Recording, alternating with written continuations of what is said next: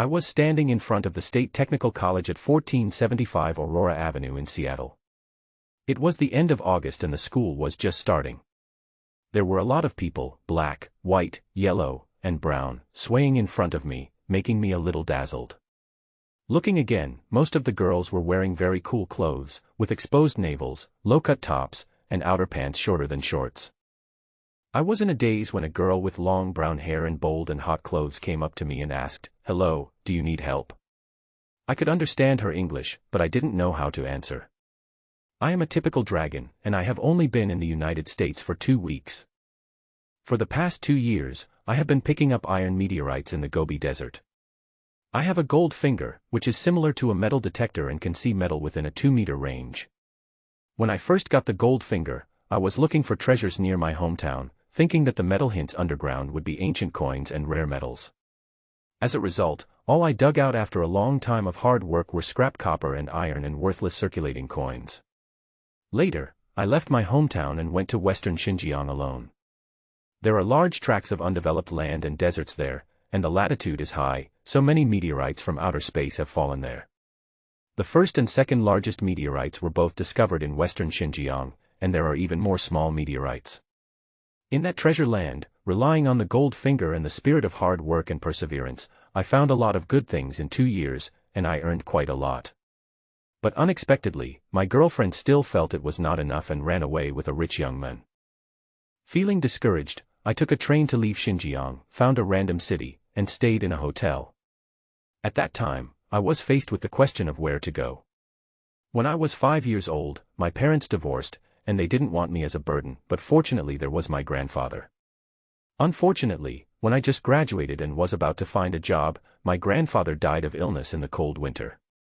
The village I can't go back to, the strange city I can't integrate into, for me, leaving Xinjiang, wherever I go is a new beginning. In that small and strange hotel room, after careful consideration and a little influence from others, I decided to try my luck in the United States. I heard that there is a golden river in Alaska, Edward's treasure has not been found, the goddess of war sank in the Florida Strait, and I heard that the ocean horse is very beautiful. The ancients did not lie to me, this ocean horse is really beautiful and hot. Hello. The hot girl saw me in a daze and waved her hand. I took out my mobile phone and used the translation software to reply, "I am a freshman." She asked me what my major was and said she would take me to find a teacher. I came to the beautiful country to pick up a problem. I went to the roadside phone company to apply for a visa. They got me a student visa so that I could stay in the beautiful country longer. I applied to Pheasant University and had no intention of actually studying. I had all the visa information filled out by an agency. I didn't even know what major I applied for. After searching on my phone for a while, I discovered that it was a brewing major. But I don't care, I just wanted to get mixed visas.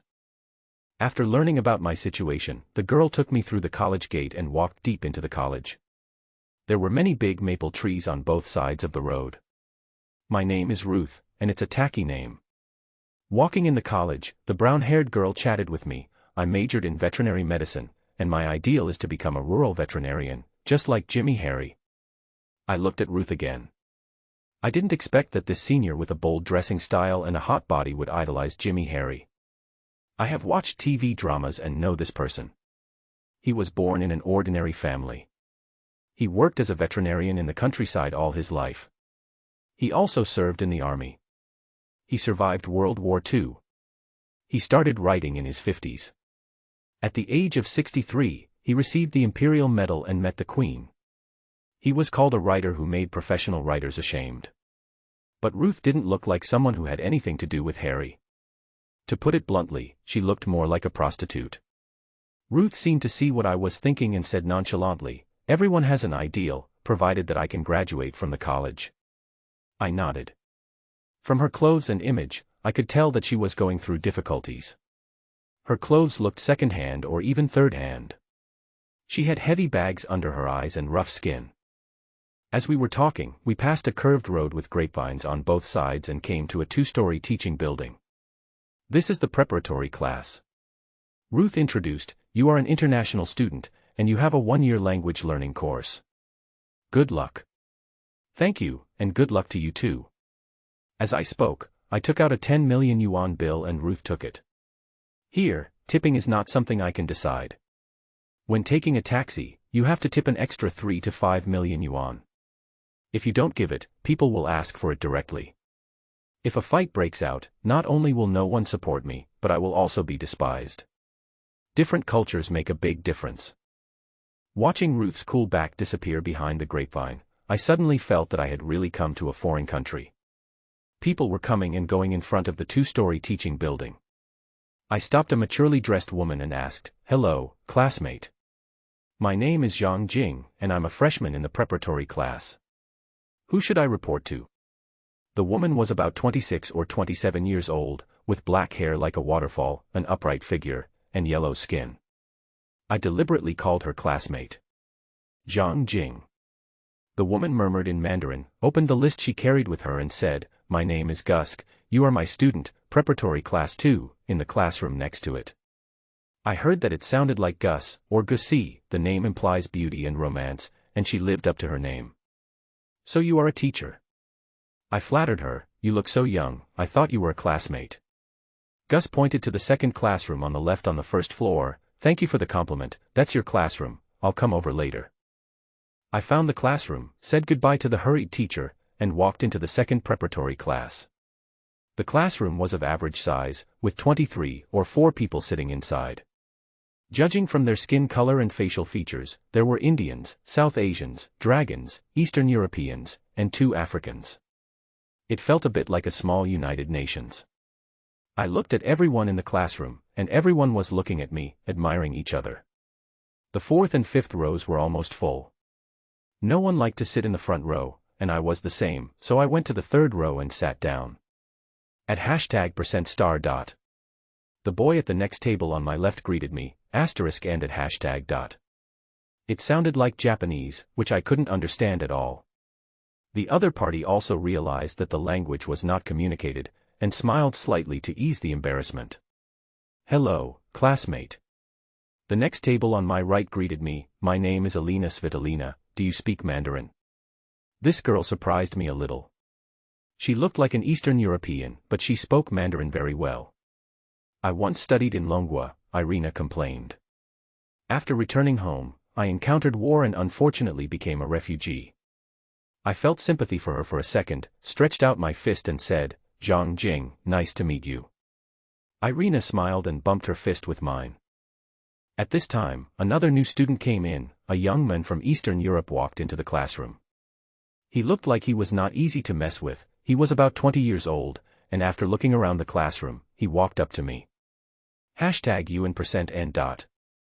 I didn't understand what he said, but his gesture was for me to change seats, and his attitude was very arrogant. Everyone looked at me. I thought to myself, when you are at home, disaster will come from the sky. However, I have had rich experience in treasure hunting in the past 2 years. I have been frustrated and proud. I have been bullied and bullied others. I know that I have to take action when I should, to protect my property and reputation. Fighting is not scary, weakness is scary. I stood up, and in the mocking expressions of the Eastern Europeans, I picked up a metal chair and smashed it on his back. With a bang, he fell forward and tried to get up on all fours. This is not the first time I have fought, so I will not give him a chance. I took a step forward and smashed it again, and again, until the chair was deformed and he couldn't get up. His back was full of injuries and he was motionless.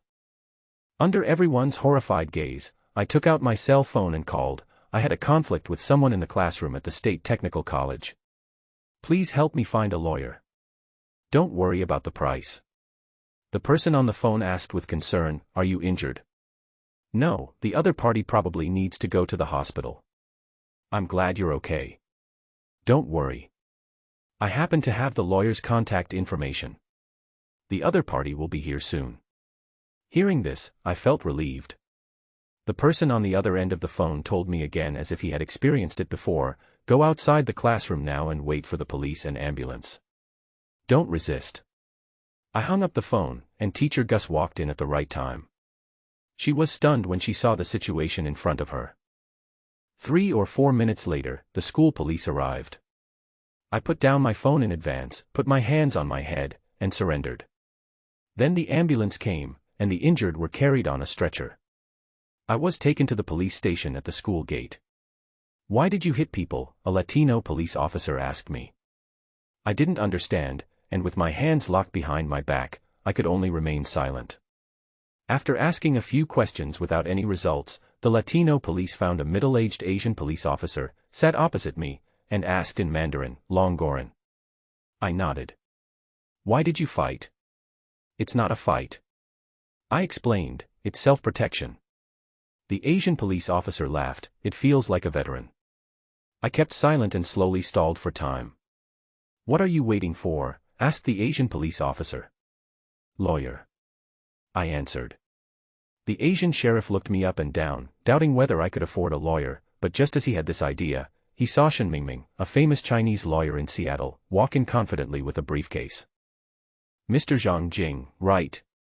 Shen Mingming asked me directly. "It's me." Shen Mingming looked at the Asian police officer confidently and said clearly, "My assistant has been to the classroom and the case has been investigated clearly." Mr. Zhang Jing fought back in self-defense. "My team, I have applied for bail on his behalf. In addition, we are preparing to sue the other party for causing trouble. Please be kind to my client in the next 2 hours, because he will leave here before 12 noon. When I saw the sun again, I couldn't help but wow. I literally left the sheriff's department within 2 hours. The price is only a bail of 40,000 meters, but the most important thing is that I don't even have to pay the injured person, and I can get the bail back after the lawsuit is over. The lawyer's fee is a bit expensive, 8,000 yuan, but considering that you don't have to go to jail, lose money, or pay medical bills, 8,000 yuan is still worth it." After leaving the police station, I saw an acquaintance at first sight. Ding Jieqi was wearing a beige pleated dress, with her long hair tied behind her with a ribbon.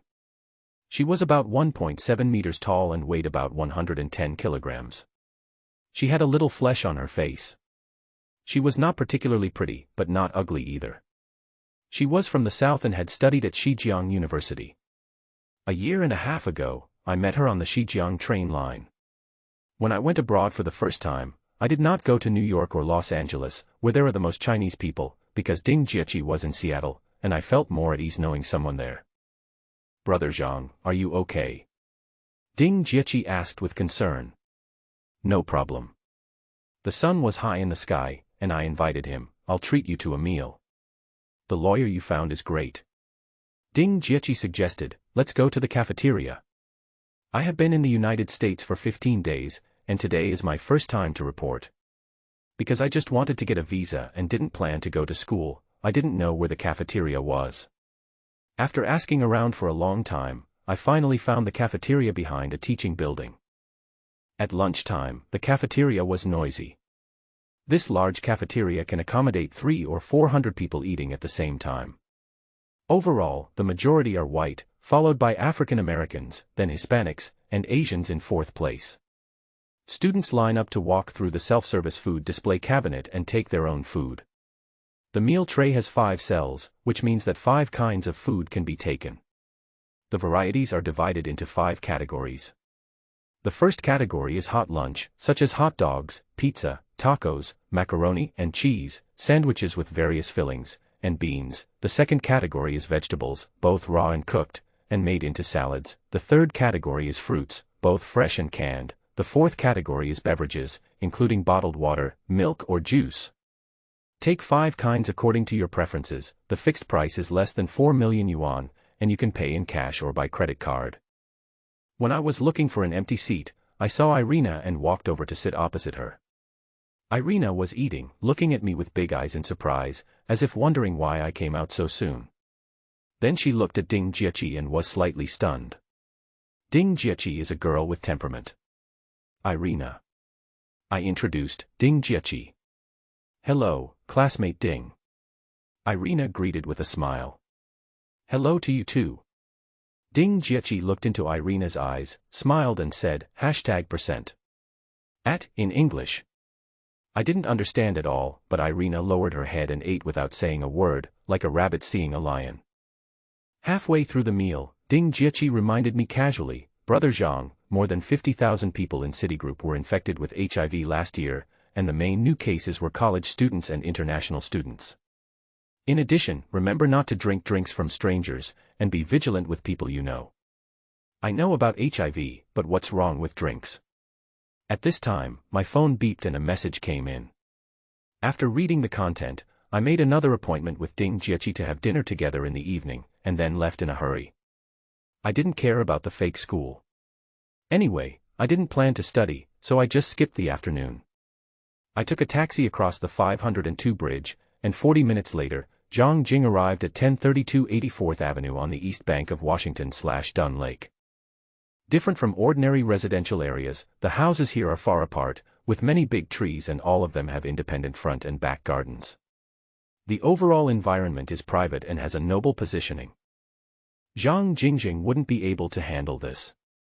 The reason he came here was because he met a client on the plane. An old lady from Longhua. The question is, how could people who fly economy class live in such a big house? While I was distracted, a middle-aged woman in home cleaning work clothes opened the black iron gate from the yard. "Good morning, is this Mr. Zhang?" the woman greeted in Mandarin. "Good morning, it's me." The woman opened the electric gate from the inside and invited, "Please follow me. Madam is waiting for you in the living room. Enter the courtyard and walk around a screen of trees, and there is a wider view behind." Looking at the yard where he could play football, the neat lawn, the valuable landscape trees, and the big house in the distance, Zhang Jing was sure that this was the kind of house that he could not afford even if he broke it down and sold it. Take a covered four-wheel electric sightseeing vehicle and drive along the winding cement road from the gate to the main building of the house for about 2 minutes. Zhang Jing passed through the tall door of the villa and entered the villa lobby under the watchful eyes of 2 strong Asian bodyguards. There were 2 carved doors about 3 meters high on the left side of the entrance hall. The woman in home work clothes walked forward, opened the double doors, looked at Zhang Jing and invited him, "Please come in." Zhang Jing swallowed secretly. In his 23 years of life, this was the first time he knew that a house could look like this. Entering the reception room, Zhang Jing saw the client he met on the plane, Wenli.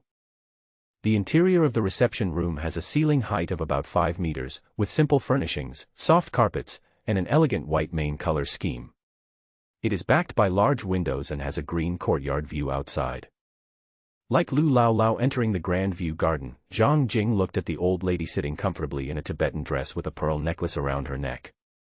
He asked with a little restraint, "What do you need me to find?" The two sat next to each other on the plane, and during the conversation, Wenli learned about Zhang Jing's identity as a treasure hunter. So he proposed to hire him, and then Zhang Jing came to the door. "Looking for someone," Wenli said expressionlessly. "My favorite grandson Su Lin has been missing for 5 years. "No," Zhang Jing said politely, clearly refusing. "I'm a treasure hunter, and there's a difference between people and things. He is gone, and there is no body to be found. If you can find it, you will get some handsome reward." "How much is considerable?" Zhang Jing asked. "How about 100,000 miles yuan?" Zhang Jing's heart was moved. "Is there a rough range?" "It should be in the lake." "Are there any final photos?" "There is a video." The old lady had a video on her phone. The scene was a small dock with a fishing boat over 20 meters long parked next to it. A handsome young man, shirtless, wearing large white shorts and flip-flops, passes under the camera. Zhang Jing had no hope at first, but when he saw the young man with a nose ring, he decided to give it a try. "This is definitely not a job that can be completed in a short time," Wenli said, sitting on the sofa with a kind look. "Sit down and have a cup of tea." He walked over and sat down opposite Wenli, and the waiter brought him fragrant tea. "Where have you lived in the past half-month?" Wenli asked in a chat. "Hilton near the Space Needle." "With your little girlfriend?" Zhang Jing immediately understood that the girlfriend Wenli was referring to was Ding Jiechi. Ding Jiechi flew from Long Country to the United States in July, 2 months earlier than Zhang Jing. Wenli met her once when she met her at the plane. "No," Zhang Jing shook his head, "she is not my girlfriend." After chatting for a while, Wenli turned the topic to work. "Behind the manor is Lake Washington. 5 years ago, my grandson disappeared in the lake. Please pay attention to the water plants on the bottom of the lake when you dive." "I will." During the work period, no photography or video recording is allowed in the manor. Zhang Jing agreed. After understanding the owner's needs and requirements, Zhang Jing officially started his work, following a little white old man butler, through the middle of the villa and to the backyard. Zhang Jing was shocked when he saw what he saw.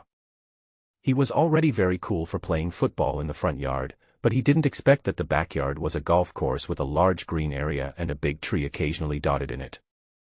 The view rises and the further boundary of the backyard connects to a large lake.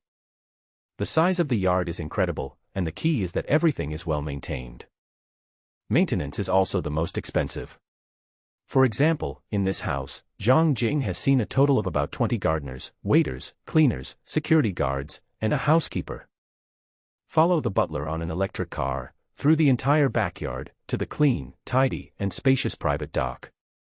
Pointing to the beautiful yacht that was over 20 meters long and well maintained, the butler introduced it in standard Mandarin. This is the fishing boat that Master Su Lin was riding when he had the accident 5 years ago. It has been kept in its original condition. Zhang Jing listened to the housekeeper's introduction and looked around the surroundings. Through this brief contact, he could confirm two things. First, Wenli must have asked someone to look for it, even the most professional one, but he couldn't find it. Second, it is a big question whether you can find it yourself, and it is likely to be in vain.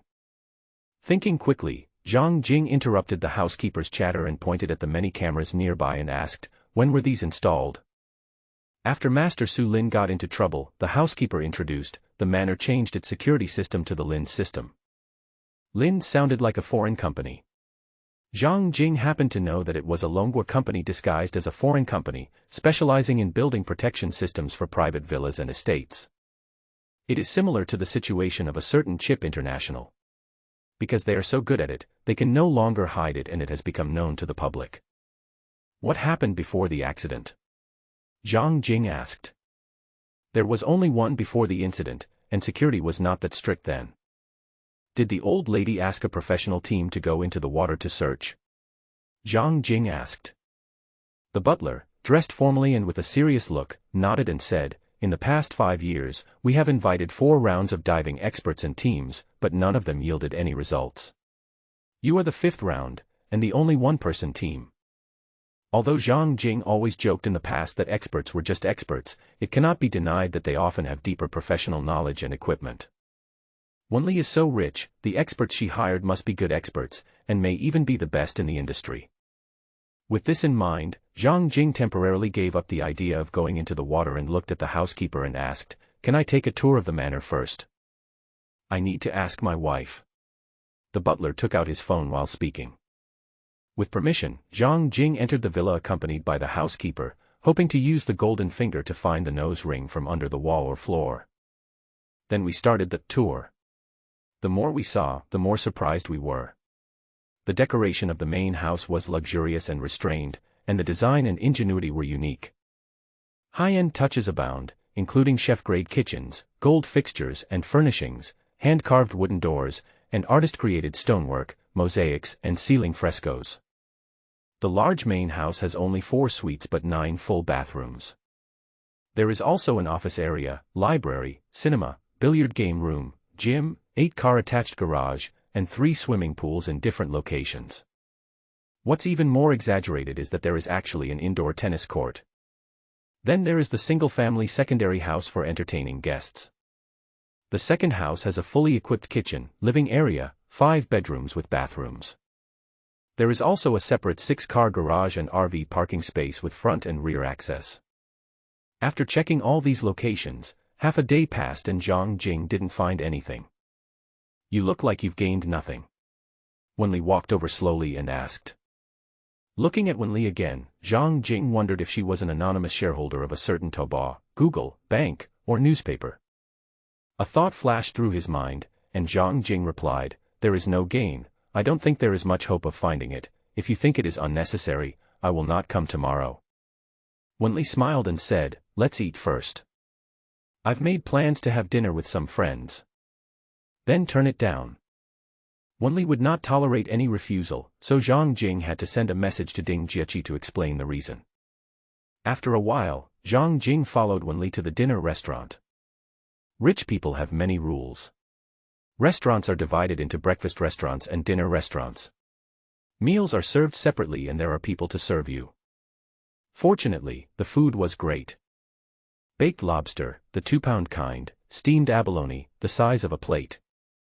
There are 3 other vegetables, including sweet potato leaves, peas, and spinach, and the staple food is rice. I don't know what others think, but Zhang Jing really wants a bottle of Dawusu, but the old lady doesn't seem to intend to provide any drinks. Halfway through the meal, Zhang Jing suddenly stopped eating. He felt that the lobster was not fragrant. He looked at Wenli and asked tentatively, "Old lady, did you not expect me to find it at all? Why do you have such an idea?" Wenli asked expressionlessly. "Guess. You are very smart. You use your brain to think about the problem instead of diving into the lake directly. Why would you hire me when there are so many experts to be found?"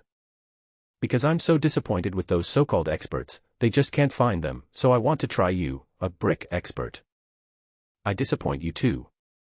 Zhang Jing felt bored. "I'm not disappointed," Wenli denied, "your idea is very novel.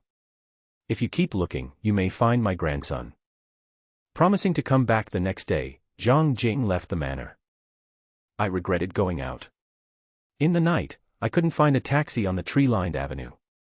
The situation was similar to that in Longhua. There must be more taxis in the city and fewer taxis in the villa area.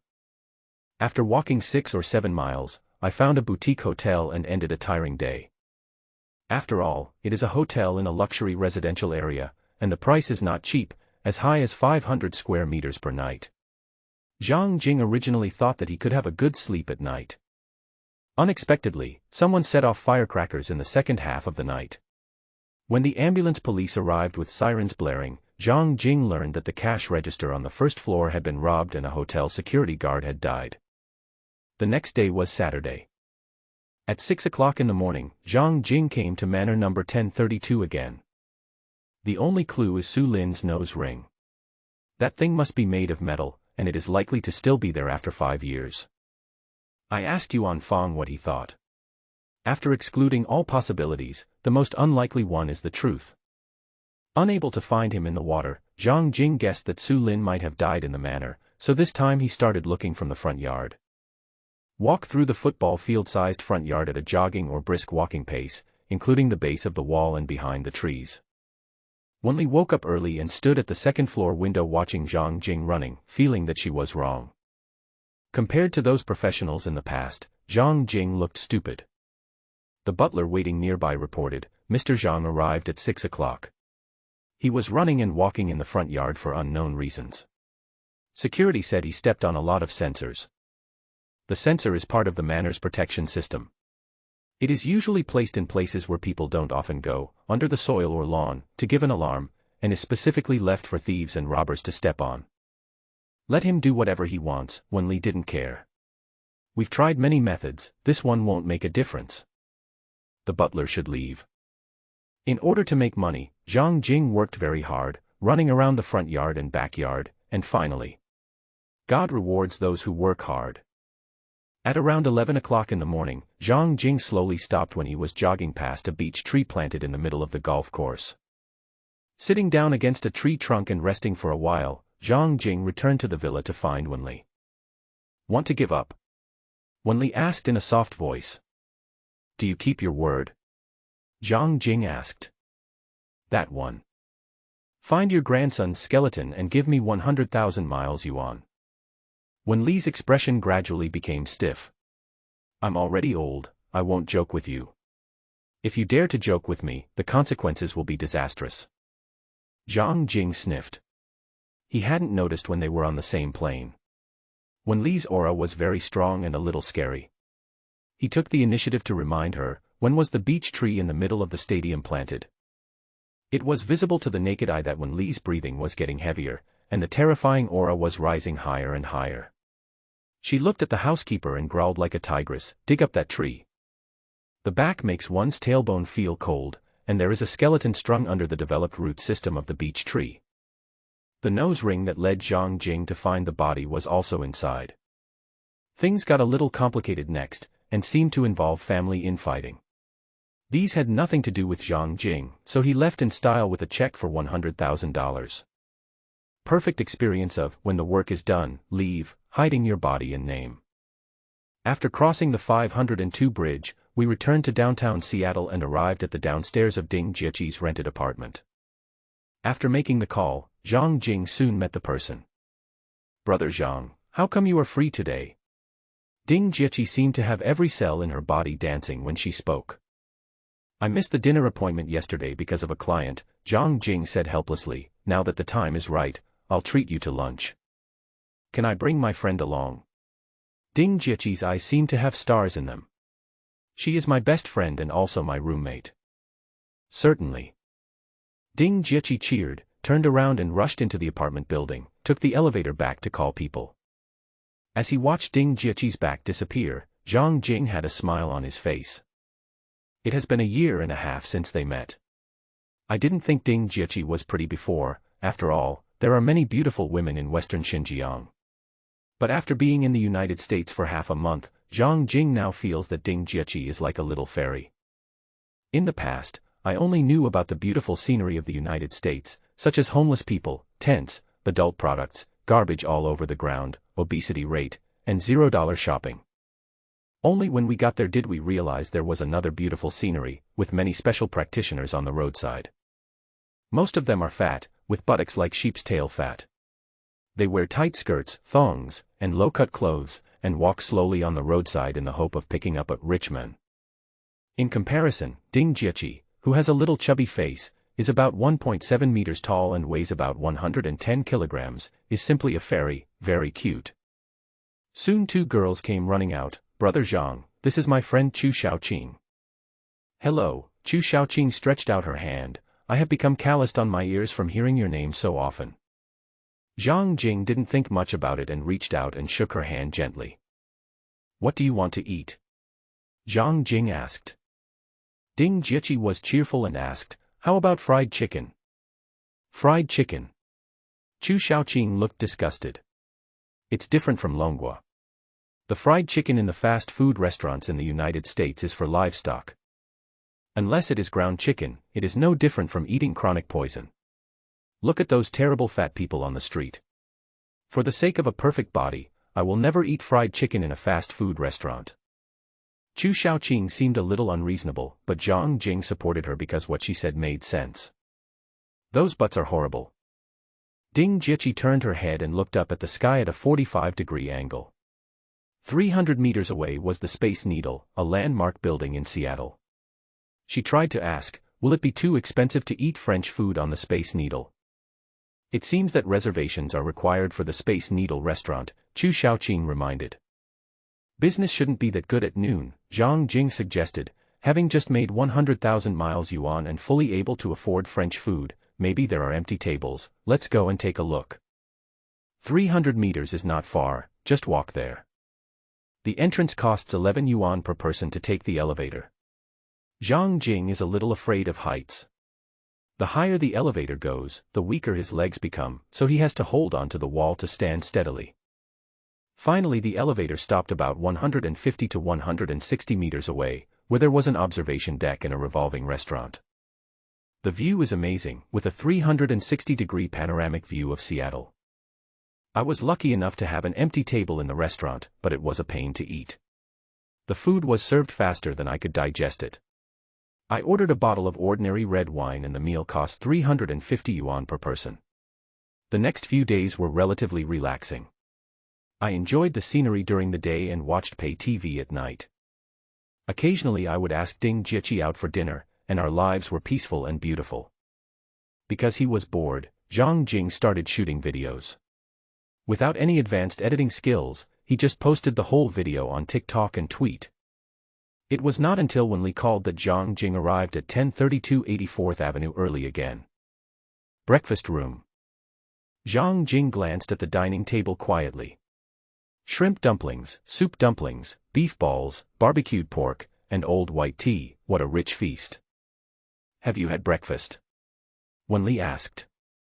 "The hotel room rate includes breakfast." Zhang Jing naturally cannot miss such a good deal. He ate breakfast and went out, but shook his head. "Sit down, I'll have something to do for you after dinner." Zhang Jing didn't hesitate to sit opposite Wenli and eat heartily. It was not known whether he was not full or the chef was particularly good. Both the shrimp dumplings and the soup dumplings were particularly delicious. Eat well. Wenli gently placed an A4 paper on the table. This is what I did for you. Zhang Jing picked up the A4, and before he even looked at it, the golden finger prompt sounded in his mind. I have obtained an incomplete treasure hunting clue and have collected it. The host needs to collect more data or information to supplement the incomplete clues to obtain the accurate treasure hunting address. For 2 years, Zhang Jing thought the treasure hunting system was dumb, but he didn't expect it to suddenly send a prompt today. Is there a problem? Wenli asked. No. Zhang Jing shook off his distraction and unfolded the A4 paper, which contained Chinese characters written on it. My father's friend Jordan Beard had a collection of 3 Declaration of Independence coins. He later died in a car accident, and when I found his house, it had changed hands. Su Hongzhua 1875 to 1945.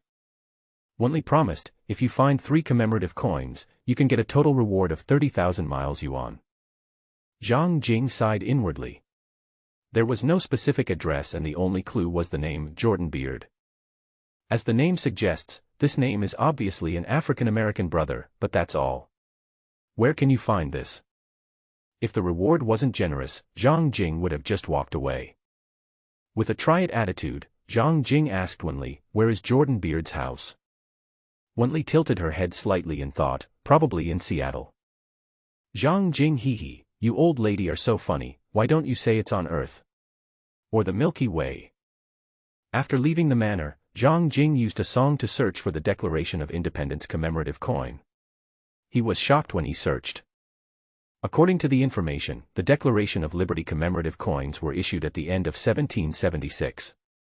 The big guys who wrote the Declaration of Liberty originally planned to produce 1,000 commemorative coins, but due to insufficient mechanical technology, they changed to hand engraving, and the final number was 100. There are less than 20 pieces in existence. The price is also introduced. The quality is perfect and one piece is worth up to 2 million yuan. Even though the quality was average and it was badly worn, it could still be sold for 30,000 to 40,000 yuan each. Putting aside all the distracting thoughts in his mind, Zhang Jing continued to search for Jordan Beard. There is also introduction on the internet that his father was an African-American movement leader, and he himself was unknown and even spent 5 years in prison. There was no address on the internet, and Zhang Jing was very disappointed. It felt like looking for a needle in a haystack and the chances were slim. Sure enough, money is hard to make, it's the same. Ding ding. The cell phone rang. It was a call from the visa agency and Zhang Jing answered the call. Hello, Mr. Zhang. The school just called and said that you have been absent from classes for several consecutive days. Please go to school on time. This is closely related to your visa. China and the United States do not have visa exemption requirements, so Zhang Jing found an agent to apply for an M1 vocational skills training visa. That is to say, I enrolled in a fake university. The agent had said before that I only needed to report to the school occasionally, and I didn't have to attend classes every day. I could just copy the answers in the exams. Logically speaking, as long as he paid the tuition, Zhang Jing could stay in the United States for 3 or 4 years. What is the situation now? Zhang Jing reacted and gritted his teeth, you lied to me. Mr. Zhang, the agent stammered, it's true that we didn't have to attend classes or take exams before, but now it's an accident. Zhang Jing yelled, I bought my college diploma, I will pass the exam.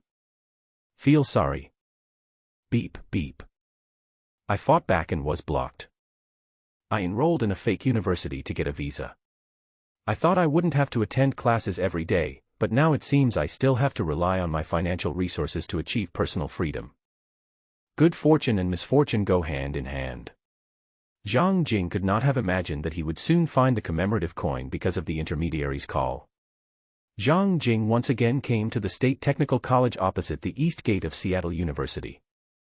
Compared with the majestic campus of Seattle University, the lowly technical college is so humble that it is buried in the dirt. After the lunch class, Teacher Gus handed Zhang Jing a key with a tag on it. This is a double room. You need to register with the dormitory manager. Please don't skip classes next time.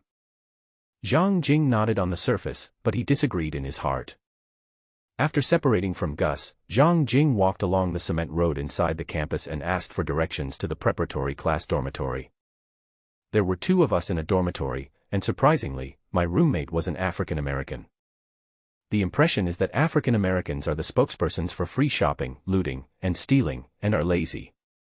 But the United States is now in an era of political correctness. From small things like a restaurant hiring workers, there must be African Americans, to a movie starring role, there must be African Americans, to school teachers, there must be African Americans, to even the national decision-making level, there must be African Americans. These have nothing to do with Zhang Jing, but he has to share a dormitory with an African American, which makes him very uncomfortable. There is a natural resistance in my heart. Just when Zhang Jing was thinking about whether to check out of the dormitory, the other party took the initiative to greet him. Hello, my name is Yakubu Beard. Incomplete treasure hunt clues have been collected. Su Hongzhua, Jordan Beard, a good friend of my father, collected 3 Declaration of Independence coins. He later died in a car accident. When I found his house, it had changed hands. Congratulations to the host for finding Jordan Beard's descendants. He may know something. Looking at the short, weak, big-eyed African-American man with naturally curly hair, someone's eyes gradually brightened and he introduced himself, Zhang Jing. Subsequent communication will require the use of mobile phone translation software.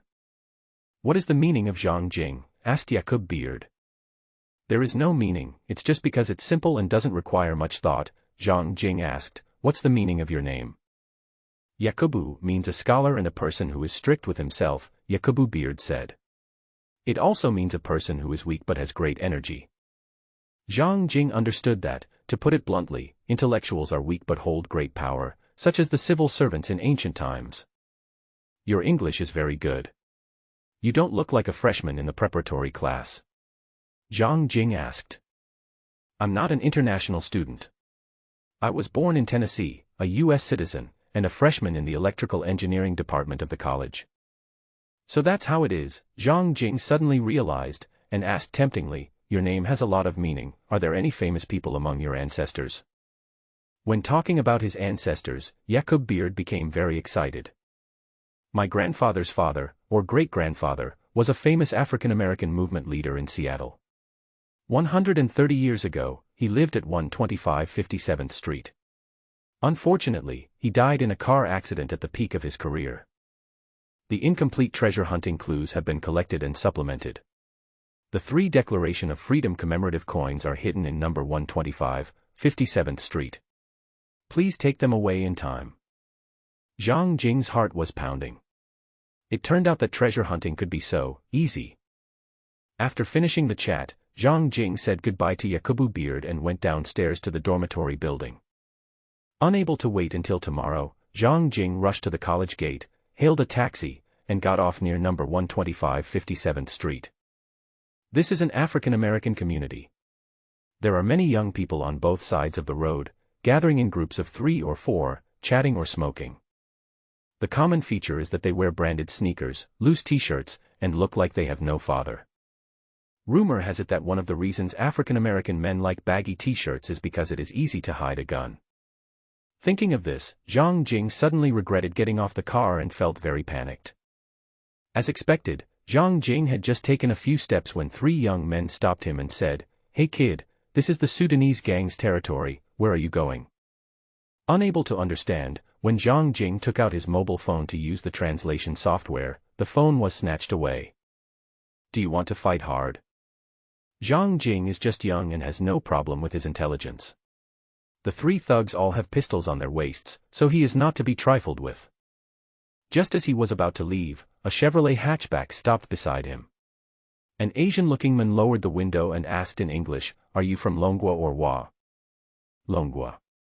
Zhang Jing answered in Mandarin. "Me too," the man said in Mandarin, "hurry up and get in the car. You shouldn't have strayed into this place." Zhang Jing opened the passenger door and got in, only to notice that there were more than one microcamera in the car. Noticing Zhang Jing's gaze, Wang Li introduced himself generously, "I'm a video blogger, and I'm here to collect video materials. Speaking of videos, Zhang Jing almost forgot that he was also learning how to shoot videos. My name is Wang Li, what's yours? Zhang Jing. Why did you come to the African American community? Wang Li asked curiously. I want to rent a house, Zhang Jing said. Nonsense, someone told me that the rent here is cheap. Just arrived in the United States. Yes. You've been deceived, Wang Li said. Blocks 57 and 58 are famous African American areas in Seattle, drug-infested areas, and gang areas. The houses next to these two blocks are all over $1 million, but here they are only a few $100,000, and they can't be sold, and there are no Chinese people renting houses here. So exaggerated. It's not an exaggeration. Rich African Americans don't live here either. If you must pass by here, remember not to stop or get out of your car. During the conversation, the car slowly drove out of the African American neighborhood full of garbage, just like the sun shining through the dark clouds, and the world suddenly became clear. The first attempt ended in failure, but Zhang Jing did not give up. When one plan failed, he immediately came up with another one. Buy a mobile phone, replace the card, and download the real estate app. I wanted to check the house prices in Block 57, so I took the initiative to write to the current owner and request to buy property number 125. Unexpectedly, the other party's property was also for sale, priced at 350,000 yuan. This is definitely good news. Begging to buy and rushing to sell are two different situations. Zhang Jing felt much more relaxed. He was humming a little tune and was about to call a taxi when a light blue Bentley sports car stopped in front of him. Chu Xiaoqing wore a wide-brimmed sun hat and a black suspender skirt. She took off her sunglasses with high spirits and asked with her red lips, "Where are you going?" "I'll take you there." "Why do I feel like you have bad intentions?" Zhang Jing did not get in the car. Chu Xiaoqing's pink tongue slid around her lips and said seductively, "Let's find a place to have a drink." Zhang Jing felt like his brain was not enough. Is this woman crazy? Finally, Zhang Jing got into the sports car. Taking advantage of the free time in the afternoon, he decided to renew his driver's license and buy a car. Taking taxis all the time was not a solution. Fortunately, the United States recognizes Longwood driving licenses, so you just need to go through the procedures a few more times. Although it is troublesome, it is much easier than taking the test again. Chu Xiaoqing happened to be free, so he lent her as a driver. In the evening, Chu Xiaoqing dragged his tired body and returned to his rented apartment building looking exhausted. Ding Jieqi and Chu Xiaoqing are both international students at Seattle University. They looked at their friend and asked curiously, "You don't have classes this afternoon, what are you busy with?" "I was almost exhausted to death by Zhang Jing." Chu Xiaoqing weakly opened the refrigerator, took out a bottle of water, and gulped down half of it. "Are you guys together this afternoon?" Ding Jieqi asked uncertainly. Chu Xiaoqing nodded. "I wanted to test his character, but it turns out that he has a bad character." Ding Jieqi was confused. "How did you test me?" "I wanted to seduce him, but he treated me as his driver and took advantage of me for the entire afternoon for free. He didn't even treat me to food or water." Chu Xiaoqing was so angry that her face turned red. "What are you messing about?" "I'm not kidding." Chu Xiaoqing's expression turned serious. "He really doesn't know that you like Zhang Jing at all." "Don't talk nonsense." "I'm not blind," Chu Xiaoqing asked curiously. "What exactly did you experience in western Xinjiang before?" Zhang Jing didn't know what Ding Jieqi and Chu Xiaoqing were talking about, and he found Ruth in the college the next day. Ruth is a classic white girl with shiny brown hair, a high nose bridge, deep eye sockets, and a few freckles on her face. The characteristic is that the clothes are quite hot, and the denim shorts must not be shorter. "Good morning, Miss Ruth." Zhang Jing stepped forward to greet her. "Good morning, Mr. Zhang Jing. I want to buy a property. Can you help me find a small lawyer?" After a pause, Zhang Jing added, "You will get paid." "What property?" asked Ruth. "I saw the information on the real estate website. Number 125, 57th Street, is priced at 350,000 yuan. I'll try to buy it for 250,000 yuan. "Ah." Ruth reminded, 57th Street is an African American neighborhood. It's very unsafe.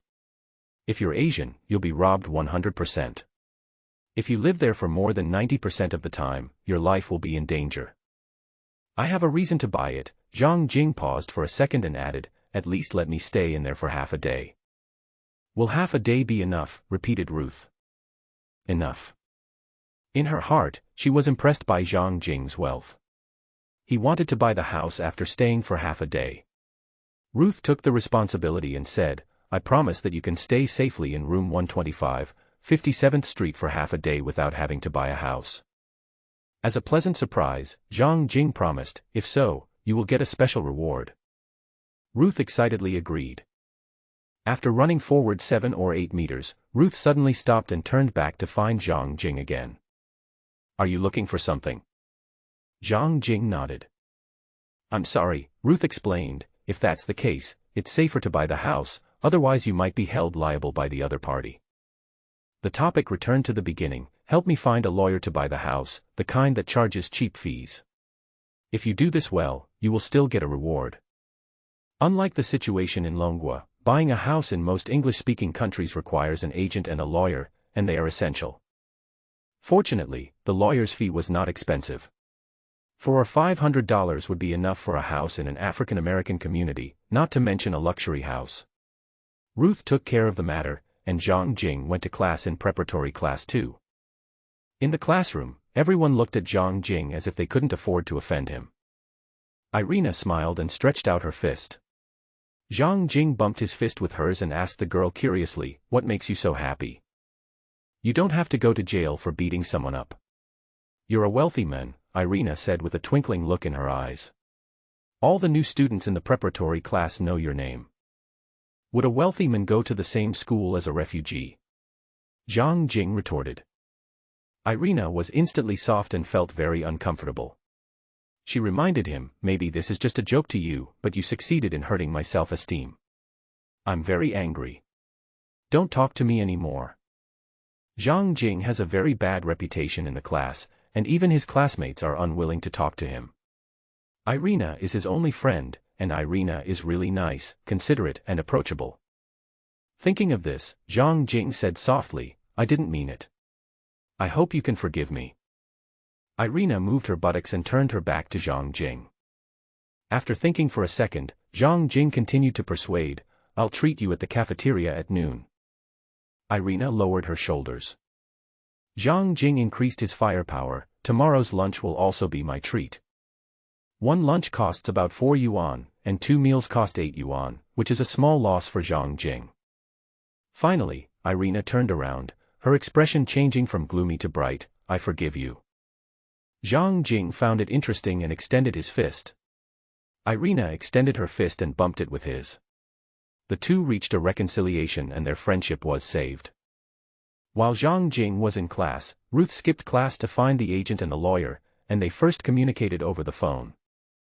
With similar intentions, Ruth, accompanied by the agent, went to number 125, block 57 to negotiate the price directly with the homeowner. The owner of the house was a middle-aged African-American woman who raised 3 children alone. The house was noisy, messy, and a mess. It can be seen that the pressure of life has put the homeowner on the verge of mental collapse. One was willing to sell, the other was willing to buy, and the two sides quickly reached a deal for 280,000 euros. Compared with other areas, where the average starting price of houses is over 1 million square meters, these are junk assets with junk prices. The original owner abandoned the house and moved out before noon on the 3rd day. Only then did Zhang Jing and Ruth take a taxi to the door of house number 125, zone 57. There are 2 people waiting here, a lawyer and an agent. Because of the lawyer, Zhang Jing did not meet the seller during the entire transaction process. Mr. Zhang, the buyer's young Chinese lawyer reminded, this house has a lot of problems, but Miss Ruth said it doesn't matter. The problem refers to the quality, there is no problem with the transfer procedure. Yes, Zhang Jing said nonsense, I plan to tear it down and rebuild it. The young lawyer spread his hands and kindly reminded, this is not a good idea. Zhang Jing did not explain and settled all the fees for them. The lawyer fee was 400 million yuan and the agency fee was 5%, which was a bit high. Fortunately, the house price was cheap. After seeing off the middleman, Zhang Jing took his first formal look at the house in front of him. The classic two-story building is painted with white waterproof paint on the exterior and looks quite new. This is because wooden houses will quickly rot if the exterior maintenance is neglected. Also because of different national conditions, normally before a house is sold, the seller will perform exterior maintenance on the house to make it look beautiful. When I walked into the house, I saw the floor was warping, the walls were leaking, and there was a strong smell of mildew. The scene was unsightly and the smell was unbearable. The smell of mold, sourness, decay, and perfume, all mixed together, makes people want to vomit. Ruth covered her mouth and nose and asked curiously, "What are we looking for?" "It's not us," Zhang Jing reminded, "it's me." Ruth shrugged and asked again, "Sir, what are you looking for?" "Be quiet, don't move, wait for me here." Leaving Ruth in the living room, Zhang Jing began to search seriously. Thanks to the golden finger, half an hour later Zhang Jing found 3 silver Declaration of Liberty commemorative coins on a wooden beam in the attic. There is a blind spot above the beam. If nothing unexpected happens and if it weren't for Zhang Jing, they would continue to hide there. Do not touch it directly with your hands. Wearing gloves, Zhang Jing took out the small plastic boxes for storing coins that he had prepared in advance, and put the 3 commemorative coins that looked intact into the 3 plastic boxes. Congratulations to the host for completing the first treasure hunt mission, completing 3 treasure hunt clues, and receiving treasure hunt related rewards. Oh! Zhang Jing was happy in his heart. This was a good thing, a growth system. He returned his gaze to his hands and looked at the 3 commemorative silver coins in relatively good condition. The highest value was 2 million MUN each, and the lowest one could be sold for 30,000 or 40,000 MUN. At this time, Zhang Jing naturally hesitated. Is it necessary to give it to Wenli in exchange for 30,000 miles yuan reward? Bang! Bang! Bang! After hearing 3 gunshots in succession, Zhang Jing's heart skipped a beat. He put away the silver coins, trotted downstairs with his body bent, and it turned out that it was Ruth, who had a hot body and long legs, who fired the shots. He held a small revolver in both hands, with the muzzle pointed at the door. "What's going on?" Zhang Jing asked worriedly, "Why do you have a gun?" 2 thugs tried to break in. "I bought the gun for $525 million, Ruth looked frightened, holding the gun with both hands, her arms shaking. "Did anyone get hit?" Zhang Jing asked. It seems, I don't know." Ruth was confused. Because of frequent communication, Zhang Jing's English improved rapidly and he can have some simple conversations. 10 minutes later the sheriff arrived with a huge smile on his face, and he started congratulating Ruth as if there was some happy event. "Congratulations, miss," said a white sheriff, "you just shot a thug, and he died of excessive blood loss while escaping." "I didn't mean it," Ruth explained worriedly. "Of course you didn't mean to do that," the sheriff said with a smile on his face, "you were defending yourself legally and reasonably." As they were talking, 2 other policemen inspected the scene. The thug's blood was spattered at the door to the living room, indicating that they had broken into the house. Ruth fired the shot in self-defense. She didn't have to go to the police station or wear handcuffs. She could just leave by leaving a signature. The murder process seemed like a joke. Was it because Ruth was white that she received preferential treatment? From personal experience, Zhang Jing determined that Ruth's whiteness did allow her some preferential treatment. At least the police spoke to her very nicely. They didn't yell at her, threaten her, kneel on her throat, or give her electric shocks.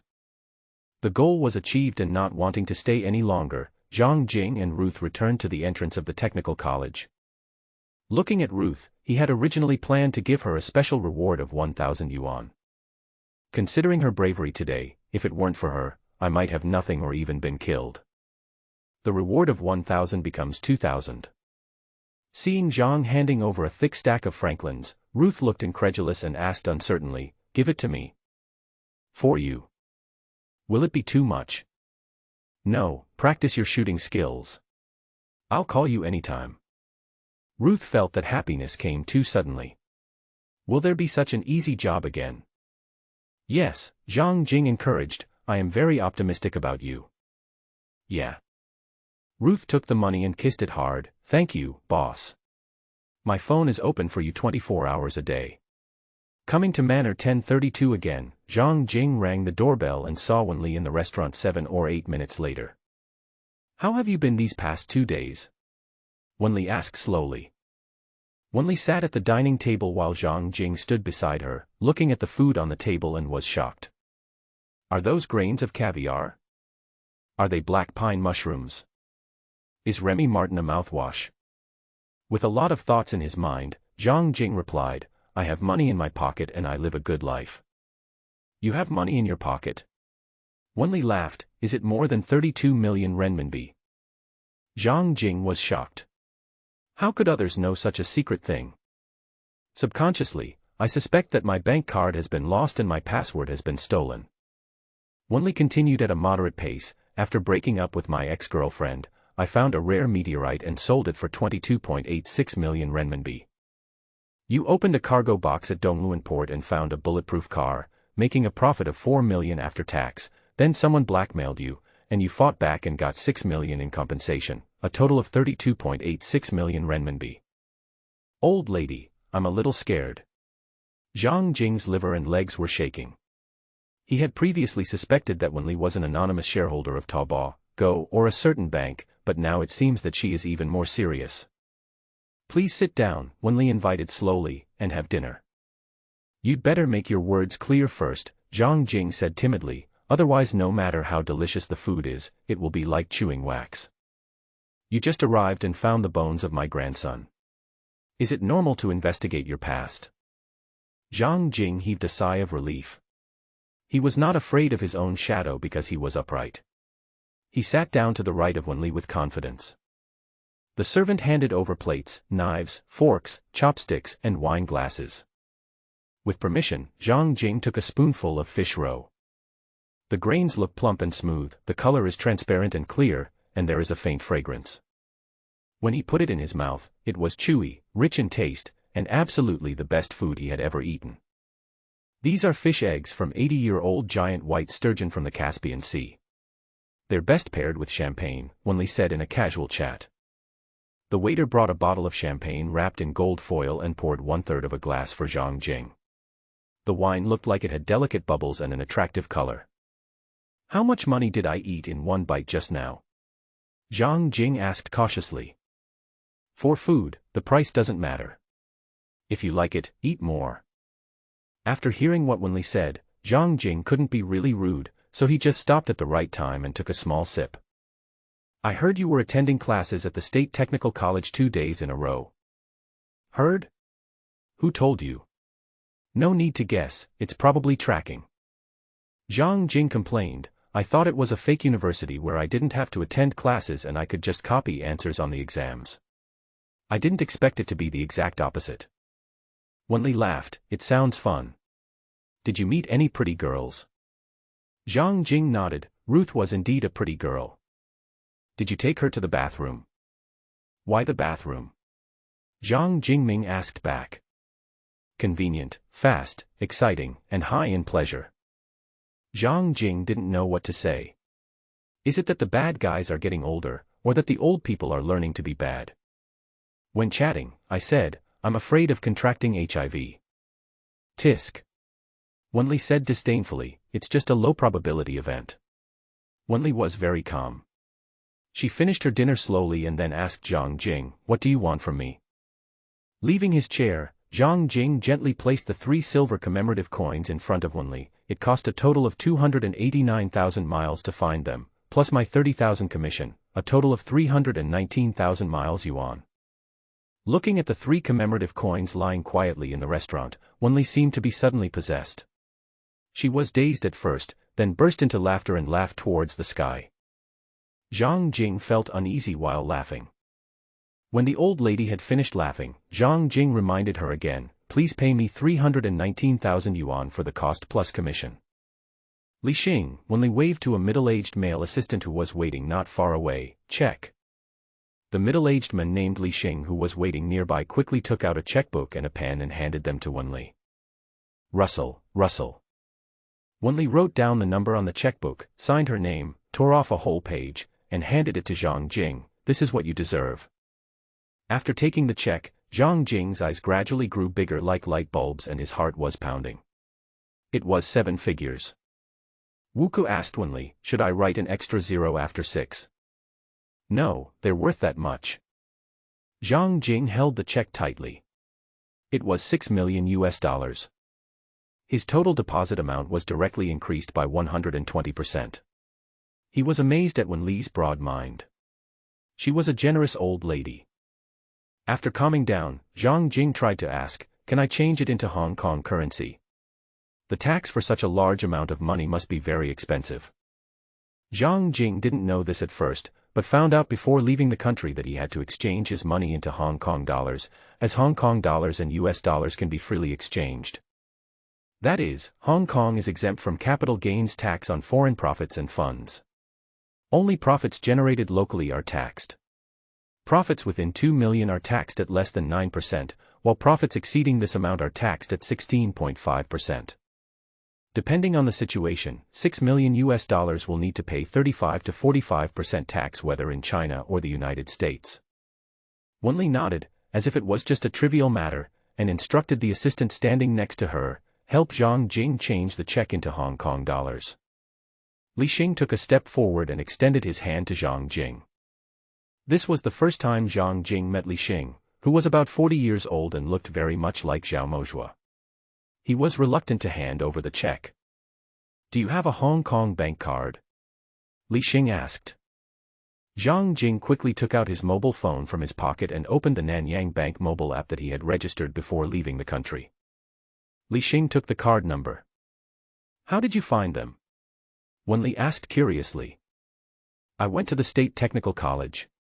My African-American roommate was called Yakubu Beard. He gave me the exact address of my great-grandfather Jordan Beard. I bought the house for $280,000 and found 3 commemorative coins in it. So simple. Wenli looked surprised. It's a lot of luck, Zhang Jing said modestly, otherwise it wouldn't be so fast. Your luck is amazing, Wenli recalled with emotion. There was once a fool who searched for 10 years without success, but you didn't even need 10 days. Zhang Jing thought silently in his heart, could the fool Wenli was talking about be her husband? Nothing else. Zhang Jing said goodbye and planned to go back early. Wait, Wenli called Zhang Jing, come with me. Zhang Jing had no choice but to follow the old lady to the door of a secret study hidden between the first and second floors. Go in and take a look around, Wenli said in a nonchalant tone. Zhang Jing hesitated and asked, what are you looking at? Just look at it. I get a headache from reading. Zhang Jing refused flatly. 10,000 yuan, as long as you stay in there for half an hour. Zhang Jing was the type who was blinded by money, so he said, I'll go in right away. Entering the study, which is about 50 square meters in size, the decoration style is similar to that of the medieval vampire period, simple and old-fashioned. It looks very old, and all the things used are good things, such as the oak floor, mahogany desk, pearwood bookshelf, pure gold globe, and even the ink and white paper are of the best quality. Continuing to look around, I saw some photo frames hanging on the wall of the study, which contained many old photos. According to the notes, the earliest photo was taken in 1842, and the owner's name was Zhang Luo, 1785 to 1855. The black and white photo is badly modeled and faded, but you can vaguely see that the person is a soldier with sharp eyes and neat military uniform. There are 5 names in front of Zhang Luo's photo.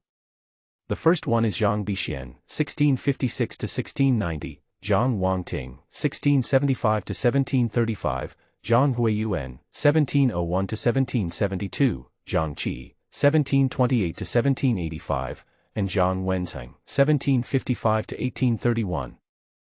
Obviously, these are the names of people who have been passed down from generation to generation in a family. There were no photos of Zhang Luo before, probably because of the time when the camera was invented. Interestingly, after Zhang Luo, the heir of this family no longer had the surname Zhang. The next descendants were Su Huang, 1835 to 1895, Su Hongzhua, 1875 to 1945, Su Tongmao, 1915 to 1983, Su Ck, 1935 to 2015, and Su Lin, 1997 to 2017. Su Lin was the last one, and he died 5 years ago. No need to guess, Su Lin must be Wenli's grandson. Zhang Jing turned around and looked at Wenli standing at the door and asked doubtfully, "This doesn't look like an ancestral hall." "This is the study." Wenli said affirmatively. "Why don't you come in?" "The rules don't allow me to go in." "It's okay," Zhang Jing advised, "come in, I won't tell anyone." Wenli said nothing. Zhang Jing was frightened. "Old lady, you are not planning to use me as a sacrifice, are you?" "No," Wenli denied, "on the contrary, I plan to have you hanging on the wall in the future." "You scared me." Zhang Jing's calves were shaking. "My favorite grandson is dead," Wenli said, seeming to have aged a lot. "It was God's will that you found his remains." "What does it mean to hang on the wall in the future?" Zhang Jing asked tentatively. "You will own everything in this study, including the photos on the wall and the manuscripts on the bookshelf, and you will have the responsibility to pass it on." "What's the point of doing this?" Zhang Jing asked back. "I don't know either." "I don't agree." Zhang Jing refused. He was a treasure hunter and was obsessed with money. He hated taking responsibilities. As if she was sure of Zhang Jing's victory, Wenli said slowly under the dim light of the corridor, "As long as I am alive, I will help you to the best of my ability. If you give up your responsibilities after I die, the consequences will be disastrous." Zhang Jing said with a hint of mockery, "At your age, how much can you still do within your capacity?" Being looked down upon by Zhang Jing, Wenli slowly took out her cell phone and made a call. She spoke slowly but forcefully, "Hang Palmer at home, including his dog." "Who is Palmer?" After leaving the manor and returning to the bed in the boutique hotel at 7 in the evening, Zhang Jing used a certain song search with doubts. Search results show that there are many people named Palmer. There are famous golfers, football players, and even a movie called Palmer. There are not only men, but also women named Palmer. There are not only humans named Palmer, but also anime heroes named Palmer. Huge amount. So, who is the Palmer that Winry wants to kill? The next day, Zhang Jing came to Pike Place Market near the Space Needle. This is a tourist market, with goods ranging from small items like farmers selling their own fruits and vegetables to large items like luxury cars and antiques. I found a liquor store and spent 99 yuan to buy 2 bottles of Piper Heidsieck champagne in red gift boxes. Then he came to the downstairs of Ding Jieqi's rented apartment. "Today is Saturday, Ding Jieqi is treating everyone to lunch and we will cook it ourselves in the apartment." The big iron gate of the apartment building was half open during the day, and Zhang Jing walked straight in. An African-American security guard who looked like an old man was standing behind the service desk, looking at Zhang Jing vigilantly. "Good morning, sir." 16th floor, Zhang Jing requested. "Please swipe the elevator card for me." Ding Jieqi had called in advance, and the security guard took Zhang Jing into the elevator with the elevator card in his hand. The elevator rose quietly and opened with a ding. I walked into the bright corridor, found room 1609 and rang the doorbell. The door was opened from the inside, and Ding Jieqi greeted happily, "Brother Zhang, welcome to be our guest, please come in." Ding Jieqi wore a white printed t-shirt, light blue jeans and a pair of pink sneakers, looking youthful and invincible. "Champagne, I hope you like it."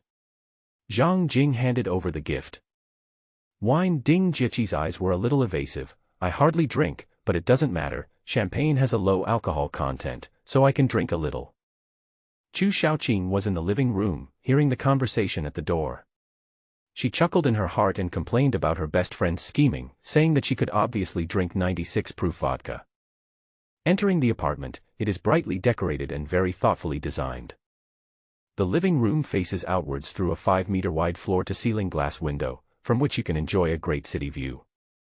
It gives people a sense of spaciousness. The house is not small, with 2 bedrooms, 2 living rooms, 2 bathrooms and a kitchen. It feels upscale. Zhang Jieqi started preparing for this lunch yesterday.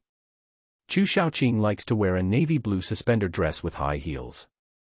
Zhang Jing looked at Ding Jieqi and said, "Thank you for the hospitality."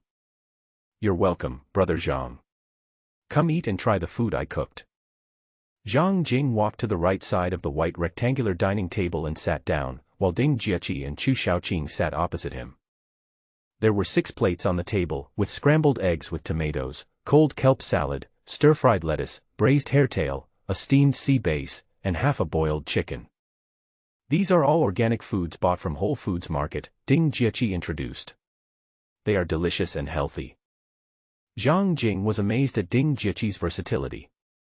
These side dishes were both delicious in appearance and fragrant in aroma, and looked very impressive. How about some wine? Chu Xiaoqing suggested. Ding Jieqi was reserved. Is it bad for girls to drink? Chu Xiaoqing chuckled, and like a magician, he pulled out a bottle of white wine from under the table. It's a local rose winery, aged in oak barrels for 3 years, a Riesling, delicious and not intoxicating. Don't drink this, Ding Jieqi stopped him. Change to the champagne that Brother Zhang brought. Chu Xiaoqing objected, champagne is too weak, this is just right. Ding Jieqi reminded, the owner of the Rose Red Winery was found hanged at home this morning, along with his lover, 9-year-old illegitimate son, and 2 dogs. It was said that the scene was tragic. It is unlucky to entertain guests with such wine. Chu Xiaoqing's expression froze. Zhang Jing's heart skipped a beat. Is the owner of Chateau Rose called Palmer? Brother Zhang, have you seen the news? Ding Jieqi confirmed, that's the name. Zhang Jing was secretly shocked. Is it so dangerous to be a dog these days? No one noticed anything unusual about Zhang Jing. At the table, Chu Xiaoqing shook his head with pity. You have the lesson learned from the past, but you still dare to offend someone you can't afford to offend. What lessons from the past? Zhang Jing asked as he sat opposite the 2 girls. About 4 or 5 years ago, there was a madam in New York who had a group of young models and celebrities working for big shots. Chu Xiaoqing chatted, because she was caught by the police for hiding drugs, she made a public statement to the media, saying that if her big shot clients didn't save her, she would expose all their prostitution scandals. Then what? Zhang Jing asked curiously. Ding Jieqi added on behalf of Chu Xiaoqing, afterwards, such an arrogant madam was hanged in the cell. At the same time, her boyfriend and pet dog were also hanged at home, similar to the winery owner. Zhang Jing's Adam's apple rolled and he felt terrible. He decided in his heart to accept the study that represented inheritance. It is said that appearance reflects the heart. Wenli looks kind and amiable, but she is actually ruthless. What kind of personality does this have? What was her feud with Palmer? Was it related to the death of his grandson? Killing Palmer himself was not enough, even his lover, 9-year-old illegitimate son, and 2 dogs were not spared. Thinking of this, Zhang Jing's calves trembled a little. It is generally believed that the worst conflicts between people can result in fighting or lawsuits. Stabbing and BBB, why does it feel a bit unrealistic? But from what Ding Jieqi and Chu Xiaoqing said, this kind of shit doesn't seem to be uncommon at all in the United States. Zhang Jing decided to keep the study room and change the subject to ask Ding Jieqi, is the real estate agent you found for renting the house reliable? We haven't had much contact, but I think it's okay, Ding Jieqi asked curiously, Brother Zhang, do you plan to rent a house? When buying a house, the price should be cheap, even if it's a little off the beaten track. Zhang Jing also wanted to rent a house, but the conditions did not allow it. Wenli's study was about 50 square meters and had a lot of things in it. Ding Jieqi disagreed in her heart, but she was clear-minded. She did not refute Zhang Jing directly, but instead tried to persuade him indirectly with a soft voice. Brother Zhang, houses in the suburbs are better. It is convenient to buy them for living or renting, and it is also easy to resell them in the future. Also, Ding Jieqi seemed to understand, cheap and remote means you might end up living next to rednecks and white rightists. If you run into unreasonable people, you'll be in a bad mood all day. It's better to rent a house. I don't plan to live in it myself, Zhang Jing explained, I just use it to store things. Brother Zhang, if you trust me, leave this matter to me. Ding Jieqi patted C+ and looked very confident. Looking at Ding Jieqi's clear and bright eyes, Zhang Jing shook his head and refused, this is a troublesome matter, I can handle it myself. After seeing Zhang Jing off, Ding Jieqi took off her disguise and threw all the plates into the trash can. Seeing this, Chu Xiaoqing laughed heartlessly, you can't even wash the dishes, and you told others that you can cook lunch. It turned out that Jieqi bought the ingredients at the supermarket, asked a nearby Chinese restaurant to process them, and then brought them back to the apartment.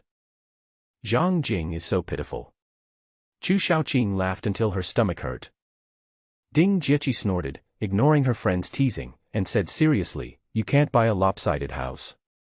Some rednecks are difficult to deal with." "What does it have to do with you?"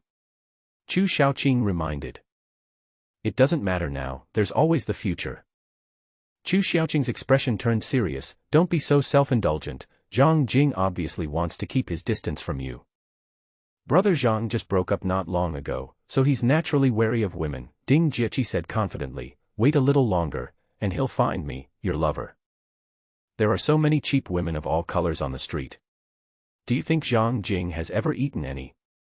Chu Xiaoqing asked doubtfully. "Impossible," Ding Jieqi explained. "I have known Brother Zhang for a year and a half. He took great care of his ex-girlfriend and would never mess around. The problem is that he doesn't have a girlfriend now.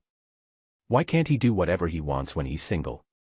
Chu Xiaoqing asked back. "He can't be as domineering as you, right?"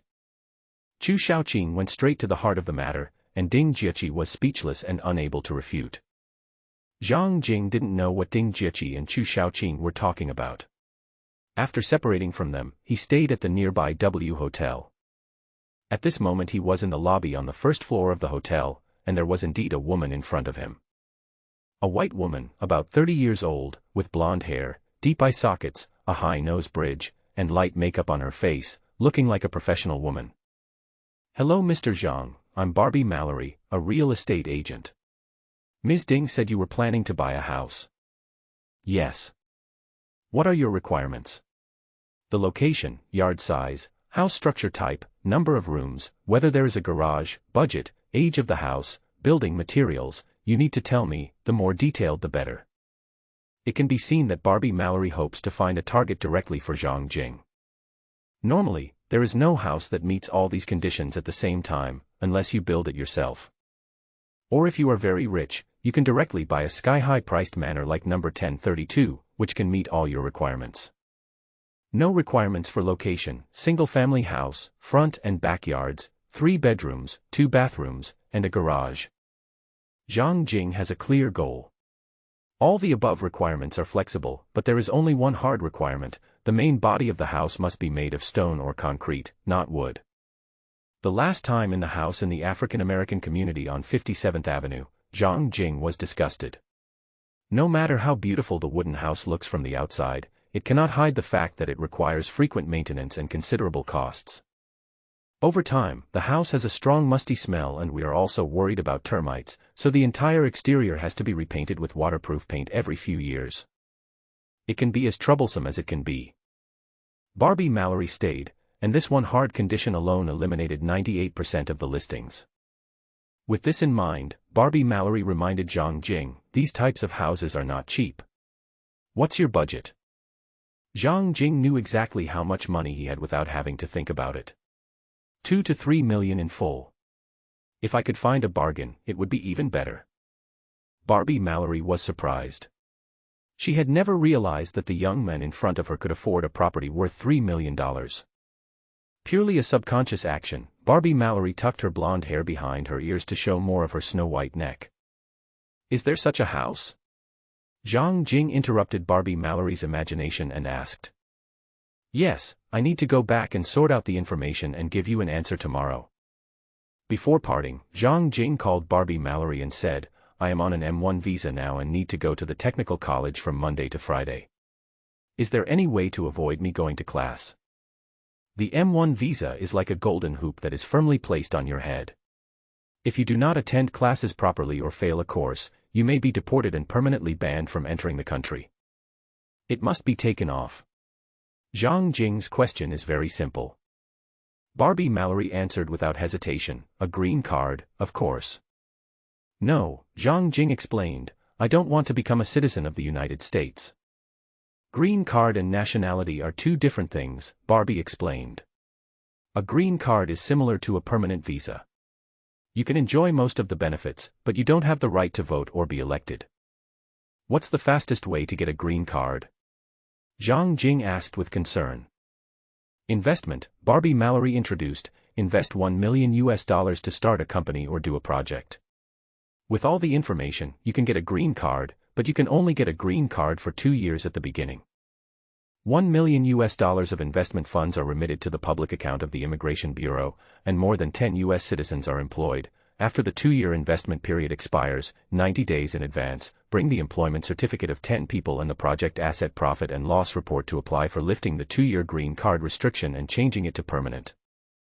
Zhang Jing chuckled, is this specially prepared for the rich people all over the world? Barbie Mallory nodded.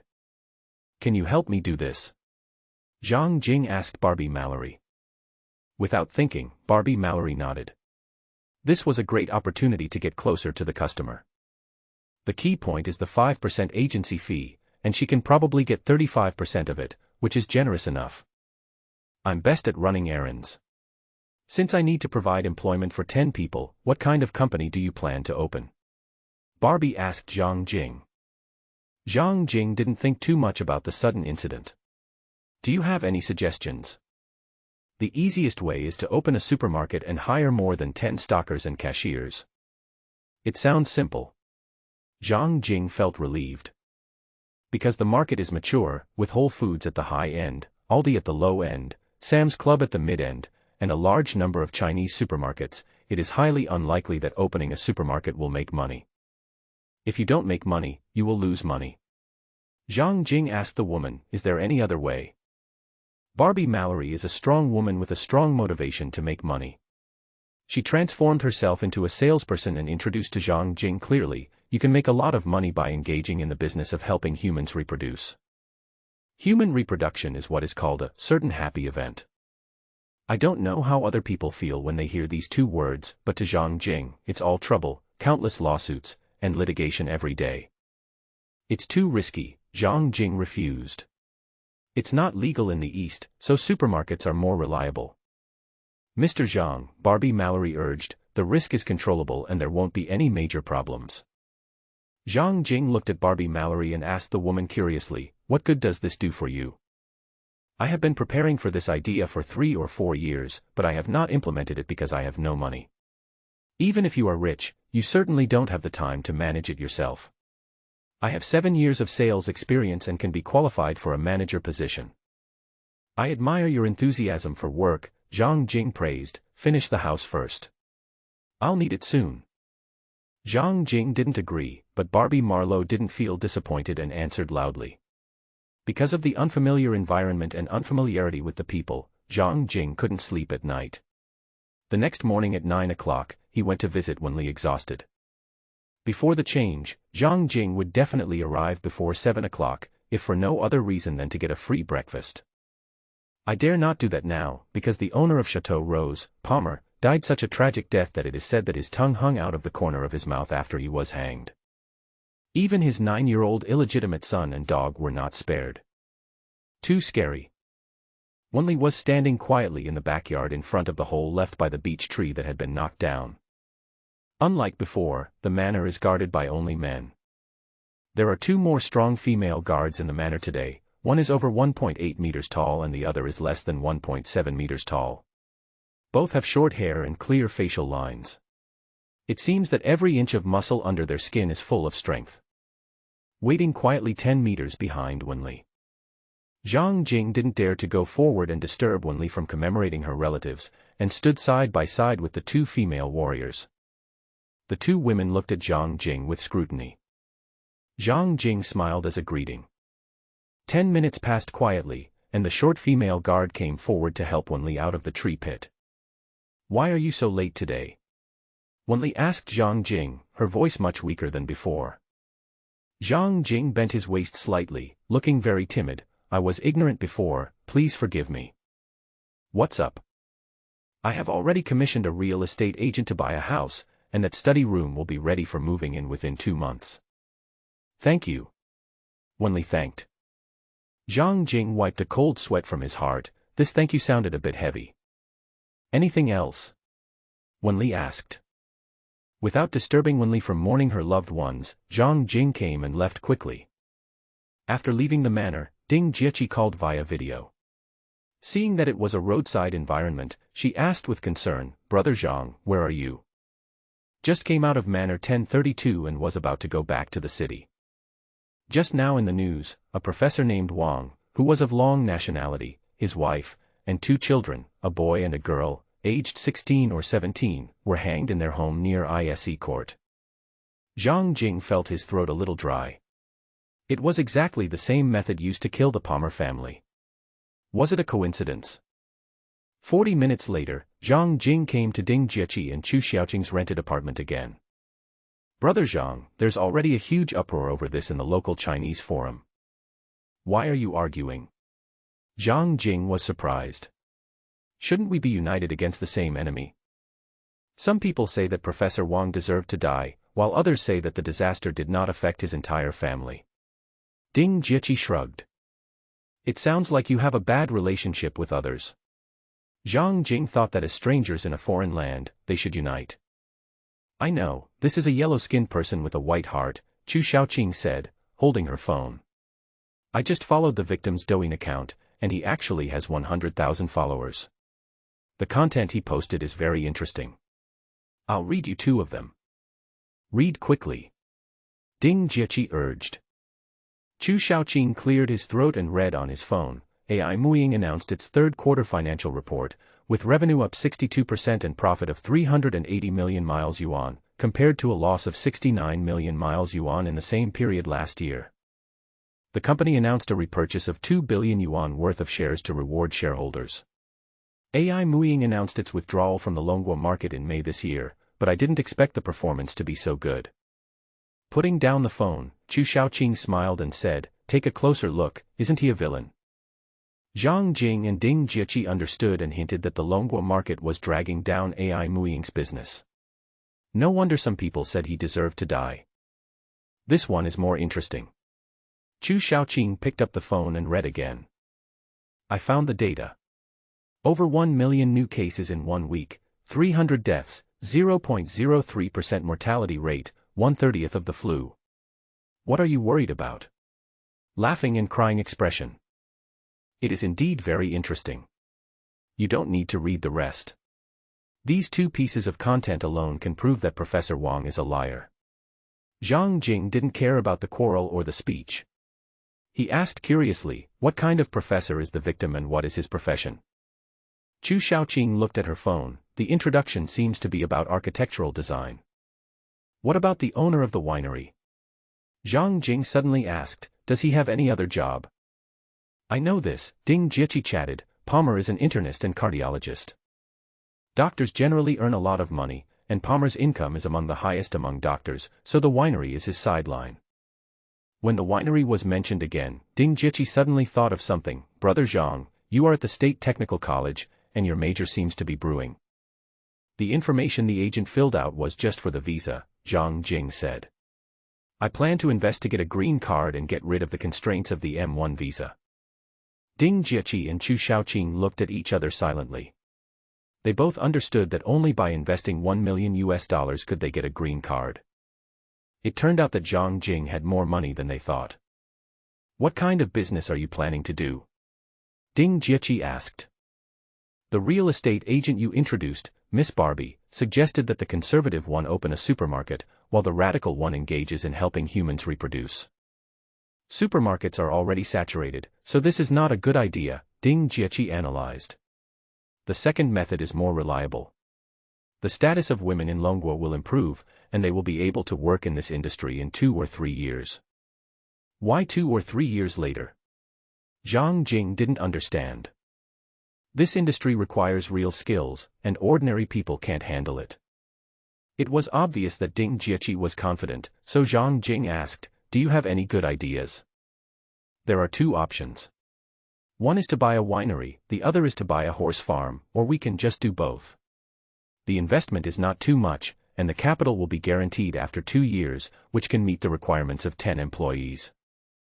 Zhang Jing laughed, feeling deeply impressed by Ding Jieqi's youth. Although he was also an outsider, he knew that both brewing wine and running a horse farm required strong skills. If you try to squeeze in, 99.99% of the time you will lose everything. Ding Jieqi is smart, and continued, the winery and the horse farm are just gimmicks. The decoration and layout should have a sense of ceremony to receive tourists and satisfy their vanity needs to post on WeChat moments. It seems to make sense, but it still feels unreliable. Hire an entry-level winemaker to fill in the bill, buy barrels of various wines from the market, package them into various beautiful glass bottles, and present them to customers, provide some pre-prepared foods, and set up a few wooden tables and chairs, and there will be no problem. Zhang Jing was stunned. Isn't this a liar? This is business. Ding Jieqi protested. How do you run a horse farm? Zhang Jing asked curiously. The horse farm is simpler, Ding Jieqi said. An ordinary quarter horse that looks muscular only costs 1,000 to 3,000 yuan per horse. I buy 7 or 8 of these horses.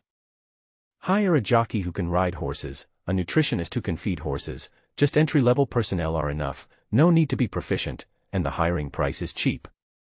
The prerequisite is that there must be a sense of ceremony, and tourists must be provided with beautiful and handsome night costumes, a good horse racing venue, and a high-end and atmospheric photo-taking environment. Zhang Jing muttered, I thought of an idiom. What? Ding Jieqi asked curiously. The rotten cotton inside. Chu Shaoqing fell on the sofa and laughed until her stomach hurt. Ding Jieqi was not convinced. Since ancient times, no one has recognized true love, only routines can win people's hearts. Zhang Jing deeply agreed with this statement. He was so good to his ex-girlfriend and loved her so much, but the end result was a breakup. At the same time, I understand that although wineries and horse farms sound high-end, they can be run at low cost and use different tricks, making them more reliable than supermarkets. Admiring that Ding Jieqi was a treasure girl, Zhang Jing called the real estate agent Barbie and asked her to look for a horse farm or a winery. This time we had requirements for the location. After all, the target audience was tourists, so it couldn't be too remote. Barbie Mallory was very professional and immediately recommended a property after receiving Zhang Jing's call. The recently popular Rose Winery is now for sale, said real estate agent Barbie on the phone. The owner of the winery, Palmer, was murdered, and the winery was taken away by the bank. Zhang Jing was surprised. He didn't expect that fate could be arranged in this way. What's the price? The auction will be held on site next Saturday. The starting bid is 6 million renminbi and the transaction may cost 7 or 8 million. Why is it so expensive? It has 600 acres, half of which are old vines, and 5 buildings, including a brewery and a cellar. The location is also advantageous, only 50 kilometers away from the airport and the city. 50 kilometers, 1 hour's drive, sounds okay, but it's actually very far. When can I see the house? You can't go into the winery to do things like open blind boxes or do a live auction next Saturday. How do I sign up? Register on site, deposit of 1,000 yuan, and you can get a loan after the photo is taken, but it must be paid in full. After hanging up the phone, Zhang Jing looked at Ding Jieqi and introduced, the Rose Red Winery will be sold at public auction next Saturday, with a starting price of 6 million and an area of 600 acres. There are 5 buildings, including a brewery and a cellar, and 300 acres of vines. I plan to bid on them. Chu Shaoqing looked up at Zhang Jing in surprise, his eyes wide and his expression full of disbelief. Ding Jieqi's heartbeat also stagnated. Brother Zhang, you have 6 million yuan of rice. It just so happens that there is one. How could you have it? Chu Shaoqing expressed disbelief. Jia Qi said you were single. Who gave you the money? Earned from treasure hunting. What is worth 6 million euros? Chu Shaoqing was surprised. Zhang Jing spread his hands without explaining. The things belonged to Wen Li, and it was his responsibility and obligation to keep it confidential for the client. Brother Zhang, you must not touch any drugs. Ding Jieqi reminded him with concern. The money is clean and in Hong Kong currency. That's good, Ding Jieqi believed Zhang Jing. I'll go to the auction with you on Saturday. I'll go too. Chu Shaoqing was unwilling to be left behind. After seeing Zhang Jing off, Ding Jieqi clenched her fists, her face serious, and said to her bestie word by word, we want to help Brother Zhang. He will face many competitors, and the price will be driven up very high. Chu Shaoqing curled her lips, that's your brother Zhang, you're not mine. Ding Jieqi didn't care. She knew Chu Shaoqing had a boyfriend who was a muscular man, and Zhang Jing was definitely not her type. What do termites like to eat? Ding Jieqi suddenly asked. I went to class for a week, received my driver's license on Friday afternoon, and skipped the last class to buy a car. Irina, a Ukrainian girl who had studied in Longwa and could speak Mandarin, skipped classes with Zhang Jing. I went straight to the used car market and spent 6,000 yuan to buy a Ford pickup truck that was in good condition, had only been driven for 5 years, and had a mileage of less than 90,000 kilometers.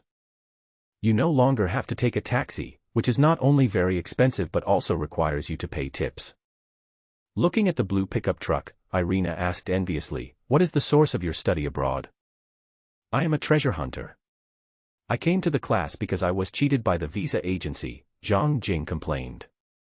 "They originally told me that I didn't need to attend classes, just copy answers on exams and wait until graduation. This situation is an accident and I won't have to wait too long before I leave school." Treasure hunter. Leaving school. Irina was surprised. Zhang Jing nodded. Irina felt confused. From Monday to Friday, they went to class together, had lunch together, and spent a lot of time together. It couldn't be said that there was no friendship. Looking at Irina, who had long, smooth brown hair, fair skin and beautiful face, and was distracted, Zhang Jing urged, "Get in the car. I'll treat you to dinner." Irina agreed and got into the passenger seat. There is a steak restaurant near the school. Zhang Jing invited Irina, "How about steak?" "Okay." Irina agreed readily, and naturally thought to herself, eat and drink, then what? Bathtub, big white bed, physical combat, my heart was pounding. The place where Irina had been thinking about soon arrived, and she followed Zhang Jing into the bustling steak restaurant. "Please follow me," the waitress greeted with a smile, "there is a window seat available." "Order," Zhang Jing asked, "we'll take it away." The waiter's expression froze, and he glanced at Irina imperceptibly, saying in a vein, "The night is long, you can enjoy your dinner slowly." Not only the waiter thought so, but Irina also thought that Zhang Jing was anxious to do something with her. Zhang Jing immediately understood what the waiter meant, and the translation meant, "Don't rush to the hotel, you should give the girls some romance. Pack up," Zhang Jing emphasized. Half an hour later. A package of 4 steaks cost 60 yuan. 2 bottles of ordinary red wine, 40 yuan. Irina returned to the school dormitory with 2 steaks and a bottle of red wine, and Zhang Jing stayed at the W Hotel next to Pike Place Market Beach. Pull open the blackout curtains and you will see the night view of Seattle Bay outside. Clusters of light represent cruise ships roaming in it, which is a pleasing sight. There is also my own shadow, reflected in the glass. I can admire myself for a moment and soak in the bathtub for an hour. Then we started enjoying the steak and red wine we brought back. I tasted the red wine first. It was dry red and slightly astringent. I couldn't tell whether it was good or bad. It really didn't taste good without Sprite. Big steak, a bit chewy, really worth only 15 yuan. Halfway through the meal, the phone rang and Ding Jieqi sent a video call. "Hey," Ding Jieqi immediately noticed something was wrong. "Brother Zhang, are you drinking?" Zhang Jing wiped the corner of his mouth, which had red wine stains on it, and said, "Let's have dinner. There's red wine." "Oh, I see," Ding Jieqi asked tentatively, "the hotel room is really nice, can I take a look?" Zhang Jing didn't think much about it and took out his mobile phone to take a picture of the room. Someone happened to knock on the door. It was a waiter pushing a food cart and delivering a fruit platter. Zhang Jing showed Ding Jieqi the free fruits. "It looks very rich." Ding Jieqi smiled awkwardly, said good night, and hung up the video call. Relaxed physically and mentally, Ding Jieqi looked at her bestie and said, "You are just being mean. There is no other woman in Brother Zhang's room."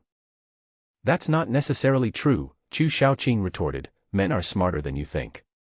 They will open 2 rooms, one room for inspection and the other room for hiding women." This was the first time Ding Jieqi heard of this routine, but she didn't believe it at all because Zhang Jing was single and there was no need for it. "Zhang Jing seems to live opposite 1705, Chu Shaoqing suggested, "Can I go check it out for you?" Zhang Jing just opened the door to get some fruit, and there was also a video being filmed outside the door. The room number 1705 opposite was displayed, so Chu Xiaoqing knew about it. Ding Jieqi hesitated, neither nodding nor shaking her head. Default. Chu Xiaoqing was very happy and left the apartment with a laugh. The two places were less than 1 kilometer apart. He didn't dare to walk at night, so it only took a short drive to get there. As if catching someone cheating, Chu Xiaoqing wore black leather shoes, loose linen trousers, a linen short-sleeved top, and carried a small Gucci bag in her hand. She walked straight into the lobby of the W Hotel with a heroic and proud look, found the elevator, and pressed the 17th floor button. As expected, an accident happened. The elevator stopped at the restaurant on the 2nd floor, and a bald Asian man reeking of alcohol walked in. The key point was that this man weighed about 200 pounds and had tattoos all over his body. The most important thing was that the man did not press the floor button. Chu Xiaoqing was so scared that she stood straight in the corner of the elevator like a quail, not daring to move. Where is the momentum he had just now when he caught the adulterer? When they reached the 17th floor, the elevator door opened and Chu Xiaoqing squeezed out of the elevator past the bald man at lightning speed. Sure enough, the fat man also followed out, and Chu Xiaoqing was almost scared out of his wits. Chu Xiaoqing trotted to find room 1705 and soon found it. She frantically knocked on the door of Zhang Jing's room opposite room 1705. Zhang Jing, open the door quickly, help. Ah. In the room, Zhang Jing was in the bathroom and was startled by the loud knock on the door. It was too sudden and too loud. When he opened the door, Chu Xiaoqing, who looked panicked and pale, was seen outside. Zhang Jing leaned over to look in the direction of the elevator. Behind Chu Xiaoqing was a drunk man with his upper body naked, who looked like a member of a famous Japanese theater troupe. After pulling Chu Xiaoqing into the room, closing the door and locking it, Zhang Jing felt a little panicked. Why would you provoke members of the society? Zhang Jing leaned against the door and asked Chu Xiaoqing softly. I didn't. Chu Xiaoqing's teeth were chattering and she couldn't stop crying. The drunk felt confused and his mind was not clear, or perhaps his hands were naughty. When he passed by Zhang Jing's door, he punched him hard, then continued walking forward and opened the next room. For the drunkard, it was just a casual tap, but it hit Zhang Jing and Chu Xiaoqing in the heart. Very panicked. After waiting quietly for a while and feeling temporarily safe, Chu Xiaoqing walked to the dining table by the window, picked up the bottle of wine and took a big gulp to calm himself. What are you doing here? Zhang Jing asked Chu Xiaoqing. Chu Xiaoqing said confidently, I came to see that you didn't cheat. I don't even have a girlfriend, how can I cheat on you? You can leave now. Let's go. Chu Xiaoqing shivered uncontrollably, took another big gulp of red wine, and picked up the steak to eat. Perhaps because he was frightened, Chu Xiaoqing drank up most of the bottle of red wine in a short while. He had a very low alcohol tolerance and in just a short while, he fell on the carpet like a puddle of mud. Zhang Jing was angry and amused at the same time, so he made a video call to Ding Jieqi. Looking at her best friend's embarrassed state, Ding Jieqi covered her face and felt embarrassed even through the screen. For safety reasons, this is how it will be for now. Zhang Jing will sleep on the bed, Chu Xiaoqing will sleep on the carpet, and Ding Jieqi will stay in the apartment at night. We agreed to meet the next day to attend the winery auction.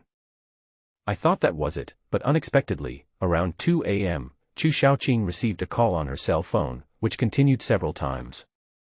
Zhang Jing didn't want to answer the call at first, but when he saw the note was Dad, he was worried that the other party might be anxious, so he answered the call.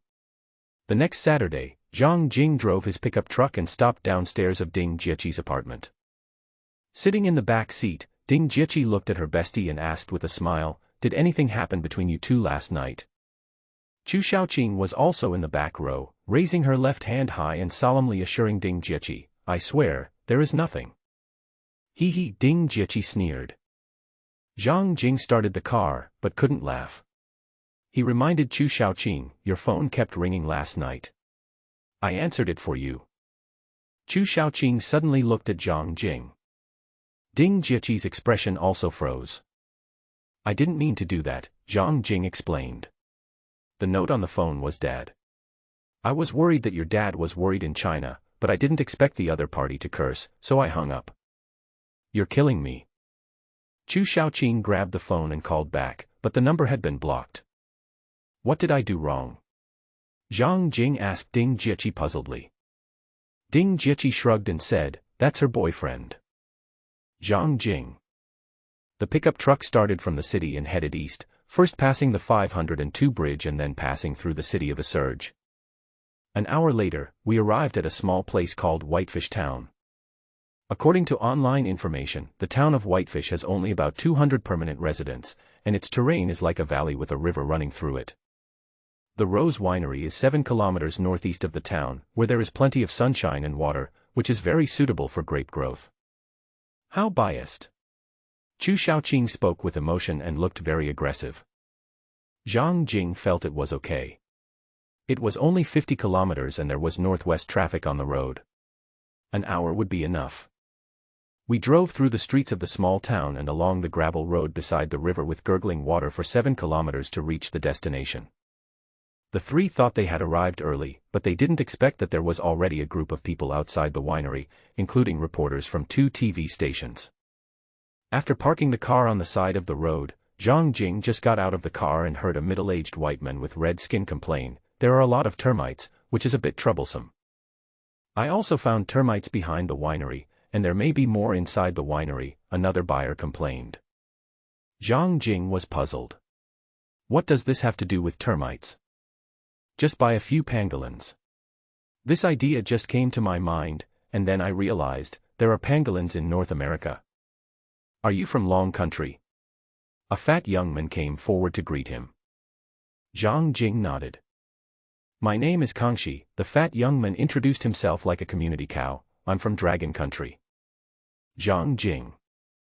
Seeing Ding Jieqi and Zhang Jing standing close together, Kangxi greeted them and asked, is this your girlfriend? Female friends, Zhang Jing introduced, Ding Jieqi, Chu Shaoqing, Kangxi. After a brief greeting, Kangxi asked, are you planning to participate in the auction as well? Zhang Jing nodded. Kangxi complained, I came at 6 in the morning and walked around the winery. It looks beautiful on the outside, but the inside may be rotten and there are a lot of termites. Do you mean that the bank's offer of 6 million is too expensive? Zhang Jing asked. 6 million is fine. If the bid is over 7 million, I will consider whether it is worth it. Pest control is not cheap, and the winery building may be seriously damaged by termites. Zhang Jing glanced at the group of buyers and said, it looks like the competition will be fierce. Most of them come here with the mentality of picking up bargains, Kangxi said. There are no more than 5 real buyers. Are you a real buyer? Ding Jieqi asked Kangxi. I also picked up bargains, Kangxi said frankly, I only buy when there is a price difference, otherwise there is no profit. Is this your profession? Zhang Jing asked. Kangxi nodded, buy at a bargain price, renovate, and sell to make a profit. Sounds like a lot of money. Just enough to live on, Kangxi asked Zhang Jing, why did you buy this winery? Enjoy life. Kangxi gave Zhang Jing a thumbs up and said, you have a good vision. The winery is next to the stream in the south and the mountain in the north. The neighbors in the east and west are far away and do not disturb each other. Half an hour later, the bank's authorized auctioneer arrived and I registered for the bidding qualification on the spot. The deposit was directly 1,000 yuan. It was simple and crude. The auction starts at 9 o'clock and is held on the stone bridge at the entrance of the winery. Half of the stone bridge belongs to the winery, and the other half belongs to the public. The bank placed obstacles in the middle of the bridge in advance, preventing vehicles and people from passing through. The host was a short, fat white man. He shouted, the starting price is 6 million yuan, and each increase will not be less than 2,000 yuan. Bid now. Money is hard to come by, so add 2,000 to the first bid. Add 2,000 to the second one as well. After 20 rounds, the price increased to 6.04 million. It can be seen that the bidders are very conservative. Kangxi couldn't stand this kind of addition, so he raised his hand and shouted to the host, 6.2 million. Everyone looked at Kangxi, as if they were looking at a rare animal. The normal auction method is, increase the price little by little, so that the opponent suffers psychologically, and eliminate the competitors little by little.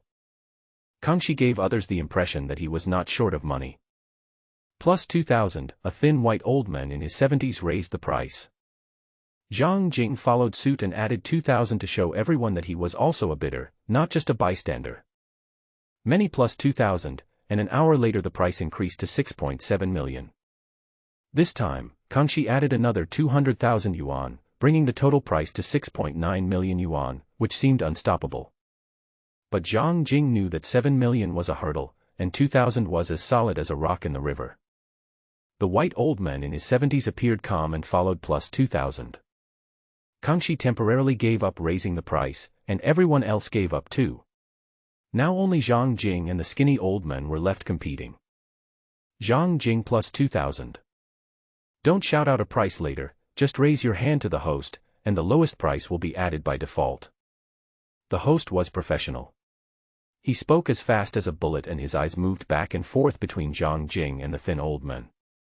The price soon reached 7 million. Kangxi seemed to be making trouble and suddenly shouted in a powerful voice, 7.1 million. Plus 2,000, Zhang Jing didn't give him any face at all.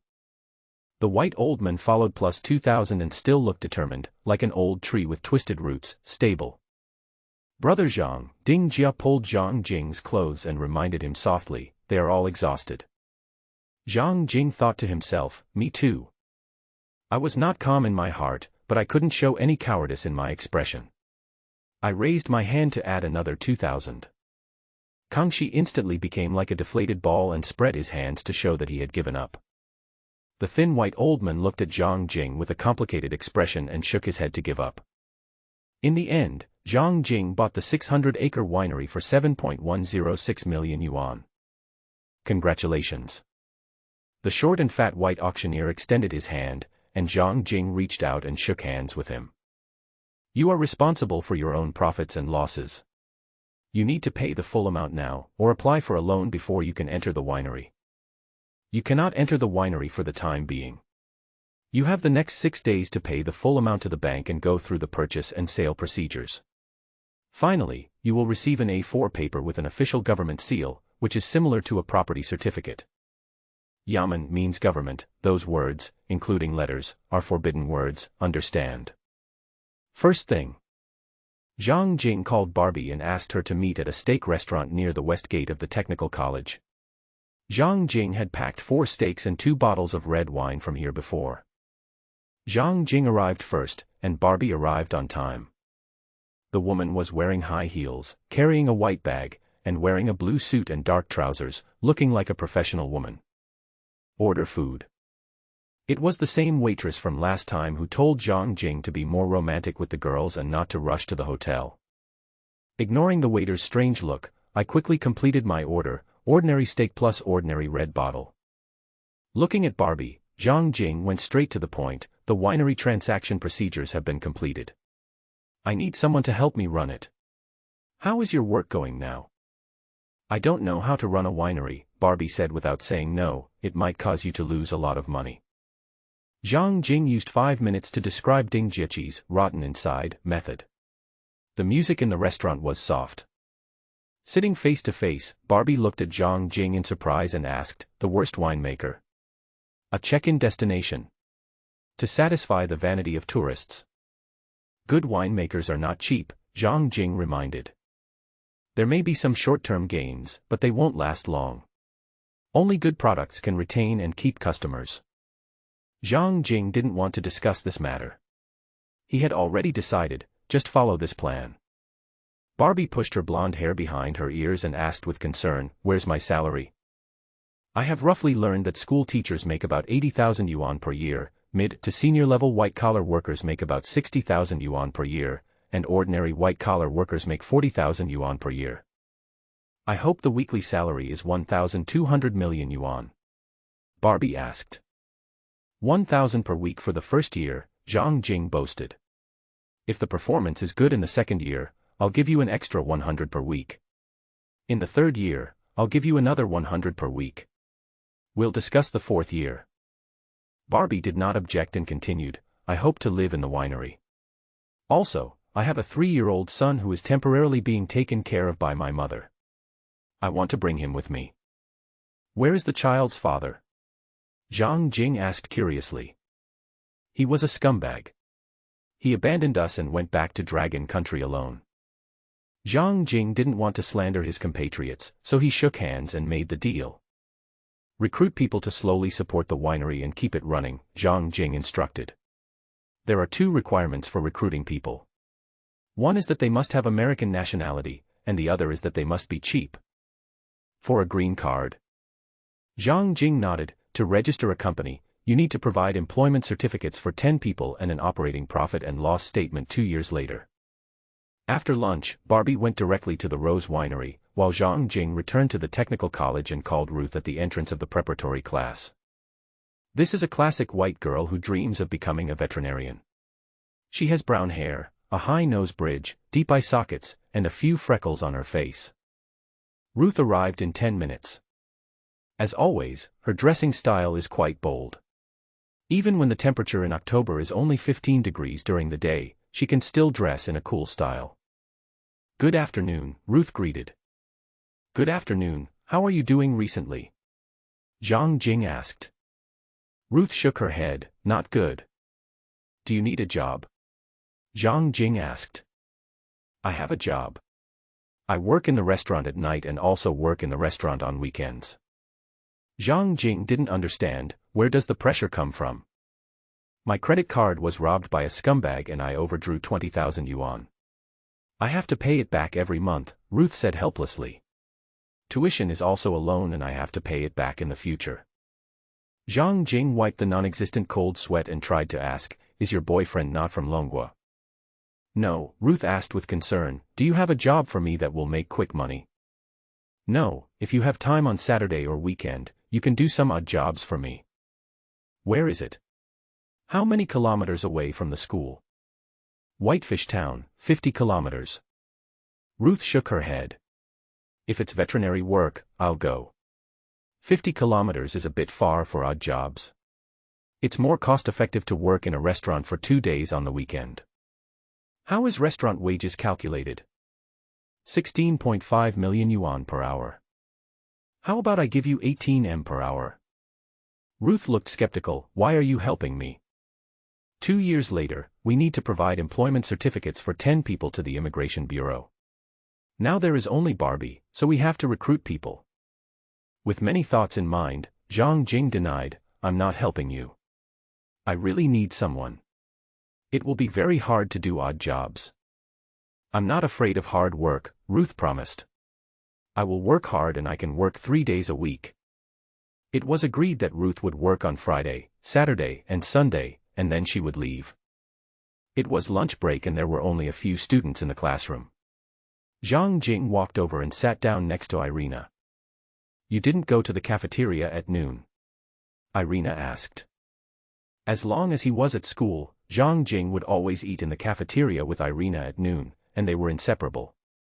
"No," Zhang Jing said goodbye to Irina, "I won't be coming to class starting next week." Irina was surprised, returning to Dragon Country. "No, I'm still in Seattle. If nothing goes wrong, I'll get my green card next week." "Invest 1 million, get a 2-year temporary green card first, provide jobs for 10 people, and then convert it to a permanent one after 2 years?" Irina asked in surprise. That's amazing," Irina said with a gleam in her eyes. "It's a pity that I don't have American citizenship, otherwise I could work for you." Looking at Irina, she is beautiful, with brown hair like a waterfall, fair skin, big eyes, and a great figure, with big where big is big, and thin where thin is thin. The reason why the beaten Eastern European man caused trouble for Zhang Jing was that he wanted to sit with the beautiful Irina. Unexpected bad luck again, mention Chow Chow and he will appear. An Eastern European young man with an unfriendly expression walked into the preparatory classroom and went straight to Zhang Jing to talk. He speaks Slavic, Irina translated for Zhang Jing, Georgian, and wants to talk to you. Zhang Jing nodded. "My name is Levon Chedlids and I apologize for the mistake I made earlier." Irina was translating at the same time. "I want you to drop the charges against me," Levon Chedlids begged, "otherwise I will be deported." The lawsuit in which Shen Mingming represented Zhang Jing in assault is still ongoing. Zhang Jing was fined for the assault, but instead he sued the other party. Looking at Levon Chedlids, who was in his 20s, with a thin face and looked pitiful. Zhang Jing believed that these were just appearances. At that time, he was very arrogant and domineering when he forced himself to give up his seat. Unlike the situation in Long Country, conflicts between classmates would at most result in fights, with some students ending up in the hospital with bloody heads, and at worst, they would end up in the detention center. It is relatively easy to find guns in the United States, and conflicts may escalate into gunfights. The best outcome is hospitalization, and the worst outcome is death. The biggest problem is that the gold finger is clearly visible, and Levin Chedlids has a dagger on his lower back. Considering that the other party might take a risk and commit the crime on the spot, Zhang Jing delayed and said, "I'll call the lawyer." "Can we fight now?" Levin Chedlids asked. "I was not sure before, but now I am sure that Levin is a paranoid and a psychopath. When you meet such a person, you can only say, 'What bad luck,' it's more disgusting than stepping on dog shit." Zhang Jing pretended to pick up his cell phone, and the next second he suddenly rushed towards the other person, leading them to a table and chairs, and then they wrestled with each other. Irina screamed, and she saw a dagger stuck in Levin Chedlids' back.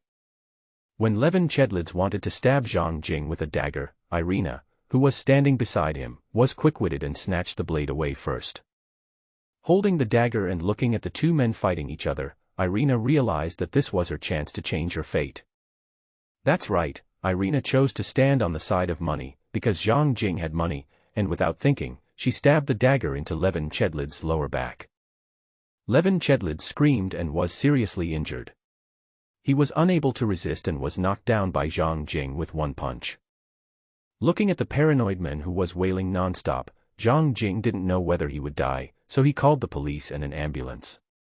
The first to arrive were the campus police. Zhang Jing raised his hands and explained, "Levin Chedlids was carrying a dagger and threatened me to withdraw the lawsuit. He had a serious tendency to violence. I acted in self-defense." At the same time, Irina also testified for Zhang Jing. At the Westgate police station of the technical college, Zhang Jing came for tea for the second time. "Why you again?" asked the Asian police officer. "Levin Chedlids threatened me with a knife to withdraw the lawsuit," Zhang Jing explained. "My life was threatened, so I had to fight back." The course of events was relatively simple. Zhang Jing and Irina testified against each other, and the evidence was very direct. Half an hour later, lawyer Shen Mingming arrived. With his help, Zhang Jing paid a bail of 10,000 yuan and paid a bail of 20,000 yuan for Irina. They then left the police station and waited for the judge to make a ruling. If Zhang Jing and Irina were not guilty, the 30,000 bail would be returned. "Fortunately, I had Irina's help today, otherwise I might have gone to hell and drank Mimpa soup. Your girlfriend is here," Irina reminded at the door of the police station and left first. Zhang Jing wanted to say that Ding Jieqi was not his girlfriend, but Irina had already walked away. Shen Mingming also left first. "Brother Zhang, are you hurt?" Ding Jieqi looked Zhang Jing up and down and asked with concern. "I'm fine." Ding Jieqi was still furious. Why was such a dangerous person released? Is the judge an idiot? "Don't be angry, he will definitely go to jail or be deported this time." "I hope Shen Mingming is not just a show-off," Ding Jieqi complained. "If he can't get the other party punished, I will get back all the lawyer fees, just like the fans who asked for a refund." Shen Mingming was the lawyer hired by Ding Jieqi, and Zhang Jing spent 8,000 yuan to hire him to fight the lawsuit. Zhang Jing didn't know that his legal fees were actually 20,000 yuan, and Ding Jieqi paid 12,000 of it for him. Feeling that Ding Jieqi was cute, Zhang Jing changed the subject and asked, "Have you had lunch?" "No," Ding Jieqi said with concern. "Shen Mingming said you got into a fight, so I came here right away." "I'll treat you to a meal." "Not today, there's not enough time." Ding Jieqi looked at her watch. "Tomorrow, Friday, in the evening, Xiaoqing and I will go to your rose winery. You will treat us to a meal, and there will be a gift for you." No need for gifts, Zhang Jing felt it was necessary. Tuition is not cheap. Because they had known each other for a long time, Zhang Jing knew that Ding Jieqi's monthly living expenses when she was studying in Xinjiang were 1,200 renminbi, and the cost of studying abroad was saved by her parents. It's just a small amount of money, no more than 200 yuan. Ding Jiechi pinched her fingers and gestured. Her mood improved and she said, "Congratulations on winning the winery." After separating from Ding Jiechi, Zhang Jing found Gus, the preparatory class teacher. At this time, a male classmate passed by and dropped a book, which Zhang Jing caught in midair. "I have obtained an incomplete treasure hunting clue and have collected it. The host needs to collect more data or information to supplement the incomplete clues to obtain the accurate treasure hunting address. Can this also provide clues to treasure hunting?" His heart pounding but his expression unchanged, Zhang Jing returned the book to the other person. "Thanks." The boy took the book, thanked him, and looked like a Japanese. Zhang Jing smiled and said, "You're welcome." Click to open the incomplete treasure hunt content. The details are as follows: Shibasaki, Kamatsuhara is dead. Where is the gold-braided jade hidden? Gold-braided jade. It sounded like it was worth a lot of money, so Zhang Jing suppressed the throbbing in his heart and continued chatting with Gus without changing his expression. Indefinite leave of absence. Gus was surprised. "I went to technical college to get a visa. If nothing goes wrong, I will get my green card next week." "Investment green card?" Gus asked. 2 years temporary, providing employment to 10 people to become permanent within 2 years. Gus knew about the investment green card and gave a thumbs up. Rich man. After chatting for a while, Zhang Jing drove the pickup truck out of the technical college, parked the car on the side of the road, and searched Kamatsuhara death on his mobile phone. Related news popped up. A year ago, Kamatsuhara was shot dead in his rented apartment in Seattle, and the murderer has never been caught. Accompanied by pictures, there is a cordon outside the apartment building. The building in the picture looks familiar. It is the apartment building where Ding Jiechi and Chu Xiaoqing rent. 10 minutes later, Zhang Jing arrived outside the apartment building and pushed the door into the lobby on the first floor. The African-American security guard was sitting behind the bar. "Hello, sir," Zhang Jing asked, "do you still remember the Japanese man who was shot dead last April?" The African-American security guard nodded. Zhang Jing handed over 20 yuan. "Which room did he die in?" After taking the money, the African-American security guard gave a straightforward answer: "Room 1609. Zhang Jing was slightly stunned. It was the room where Ding Jiechi and Chu Xiaoqing lived. He asked in a chatty tone, "That's the room where my friend lives. Did the owner renovate the house after the incident?" The African-American security guard shook his head and said, "The house was partially repainted and some of the furniture was replaced." After learning the information he wanted, Zhang Jing smiled at the African-American brother, feeling annoyed inside. "I went out, got in the pickup truck, and headed east, across the 502 bridge, through Bellevue, through Iser Court, out of the city, and into the town of Whitefish. After passing the small town and driving another 7 kilometers along the gravel road by the river, Zhang Jing returned to the Rose Red Winery. Barbie arrived first, bringing her 3-year-old son, and was dismantling the wooden barrier in the middle of the quaint stone bridge. The roadblocks are set up by the bank, and the auction is closed, similar to the blind box auction. "Barbie," Zhang Jing interrupted her to remove the roadblocks, "did you know that someone died in the apartment you found for Ding Jiechi and Chu Xiaoqing last April?" At this time, the treasure hunting system sent a prompt: "The incomplete treasure hunting clues have been collected and supplemented.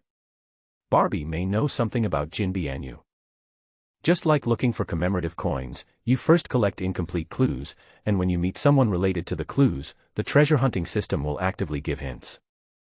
Barbie didn't know what was going on in Zhang Jing's mind, so she said in a normal tone, "What does it matter?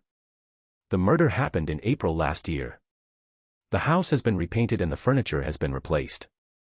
Because of their different beliefs in gods, Westerners don't take the concept of haunted houses so seriously, so Barbie looks like nothing happened.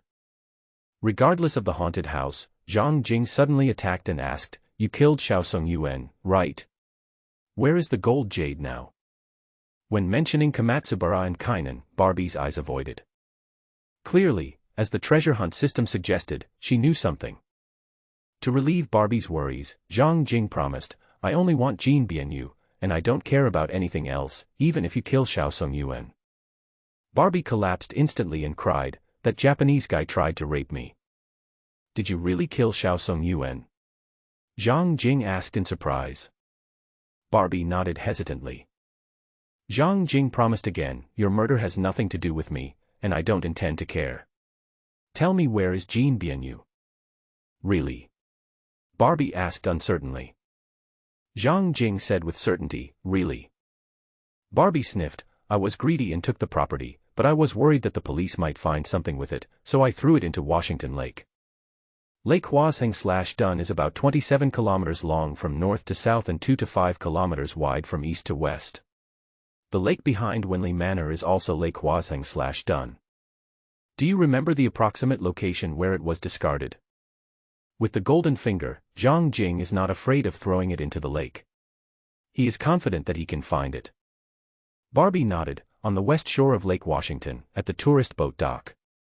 I was standing on the shore and casting into the lake, about 20 meters. Just keep this to yourself and work hard, and there won't be any accidents. Boss, Barbie begged, you can't cash that thing, or the police will come looking for you. To reassure Barbie, Zhang Jing explained earnestly, first, you are my partner, the police will not learn anything from me, second, even if it is cashed, it will be sent to Longhua for cash. Barbie breathed a sigh of relief and said gratefully, thank you. Zhang Jing was in a good mood. He looked at Barbie's 3-year-old mixed-race son. What a cute little boy. Which bastard compatriot was so irresponsible? Helping Barbie to dismantle the roadblocks, Zhang Jing was thinking about how to explain to Ding Jieqi. After much thought, I couldn't find a good solution, so I just told her the truth via VX on my phone. Ding Jieqi had just finished class and was about to go to the library to look for information when she was shocked by Zhang Jing's message. The house she had lived in for 2 months turned out to be a haunted house. After Chu Shaoqing found out, she said she didn't dare go back, so the two of them stayed in a hotel. Let Zhang Jing come to help us move tomorrow, Chu Shaoqing complained, if he doesn't say anything, I'll at least dare to go back. You are using bandit logic, Ding Jieqi retorted, if he doesn't say anything, you will have more opinions. Chu Shaoqing was in a bad mood, he caused me to break up, this is really unpleasant. Brother Zhang is already very good. Who told you to mark your boyfriend as dad? I keep calling him Big Brother Zhang on the left and Big Brother Zhang on the right. I'm obsessed with it. Chu Shaoqing complained. Ding Jieqi was silent. Zhang Jing had no idea about Ding Jieqi's troubles, as he was visiting the winery he had bought. The first is the wine house used to receive tourists. It is a wooden structure, square, surrounded by a corridor, with an interior area of about 200 square meters. The roof is A-type, with many glass windows around it, very bright, and the decoration style is more like a dolly bar. The interior includes a low bar, about 1.2 meters wide and 9 or 10 meters long, on which are placed many beautiful-looking wines. There are also 6 sets of chairs and tables, with some original 225L wine barrels on display, which gives it a full bar feel. Barbie licked her lips, boss, these wines look delicious. Zhang Jing had no feeling for wine and couldn't tell whether it was good or bad. He only knew that red wine could be divided into 3 types, dry, sweet, and semi-sweet. The sweet type is also called the lady type. When drinking dry style, you need to add Sprite. Zhang Jing has no idea about the sweetness and astringency. Zhang Jing raised his hand and caught a termite that flew past him. He asked in a strange tone, there are a lot of pests here. What's the reason? Barbie couldn't tell and planned to buy some insecticide. After visiting the wine floor where guests are entertained, we then visited the main villa of the winery. The main building is 1 story with a brown facade, 4 bedrooms, 3 living rooms, 4.5 bathrooms, and a 3-car garage. The interior decoration certainly cannot be compared with Wenli Manor, but it has all the necessary furniture, kitchen utensils, and electrical appliances, and is considered high-end. It was enough for Zhang Jing. During his 2 years of treasure hunting in the wild in Xinjiang, he either stayed in a tent or in a youth hostel with 4 or 6 people. In comparison, this house seems good enough. The only drawback is that 3 people and 2 dogs have died in this house, and they were all hanged, which is sad. No wonder the room feels so chilly, could it be because of too much resentment? Behind the main house are several children's facilities, including a trampoline, swings, a children's cabin, and a tennis court. This warned Zhang Jing that he only had 1 life and he must not provoke Wenli. It was too terrifying that she even spared no 9-year-old child. As time went by, Zhang Jing didn't dare to spend the night at the place where people were hanged, so he took Barbie and her son to sleep on the floor of the tavern. It was a little cold at night, but luckily Zhang Jing and Barbie both had blankets in the car. It was a new day. Ruth drove a third-hand Chevrolet car, and the first thing she did on her first day at work was to mow the lawn. The winery covers 600 acres, half of which is vineyards, and there are also many green spaces. In some places the grass is taller than a person. Zhang Jing and Barbie continued to visit the winery, including the brewing workshop and cellar.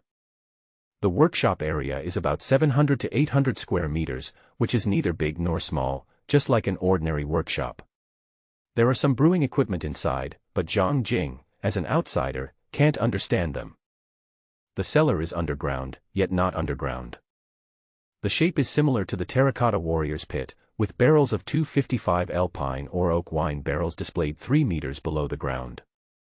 On top is a steel structure with a new material roof, about 5 meters from the ground. "Boss, there are about 400 barrels of wine here," Barbie said excitedly. "If they are of good quality, we might be able to make a small profit." "How is the quality of the wine from Rose Winery?" Zhang Jing asked Barbie. "The wine produced by Chateau Rose is small and its customer base is not wide. I haven't tasted it, but I heard from others that the quality is still good." Zhang Jing's head is better to have than not to have. Even if it is not valuable, it is good to use it for bathing. Finally, there is a building very close to the vineyard, half of which is used to store agricultural tools and sundries. The other half of the area is 6 single-room workers' dormitories, each with 1 bedroom, 1 bathroom, 1 living room and 1 kitchen. Including all the taxes and fees, 7.5 million miles yuan. Do you think it's worth it? Barbie stuck out her tongue in fear, and was shocked that Zhang Jing was rich, and replied, "After all, 600 acres is not expensive considering the area." It was already bought, so there was no point in worrying about whether it was expensive or not. Zhang Jing calmed down and asked with concern, "Have you posted the recruitment information online?" "Yes. Salaries and benefits must be clearly stated and there must be no ambiguity. The message is clear, there is nothing unclear." "That's good," Zhang Jing said. "Don't let others fool us, or they will say we are liars. A winemaker can only make 800 a week at most, and a handyman can make 600 a week." "I'm worried that I won't be able to recruit people," Barbie said. "Oil prices and commodity prices are rising. Not to mention winemakers, it will be difficult to recruit odd jobs as well."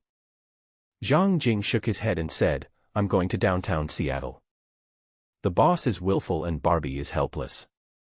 At the entrance of the winery, before he even left, Zhang Jing was stopped by a stranger. Looking at the white-haired old man who had bid for the winery with him last Saturday, Zhang Jing was surprised. "What's up?" "I saw on the internet that you were hiring a winemaker," the thin old man said, "and it said the weekly salary was 800. Did you miss a zero?" Gui Xiao wrote a 0. Zhang Jing, sitting in the driver's seat, did not get out of the car and denied it. "It is 800, that's right." The old man retorted, "Generally, winemakers not only get high salaries, but also receive dividends from the winery. How could it be possible that they only get 800 a week? The Rose Winery can only pay the winemaker 800 million yuan a week." Zhang Jing was firm. "What do you think a winemaker making 800 a week can produce?" Zhang Jing knew that a weekly salary of 800 was against common sense, and the real reason could not be known to outsiders.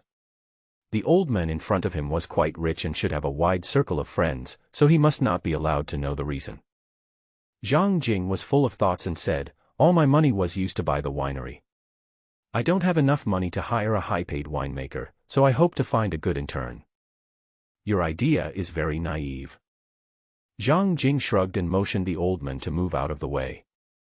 Unexpectedly, the old man put his hand on the driver's door and refused to let Zhang Jing go. Zhang Jing almost knocked him down while driving. "You want to scam me?" Zhang Jing jumped out of the car and asked. "I have a granddaughter who works as a waitress in a restaurant. Can you give her a chance?" Zhang Jing's jaw dropped. He wanted to take advantage of the opportunity to find a professional winemaker in turn in the hope that he would not brew poison, but he didn't expect the old man to be even more ruthless and directly introduced the waiter to be the winemaker. "Does she have American citizenship?" Zhang Jing asked. The thin old man nodded.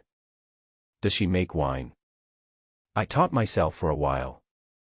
After getting the information he wanted, Zhang Jing made a big promise: the weekly salary for the first year will be 600, the weekly salary for the second year will be 700, and we will discuss it for the third year. "He can afford a winery," the old man said sarcastically, "but he drives a junky pickup truck and his salary is too low. He really loves money more than anything else." Zhang Jing was unhappy. "Money doesn't come from the wind." He retorted, "You are so rich, why don't you buy a winery and let your granddaughter practice?"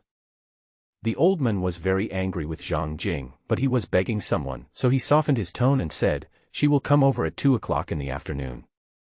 Zhang Jing did not confront the problem head-on and solved another recruiting problem. "Send the old man away." Then, a black Chevrolet SUV. A black SUV that looks like a Mercedes-Benz G but has a double B logo. A brand new-looking blue box truck and 3 other vehicles drove over in a line. When Li's assistant Li Xing got out of the Chevrolet and pointed at the truck and said, "The bookstore is in the cargo box." Then he pointed to the SUV with the double B logo and said, "Bravos, this is the old lady's housewarming gift for you." Zhang Jing's brows twitched. He always felt that when Li was not serious. "I asked him before if he had taken women into the bathroom, and now I gave him a tough car that looks very attractive to women. What does it mean?" No matter what Wen Li meant, Zhang Jing didn't intend to accept it. He felt that he should be grateful for what he had received. Besides, Callie has money, so he can afford to buy 10 cars himself. However, living in a foreign place, Zhang Jing didn't want to arouse other people's envy, jealousy, and hatred. What if he met a psychopath and was shot to death? Having made up his mind, Zhang Jing said tactfully, "Please drive the car back." Zhang Jing didn't want it, so Li Xing had to drive back and change the subject. "We'll unload the stuff in the truck, you choose the place." Zhang Jing originally planned to go to Huazheng Lake to fish for treasures today, but because he had a lot of things to do, he decided to go tomorrow. It took the next 3 hours for Li Xing and 3 other people to move the items in the carriage into the master bedroom of the winery's main house. Only the master bedroom is the largest, and the other rooms cannot accommodate many things. There are mahogany bookshelves, pearwood desks, a thread-bound diary-style autobiography, and a row of photos on the wall. Except for the floor and walls, the entire study was moved here. By the way, Li Xing reminded before leaving, the old lady specifically instructed that women are not allowed to enter the study. "Is there any reason?" Zhang Jing asked. "There is no reason, the old lady said so." Zhang Jing thought about that evening at Manor number 1032, when Wen Li refused to enter the study. It turned out that there was this restriction. He hadn't realized it before, nor had he thought much about it, but after being reminded by Li Xing, Zhang Jing thought of an obscure celebrity, Sanbao. In Semarang, a coastal city in the eastern part of the large island of Java, there is a Sampakong temple. The temple is very popular and attracts many tourists. In the early days, women were not allowed to enter, and later it was changed to not allow women during their menstrual period to enter. It was hard for Zhang Jing not to connect the two unrelated things because there were very few places that had additional restrictions on women's entry and exit. Thinking about this, Zhang Jing asked curiously, what would happen if a woman went in? "It will most likely bring bad luck," Li Xing shrugged, "I don't know." After seeing the guests off, Zhang Jing returned to the study, walked to the quaint bookshelf, picked up a dry and yellowed thread-bound book, and flipped through it casually. The treasure hunting system sent a hint. A new treasure hunt clue was detected and cannot be included. Only one treasure hunt clue can be included at a time. Complete 3 treasure hunt clues and receive treasure hunt-related rewards. Zhang Jing's expression remained unchanged, but he was surprised. He flipped through a book and found a clue to the treasure hunt. I put it back on the bookshelf and picked up the second book next to it, which was a diary-style autobiography written by the same person, and flipped through it casually. The treasure hunting system sent the same prompt again. A new incomplete treasure hunt clue has been detected and cannot be included. Only one treasure hunt clue can be included at a time. Complete 3 treasure hunt clues and receive treasure hunt related rewards. When I picked up other books, more than half of them prompted that the inclusion level needed to be improved, while a small half did not prompt at all. Zhang Jing was stunned, and his heart was shocked beyond words. He was actually in a room full of treasure hunting clues. Looking more closely, of all the books, the oldest is 340 years old, and the shortest is 5 years old. They are all diary-style autobiographies of the characters, and the content is mostly plain and narrative. If you don't read them carefully, you won't find any clues to the treasure hunt. Boom. Boom. Barbie's voice came from outside the door. "Boss, there's a gentleman here to apply for the position of handyman." Handyman. Zhang Jing soon saw the men coming at the door of the main floor of the winery. A father and daughter. "Boss," Barbie introduced, "this gentleman must see you." In fact, he did not pass the phone screening. The reason why he didn't pass the telephone screening was obvious: the man had a disability in his left leg and walked with a limp. Judging from his skin color and facial features, he should be a dragon countryman, about 30 years old, about 1.7 meters tall, of medium build, and with a tough expression.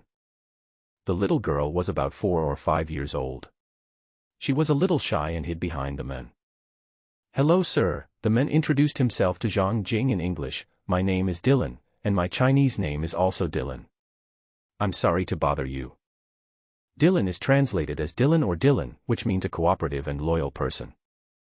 The pronunciation is nice and loud, and it sounds energetic. "What did you do before?" Zhang Jing asked in Mandarin. Dylan's eyes brightened a little, and he answered in Mandarin, "I was originally a mechanic, but I lost my job due to a leg injury. The job I applied for online is odd jobs, which can include car repairs, roof repairs, plumbing, lawn mowing, grape picking, and hoeing the fields." "How much salary should I pay you?" Zhang Jing asked. "I can accept 600 a week if there is accommodation." "Are you a citizen of the United States?" Zhang Jing asked.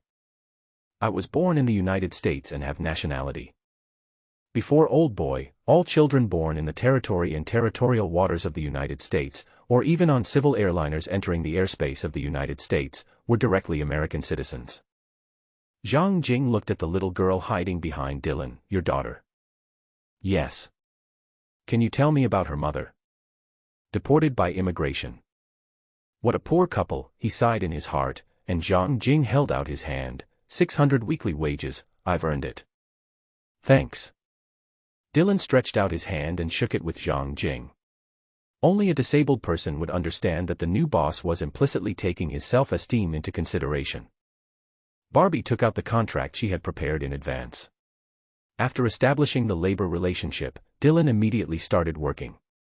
The first thing he did was to mow the lawn. Of the 600 acres of land, half is vineyards, and the rest is a lot of green space. In some places, the weeds are waist-high and have to be trimmed. Dylan's daughter is called Dylan. She is 4 years old this year. She happened to become friends with Barbie's 3-year-old son. The two children were afraid of each other at first, but later they couldn't stop laughing. Next was the interview with the winemaker. When they met for the first time, both Zhang Jing and the other party were stunned. "Why is it you?" Zhang Jing sighed that the world is small. The woman in front of him is the waitress of the steak restaurant. She reminded Zhang Jing, "The night is long. Give girls more romance and don't be impatient." The woman was about 24 or 25 years old, with long dark brown hair, brown eyes, a high nose bridge, deep-set eyes, and relatively three-dimensional facial features. What a coincidence. The woman spoke up for her compatriot. Rich people only take their female companions to eat 15 yuan steak and drink 20 yuan red wine. Zhang Jingle, this woman has such a strong sense of justice. What's your name? Cindy Olsen. Age. Age is a secret, Cindy Olsen asked. Do you discriminate against women of age? Zhang Jing just asked casually, but there was such a big reaction. Could he be a feminist? There is no union in the winery, nor women's rights. Zhang Jingming made clear the rules. If you can't accept it, go back to where you came from. Cindy Olsen turned her head away and said nothing, showing no intention of leaving. After calming down for 4 or 5 seconds, Zhang Jing asked Cindy Olsen again, "After all, it is a 300-acre vineyard winery. Are you sure you can handle it? No, I'm new. It can't be irrelevant, but you must pretend to be high-end, high-style, and high-taste. Cindy Olsen looked confused. Zhang Jing looked at Barbie and said, $600 a week.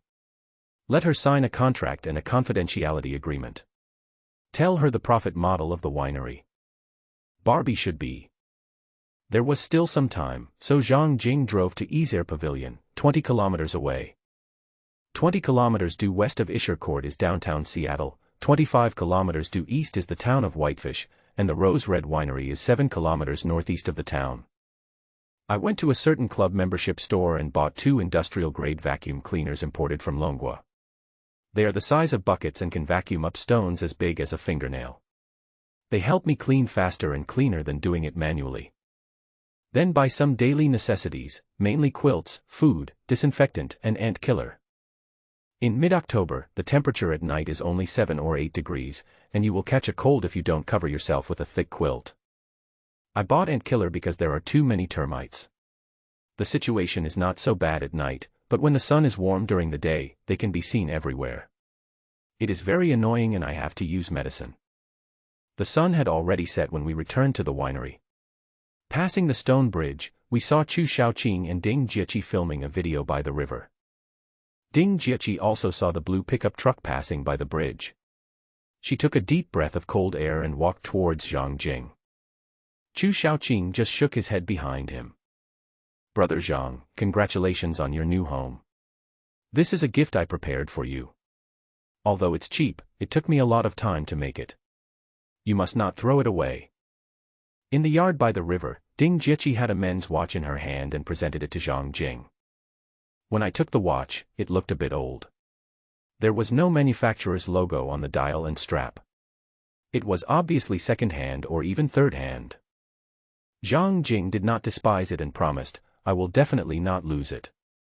I will always wear it. Ding Jieqi had a sweet smile on her face, I'll put it on for you. Zhang Jing accepted Ding Jieqi's kindness. At this time, Chu Xiaoqing slowly came over and complained, you have to compensate me with a boyfriend, and he has to have muscles. Zhang Jing was speechless. Chu Xiaoqing was a psychopath. At that time, I was worried that her old father would be worried, so I answered the phone for her at 2 o'clock in the middle of the night out of good intentions. Although nothing happened, Zhang Jing would have broken up with her if it were him, and sure enough, she was dumped later. It was a busy day and after dark it started to drizzle outside and the air seemed to become colder. Zhang Jing, Barbie, and her 3-year-old son, Ruth, Ding Jieqi, Chu Xiaoqing, Dylan and his 4-year-old daughter, plus winemaker Cindy, 9 people cooked food in the wine house. There is a stove with an iron pot on it, in which beef, potatoes, carrots, and tomatoes are cooking. I don't know whether it tastes good or not, but it is definitely filling and filling. There were ready-made tables and chairs in the wine house. 8 people sat around a table. On the table were 4 bottles of red wine, 8 pairs of bowls, chopsticks, knives, forks, and wine glasses. Barbie poured 1/3 of a glass of red wine into all the glasses. Zhang Jingti's toast, Buddha said that if you look back 500 times in your previous life, you will pass by each other once in this life. We can sit together for dinner today. We must have had a special fate in our previous life. Cheers. Everyone smiled and raised their glasses. Ping pong, 6 beautiful glasses clinked together. Ding Jieqi brought the glass to her mouth and took a sip. Her eyes lit up and she praised, it's a very good red wine. It has a fruity aroma and a mellow taste, but it's not thick enough. It's very good, Barbie praised. It seems that this winery had a good winemaker before. Boss, have you ever considered inviting the previous winemaker back? Cindy, who has smooth black hair, asked tentatively. No, Zhang Jing denied, I never had this thought. Good winemakers are really not cheap, not only do they get high salaries, but they also get high dividends. We have only one goal, Zhang Jing emphasized again, to turn the winery into a check-in destination. Winemaking is just a cover. So it doesn't matter what I brew? Cindy asked. That's right, Zhang Jing looked at the waiter-turned-winemaker, you don't have any extra assistants. You have 300 acres of vineyards and 800 square meters of winemaking workshop, and you're the only one there. Although she had already learned the cruel truth from manager Barbie, Cindy still felt sad after hearing it again. She wanted to be taken seriously, but the boss was not interested in that and had no intention of making good wine. No wonder the weekly salary is only 600, so bad. T. Lung doesn't have so many obsessions. He can find a job, be with his daughter every day in the future, and the winery provides accommodation, so he is very satisfied. In order to quickly integrate into the winery, T. Lung frequently drank wine like water. Ruth studied veterinary medicine at a technical college and worked as a handyman in a winery. She could drink, too, finishing a bottle in half an hour. Barbie drinks less because she has a 3-year-old son to take care of. Tonight was Zhang Jing's party. He drank a lot, almost as much as T. Lung. In the end, he had no choice but to lie on the table. Ding Jieqi and Chu Shaoqing drank the least, luckily they were moderate, otherwise no one would clean up the mess. The next day, Zhang Jing was awakened by singing. It turned out that Chu Shaoqing was humming a song while sorting a lot of red wine. You know what, even though he's annoying, he sings quite nice songs. Looking around, I realized that I had slept in a tavern last night, with a long row of large bunk beds. Brother Zhang, Ding Jieqi came over and asked with concern, "How are you? Do you have a headache?" "It doesn't hurt." Zhang Jing shook his head and put on the jacket that Ding Jieqi handed to him. Ruth, Dylan, Cindy, and Barbie have gone to work, Ding Jieqi chatted. Shaoqing and I have nothing to do, so we're cleaning the bottles here. Thinking about Lake Washington and the boat dock, Zhang Jing said, "I want to go to the west shore of Lake Washington." "Is there something wrong?" Ding Jieqi asked curiously. "I want to go boating." This. Ding Jieqi was speechless. The temperature in the morning was only 12 or 13 degrees, and the highest temperature was only 15 degrees. Why row a boat? Is this a hint for a date? With a lot of thoughts in her mind, Ding Jieqi asked tentatively, "Am I going too?" "Okay," Zhang Jing agreed. He would not be bored if he had someone to keep him company. "I'll treat you to a nice meal at noon." "I want to go too." When hearing about the big meal, Chu Shaoqing immediately became dramatic. "I haven't eaten meat for a long time." Vegetables are expensive, but meat is relatively cheap, so Zhang Jing can let Chu Shaoqing eat as much as she wants. After a brief discussion, the three of them set off immediately. In 2 cars, a pickup truck and a coupe, they arrived at the public lakeside park in 70 minutes. The reason for emphasizing public is that a considerable portion of the lakeshore is privately owned. For example, Wenli Manor on the east bank of the lake has a private lakeshore about 70 to 80 meters wide, which is quite luxurious. Because it is the weekend, there are many tourists and locals with their families on the lakeshore. Where there are many people, there are naturally stalls and delicious food. Seeing a young lady setting up a stall to sell octopus balls, Chu Shaoqing said excitedly, "Jieqi, buy some takoyaki. They were especially delicious when I participated in the horse racing competition in Japan." Ding Jieqi quietly pinched the thin flesh on her best friend's waist and whispered, "Be careful, don't talk nonsense." Chu Shaoqing grimaced in pain and almost forgot that Ding Jieqi was playing a role-playing game. Zhang Jing was not a person with good hearing, so he just thought that they had stayed in the apartment for too long and felt suffocated, so they were making so much noise. In order to satisfy Chu Shaoqing's appetite, Ding Jieqi queued in front of the stall. There were 3 customers in front of her, so it would take some time. Zhang Jing and Chu Shaoqing were waiting nearby. Looking at Ding Jieqi from afar, who had fair skin, a cute expression, and a little seriousness, Chu Shaoqing asked Zhang Jing with a mocking expression, "I heard that you bought your college diploma. So what?" Zhang Jing had no idea what Chu Shaoqing had suddenly done, so he asked her back, "Were you in a relationship during high school, so you can only go to a technical college? What if my grades are not good?" Chu Shaoqing looked at Zhang Jing in protest, "My dad is rich, I can go to Seattle University." Zhang Jing thought of something and asked tentatively, "How much does it cost to study at Seattle University?" Just as Chu Shaoqing was about to blurt out something, Ding Jieqi came over and said, "Can you guys please give me some peace of mind? You're quarreling again after such a short while." Chu Shaoqing took the takoyaki and ignored Zhang Jing. Zhang Jing also had one, which was in a paper box, with 8 pieces, which he picked up with a toothpick and put into his mouth. The flavor is fragrant, the noodles are glutinous, and the octopus is chewy. It tastes good. How much is this box? Zhang Jing asked Ding Jieqi. $2. 2 yuan refers to 2 rice yuan. Is it expensive? Converted into Longhua currency, it is quite expensive. For Zhang Jing personally, earning and spending rice yuan feels quite cheap. Continuing along the relaxing lakeside road, the second dish the three tried was a burrito with shredded onions, cucumbers, cream, and beef. Looks very appetizing and the portion is large.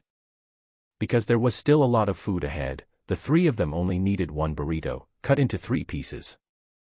I heard Mexican food is very spicy.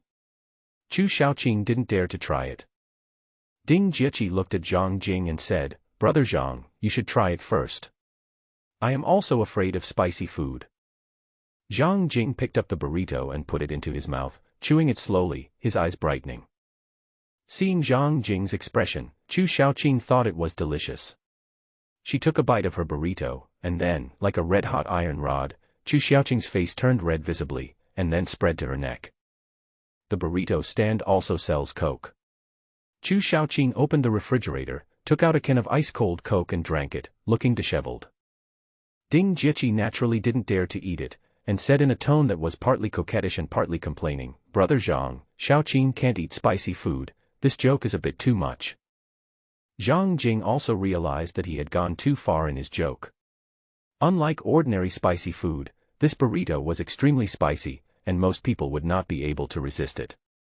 Next, Chu Shaoqing refused to talk to Zhang Jing and looked really angry. Not wanting Ding Jieqi to be caught in the middle, Zhang Jing took the initiative to buy ice cream and even went back to buy 2 servings of her favorite takoyaki. There were also grilled shrimps and grilled scallops. After having a satisfying lunch, the 3 of them finally came to the tourist boat dock. This is where Zhang Jing's main goal today was to hunt for treasure.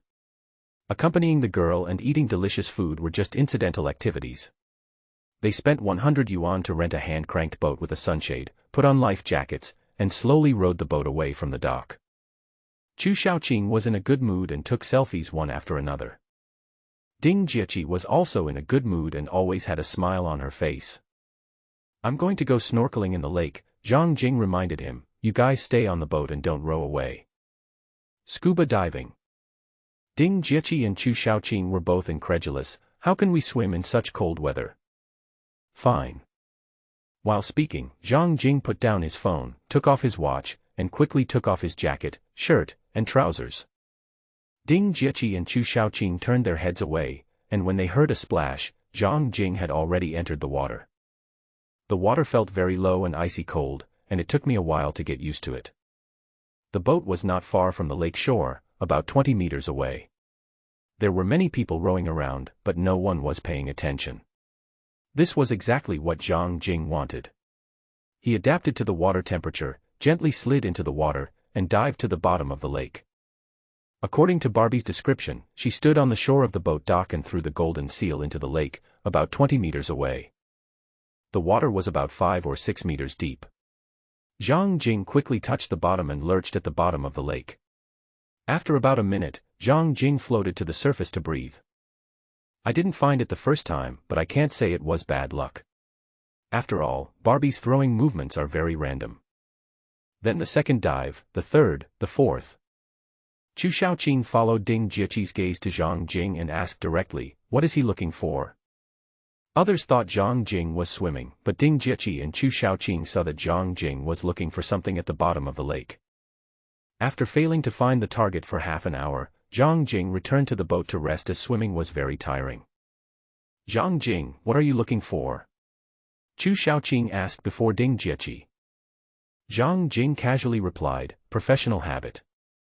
"I almost forgot that you are a treasure hunter." Chu Shaoqing was relieved.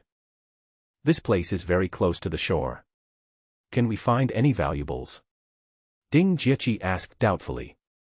"It's possible, such as a girl who is heartbroken." As Zhang Jing spoke, a diamond ring appeared in his hand. "Oh my God!" Chu Shaoqing was surprised. "I can find something good." Then, Zhang Jing had another gold necklace in his hand. Chu Shaoqing and Ding Jieqi were both petrified. One is luck, and the other is what? There are a lot of good things in the lake. Chu Shaoqing was excited and wanted to go into the water to look for treasure, but as soon as her water finger touched the lake water, she immediately became timid. Ding Jieqi never wanted to get involved, she was only responsible for supporting the actors. Brother Zhang, you are so awesome. Looking at Ding Jieqi's expressive eyes, delicate skin, and elastic face, Zhang Jing's heart beat gently. Ding Jieqi's face turned slightly red when Zhang Jing stared at her, but she did not avoid him. Zhang Jing was not a man of few words. He sensed something was wrong.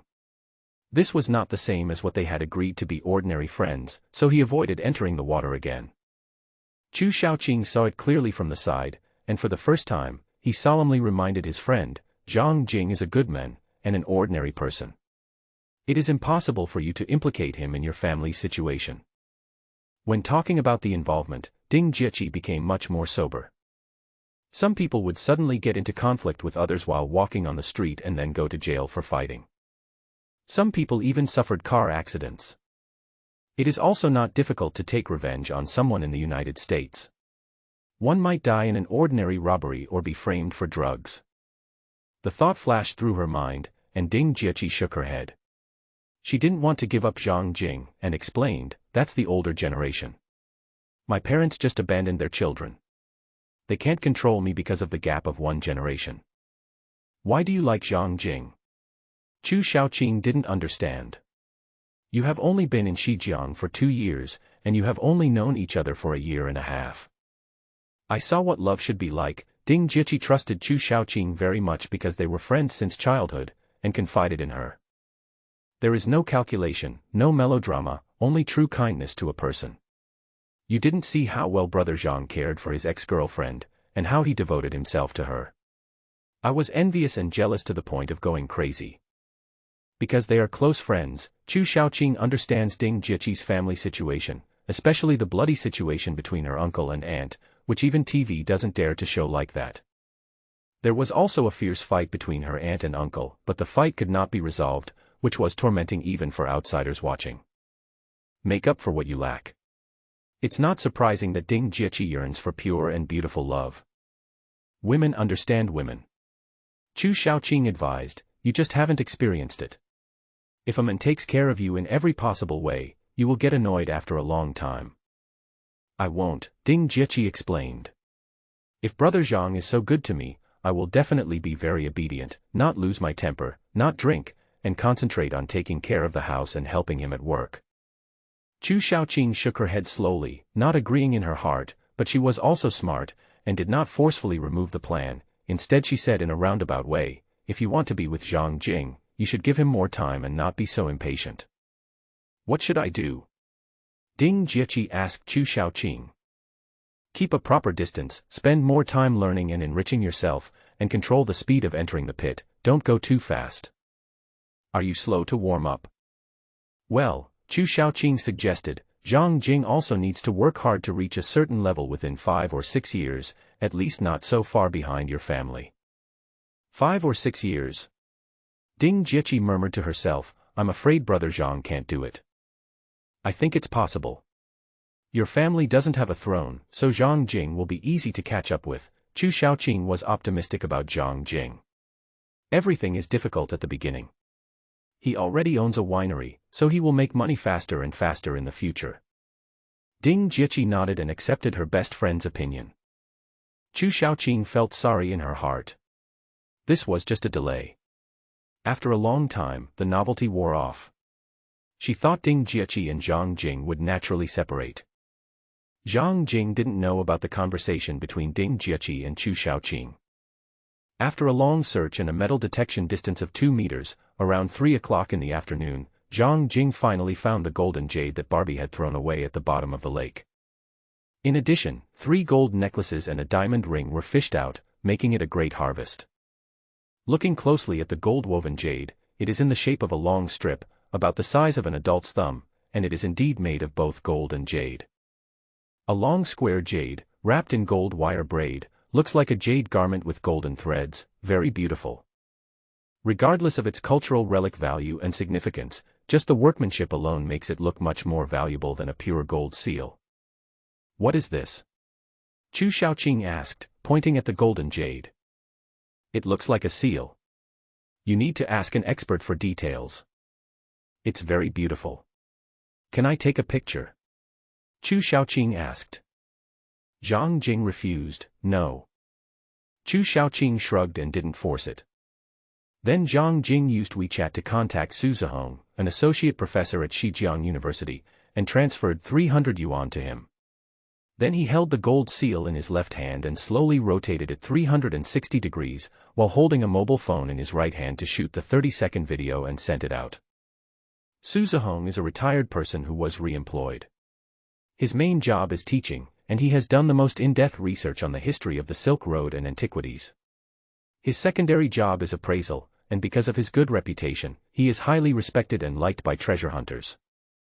It was midnight in Longhua, and Su Zihong was taking care of his sick wife.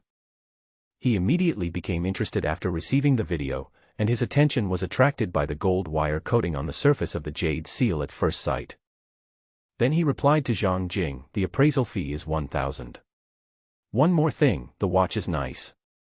You should not be in Longhua now, right? Zhang Jing was confused. Can a professor be so awesome? Can you guess that someone is in another country just by watching a short video? How can you tell someone is abroad by looking at their watch? Zhang Jing asked in reply. This also requires an appraisal fee, so I'll give you a discount, 200. Zhang Jingqi was very happy and directly transferred 3,000 yuan to the old man. He was willful because of his money and he definitely did not sympathize with Su Zihong's wife who was ill all year round. Let's talk about the watches first. Blancpain special models, deliberately made to look old, cheap, only special people in China wear them. Ordinary people will not spend 2 million to buy a junk watch, they would rather spend 30,000 to buy a flashy Rolex. Obviously, you are not a special person, so you don't need to pretend to be poor. You only buy this kind of luxury watch to keep a low profile when you live in a foreign country and in an unsafe place with many robberies and thieves. Just like the underwear of wealthy women in the Middle East, ordinary on the outside but extremely luxurious on the inside. Zhang Jing's first reaction was disbelief. He replied uncertainly, "Old Su, are you sure? This watch costs 2 million. It shouldn't be that expensive abroad, about 200,000 miles yuan." Zhang Jing. That's all. I need to study this golden seal and give you a reply before tomorrow evening. After a pause of 7 or 8 seconds, Su Zihong sent another message, "Thank you for your generosity. I would like to remind you that this item may be more valuable than your watch. If the source is not legal, it is best not to tell others." Putting down the phone, Zhang Jing looked up at Ding Jieqi. I never expected that a seemingly second-hand watch could be so expensive as 200,000 renminbi. 200,000 yuan is an exaggerated number whether it is Dragon Country or the United States. Recalling the many moments I had with Ding Jieqi, many of them seemed unreasonable before, but now they become clear. After all this time, this girl is actually pretending to be poor. What kind of special hobby is this? Just like Chu Shaoqing regarded her boyfriend as her father, and she had been collecting treasures in western Xinjiang for 2 years, had she become seriously disconnected from society?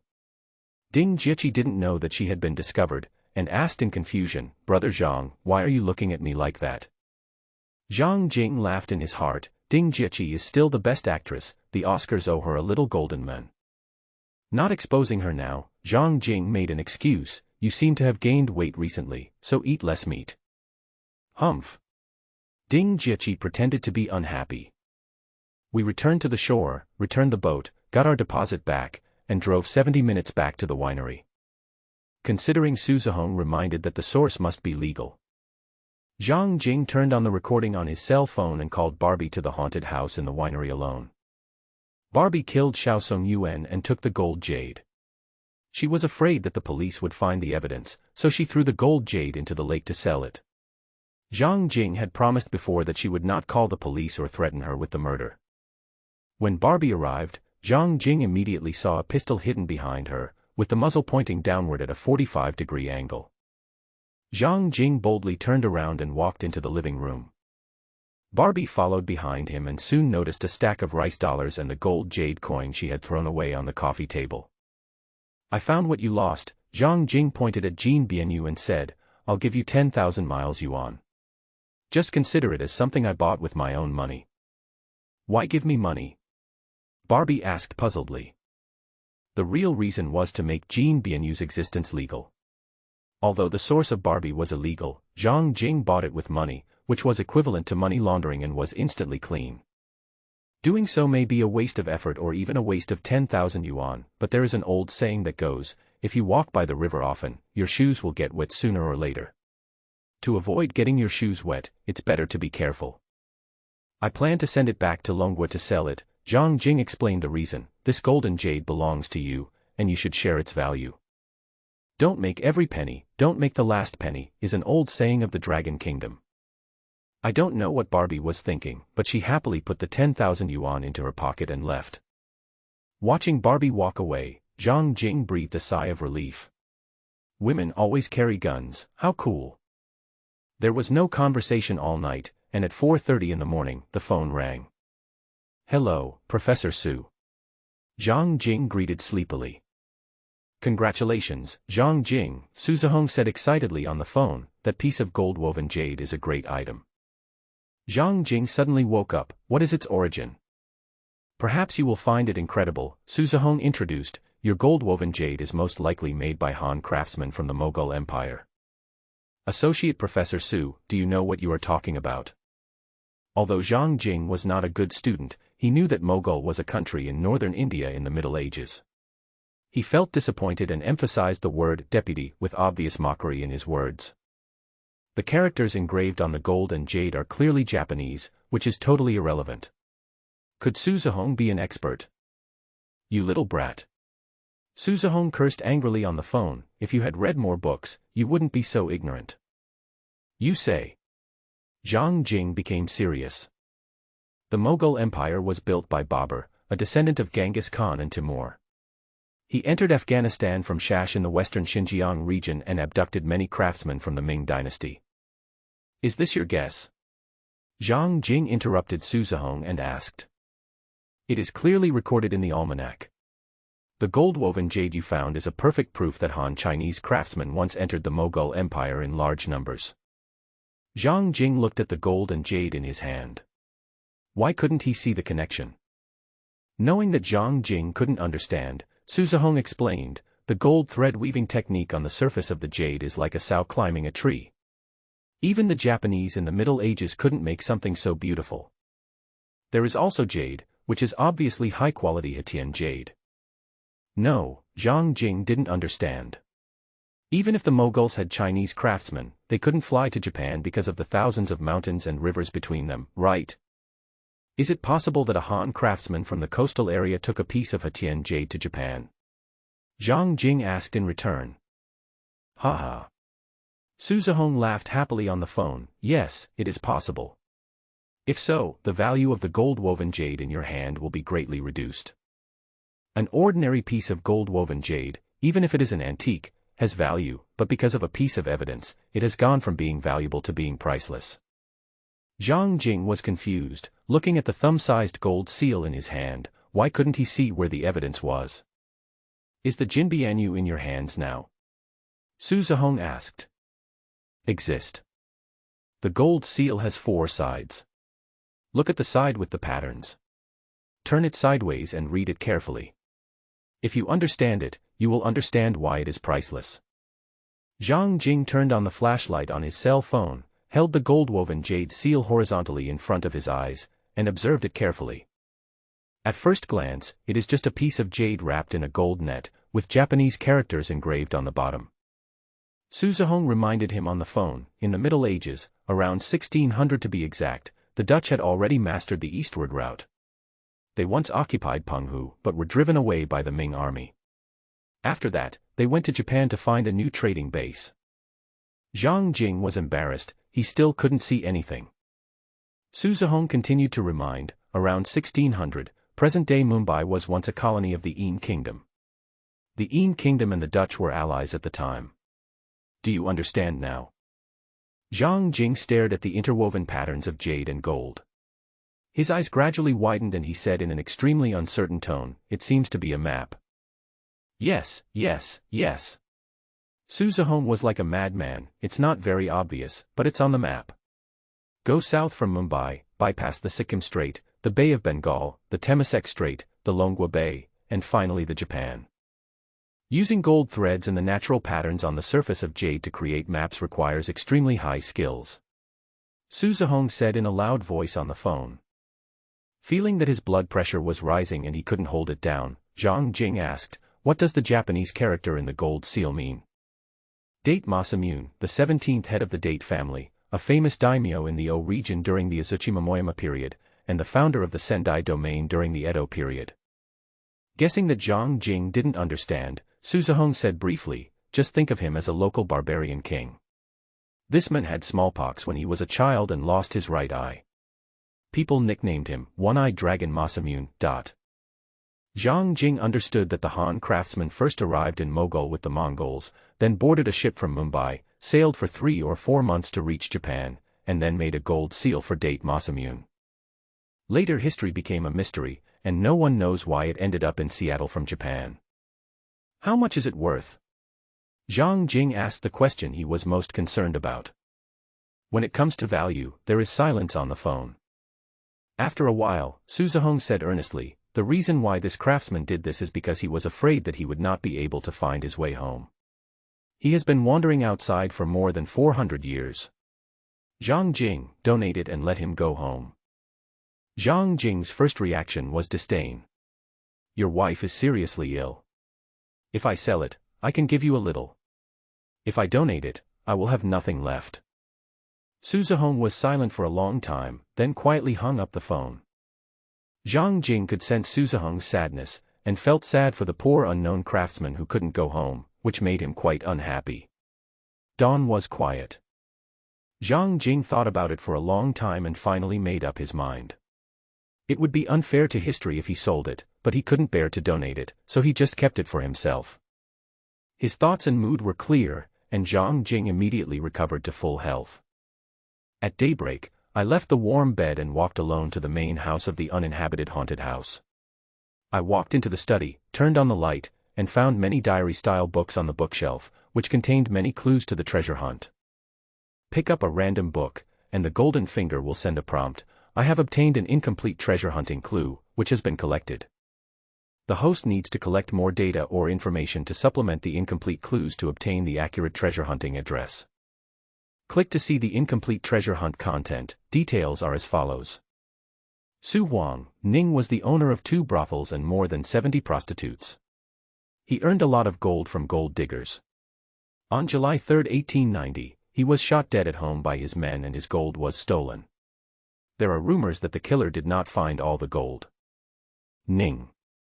Zhang Jing muttered to himself, could he be the grandfather of the yellow-haired old boy? He also started out as a brothel owner. The clues provide names and times, and the next step is to find Ning's residence more than 100 years ago. Not planning to change the mission, Zhang Jing listed the task of finding Ning's gold as the next treasure hunt task. After all, gold is always lovely and it's hard for anyone to hate it. The haunted house was unlucky, so Zhang Jing didn't stay for long. He went outside and met Ruth. She was wearing a white top, a black ribbon around her waist, and linen trousers. Very sexy. Good morning, boss. Ruth greeted. Good morning, how did you sleep last night? The floor is hard. Bring your luggage over next week and you can have a dorm room. Near the vineyard, there is a long row of houses, half of which are warehouses and the other half are 6 rows of dormitories, each with 1 bedroom, 1 living room, 1 kitchen, and 1 bathroom. Although simple, it has everything you need. Ruth looked happy. Thank you, boss. I will clean it up in advance. Considering the last time they found the commemorative coin, in the African American community, Zhang Jing was treasure hunting in the attic, and Ruth fought off 2 thugs on the first floor, showing her strong ability. Zhang Jing was trying to find out, so he asked Ruth, have you heard of Ning? He owned 2 brothels and had more than 70 prostitutes working for him. He made a lot of gold from gold diggers. On July 3, 1890, he was shot dead at home by his men, and his gold was stolen. Zhang Jing promised, if you can find out where this person lives, where he was shot, I will help you pay off your 20,000 yuan credit card debt. Ruth wanted to say she didn't know, but when she heard that Zhang Jing could help her pay off her debts, she swallowed her words back. I will definitely find it. Ruth raised her right hand, firm in her belief and high in her fighting spirit. Please give me some time, I will definitely find out where Ning lived when he was shot. Zhang Jing smiled, be careful. After quitting her chores, Ruth left the winery and immediately went to look for Ning. Although it is modern times, a long time has passed. The only way to find clues is to ask around, ask the elderly, and keep asking. There is a threshold for asking around. Zhang Jing was rejected because of his skin color. Some rednecks have bad tempers and are weird. You never know what kind of psychopath you will encounter. Ruth was the perfect choice. In the afternoon, Zhang Jing sent Ding Jieqi and Chu Shaoqing back to the city. They had to go to school the next day, and because the apartment was a haunted house, they temporarily stayed in a hotel near the school. Pretending not to know that Ding Jieqi was role-playing, Zhang Jing handed her 1,000 yuan before leaving. The hotel is not cheap, take it and use it. Brother Zhang, I have money I need, so I don't need to borrow from you for the time being. Ding Jieqi refused. The hotel room costs 300 yuan a night. How long can the money you have last? Ding Jieqi was speechless. She played a character who lived on 1,200 renminbi a month. The room rate of 300 renminbi a night was equivalent to her living expenses in Xinjiang for 40 to 50 days. Chu Shaoqing was trying to hold back her laughter, and Ding Kejiajia suffered the consequences of her own actions, but she couldn't say anything. Take it. Zhang Jing urged. Ding Jieqi took the money and said, I will definitely return it to you. Zhang Jing deliberately raised his watch and said in a nonchalant tone, got it, go upstairs, see you next time.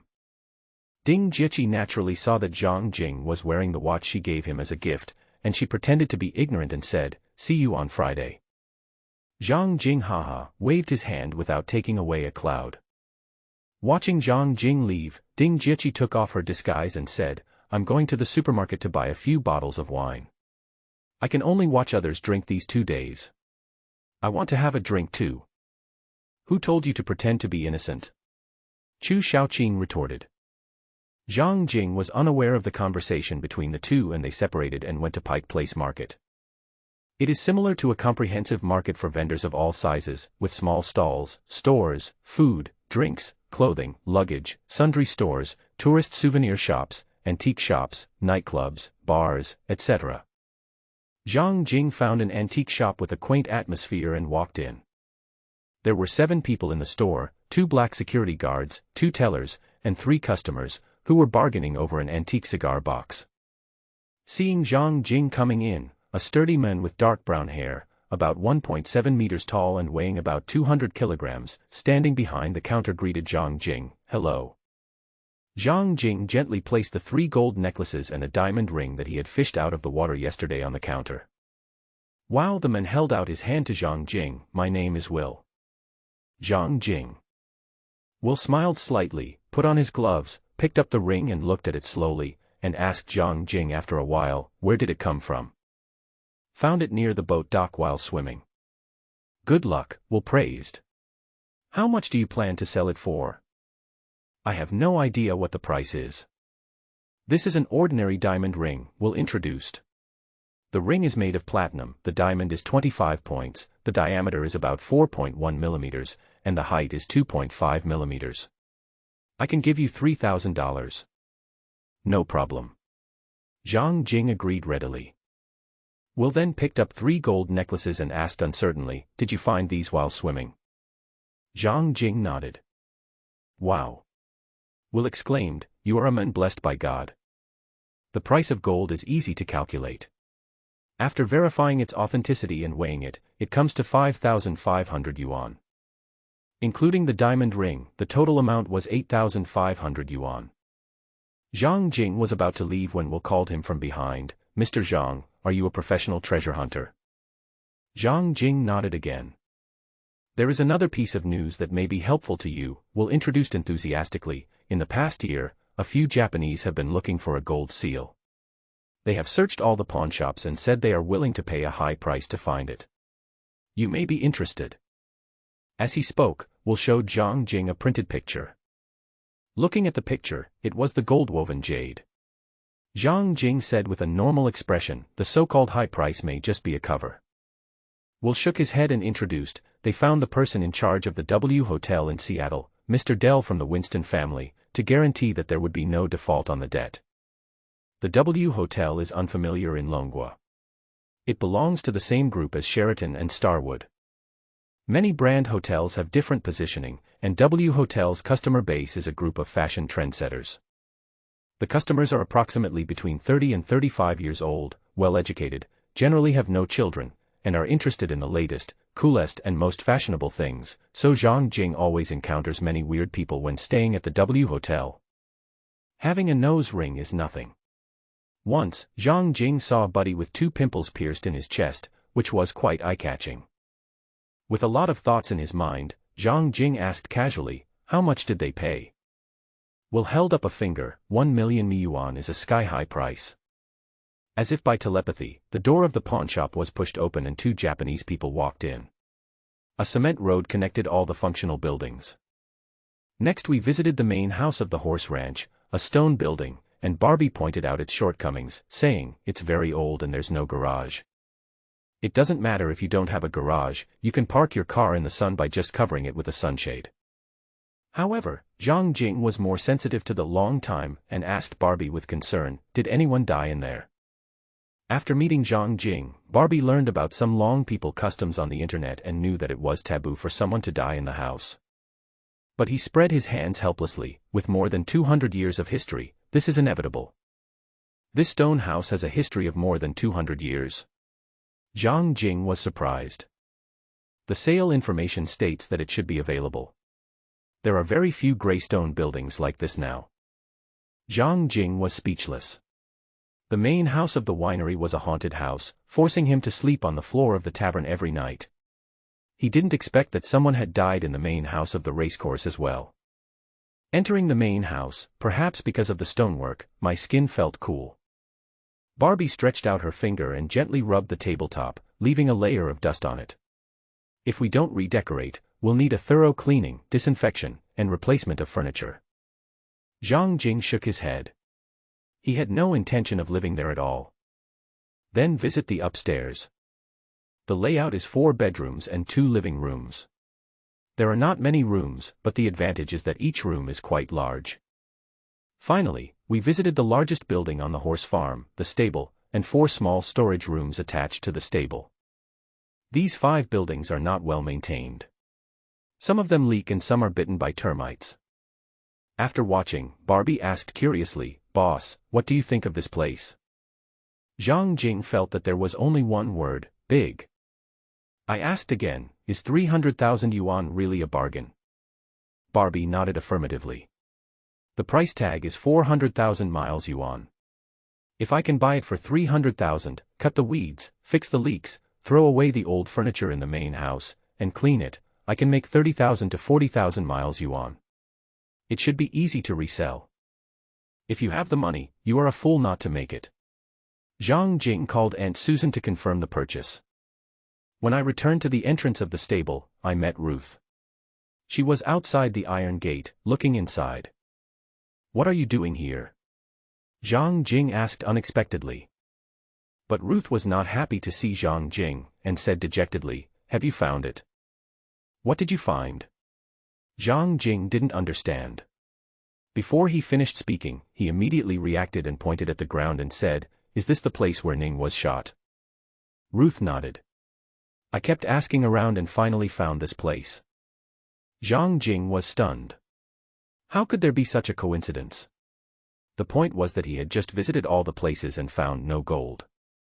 At this time, the treasure hunting system pops up many prompts. The host found Ningsheng and went there. Unfortunately, there is no gold here. The host has completed 3 collections of clues and the treasure hunting system has begun to upgrade. The upgrade is complete. Added new treasure hunting rewards. 1. The metal detection range is increased to 5 meters. 2. A Chinese rural dog with a special opportunity. 3. A good horse expert, help the host find 3 potential racing horses hidden among the crowds of horses. The next upgrade will complete 6 clue supplements. Zhang Jing felt comfortable. Not having gold was nothing. The 3 rewards were very generous. When he was distracted, the reward came. A puppy appeared out of nowhere, crawled onto Zhang Jing's feet and squeaking. I picked up the khaki puppy. It was a very cute puppy, probably less than a month old. This place has been vacant for more than half a year. Where did the puppy come from? Barbie was curious. It's fate that we met, Zhang Jing said. I will be responsible for raising this puppy. The boss was very loving, so Barbie naturally had no objection. There are stables, training grounds, and horse breeding equipment here. It would be a shame to leave them vacant, Zhang Jing decided. Find someone to renovate this place. I'm going to raise horses, racing horses. Barbie reacted a bit too much and gave a blunt reminder, excuse me, but it's very expensive to keep a racehorse. You might go bankrupt. I have decided to recruit veterinarians, nutritionists, riders, and trainers online. Barbie wanted to struggle again, but Zhang Jing stopped her with his eyes. Mr. Zhang, Ruth said shyly, I'm a veterinarian. Although I haven't got my medical license yet, I'll have no problem getting one next year. Zhang Jing looked at Ruth and said, I have no objection. I hope you won't kill my horse. My salary will remain the same. No problem, Ruth agreed readily. I will graduate from college as soon as possible and come to work full-time. Barbie has accepted the reality. She took a deep breath and said, Boss, give the horse farm a name that will catch your attention. Will we get beaten if we call ourselves Champion Horse Farm? Zhang Jing asked Barbie. Barbie was speechless. In the next few days, Barbie completed the purchase procedures for the horse farm and registered a new company, Whitefish Town Champion Horse Farm. We also received more than 10 online resumes. Zhang Jing was really hurt because all the horse trainers and jockeys who submitted their resumes were newbies with no experience. Unlike a winery where the interior can be left undone, a horse farm cannot, because there will be 3 good horses involved, so good trainers and jockeys are necessary. But good horse trainers and good jockeys are a two-way choice for the racecourse. Their income has little to do with weekly salary, and they get paid on commission. According to industry rules, horse trainers take 10% of the race prize money and jockeys take 5%. If the horse is traded, the trainer can also take 10%. Therefore, there are simply no good horse trainers or jockeys willing to work for the newly established championship horse farms. Because of the 3 opportunities of bull recognizing horses, Zhang Jing must find a good horse trainer and jockey to be worthy of the good horse. The good news is that there is still a lot of time. After all, we haven't even bought the horse yet. On Friday evening, Ding Jiqi and Chu Shaoqing came to the winery again and happened to meet Zhang Jing going out. The 2 cars met at the door. Looking at Zhang Jing, who was wearing a suit, had shiny hair and looked handsome, Ding Jiqi's eyes sparkled and she exclaimed in her heart that he was so handsome. Brother Zhang, where are you going? Manor 1032, Wenli sent an invitation on Tuesday to attend the party she is hosting tonight. Is that so? Ding Jiqi was reserved for less than a second before asking, I didn't bring a dress with me. I'm passing by the downtown area of Isar Pavilion to buy one. Is it in time? The invitation doesn't ask for a female companion. Zhang Jing refused without thinking, I'll be back soon. Feeling unhappy, Ding Jiqi didn't want to leave a bad impression on Zhang Jing, so she smiled like a spring breeze and said, then I'll wait for you to come back. Watching Zhang Jing drive away in the pickup truck, Chu Shaoqing stood up for her friend, I bet he won't come back tonight. He will definitely find a girl at the party and have sex with her until dawn. Unexpectedly, as soon as Chu Shaoqing finished speaking, Zhang Jing backed the car up. Ding Jiqi's heart was pounding and her eyes were full of anticipation. Zhang Jing did not disappoint her and invited her, let's go together.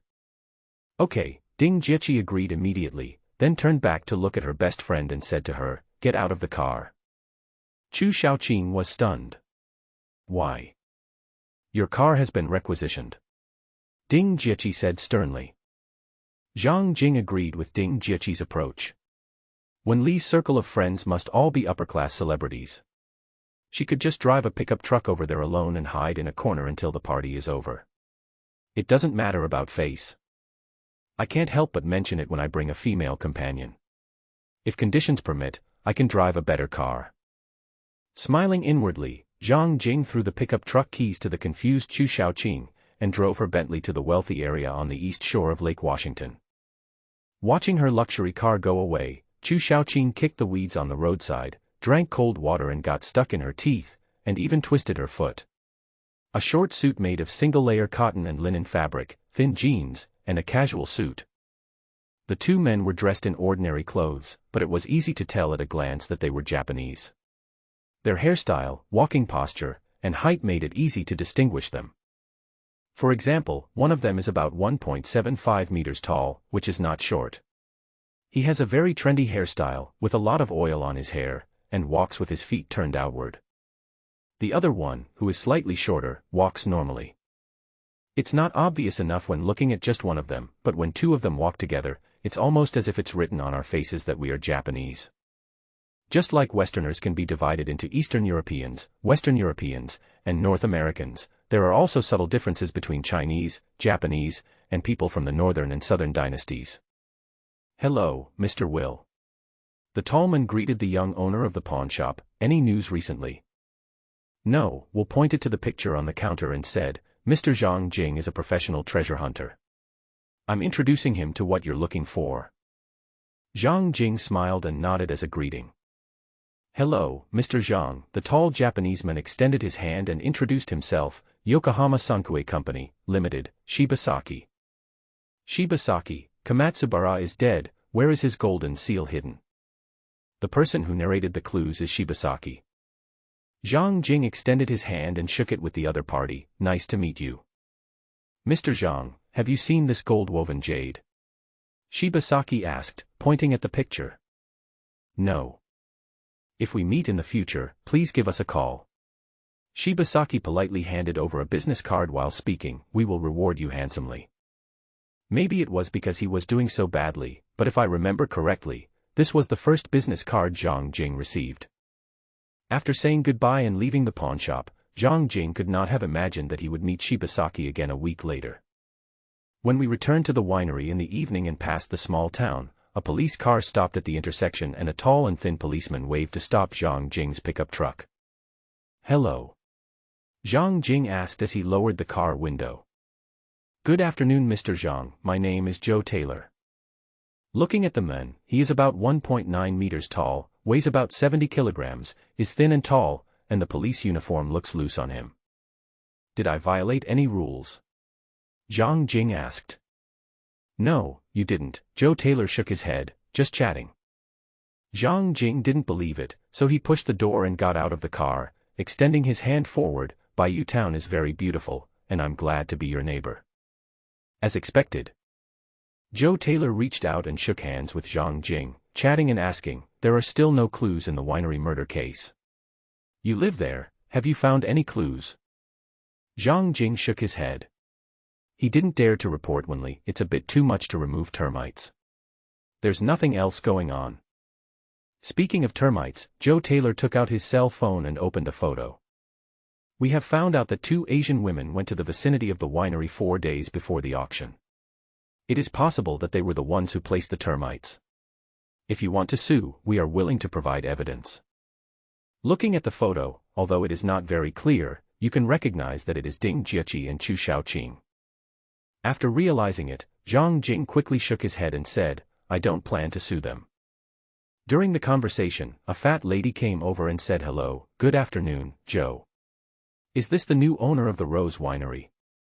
"Hello ma'am," Zhang Jing greeted, "My name is Zhang Jing." "Hello, my name is Susan and I run a gun store." The name Susan is widely used and has a beautiful meaning. It represents admiration and bravery, and gives people the impression of being energetic and talented.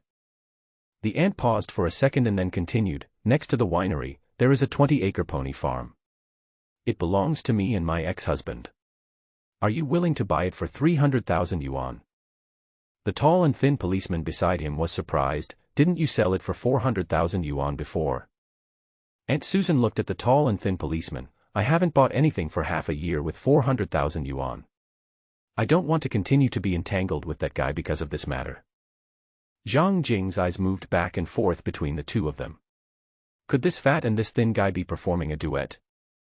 Zhang Jing agreed to go and see the house, and left with the key given by Aunt Susan. I returned to the winery and found Barbie to ask, "There's a 20-acre pony farm next door to the east. Is 300,000 expensive?" "It's not expensive," Barbie said professionally. "If the building is well preserved, I can probably make a small profit by reselling it. It's a bargain." Zhang Jing didn't believe Aunt Susan and the tall and thin policeman, but he believed Barbie and decided to go and see. Crossing the border from the inside and climbing over the barbed wire wall, Zhang Jing and Barbie entered the pony farm on the east side of the winery. When he was squatting and passing through the barbed wire, he saw with his naked eyes that Barbie was always carrying a gun, so he deliberately asked, "Miss Barbie, you are not going to kill me to silence me, are you?" "I did have this thought before," Barbie said frankly. Zhang Jing could understand that Barbie was guilty of a murder, yet he still dug up the evidence of her crime. Changing the subject, Zhang Jing asked, "The population of Bayou Town is only over 200, and the location is remote, so why are the housing prices so expensive?" "It's only 50 kilometers to Seattle," Barbie introduced nonchalantly. "Washington state has a population of about 6.7 million, of which about 4.8 million live in the Seattle, Bellevue, and Tukwila metropolitan areas. Issaquah, 20 kilometers away, is the fourth most populous city in Washington state, but has a population of only 30,000. 30 kilometers further east is the small town of Whitefish, which has a population of more than 200 people, which is not a small number." Zhang Jing was speechless. He couldn't understand why there were so few people. During the rest of the visit, Zhang Jing liked it more and more and thought that the 300,000 yuan was well worth it. The family-run horse farm covers an area of 20 acres, backed by a mountain on the north side. Part of the area includes a hillside, and there is a stream with a good flow running under the hillside. In addition, there are 3 single-story commercial offices at the entrance, a 300-square-meter stable that can accommodate 20 horses, 2 residential buildings, 4 small storage rooms, and a 5-acre flat racecourse. Walking to the south entrance of the horse ranch, Barbie held a cell phone with information about houses for sale. Pointing to a row of houses, he introduced, "This house is the best. It has 6 suites, each with a bedroom, a small living room, a bathroom, and a kitchen." "Is it also staff housing?" Zhang Jing asked tentatively. "Horse breeding requires jockeys, trainers, veterinarians, nutritionists, agents, and so on." Walking up, Barbie opened the door of one of the rooms. It has wooden floors, white walls, bright windows, and heating. It looks much more comfortable than the W Hotel. 2 styles, Barbie chatted. W Hotel is fashionable, and this place is garden style. Pregnant women will definitely be very happy living here. Zhang Jing smiled. Although Barbie never said anything, she never forgot about her special industry in her heart. Leaving the staff apartment, there is a flat area of about 200 square meters behind, with a barbecue grill and a basketball hoop. Further back is Happy Valley, a 30-acre horse farm, which is large enough for horses to run. However, because no one has taken care of it for a long time, many places are overgrown with weeds. On the other side of the horse farm is a stable and a stone building, which looks very rural. 20 kilometers to Iser Court. Zhang Jing accompanied Ding Jieqi into a women's dress shop. After all, she is 1.7 meters tall, weighs about 110 kilograms, has a chest circumference of about C+, has fair skin, and a little flesh on her face. With this kind of figure, she looks good in anything. Ding Jieqi picked out a white dress that was not so eye-catching but quite exquisite, and matched it with a pair of crystal high heels. When she walked out of the dressing room, Zhang Jing's heart almost jumped out of his chest. It was so beautiful, pure, and clean. Zhang Jing's heart was beating wildly. He praised, "It's very beautiful, very perfect." Even the owner of the clothing store was surprised and exclaimed that the dress seemed to be tailor-made for Ding Jieqi. Ding Jieqi had a light blush on her face and turned around, also enjoying it. "The clothes are good, but the price is not cheap, 900 yuan, the crystal high heels are 300 yuan, and the whole set is 1,200 yuan. There is still about 4.6 million Hong Kong dollars in my Hong Kong bank card, so I don't feel bad about spending money." Back in the car, Zhang Jing's racing heart calmed down a little. He concentrated on driving and arrived at the estate at 1032 84th Avenue in half an hour. After confirming the invitation, the black iron gate of the manor was retracted into the walls on both sides, and Zhang Jing drove into the manor. Follow the internal road to the entrance of the manor's main villa, where many luxury cars are parked. It is a little surprising. Luxury cars are luxury cars, but there are not many young luxury cars like Bentley coupes. Instead, there are mainly luxury nanny cars and high-end business sedans. This shows that people who attend parties are generally not young. This is indeed the case. The customers come to the store at about the same time. Most of them are middle-aged and elderly people, all of them with extraordinary manners and exquisite clothes. Wenli was receiving guests at the entrance of the villa. She looked kind and gentle as she smiled and said to an old white man, "Good evening, Mr. Gavin. Welcome to my humble home." "Good evening, Mrs. Su. It's my honor to receive your invitation to the party. This is my grandson Gowers." Wenli looked at the young man next to Gavin and praised him, "Very handsome guy, where do you work?" Zhang Jing and Ding Jiechi were standing right behind Gowers, who looked polite and had an extraordinary temperament. "I'm also studying for a master's degree in finance at the University of California." "You have a bright future," Wenli praised. Zhang Jing didn't know what a master's degree in finance from the University of California meant. The young man was very confident and looked very capable. After a few simple words, it was Zhang Jing and Ding Jiechi's turn. "Good evening," Zhang Jing greeted. "I received the invitation and read it carefully several times. I thought it was a printing error." "That's right," Wenli confirmed, "I wrote your invitation myself." Zhang Jing bowed slightly. "It wouldn't be wrong to be a little sweet, it's my honor." Wenli looked at Ding Jiechi and praised sincerely, "What a beautiful girl." "Good evening, Grandma Wen." Ding Jiechi looked well-behaved, had a nice voice and a sweet mouth. "Good evening," Wenli seemed to be in a good mood. Zhang Jing loves to eat delicious food. "I have prepared a lot of delicious food. Please enjoy it." After just 2 words, I followed the waiter's lead into the huge living room. The furniture layout in the room was changed for the party, making it look more spacious. It was a buffet party, with 3 long tables on 3 sides, covered with white tablecloths and filled with plenty of sumptuous food and fine wine. There were also some waiters who were dressed in formal attire and held trays with fragrant and delicious champagne. "Brother Zhang," Ding Jiechi whispered softly, asking uncertainly, "Why do I feel like the old lady treats you differently?" Because of the 2 commissions, the work was completed smoothly. Ding Jiechi did not ask further questions, and glanced at the many guests. They are probably all upper-class celebrities in Seattle. It's a pity that we don't know them. "No matter whether it's the upper or lower level," Zhang Jing said calmly, "since I'm here, I have to make up for the cost of fuel." Ding Jiechi smiled. She liked Zhang Jing's optimism. She looked at the food prepared for the party. "It doesn't matter if you don't look at it, but you will be shocked when you see it: crystal clear and full-grain caviar, wine-flavored foie gras, and marbled steak. These 3 items are the best. In comparison, king crab and Australian lobster seem a bit weak. There are also various Chinese dishes, mainly southern dim sum, each of which is exquisite. Western food includes pizza and various fruit pies. The food is good and the drinks are even better, including Princess Louise champagne, noble rot wine from Chateau Johann, Chivas Regal whiskey, and so on. The summary is, food is like hills and champagne is like rivers. Brother Zhang, these foods and drinks are very expensive. To take out so much to entertain guests, the old lady's wealth and power may be beyond imagination." Zhang Jing is no longer surprised. He killed so many people and yet he could still happily hold a party. How could his energy be bad? Soon, all the guests arrived.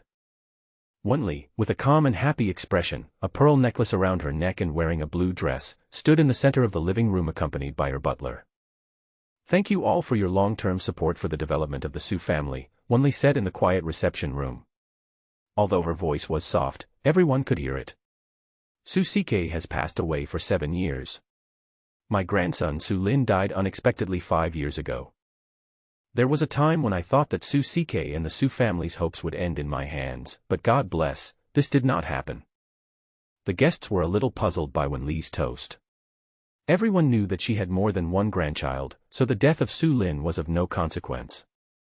What's more, the Su family has deep roots and prosperous leaves, so how could hope be cut off? There are also smart people who understand that Wenli has other intentions and this judgment is not the same as that one. Wenli was in a good mood. She took the champagne handed over by the butler and said cheerfully, "Please enjoy the food and wine." When Zhang Jing first arrived, he only knew that Wenli was not easy to mess with, and he didn't know the situation of the Su family. He felt that they were very powerful. As Wenli finished her toast, the scene became lively, with people toasting each other, chatting with each other, and taking the opportunity to get to know the people they wanted to meet. Then a band of 7 or 8 people came in carrying various musical instruments, sat in the corner, and soothing music started playing. People were dancing tango in the middle of the venue. "Brother Zhang, can you dance?" Ding Jieqi asked expectantly. "Won't. I'll teach you." Zhang Jing agreed without hesitation. Ding Jieqi was too attractive tonight. If he didn't dance with her, he was worried that she would be snatched away by someone else. At the edge of the dance floor, Zhang Jing looked into Ding Jieqi's eyes and gently placed his right hand on the back of her waist, without hugging her, but just gently pressing against her. The left hand holds Ding Jieqi's. As the music started, he first walked slowly, jumping up and down every 3 steps and looking back twice. It was certain that there would be fighting under the legs, but fortunately there were examples nearby, and Zhang Jing made rapid progress. When the song ended, Zhang Jing was reluctant to let go of Ding Jieqi's soft body. At this time, the tall, handsome and rich man named Gao Si came over and extended his hand to Ding Jieqi. "Hello, beautiful lady, can I ask you to dance with me?" Zhang Jing's heart skipped a beat. His first feeling was as if his heart had been stolen. He subconsciously objected, "No." Goers looked at Ding Jieqi and waited for an answer. Ding Jieqi held Zhang Jing's arm and shook her head to reject the stranger, "No." Having not achieved the desired result, Gowers left. The music faded. Wenli came over and praised Zhang Jing, "Your female companion is the most beautiful pearl at the party tonight. What's wrong with dancing?" Zhang Jing has never been generous, let alone with a female companion. She shook her head and firmly refuted, "I love gold, money, and Ding Jieqi. I will never share, not even a penny." Ding Jieqi's heart trembled at the side. She didn't expect Zhang Jing to say such straightforward words as, "I love Ding Jieqi." His possessiveness was particularly strong. Wenli looks kind, but her words are cold. Extreme strength will break, extreme wisdom will hurt, extreme strength will be humiliated, and deep love will not last long. If a person is too rigid, he is likely to suffer setbacks. If he is too smart, he is likely to be hurt. If he is too outstanding, he is likely to be humiliated, and if he is too deeply in love, the relationship is generally not likely to last long. The content of this sentence is very broad, and the most direct meaning is that I am not optimistic about the long-term success of Zhang Jing and Ding Jieqi. Zhang Jing felt nothing, but Ding Jieqi seemed to have taken it to heart. The party lasted until 10 o'clock in the evening, and the car was quiet on the way back. After a long while, Ding Jieqi broke the silence and asked in a slightly complaining tone, "Brother Zhang, why am I ranked behind money?" Zhang Jing recalled what he said, "I love gold, love money, love Ding Jieqi." "Don't take it seriously," Zhang Jing looked ahead and said calmly, "I only love money, and I'll just lie down later." Fearing that Ding Jieqi would ask more questions, Zhang Jing took the initiative to change the subject. "Why did you and Chu Shaoqing plant termites in the winery?" Ding Jieqi sniffed, "In order for someone to successfully bid for the winery, I was bitten by termites more than 10 times, and each bite left a bruise." Zhang Jing felt mixed emotions. He was afraid of meeting a second bad woman, and he was also afraid that Ding Jieqi, this good cabbage, would be taken away by someone else. In this case, we can only drag it on. Having made up his mind, Zhang Jing could only change the subject again. "Next to the winery is a 20-acre pony farm. I have already bought it and plan to raise racehorses." Ding Jieqi's attention was drawn to him, and he became alert in a second. "Brother Zhang, watching horses and racing horses are 2 different things. Raising racehorses is a very professional thing. Who gave you the advice?" "No one, it's something I have to do on my own." Knowing Zhang Jing well, Ding Jieqi quickly accepted Yang Meikang and said, "Brother Zhang, I support you, but this is a matter that costs money and technology. If it fails after a year, just give up and treat it as a hurdle in life." "Why 1 year?" Zhang Jing asked in confusion. The second time, Ding Jieqi realized the difference between traditional wealthy families and nouveau riche families, explaining, "A pony can participate in the 1,200-meter sprint after 14 months. It seems like common sense," Zhang Jing said self-deprecatingly. "I didn't know anything about it, but I just jumped in." Ding Jieqi was smart enough not to criticize Zhang Jing directly, but asked indirectly, "Was it her idea for Barbie to work under you?" "No, she has been suggesting that I start a business of helping human reproduction." "Okay," Ding Jieqi supported, "since you've decided to enter the horse racing industry, you must go all out." "I will." The next day, Saturday, is at the Jotan race course in Issaquah. This is a ranch-type horse farm covering an area of more than 500 acres, with a professional track and multiple racecourses. Ding Jieqi, Chu Shaoqing, and Zhang Jing came to buy horses, while other buyers were commenting on the running horses beside the track. The price of an ordinary horse is slightly lower than that of a beef cattle, no more than 1,000 yuan. Ding Jieqi introduced that only racehorses, pedigree horses, or horses whose parents or grandparents have achieved good results, will be more expensive. Looking at the handsome horses running in the race, they are indeed very different. They are handsome, muscular, have long and powerful limbs, and have a large stride. Another characteristic is that knights are generally thin. Regarding the price, Ding Jieqi said, "For racehorses, the more medals the parents have won, the more expensive they are. If the parents, grandparents have all won big prizes, the price is almost unlimited, such as 3 million yuan." Zhang Jing's heart was pounding. He only had about 3 million yuan to use. "Don't worry," Ding Jieqi comforted, "the horses here are not too expensive, and the foals are even cheaper." "How do you know so much?" Zhang Jing asked curiously. "I once went to Hong Kong with Chu Shaoqing to learn dressage, the kind that can compete in the Olympic Games. Because I had no talent, I only learned a little bit in a year. Although I gave up later, I still love horses very much." "Very impressive," Zhang Jing praised. Ding Jieqi raised her snow-white neck proudly. "Good morning, sir and ma'am. My name is Malcolm, and I'm an employee of the Jotan stables." A middle-aged African-American with thick lips walked over and introduced himself, pointing at the running horses and asking, "Do you like any of them?" "No," Zhang Jing demanded, "we want to see more, including mares, ponies and regular racehorses. Please follow me." Malcolm invited sideways. There was a 6-seater electric scooter next to them. Malcolm sat in the driver's seat, and Zhang Jing, Ding Jieqi, and Chu Shaoqing sat in the back seat. They drove along the straight road between the two independent racecourses towards the stables. After driving for about 1,000 meters, there are two independent small fences, each about 20 meters in diameter. Malcolm pointed to the horses tied to the fence and said, "There are 17 mares here. They are being sold. The left fence is $30,000 per horse, and the right fence is $45,000 per horse." It's a very casual way of selling. If it's a good horse, the seller will definitely brag about it. "These mares basically have shortcomings," Ding Jieqi said in Mandarin. "Most of them are over 20 years old and have passed their best reproductive period. Some are of average appearance, and some are even injured or sick. The advantage is that these are racehorses, of course they are of normal pedigree, so the sellers won't suffer any loss."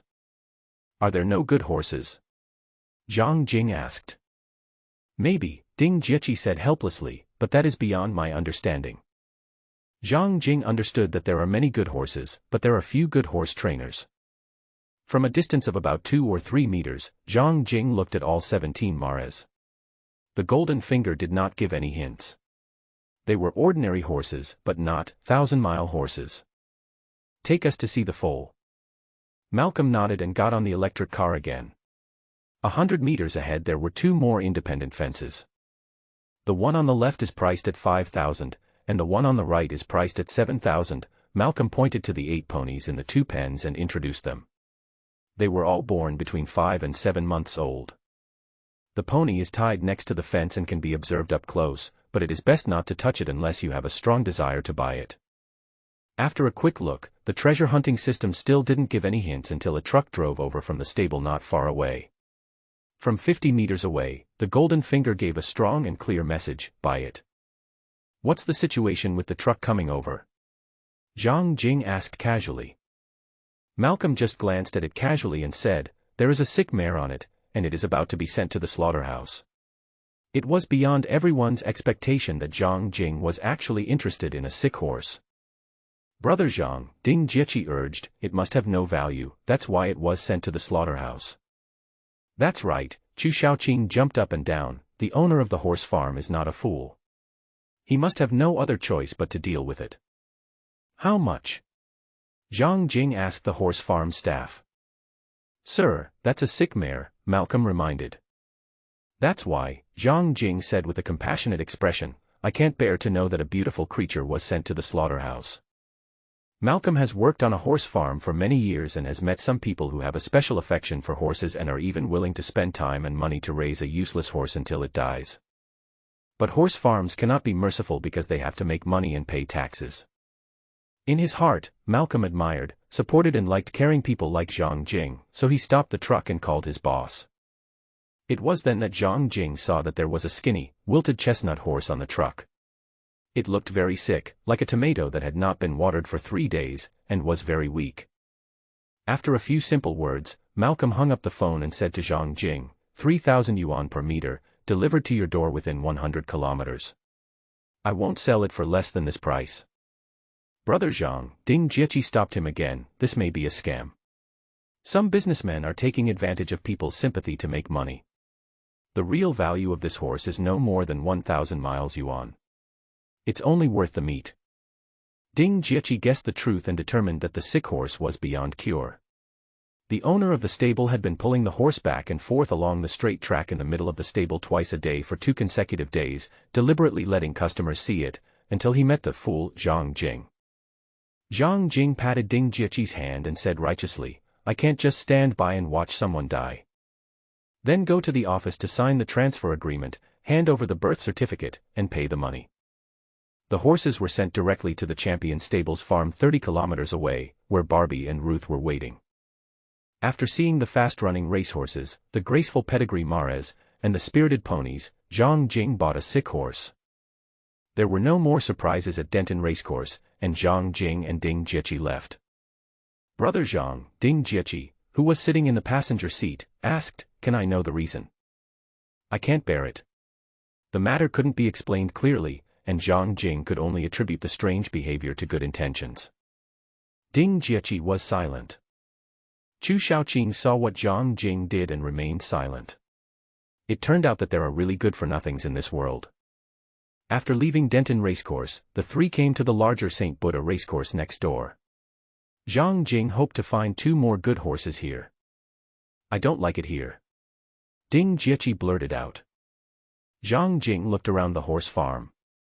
The main road inside was lined with lush green land, and his nostrils were filled with the fragrance of soil and grass. His first impression was not bad. Occasionally, a night passed by, and tourists came and went. It turned out that a parent-child horseback riding activity was being held here today, and there were many tourists. Zhang Jing consoled him, we'll just take a quick look around and leave soon. Ding Jieqi hummed softly. Is it difficult to keep a racecourse running? Zhang Jing asked Ding Jieqi while walking on the road inside the racecourse. Perhaps it is Denton Racecourse. It should be much easier here. The owner of the racecourse is relatively wealthy. Have you ever been to the Xingfu horse farm before? Zhang Jing asked Ding Jieqi. No, Ding Jieqi denied, this is my first time here. The next second, a sarcastic voice came from behind, an old friend is coming, why didn't you tell me in advance, what are you afraid of? Following Ding Jieqi's angry gaze, I looked back and saw a tall woman with blonde hair standing 5 meters away. Just now it was just a back view. Aegis saw that it was Zhang Jing. She was flustered for a second and greeted him, Good morning, Mr. Zhang. Compared to mocking Ding Jieqi, Aegis and Zhang Jing spoke in a much more friendly manner. Do you know me? Zhang Jing asked curiously. Yes, my grandmother is a friend of Madame Su. I know your name from her. I have also seen you in and out of manor 1032 many times. Do you know Ding Jieqi? I know him. Aegis agreed straightforwardly. Zhang Jing and Ding Jieqi were standing very close to each other, so Aegis naturally thought that they were a couple. She felt very unhappy and said with the goal of breaking them up, "We have known each other for 10 years and have been classmates for 4 years. In the meantime, we have fought 5 times. Fight." Zhang Jing looked at the fair girl beside him with a little chubby face, a good temperament and a lovely girl in surprise. It was hard to imagine. Ding Jieqi protested, "Brother Zhang, don't listen to her nonsense. She was the one who started bullying Xiaoqing first, so I fought with her." Aegis nodded without making excuses, and continued, "Did Mr. Zhang know that you smoked and drank alcohol while you were studying in Xiangjiang?" Zhang Jing was stunned. Ding Jieqi looked like a good kid and you couldn't tell at all. "Brother Zhang," Ding Jieqi said with an aggrieved expression, "I was just young and ignorant. Everyone makes mistakes sometimes. Besides, I only smoked 7 or 8 packs of cigarettes and drank more than 20 bottles of wine." The word "that's all" is well used. However, Zhang Jing wouldn't mind. Ding Jieqi is more real and cute like this. Who doesn't have puberty? Zhang Jing gently patted Ding Jieqi's shoulder to indicate that it was okay, and looked at Aegis and said, "We plan to go check on the horses, and that's it." "Brother Zhang," Ding Jieqi reminded, "Grandma Aegis is the owner of the St. Buddha horse farm." Aegis's eyes moved back and forth between Zhang Jing and Ding Jieqi, and she smiled slightly and said, "I'll take you to see the horses." Zhang Jing couldn't refuse the kind offer, so he accepted it. Aegis was wearing high heels, straight beige trousers, a white wrinkled long-sleeve top, and smooth blonde hair. She looked quite ladylike. "Do you need a colt, a mare, or a professional racehorse? Will it cause you trouble if I read it all?" Zhang Jing asked. "No," Aegis looked at Ding Jieqi provocatively, "it's my honor to accompany Mr. Zhang to see the horses." The so-called honor is still related to Wenli. To avoid further misunderstanding, Zhang Jing explained, "Ms. Aegis, I have nothing to do with the owner of 1032 84th Avenue. I was in and out frequently before because of work." "Is that really the case?" "It's true." Looking into Zhang Jing's eyes and confirming that it was true, the warm smile on Aegis's face disappeared. "Then you guys take your time to read it. I have other things to do. Bye." "She is like this," Ding Jieqi introduced after watching Aegis leave, "a super pragmatist. If you have money and power, she will come up to you and become your friend. If you have no money and no power, you will be discarded like a piece of trash, just like the current situation." Zhang Jing, haha, it's a pity that Aegis didn't go to perform the drama of changing her face. After finding a random employee of the horse farm, Zhang Jing and Ding Jieqi continued to watch the horses.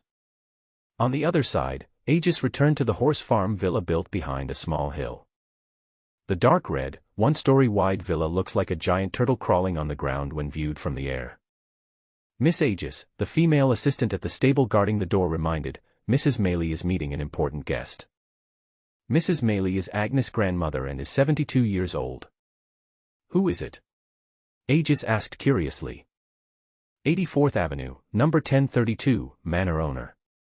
Aegis took a deep breath, straightened her clothes, looked at the female assistant and asked, "How is it? Is there anything inappropriate?" "Perfect," the assistant praised. "Relax." Aegis took a deep breath and walked steadily towards the living room. Passing through a 10-meter-long corridor lined with statues and art paintings, Aegis saw her grandmother and Winry, who were chatting and laughing. "Grandma." Aegis greeted her obediently. "Sister, Mrs. Meili, the owner of the horse farm, called Wenli sister and introduced her, this is my granddaughter Aegis.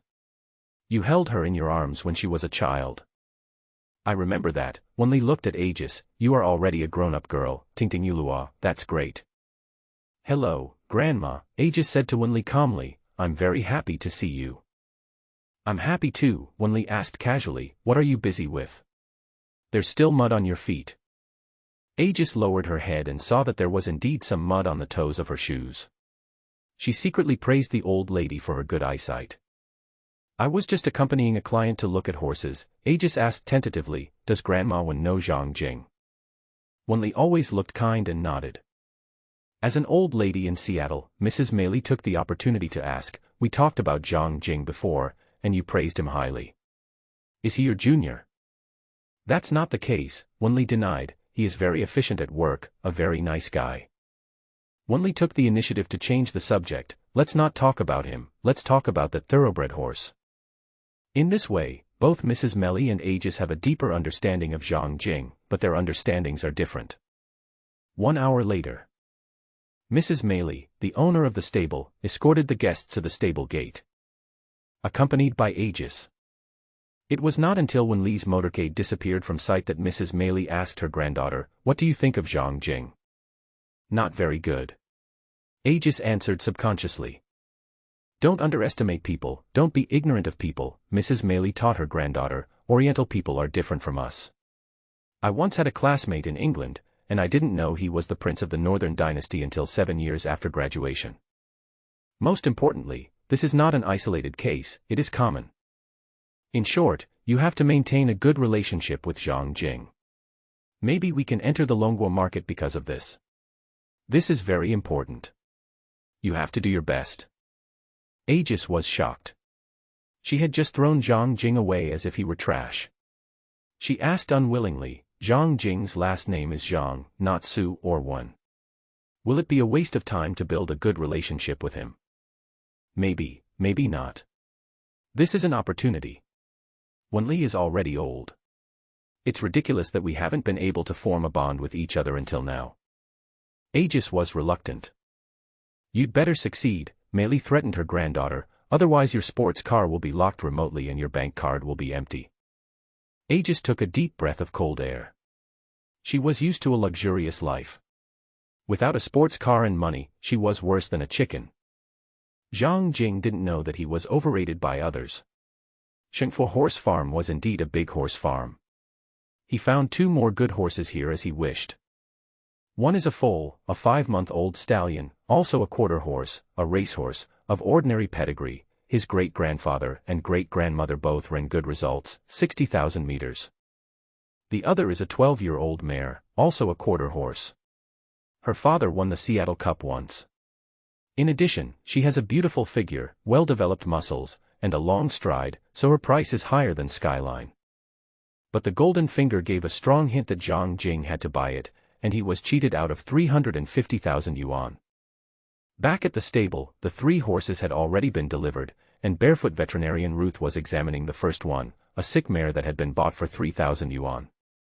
Check the teeth, take the temperature, listen to the heart and lungs, examine the anus, collect urine, draw blood, and find the cause of the disease. Boss, Ruth complained as she worked, if you have any common sense, you can't buy a sick horse. It might even infect the other 2 healthy horses. The 3 horses are temporarily separated for fear of infectious diseases. Zhang Jing didn't want to buy it either, for reasons he couldn't explain, so he told him, cure it. This is your first case, don't let him down. I need to buy some equipment, which will cost about 20,000 to 30,000 yuan, Ruth requested. The equipment can be reused. Since he has already entered the industry, he will have to buy it sooner or later. Zhang Jing happily transferred 50,000 yuan to Ruth. After receiving the transfer, Ruth asked uncertainly, Boss, why is it 50,000 miles yuan? Find Ning's house and pay off your credit card. Zhang Jing explained casually. After 3 or 4 seconds of silence, Ruth couldn't help but shed tears and sobbed, I thought you found it first, so there is no prize. Zhang Jing haha, he didn't want to pay either. The fact was that Ruth helped a lot. Without her confirming the location of Ning's residence, the Golden Finger would not prompt to end the task. Ding Jiaqi and Chu Shaoqing were beside her. Ruth boldly stepped forward and hugged Zhang Jing tightly, saying gratefully, Thank you, boss. I will definitely work hard. With a clear mind and fearing that she would be bullied in the future, Ruth hugged Ding Jiaqi again and tactfully called her Madam Boss. Wow. Ding Jiaqi's heart was moved. Zhang Jing refused to speak, and it was better for others to serve as a foil. Happy in her heart, With an unchanged expression, Ding Jiechi immediately took on the role of the boss lady and comforted Ruth. Pay off your credit cards, earn credits, and strive to graduate early. Come on. I can get a full year's worth of credits in just half a year, Ruth encouraged herself. I can do it. You need a receipt when you buy equipment, Chu Xiaoqing reminded sarcastically. You need to keep your public and private affairs separate. Ruth nodded emphatically. Zhang Jing haha, I didn't expect Chu Xiaoqing to be so thoughtful, and the timing of his reminder was also very good. Ding Jiechi was in a good mood and suggested, Brother Zhang, give them names. The louder the better, such as General, Boss, Lightning, Gale, Kung Fu, etc. Zhang Jing shook his head. For the first time, he felt that his values were different from Ding Jiechi's. Do you have any good ideas? Ding Jiechi asked unconvinced. Zhang Jing had an idea in mind, and he came up with a name. Scare me a lot, what the hell, half a pound of erguota, going out to pick up money, how about these names? Ding Jiechi was confused and said in a gloomy tone, Brother Zhang, you are not serious, are you? Zhang Jing described it enthusiastically. Just imagine, if we give these names, when the horses are racing, the broadcast will say. The winner is Scare Me. As expected, it's the much anticipated What the Hell. The one that's leading for now is Half a Caddy of Erguota. Chasing behind is Going Out to Pick Up Money. Ding Jiechi. Chu Xiaoqing. Ruth, the naming is put on hold as a guest has arrived at the entrance of the horse farm and specifically wants to see Zhang Jing and Barbie. A black Toyota Highlander stopped 5 meters away from the gate, and the 2 Japanese people who had just been seen last Saturday got out of the car. Hello Mr. Zhang, the handsome Shibasaki greeted. Hello, is there anything I can help you with? Zhang Jing asked. Shibasaki looked at Barbie and called her by her full name, Ms. Barbie Mallory, do you know Komatsubara? Komatsuhara is my client, who are you? Barbie asked tentatively with a lot of thoughts in her mind. We are not friends of Komatsubara, nor are we the police, but we need the gold-braided jade you took away. It's good that they're not the police. Barbie immediately became aggressive. I don't know what you're talking about. Ms. Barbie, Shibasaki said sarcastically, it's just an insignificant thing to you, but it's very important to some big shots. Hand it over to avoid disaster. I don't know what this is about. Ms. Barbie, don't force us to report your murder of Komatsubara to the police, Shibasaki threatened. Mr. Shibasaki, Zhang Jing interrupted, it's wrong to scare people. Don't talk nonsense without evidence. This is not Japan. You will be held responsible for defamation. Shibasaki looked at Zhang Jing and asked, what is the relationship between Mr. Zhang and Miss Barbie? She's my employee. Mr. Zhang, you may have a misunderstanding about Yokohama Sankei Company, Limited. We are a formal company and we are not involved in gangs, pornography, or guns. Zhang Jing twitched his lips. Was he threatened? Barbie pulled a revolver out of her pocket and aimed it at Shibasaki and the other men. Boss, kill them now, black or white, we have the final say. Taking a quick glance at Barbie, it's hard to believe that she is the mother of a 3-year-old child. She pulls out a gun when she disagrees with something. How cool. By the way, why are they all revolvers? Aren't magazine-fed pistols more stylish?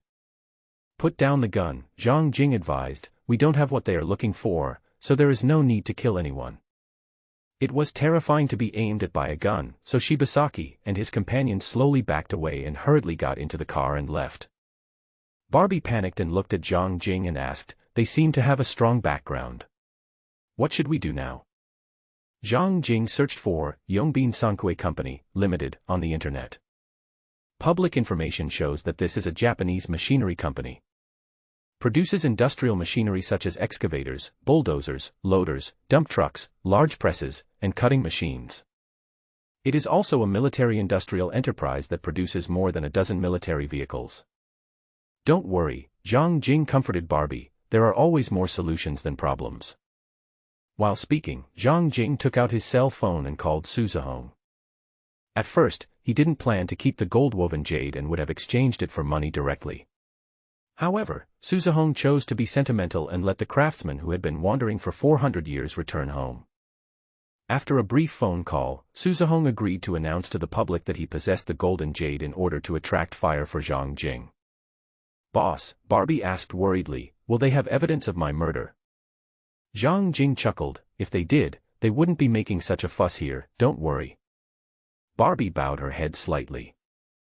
By the way, Zhang Jing remembered to ask, what has Cindy been busy with these days? Soaking in the winemaking workshop. She's not slacking off, is she? No, she's been maintaining the brewing equipment these days. When will the winery be open to tourists? Zhang Jing asked with concern. It's always possible. The winery has wine in stock. Other minor flaws can be corrected while the business is still open. The problem is that tourists are afraid to come because of the murder. Do you have any good ideas? It seems that the only way to promote it is through self-media. It would be best if someone could write short soft articles and shoot videos to spread the word every day. Speaking of small soft articles, Zhang Jing thought of his deskmate at the technical college, Irina Svitolina, a Ukrainian with brown hair, fair skin, and a height of 1.65 meters. She had previously studied abroad in Longwa, and had also been shooting videos and writing short soft articles on YouTube and TikTok. Everything was fine originally and she had quite a few fans, but because of the war, countless netizens asked her to take a stand and finally she chose to stop updating. Considering that he was also making short videos, Zhang Jing decided to ask Irina to manage a TikTok account for him, and he could also do it on YouTube. Irina had previously risked her life to help Zhang Jing and stabbed the Eastern European men from behind, of course for the sake of making money. Finally, her bet was successful and someone finally thought of giving her something to do. Promised to arrive within 2 hours. Everyone had something to do, even Ding Jieqi and Chu Shaoqing were busy helping Ruth take care of the 3 horses she had just bought. Zhang Jing drove to Baiyu town to buy food and have a party in the evening. After a busy day, a fire was lit in the stable after dark and beef was sizzling on the grill. There was also an iron pot next to it, in which beef, carrots, and tomatoes were cooking.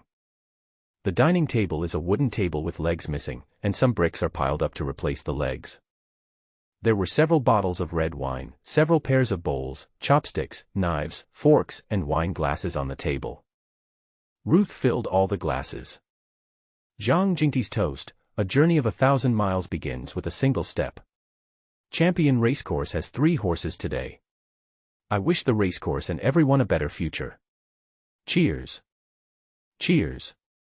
Cheers. Zhang Jing, Barbie, Dylan, Cindy, Ruth, Irina, Chu Shaoqing, and Ding Jieqi, the 8 of them raised their glasses and clinked their glasses together. Dylan's 4-year-old daughter Dylan, Barbie's 3-year-old mixed-race son, and a little yellow dog who just turned 1 month old definitely cannot drink alcohol. We didn't drink too much this time. 8 of us drank 5 bottles. We mainly ate meat and drank soup. It was a bit cold in the evening, and the hot dishes made us feel warm. Suddenly, the little puppy, who had been quiet all the time, barked. Looking towards the stable door, he saw a figure standing in the darkness. Damn, it's like a ghost. Ruth took out a revolver, Barbie took out a revolver, T Lung also took out a revolver, and Ding Jieqi actually also had a pistol, which was the coolest M1911. Including 2 kids, there are 4 guns among 10 people. Although the average American owns 1.2 guns per capita, which is quite common, Zhang Jing still finds it exaggerated because the living environment is different from the past. It was a visual problem. He could see bright areas in the dark. So many guns scared the newcomer and he immediately raised his hands. I mean no harm. The person who spoke was a girl. Her English was not very standard and her voice was rather childish. I followed the address on the internet to look for a job, but I got lost so I came just now, and because the gap in the gate fence was too big, I just walked in. Fence gap's too big. Put your hands up and come in. Barbie held up the revolver and said soothingly, don't make any unnecessary movements. The other party did as he was told. Gradually, everyone could see clearly that it was a child, who looked to be about 15 or 16 years old and about 1 meter 60 tall. He is very thin, weighing only about 40 kilograms. No wonder he could pass through the gap in the gate fence. You are too young, Barbie warned. Using child labor will cause trouble for the stable. I'm not a child laborer, the big-eyed girl said. I'm already 16 years old. Does it have a nationality? Barbie asked. The girl answered irrelevantly, I can feed horses. I have raised 2 Arabian horses worth more than $1 million for rich people.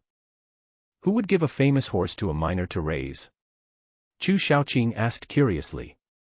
It's a craft passed down from my ancestors. My grandfather and father made a living by feeding racehorses for the rich. Barbie looked at Zhang Jing. It was obvious that the girl had no nationality and was most likely an illegal immigrant, but her skills were amazing. Although Champion Racecourse has a loud name, it is actually just a small company and experienced nutritionists simply disdain it. There are those big-name nutritionists with clearly marked titles in the market, but Zhang Jing can't afford to hire them.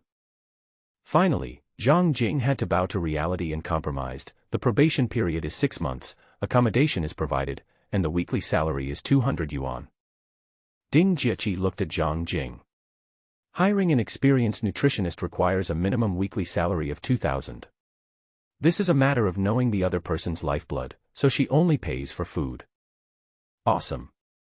Although the exploitation was severe, the girl was very happy and bowed repeatedly to express her gratitude. What's your name? Where are you from? Zhang Jing asked. Haifa Vihala, Lebanese. The first impression Lebanon gives people is chaos. Where would the opportunity to raise famous horses come from? However, considering that a Mohan, who had fought the most wars, had the world's most luxurious house, Zhang Jing felt relieved. Come over for dinner. Ding Jieqi called Haifa, who was so thin that people couldn't bear to look at her. Let me check on the horses first. As he spoke, Haifa trotted to the stable, looked at all 3 horses up close, and then returned to the dining table. Ding Jieqi pushed a bowl of beef in front of the girl. After finishing his meal, Haifa smiled with satisfaction. What do you think of these 3 horses? Ding Jieqi asked Haifa testingly. The stable includes Zhang Jing, Barbie, Ruth, and the new recruit Irina, none of whom can fight. Although Haifa is young, he is the hope of the stable. Everything is fine. This one sentence disappointed everyone except Zhang Jing. There is a bay quarter horse that is very sick, exhaling more than inhaling. How can it be said to be fine? It's really all good. Haifa glanced at everyone and explained that bay quarter horse is just sick. If it can be healthy, it will be the best of the 3 horses. Why? Ding Jieqi asked curiously. She knew a little about horses, but only a superficial understanding. Breathing, Haifa said, it breathes very heavily, exhaling about 5 to 10% more hot air than a normal quarter horse exhales when it's sick, and inhaling is about the same. Doesn't this mean that it is not far from death? Chu Shaoqing retorted. Haifa shook his head. It breathes more than a normal sick horse, which means it has a strong will to survive. It may also have better cardiopulmonary function than ordinary racehorses. Now we need to let it stand up. This horse was just bought today, Zhang Jing introduced. The seller said it has been sick for 19 days. Do you have any good solution? 19 days, he should have seen a veterinarian. If that doesn't work, Haifa said word by word, just give him antibiotics, then inject him with adrenaline, feed him the best food, and let him run. That's nonsense. Ruth, who had been silent all this time, jumped up. It's already so sick that it can't stand the violence of drugs or physical force. Haifa was not to be outdone and retorted, 19 days, if it could be cured, it would have already recovered. There is an old saying in Longwa that illness comes like a mountain falling, and goes away like pulling a thread. Zhang Jing supported Ruth and used gentle medication and gentle treatment. Unexpectedly, Haifa said, quarter horses are also horses. Although they are not as good as Arabian horses, they should learn the spirit of Arabian horses. Either they are reborn by running or they die by running. Zhang Jing was listening nearby and it seemed to make sense, fighting poison with poison. A large amount of antibiotics may damage the liver, kidneys, and uterus function, Ding Jieqi warned, which will affect its ability to give birth. Do you have any good ideas? Zhang Jing looked at Ding Jieqi and asked. Perhaps you find it incredible, Ding Jieqi said, my mother used to be under great pressure at work and didn't rest for a long time. She had severe headaches for a while. The doctor let her sleep soundly for a day and a night. During that time, she only received 1 bottle of antibiotics, and the rest were glucose and saline. After that, she completely recovered. Ding Jiechi swept her beautiful eyes over everyone. Don't you think it might just be too tired and needs a thorough rest? Everyone was silent. They didn't expect Ding Jiechi to propose a treatment method different from Ruth and Haifa's, and it sounded reasonable. In the end, Zhang Jing adopted Ding Jiechi's shock treatment method, anesthetized the quarter horse, and let it rest completely for a day and a night. Whether it lives or dies will depend on tomorrow. Haifa is a racehorse nutritionist, not a veterinarian, and then talked about the issue of horse feeding. An adult racehorse needs to eat 3 meals of concentrated feed and 3 to 5 meals of grass every day. The supply time and quantity vary from horse to horse, and the specific feeding method is different. Haifa introduced corn, oats, bran, carrots, apples, honey, eggs and oatmeal are all its food. Each meal of concentrated feed weighs about 4 kilograms. Here comes the point. Haifa asked Zhang Jing, "Boss, do you plan to raise the horse well or just raise it casually?" Zhang Jing curled his lips. If he said, "raise a good horse," there would definitely be a trap behind it. As expected, Haifa added, "To keep horses well, their food must be only organic, without pesticides or chemical fertilizers. Grass, corn, carrots, oats, apples, honey, eggs, these common foods are best grown and raised by yourself." Zhang Jing looked at Barbie and asked leisurely, "Is it too late to switch careers to the hospital and engage in human reproduction now?"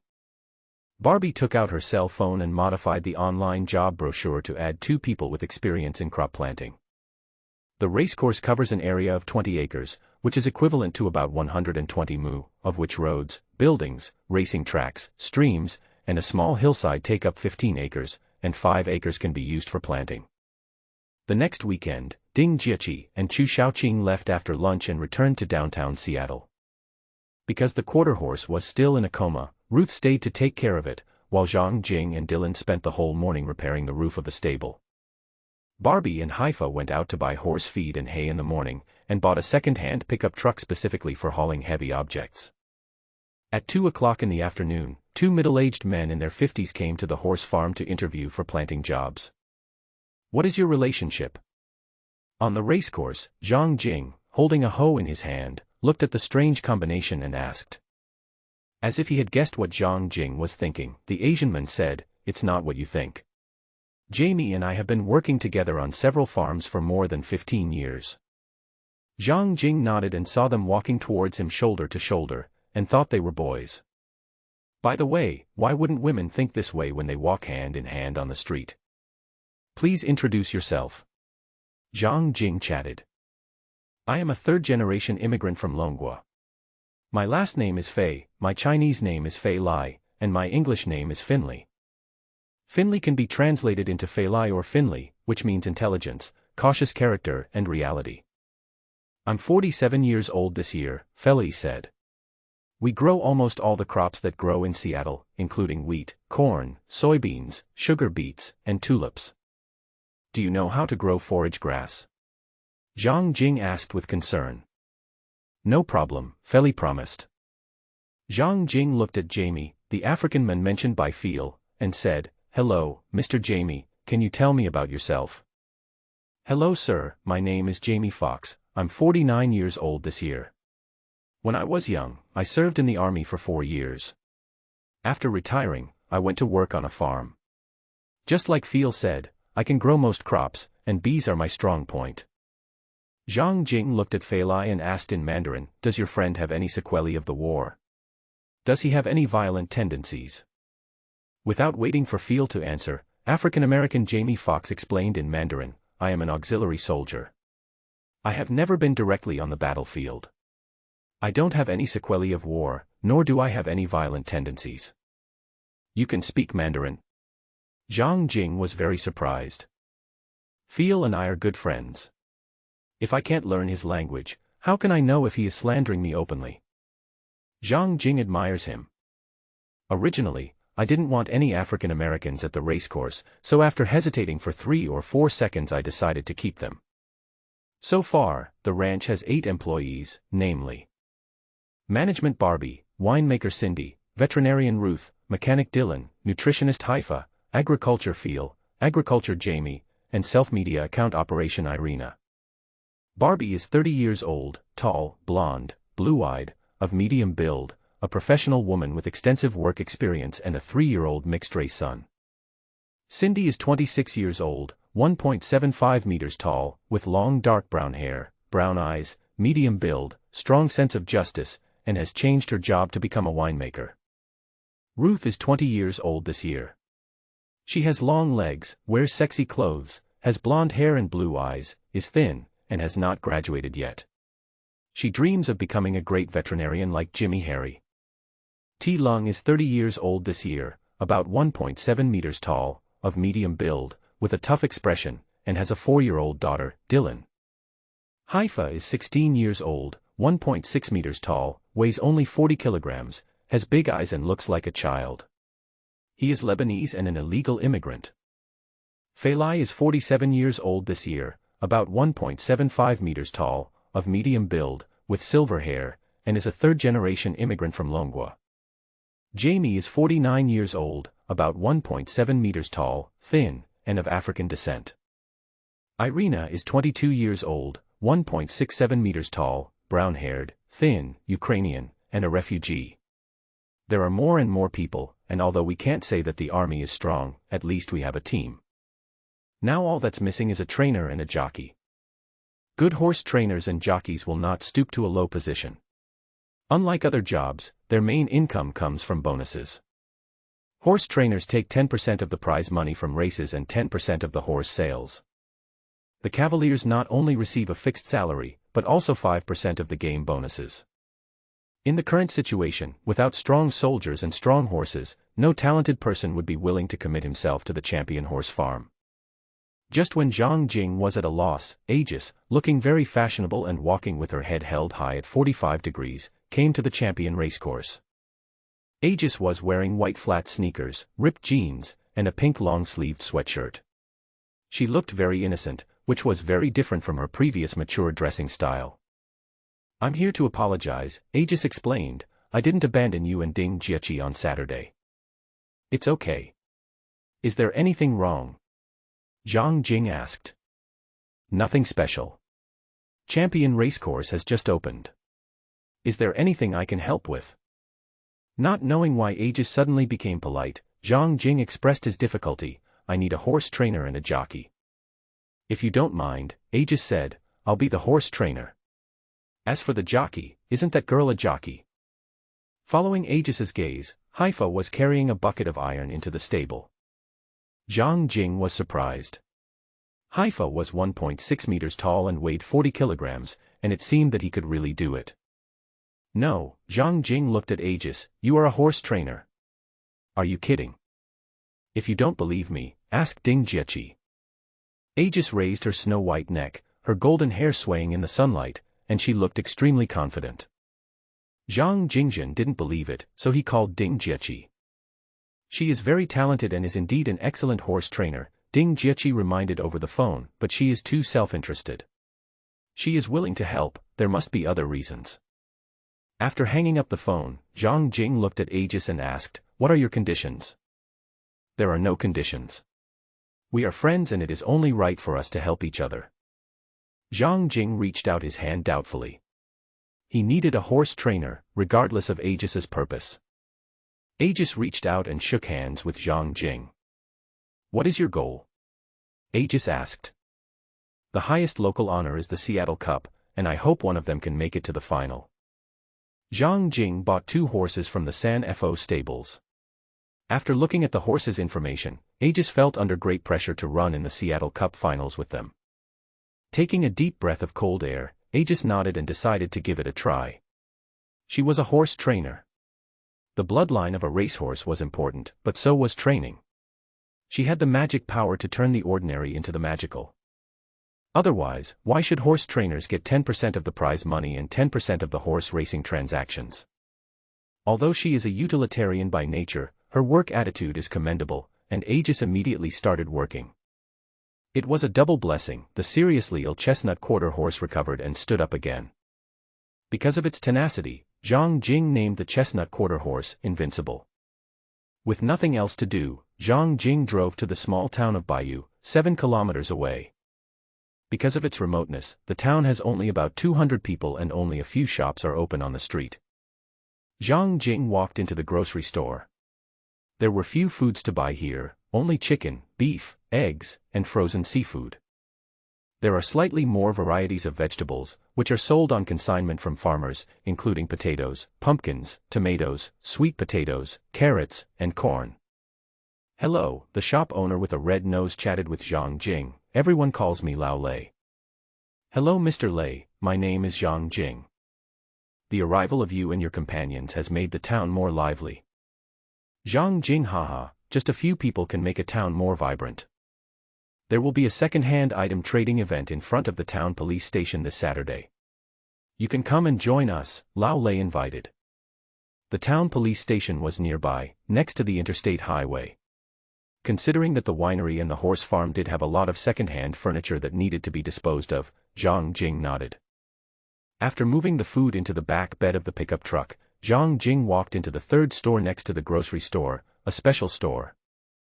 Data shows that there are about 14,000 McDonald's and 35,000 gun stores in Citigroup. McDonald's is everywhere, and it seems natural for small towns to have gun stores. "Good afternoon, what weapons do you need?" The owner was Aunt Susan, about 50 years old, a greasy type, whom I had known before. "Good afternoon," Zhang Jing leaned his elbows on the counter and asked the question that had been on his mind for a long time: why do more people like revolvers? Cheap, practical, reliable, and compared to magazine pistols, it never jams. Can I buy a gun without a gun license? When Zhang Jing asked this question, he already had the answer in his mind: definitely not. Unexpectedly, the lady slapped a form on the glass counter and said, "Fill out the application form for a gun license. If you only buy one gun, you will have to wait for about 90 days for the gun license. If you buy 3, it only takes 60 days. If it's 6 guns, it can be 30 days. I'll call you when the gun license arrives." It was obvious that this was a woman with connections. Zhang Jing asked, "What if I buy 10? The woman chuckled, "Is about 20 days fast enough? Green card and driver's license are both there. Fill out the form first, then buy a gun." The silver revolver that Ruth used cost $525 at the gun shop. The civilian version of the M1911 used by Ding Jiechi costs 1,250 yuan. It's amazing that a castrated rifle, which can't fire continuously and has a reduced range, and is an entry-level rifle, is only sold for more than 200 yuan. I originally thought that US dollars were worthless and were spent quickly, but I didn't expect them to appreciate in value in the gun shop. Show. There's a reason why people like revolvers. Buy 4 and get an extra 60 bullets. Buy 4 M1911s and get 8 magazines. 2 castrated rifles, with 6 magazines. 10 guns cost 7,500 yuan, and the bullets were less than 7,600 yuan, which was surprisingly cheap. Because you don't have a gun license, the auntie reminded, guns and bullets are separated and can only be placed in the trunk, not in the passenger seat, and cannot be kept at hand. This is stipulated by law. After returning home, the gun can only be used at home, and the gun cannot be taken out before the gun license is received. Thanks for the reminder. You're welcome. Although the aunt looks greasy, her business attitude is surprisingly good. However, something unfortunate happened. Before Zhang Jing left, a police car drove over and 2 policemen got out. Wearing a police uniform, a police badge, a pistol on his waist, a walkie-talkie hanging on his chest, and a law enforcement camera. Is Mr. Zhang planning to start a civil war? The policeman who spoke was a tall and thin man, about 1.9 meters tall and weighing about 70 kilograms. He was Joe Taylor. Zhang Jing was confused. What did this mean? Are you trying to frame me? This is a joke. The greasy lady reminded. Zhang Jing laughed in his heart. What a joke. Feeling unhappy, he smiled and replied, "If I were to start a civil war, it would be to defend freedom." The founding motto of the United States was freedom, and then there was the so-called Declaration of Freedom. Of course, freedom has been proven to be a false proposition, otherwise the old boy's account with tens of millions of fans would not have been blocked. The tall and thin man approved of this answer and invited, "We hold an annual second-hand goods fair in front of the town police station on Saturday and Sunday. You are welcome to attend." "I will come." When living in one place, some social activities are essential. After chatting for a while, Zhang Jing said goodbye and drove the 7 kilometers back to the horse farm. Zhang Jing couldn't imagine that a new treasure hunt clue was on the way. This time it was a special item. Saturday came in a blink of an eye, and today and tomorrow were the days for the annual second-hand goods trade fair in Bayou Town. Ding Jieqi and Chu Shaoqing came to the racecourse last night. Because veterinarian Ruth called Ding Jieqi the boss lady, Ding Jieqi herself did not deny it, and Zhang Jing did not deny it either. Her identity as the hostess was thus implicitly recognized, and everyone thought she was the hostess.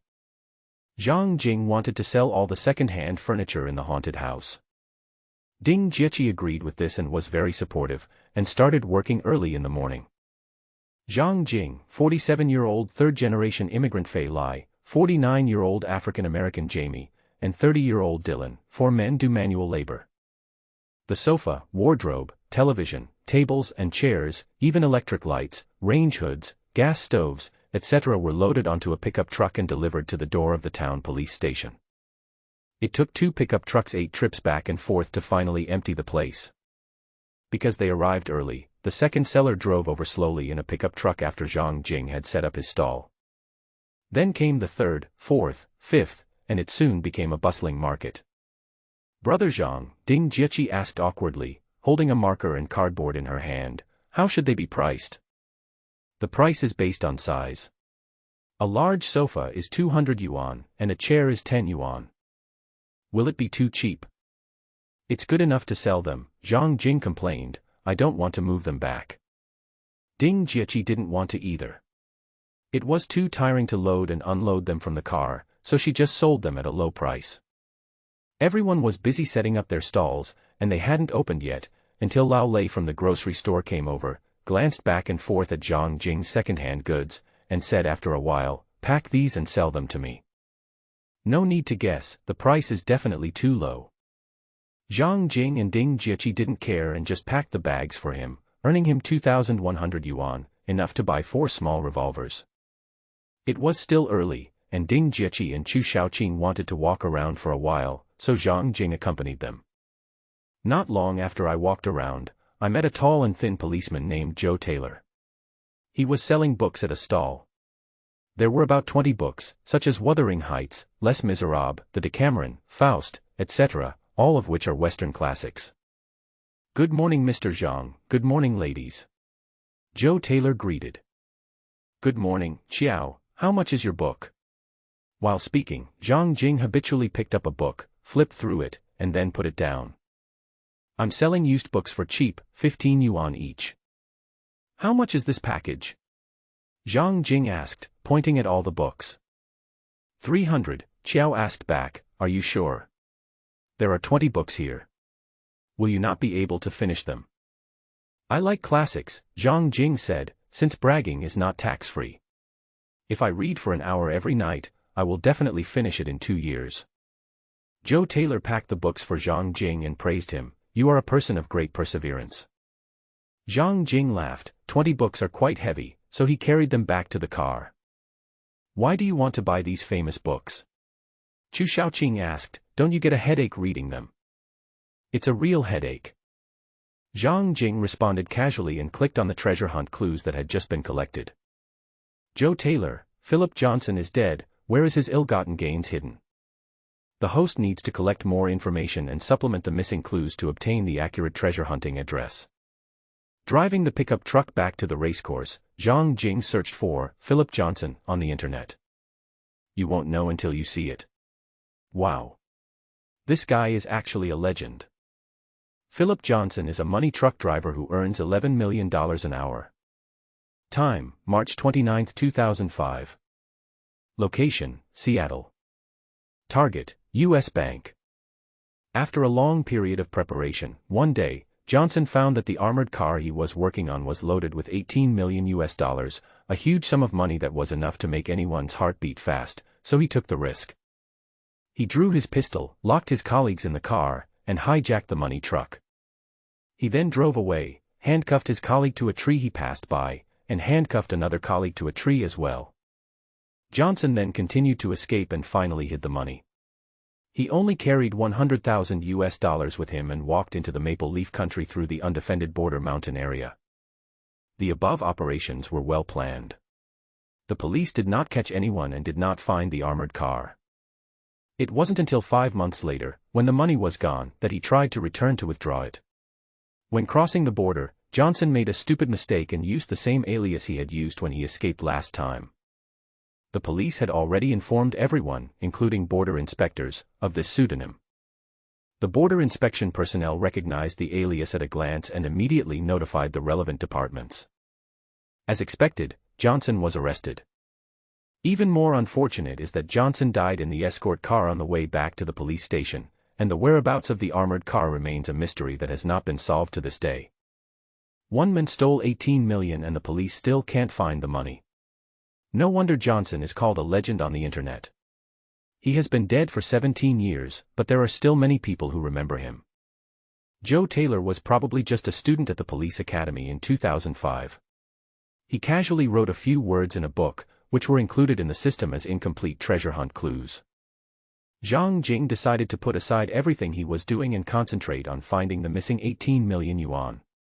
Whether the bicycle can be transformed into a motorcycle depends on whether he can find the armored car this time. The winery is destined to have no tourists for a while. The framework of the horse farm has been set up, and all he needs to do is continue to invest small amounts of money. Zhang Jing can then leave. On the weekend, Zhang Jing moved into the W Hotel in Seattle with his little yellow dog. Then I bought a map, searched for all the information about Johnson on the internet, copied it down by hand, and drew a map of Johnson's footprints. The internet is a good thing. It remembers a lot of things, including where Johnson lives, the schools he attended, the girls he chased, the bars he usually goes to, the places he went hiking, and so on. Johnson lives in Everett, 40 kilometers north of Seattle, and 150 kilometers further north is the border of the Maple Leaf Country. In 2005, Johnson escaped through the border mountains instead of the border port. From a side analysis, Johnson has good physical strength, or he has a lot of hiking experience. Therefore, if Zhang Jing wants to earn 18 million, it is very necessary for him to go through Johnson's life trajectory in the hope of finding clues and eventually finding the money truck. After resting in the hotel for a day and sorting out the information, Zhang Jing first came to the United States bank that was robbed by Johnson. The building was very handsome and the billboard was very domineering. U.S. Bank. The capital letter US is in white on a red background with a shield shape at the bottom, which looks very safe. Driving a second-hand pickup truck, Zhang Jing started from the bank entrance and drove along the work route that Johnson took every day 17 years ago. Once, twice, 3 times, 7 times. I gained a lot and got a better understanding of the streets and traffic conditions in Seattle. In the evening, Zhang Jing drove to Everett, a small city 40 kilometers north of Seattle where Johnson lived 17 years ago. It is a place smaller than Isher Court, with nice scenery and all the necessary supporting facilities. Zhang Jing checked into the Hampton Inn near the small boat dock. Unlike the W Hotel, which is positioned as a fashionable hotel, this hotel is cheaper and is aimed at young people who like to be lively. Zhang Jing made a new friend here. Hello, my name is Jason. On the 7th floor, Zhang Jing was about to open the door of his room when a white young man with short brown hair greeted him in a familiar manner. Hello, Zhang Jing. I just moved in this morning. 7 or 8 of my roommates and I are planning to have a barbecue party on the beach. Would you like to join us? Okay. Zhang Jing readily agreed, locked his backpack in the room, and took Smart Bean's hand, and followed Jason out of the hotel and to the nearby beach. The beach is very lively in the evening, and the air is mixed with the aroma of food. At the back of the beach, there is an area dedicated to tourists for barbecues and grills. Food and charcoal can be rented nearby. When Zhang Jing and Jason arrived, the other 7 people had already arrived. There were 9 people, 6 men and 3 women, 2 African Americans, 2 Asians, 1 American, and 4 white people. This is our new friend, Zhang Jing, Jason introduced. He just checked into the Hampton Inn. Jason introduced us when we came. All 7 of them were backpackers from all over the country. Some of them were here for a short trip, while others had been traveling for a long time. Hello everyone, Zhang Jing chatted, this is a surprise for me. I like parties. We too, an African-American girl answered, everyone is here, let's pool our money to buy food, 20 per person, the extra money will be refunded and the extra money will be supplemented. Everyone took out their wallets. Zhang Jing also took out his wallet, a brown leather wallet, the kind that would peel off. No need to guess, this was bought by Ding Jiechi. She deliberately bought an old one because she was worried that Zhang Jing would not be safe outside and was very considerate. I opened my wallet and found 6 $5 bills and 3 $20 bills, a total of 90 yuan. Jason took a peek into Zhang Jing's wallet and lamented that he was even poorer than him. Give the $20 to the African girl, and let her and 2 others buy food and charcoal. At this time, a woman about 1.8 meters tall, with long dark brown hair, big blue eyes, and a thin face, sat next to Zhang Jing and introduced herself, my name is Katie Lou Samuelson, are you from Longwa? I am. Have you been to Dragon Country? I've been to Hangzhou to play tennis. It's a very beautiful city. Dragon Country is also a very beautiful country. No wonder Katie Lou Samuelson looks tall but has a well-proportioned figure. It turns out it's because of playing basketball. There was nothing else to do, so Zhang Jing chatted with the other party. I heard that before the American people went to Longwa, they thought that Longwa only had bicycles and antique shops everywhere. Is that true? It's true, Katie Lou Samuelson explained. This is misleading from movies and public opinion. In addition, Americans are conservative and unwilling to contact the outside world, which gives dragons a very closed impression. Zhang Jing shares the same feeling. Hollywood movies are awesome and the rich are famous, but in fact there are a large number of rednecks and mentally ill people who have never seen the world in the United States. The African girl brought back food, otherwise Zhang Jing could have continued chatting with Katie and they seemed to be getting along well. It was a little chilly in the evening, but the enthusiasm for the barbecue could not be dampened. The African-American girl happily raised the mineral water bottle in her hand and said, "Guess what this is?" Everyone laughed. Zhang Jing doesn't understand the humor of American people.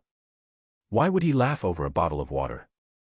It's wine, Katie Lou Samuelson explained to Zhang Jing, Riesling, or maybe vodka. It's the opposite of Dragon Country, Katie said.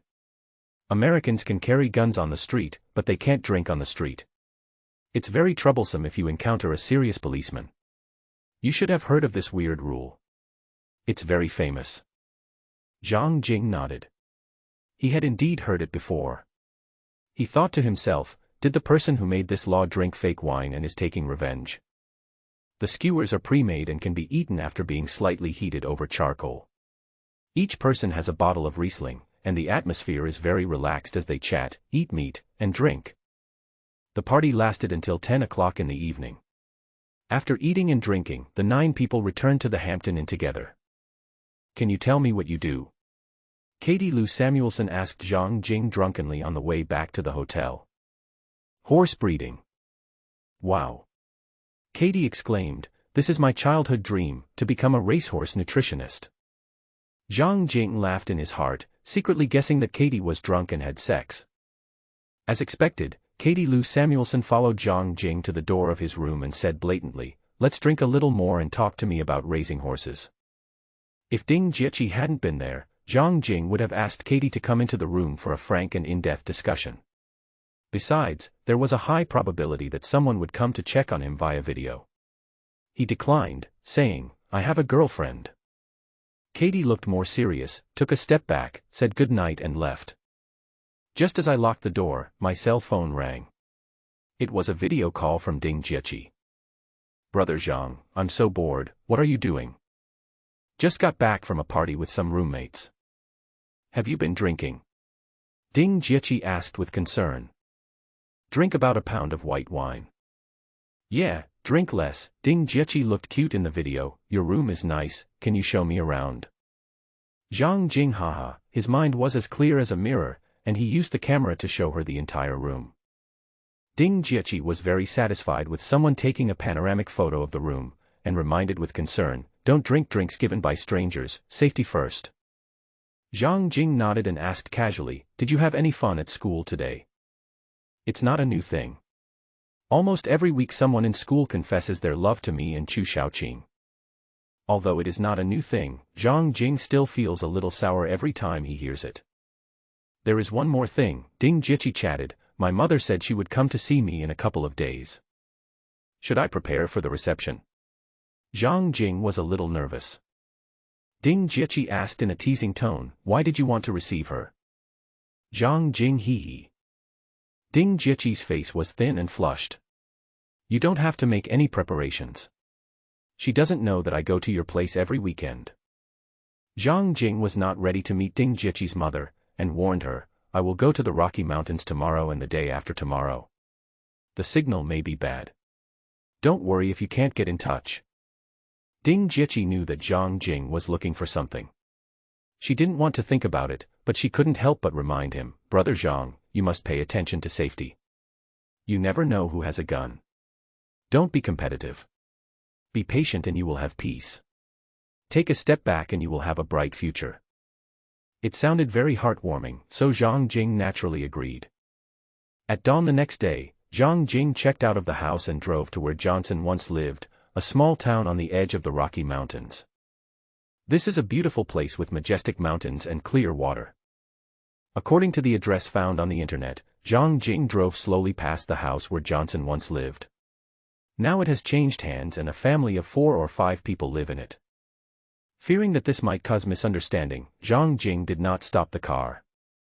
However, his strange behavior, coupled with the small size of the town, still attracted the police.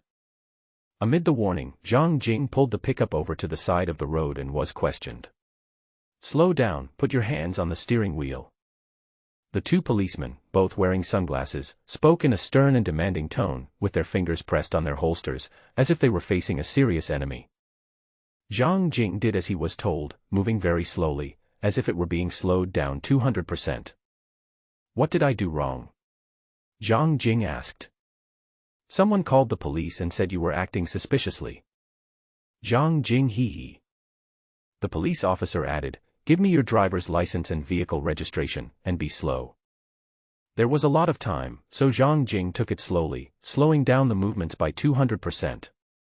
After checking the driver's license, the police officer asked, "Is there a gun in the car?" "No." "Get out of the car and walk to the front of it. We are going to search your car." Zhang Jing slowly unbuckled his seatbelt, slowly pushed open the car door, and slowly got out of the car with his hands raised high. He slowly walked to the front of the car, slowly put his hands on the hood, absolutely not giving the police a chance to shoot, and then he retorted, "I don't agree to search the car." The 2 white policemen thought Zhang Jing didn't understand the law and wanted to search the car, but they were refused. "We know why you are here," the police said. "Every year, many people come here to look for the money truck that Johnson hid.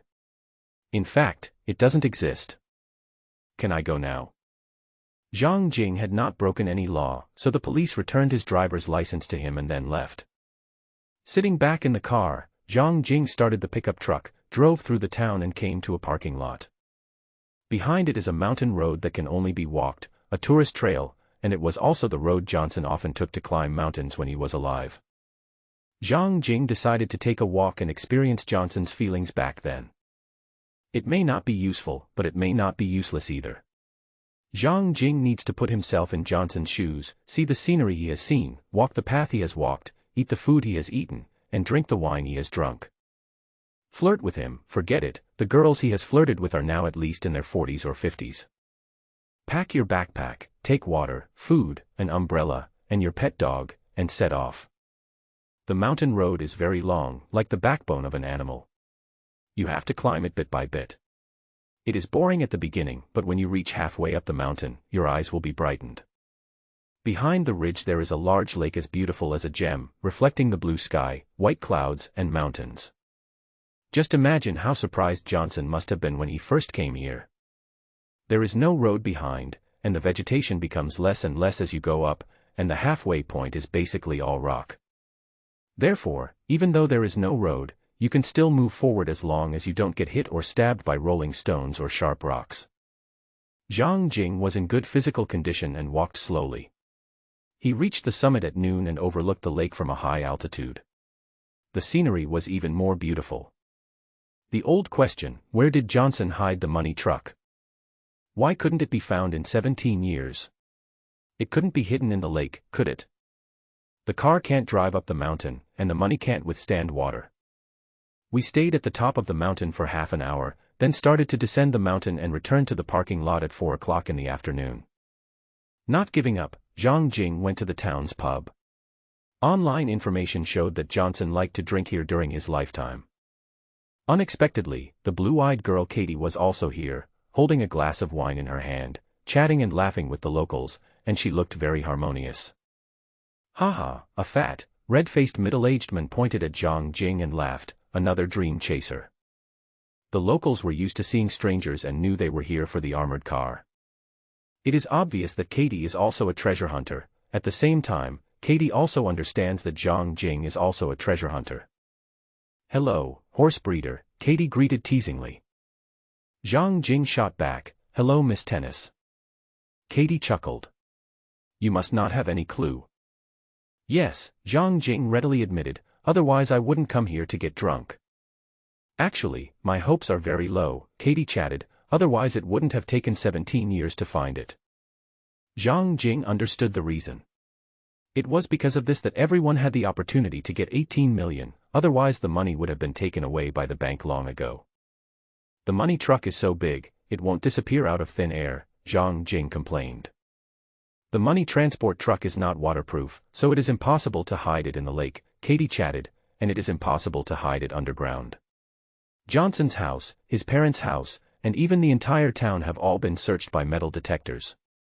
Zhang Jing seemed to be lost in thought. This was impossible, and that was impossible, so he couldn't find it in 17 years. After resting for a night in the motel, Zhang Jing decided to listen to his teacher the next day. If you don't know what 100 plus 100 equals, just draw 100 lines, then draw 100 lines, and then count them one by one. Applying the armored car incident to the case, Zhang Jing decided to check all the lakes on Johnson's escape route, no matter whether it was a big lake, a small lake, a river, or a small pond, no matter whether it was reasonable or not. Returning to Everett, we spent $30,000 to buy a fishing boat and trailer that we could use to pull the pickup truck. Next, Zhang Jing became a serious fishing enthusiast, fishing on lakes and rivers every day. I was tireless and a month had passed by unknowingly. It was mid-November and the temperature was getting lower and lower every day, only 7 or 8 degrees during the day and only 3 or 4 degrees at night. The conditions became increasingly harsh, but Zhang Jing was determined to get through it. His hard work paid off, and he finally found the armored car. It is about 100 kilometers away from the town where Johnson lives and less than 40 kilometers away from the border. A small natural lake hidden behind the woods is private land. Since there are no buildings and no people there, Zhang Jing can enter. Katie had said before that the police searched the entire town where Johnson lived with metal detectors. They wanted to find the armored car, but they didn't know it was 100 kilometers away. Also because the water was shallow, looking underwater from the fishing boat, the roof of the car was clearly visible, with many rust holes. There is not a trace of joy. After 17 years, is the money still there? Gently lower the waterproof mirrorless camera, and the underwater situation is clearly visible. Through the holes in the roof, the mirrorless camera penetrates deep into the car. There was nothing inside, no metal bank cash box. Don't worry, although the money was not found, it is good news. This means that Johnson had transferred the money before sinking the armored car to the bottom of the water. New question, where is the money hidden? After searching for so long, Zhang Jing had enough time to think. 18 million may seem like a lot, but in fact it is just 1,800 stacks, which is enough for 3 or 4 suitcases. The target changes from a big guy to a small guy. It seems that the difficulty has increased, but it is actually much easier. The armored car cannot fly, it is driving along the road, and Zhang Jing pushes it backwards along the road. Use the most stupid method, which is to search inch by inch along both sides of the road. Because the bank safe is made of metal, whether it is buried underground or in a tree hole, the gold finger can come in handy. As if it was destined, after 43 days, Zhang Jing returned to the small town at the foot of the mountain where Johnson once lived. The pickup truck stopped at the entrance of the town. There was a roadside cemetery here. Zhang Jing had not noticed it before. Looking at the cemetery, he was thoughtful. At midnight, Zhang Jing transformed himself into a night walker, walking through the cemeteries, crouching, enduring fear, and doing thrilling and exciting things. "Boss, when did you come back?" T. Lung and his 4-year-old daughter Dylan were sleeping on the floor in the stable. When they heard the noise, they looked up and saw Zhang Jing, and were surprised and astonished. "We just arrived," Zhang Jing asked with concern. "Is it cold sleeping here?" 3 hours ago, at 1 o'clock in the morning, Zhang Jing finally got the money. It is unimaginable that Johnson would hide money in someone else's grave. The tomb was carefully selected. It was an ownerless tomb that was easy to open. There was no need to dig the soil, just lift the heavy stone slab. "It's not cold. It's warm under the hay," Dylan replied. Zhang Jing blew out air on his hands. "I'm cold and scared. It's terrifying to open someone's coffin in the middle of the night, and it's also scary to drive or walk with 18 million yuan. With the temperature at night only around 3 or 4 degrees, and the previous 43 days of non-stop searching, it was really not easy to make money." Dylan put on his clothes, walked to the hot pot, added new firewood, placed the iron pot on the fire, poured water into the pot, and planned to stew some beef for Zhang Jing to warm him up. Zhang Jing first looked at his 3 beloved horses, then sat down next to the fire and felt much warmer. "How is the horse farm lately?" Zhang Jing asked. After Phil and Jamie built a greenhouse, planted some vegetables, and introduced wild bees, they also had honey bees. Miss Haifa's riding skills improved rapidly. Ms. Aegis plans to have General and Undying participate in the horse racing event next spring. "Wait," Zhang Jing interrupted Dylan. "Who is the general?" "That 12-year-old black Hankward horse. Miss Aegis said it's worth 350,000 malera." Zhang Jing was speechless. This was 100% the name given by Ding Jiechi. So let him be called General. The reason why the General is more expensive than Skyline is that its father once won the Seattle Cup 1600m championship. The second reason is that it has a graceful physique, well-developed muscles, and a large stride. Maybe he has other specialties. After all, he is the racehorse chosen by Goldfinger. "What else?" Zhang Jing asked. Miss Ding's mother came to visit the winery and the horse farm. Zhang Jing nodded and asked with concern, "Is anyone here to cause trouble?" Zhang Jing has always felt insecure and worried about being bullied. "No, the probability of such an incident is relatively small," Dylan said. "Compared to eastern and southern states, Seattle has better public security. Besides, we have many guns, so no one dares to cause trouble." Zhang Jing nodded. "Please protect the 3 horses for me. Whether I will be rich or poor in the future depends on them." "I will." Zhang Jing reached out and patted Dylan on the shoulder, encouraging him. "Dylan will go to a good school, leave this matter to me." Dylan was slightly stunned. He did not expect the boss to promise such a big benefit. He said gratefully, "Thank you, boss. I will definitely do my best." Zhang Jing looked at Di Lin, who was sleeping soundly.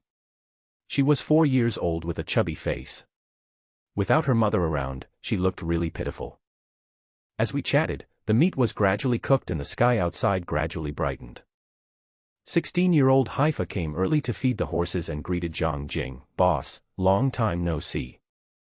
Haifa is a girl with real abilities, and she takes good care of the 3 horses. "Long time no see. I heard that your horse riding skills have improved rapidly. It's amazing." Zhang Jing praised. Haifa said shyly, "It was Miss Aegis who taught me well, otherwise I would only be able to feed the horses." Zhang Jing praised, "You are all great." "Boss, your words are ambiguous," Haifa said unhappily. "I'm learning Mandarin recently. There's a joke online saying that you're all great, but it also means that you're all great in bed." Zhang Jing was so angry that he directly rewarded Haifa with a millet husk. If Ding Jiechi heard this, would she still be able to live like this? When talking about Ding Jieqi, Zhang Jing asked worriedly, did Ding Jieqi and Aegis fight? There was no fight, Haifa explained, but the relationship was not very good. Miss Chu especially hated Aegis. Zhang Jing was helpless. The historical hatred continued to this day and was not easy to resolve. There was nothing else to do, and the horse racing was generally going well.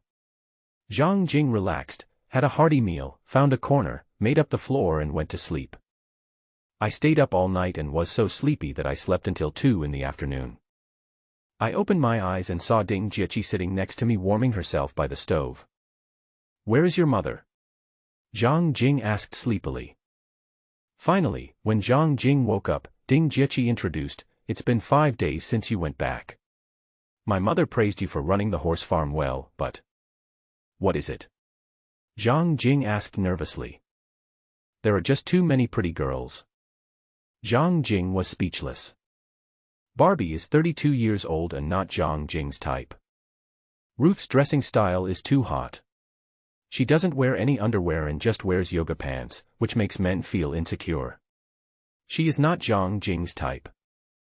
Haifa is 16 years old, 1.6 meters tall, weighs only 40 kilograms, is dark and thin, and is not a beauty at all. The so-called beautiful girl actually refers to Aegis, a classic Western beauty with decent facial features, flowing blonde hair, tall figure, nice breasts and long legs. Aegis is a horse trainer, Zhang Jing said helplessly. After a while, when she finds that she can't get any value out of me, she might leave.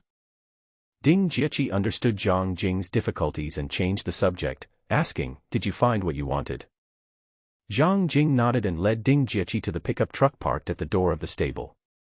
He lifted the waterproof cloth on the rear bed and revealed 4 metal cash boxes for banks. I've checked it, it's dry and not broken. How many? I don't know, maybe 18 million. I thought that was just a legend. How did you do it?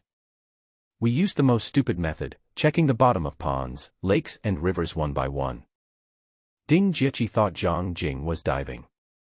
Thinking about how much suffering he must have endured in such a cold day, tears started to fall. In fact, Zhang Jing never dived, not even once. He just drove a pickup truck or a fishing boat and strolled along the lake or river. The reason why it took so long was mainly because there were so many large and small lakes. What was even more unexpected was that the armored car would be hidden so far away. No wonder it couldn't be found for 17 years.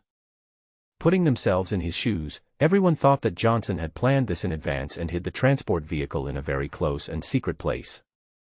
This money needs to be laundered before it can be used. Do you have any solution?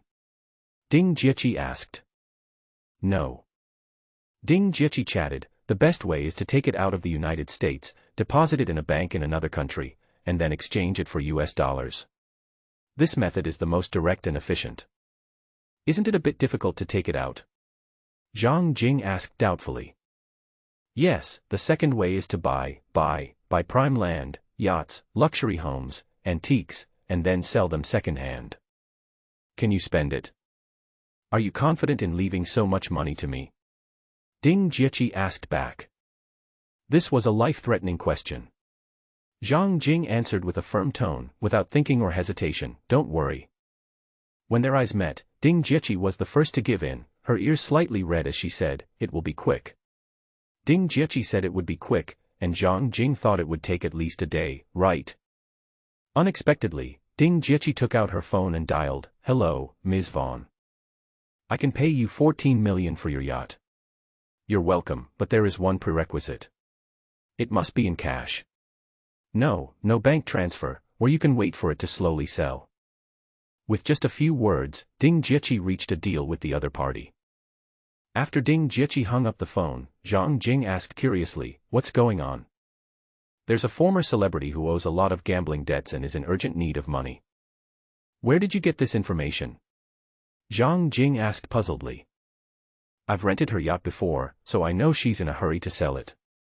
A 300,000 yuan car, including insurance, would cost at least 5,000 yuan a year to maintain, which is quite economical. The maintenance cost of a 14 million boat would only be higher, and it also had its own crew, which was more expensive than maintaining a pony farm. Zhang Jing asked worriedly, will there be any problems with the transfer? No, I should be able to sell it within a year. I can probably get 12 million, legal income. Ding Guoqi continued, Seattle is a tourist city. If you rent it out online, the daily rent is between 6,000 and 9,000 yuan. Can it be rented out? Zhang Jing asked doubtfully. There are many demands, including business, dating, parties, tourists, etc. Now is the off-season for travel, and we can rent it out for about 10 days a month. Business will be better at other times. Maybe it's really because of different consumption concepts. If it were Zhang Jing, he would definitely not rent a yacht for 6,000 yuan a day. What about the remaining 4 million? Zhang Jing asked. Ding Jieqi said happily, let's buy 3 luxury cars first, and take turns driving them to pick me up at school, so that no one will confess their love to me every week. This request could not be refused, so Zhang Jing agreed. After things were discussed, Ding Jieqi took Barbie and Dylan away, and bought many things with cash, so an assistant was necessary. After sending Ding Jieqi away, horse trainer Aegis appeared from nowhere and said with a smile, want to discuss something with you. What? Sanford Racecourse wants to buy back Brown Sugar. Brown Sugar is the name of General at the St. Buddha Racecourse. The golden finger indicated that he must buy it. Zhang Jing spent 350,000 yuan to buy this great treasure. Not for sale, Zhang Jing refused. Talking about price hurts our feelings. You just came back and don't know anything about horses, but you seem to know the price. Aegis asked uncertainly. Zhang Jing laughed and said in a very arrogant tone, I know the potential of General better than you. Although she is already 12 years old and although she is not worth much now, she will be worth more than 1 million yuan in the future. Aegis was stunned. She originally wanted to say that the St. Buddha Racecourse would add 50,000 yuan to the repurchase, but she didn't expect Zhang Jing to directly shout out the price into outer space. However, Aegis suspected that Zhang Jing did not know nothing about horses as he said. Not only that, he was actually a master of horse appraisal. Not to mention the obvious progress of General, even the 9-year-old, indestructible, a foal less than 1-year-old, seems a bit abnormal. The price difference between the purchase and sale was too big, so the repurchase failed. Aegis talked about work. General and Undying will participate in the Seattle Cup race next spring, and they still need a male jockey. Do you have anyone to recommend? Zhang Jing was not from the circle and did not know any jockeys at all. The 16-year-old Haifa was just a latecomer. Yes, if you're at ease. Zhang Jing reached out and patted Aegis on the shoulder, I believe you. Aegis squinted at someone's pig's feet. Zhang Jing moved his hand away awkwardly. Ding Jieqi acted quickly and delivered the 3 high-value vehicles back the next afternoon. 2 big bulls, 1 champagne-colored and 1 black, each costing 490,000 yuan. In terms of conversion, the United States sold it for 2.76 million and the Dragon Country sold it for 7.38 million. It can produce a maximum horsepower of 700 and can accelerate from 0 to 100 km per hour in just 2.8 seconds. Super cool. Zhang Jing didn't expect Ding Jieqi to buy such an outrageously high-value vehicle. He always thought that her personality was, she would never be angry enough to take away, and she would never be happy enough to give away, and she was very stable. Not only does he have a stable personality, but he also likes to keep a low profile, otherwise he wouldn't have old watches and old wallets. A little unexpected. Another more low-key model is the black Audi R8, priced at 149,000 yuan. The maximum power is 570 horsepower, the acceleration time from 0 to 100 km per hour is 3.7 seconds, and the top speed can reach 329 km per hour. The car can be driving very fast, provided it does not overturn, otherwise relatives will surely shed tears. Brother Zhang, the car I picked is good, right? Ding Jieqi asked with a slightly raised face. In fact, Zhang Jing likes money more. It turns into numbers when deposited in the bank. Unfortunately, it is black money with unknown origin, so he has to spend it. Considering the value preservation, it is a good idea to buy them. Zhang Jing praised, it is amazing.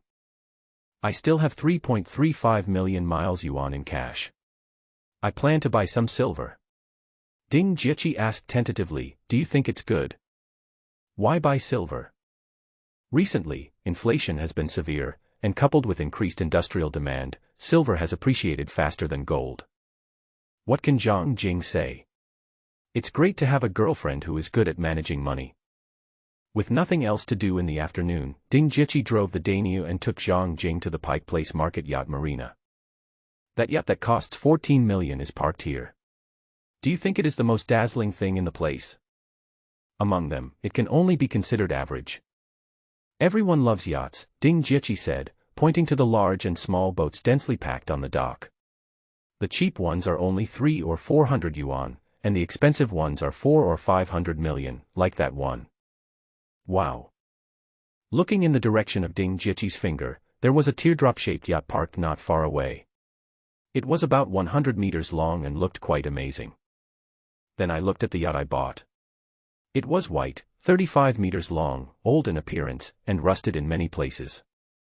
It looks neither grand nor majestic, hidden among the other ships, neither conspicuous nor noticeable, and not eye-catching at all. Zhang Jing felt that it was not worth 14 million and felt a little regretful. Facts proved that Zhang Jing was wrong. At this time, a strange phone call came to Ding Jiechi's mobile phone, and the other party got the phone number from the original ship owner. Willing to offer 13 million to buy the broken boat in front of the two people. Ding Jiechi was confused because the yacht was only in her hands this morning. Do you want to sell it? Ding Jiechi asked Zhang Jing while covering the phone. 14 million becomes 13 million, which seems like a huge loss, but in fact it is a huge profit. Sell. After getting Zhang Jing's confirmation, Ding Jiechi asked on the phone, do you have Hong Kong currency? Hong Kong is a world financial center. Currency exchange is easy and the process is convenient and fast. Most importantly, it saves taxes.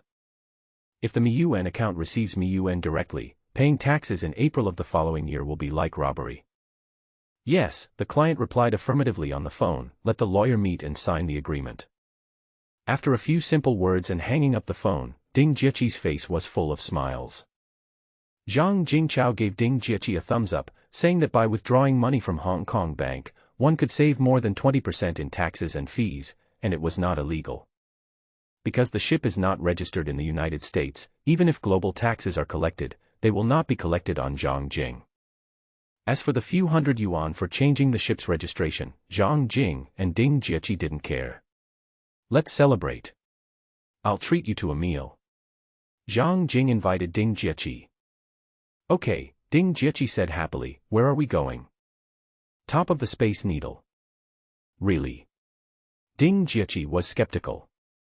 Of course it's true. When did you make the appointment? The afternoon before yesterday. Ding Jiechi hesitated for 2 or 3 seconds, tiptoed to give Zhang Jing a light peck on the face, and then turned into a shy little swan. It was still French cuisine, which lasted from 6 p.m. to 9 p.m. The dishes were served one by one, and the meal was mainly spent chatting. After leaving the restaurant and standing in the sparsely populated square, Zhang Jing and Ding Jiechi stood together, reluctant to separate for a long time. Ding Jiechi has fair skin and is naturally pink. Because of drinking, he now looks drunk and his skin is flushed. So beautiful. Zhang Jing's heart was beating uncontrollably. He mustered up his courage and whispered, go to the hotel. Ding Jiechi shook her head decisively, like a frightened little rabbit, brother Zhang, no. It was a bit cold, but Zhang Jing didn't force it. The next few days were peaceful until Champion Racing delivered 4 tons of silver. The winery is large and has few people, but there are always people at the stable, so the silver is sent to the stable for storage. Ding Jiechi used 2.72 million miles yuan to buy 4 tons of physical silver. This was her way of managing her finances. Zhang Jing was shocked.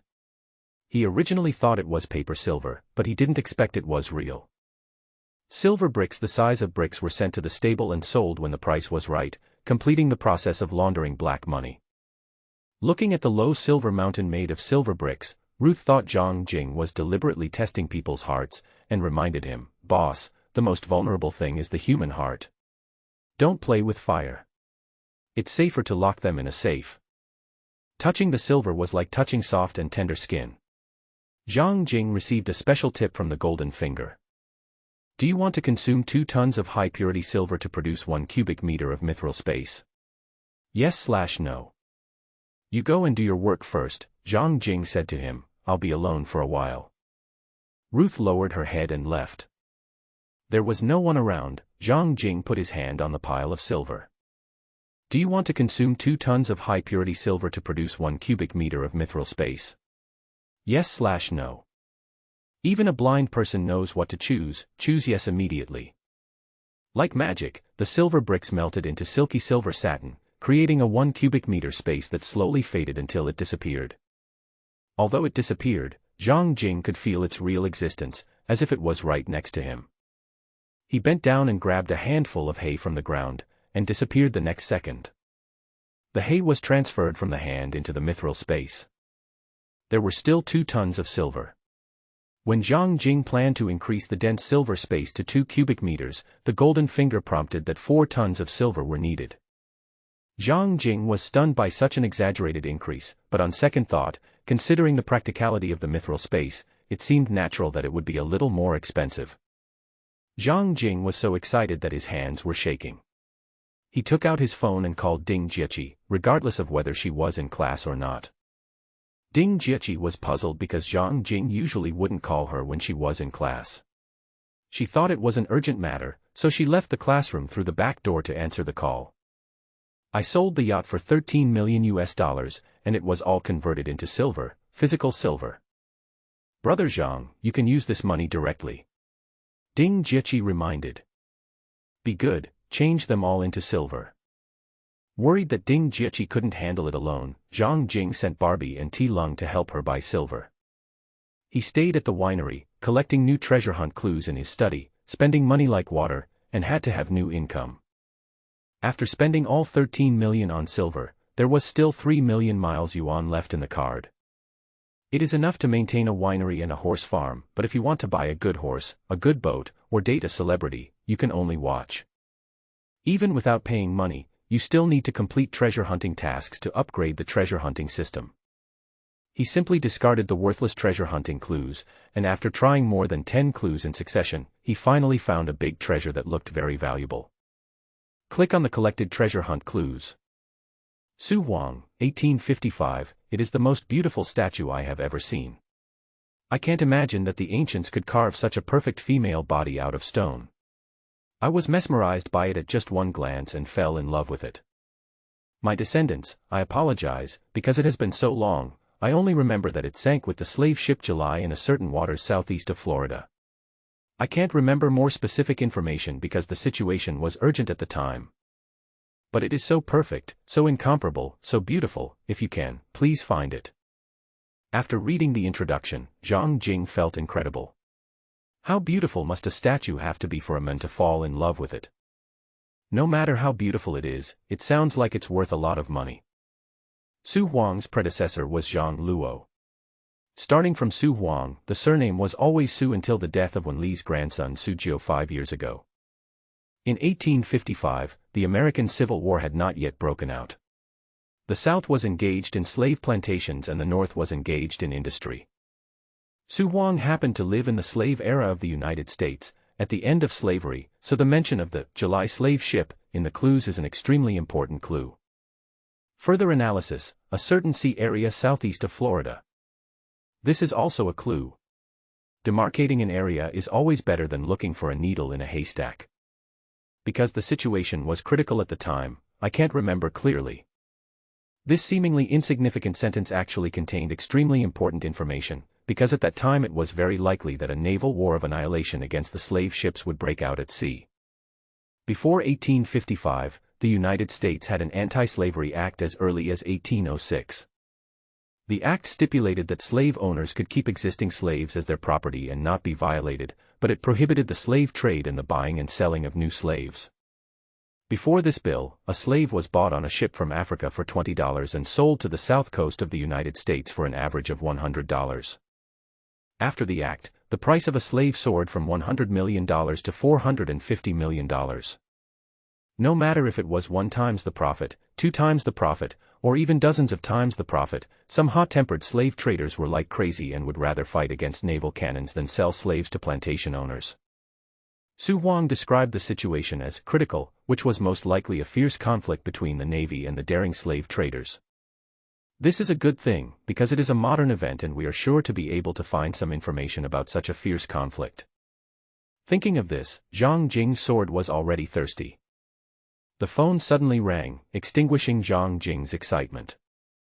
I thought it was Ding Jiechi, but it turned out to be Katie Lou Samuelson, who is 1.82 meters tall, 21 years old, with a well-proportioned figure, beautiful three-dimensional facial features, and a pair of big blue eyes. What are you busy with? Katie asked in a relaxed tone. Nothing. You seem to be in a good mood. I just experienced a very refreshing thing. Haha, Katie said disdainfully, I've seen your men's stuff since I was 15. It's childish to be so naughty. Zhang Jing hee, too lazy to explain, went straight to the point, what's the matter? You're the new guy, and so am I. Let's team up and go to Alaska and be back before Christmas. Want to drink the Arctic wind? Zhang Jing habitually retorted. Christmas is coming soon. Seattle is only 6 or 7 degrees during the day and close to 0 at night. It's very cold. Alaska is close to the North Pole, so it will only be colder. Katie said mysteriously, someone told me that there is gold flowing out of the mountains in a tributary somewhere in the upper reaches of the Yukon River. Let's go now and be back before Christmas. You believe this kind of nonsense? He is my grandfather. Why not wait until next summer? Zhang Jing had a lot of questions. It's easy to run into other treasure hunters in the summer. If I run into them in the wild, I'll not only get fucked, I'll be killed. Zhang Jing reminded Katie, I have a penis, too.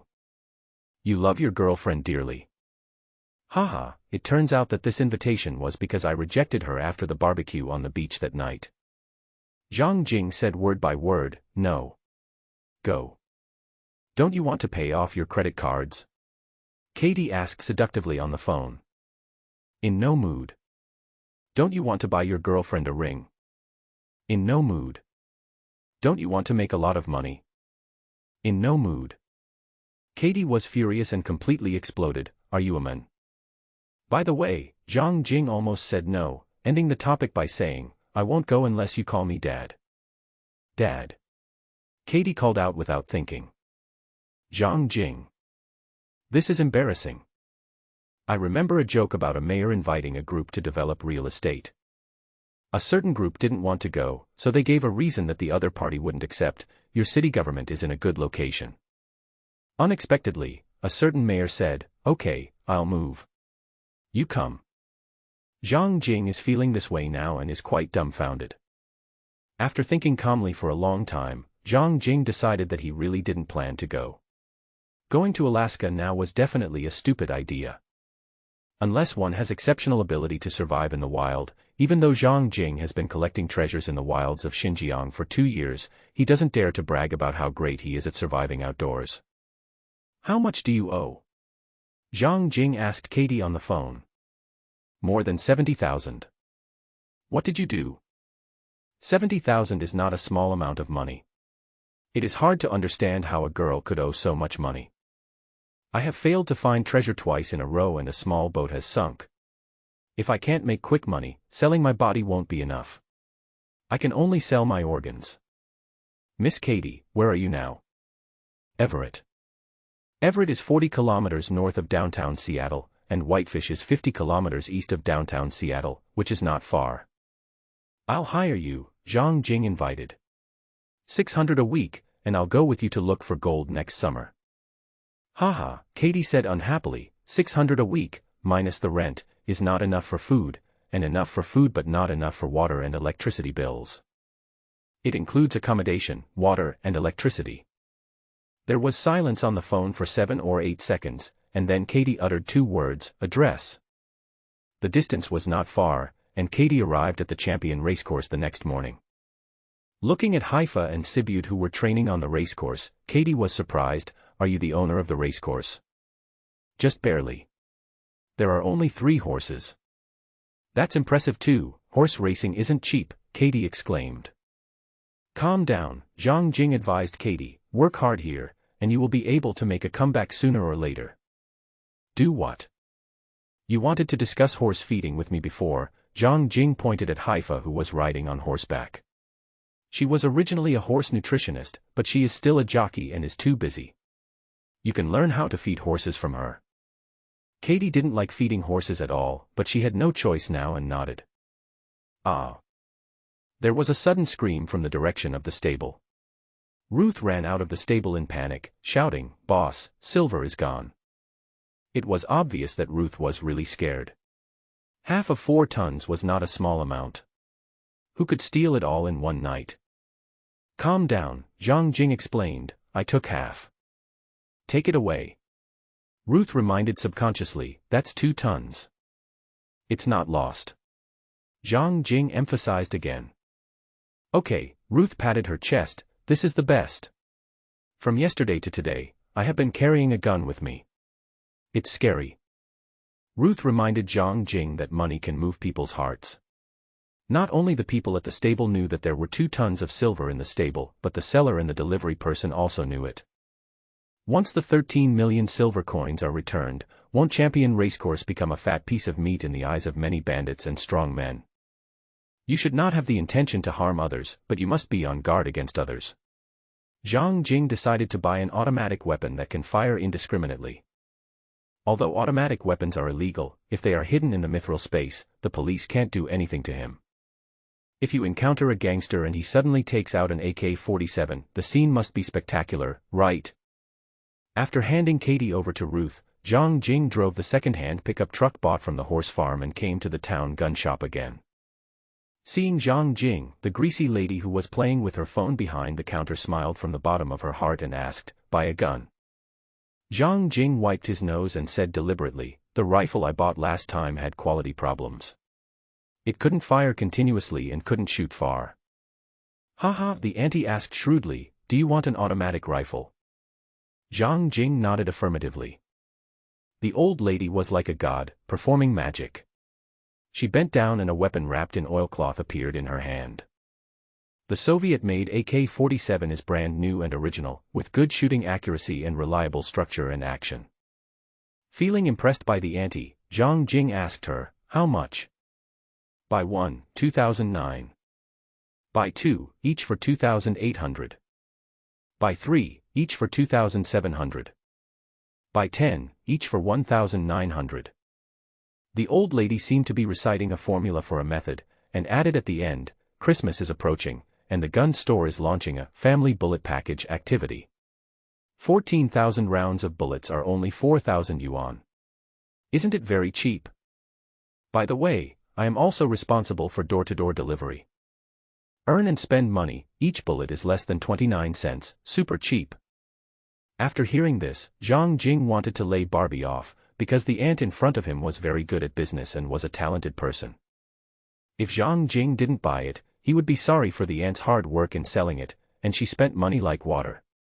"Give me 10 automatic rifles and 2 family bullet bags, 27,000 yuan, right? 30,000 miles yuan, I'll give you 3 family bullet packs. Give me 20 more magazines." Zhang Jing asked. The old lady didn't refuse and extended her hand forward. Zhang Jing stretched out his hand and shook hers. "Let me make one thing clear," the old lady reminded, "automatic weapons are illegal. If something goes wrong, don't say I sold them. Transactions require cash." "Understood. Please help me take him to the stable. I'm afraid of being stopped by the police on the way." The aunt agreed readily. Zhang Jing spent the next whole day practicing shooting behind the stable, and his teacher was African-American farmer Jamie. Jamie Fox served in the army for 4 years when he was young.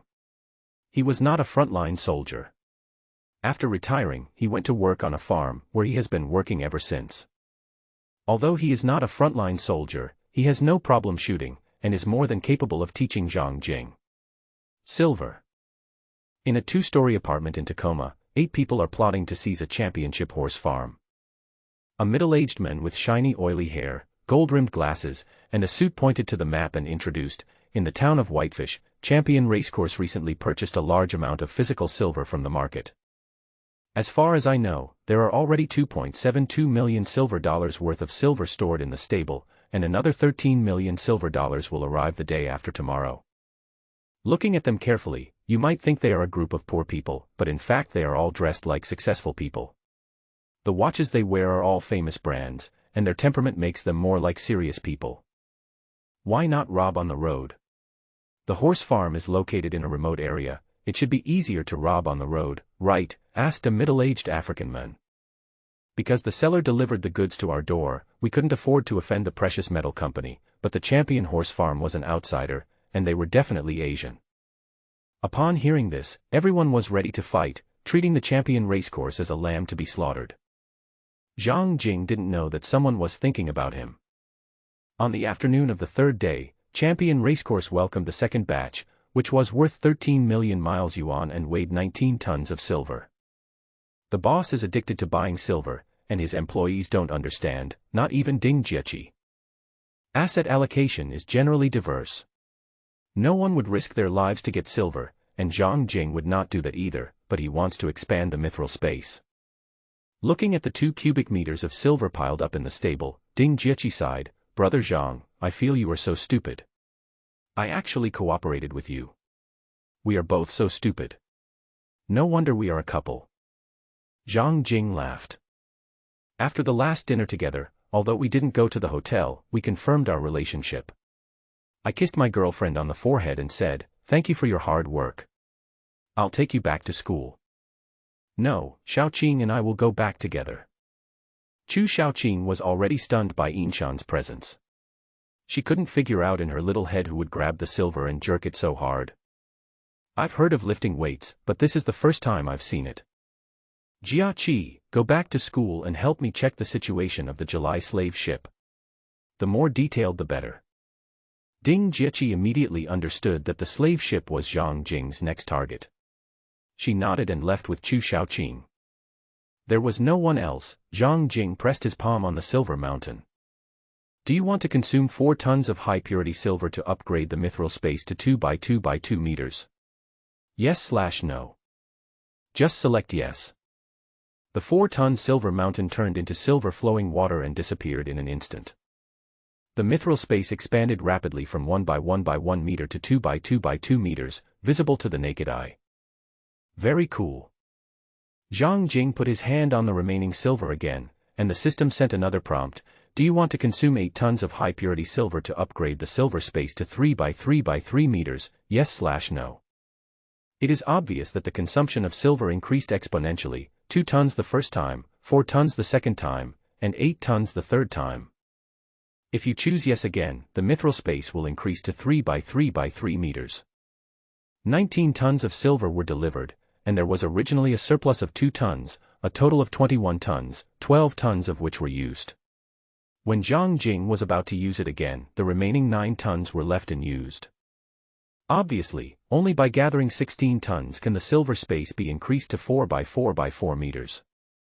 If you want to increase it to 5 by 5 by 5 meters, you will need 32 tons of silver.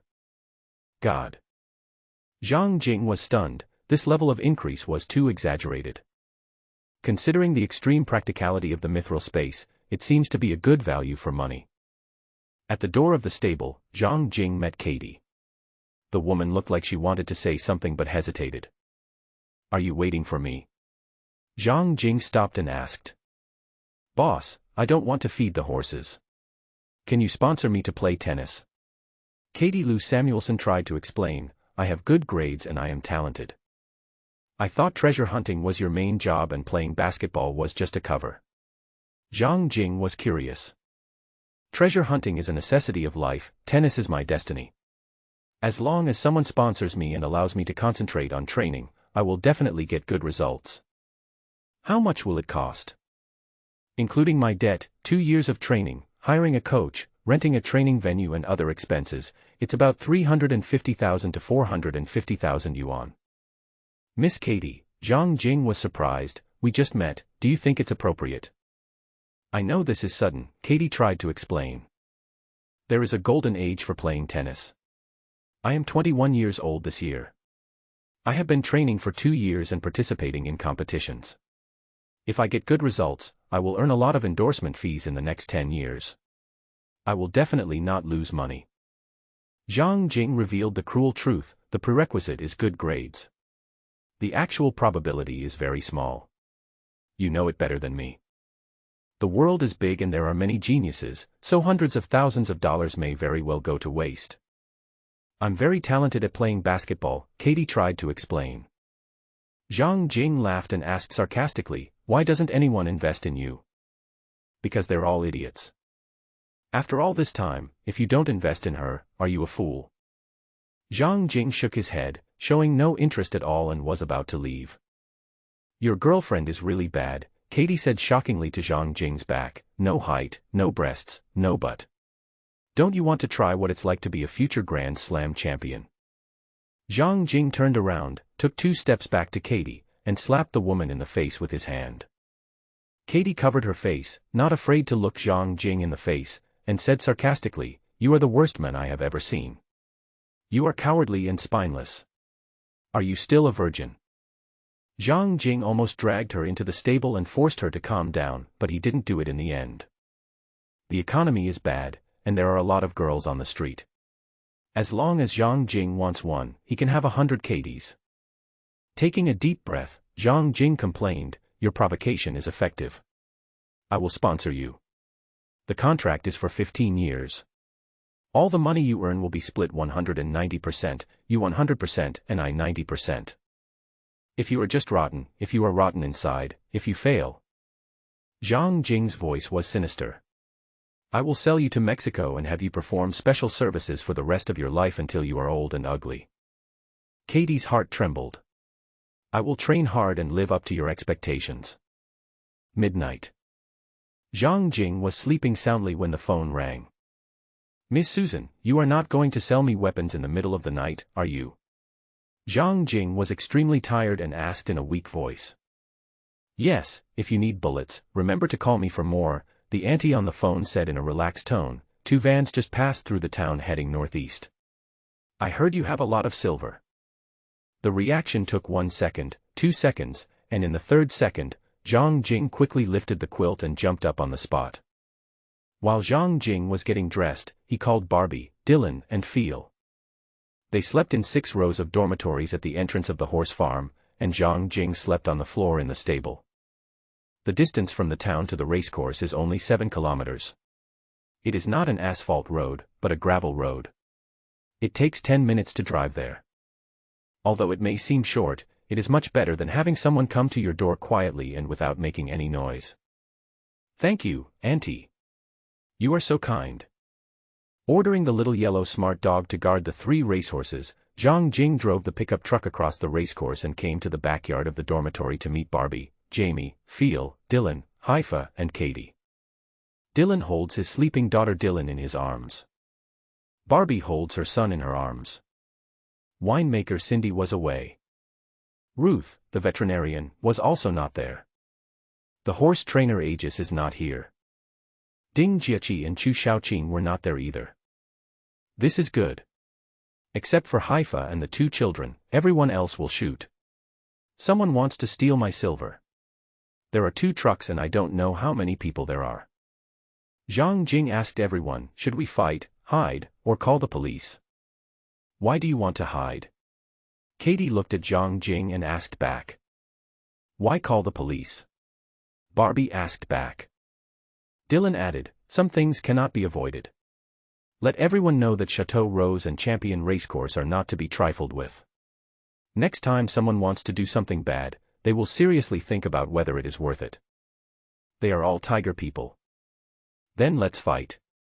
Zhang Jing looked at everyone. I have 3 automatic rifles. Who has the best shooting skills?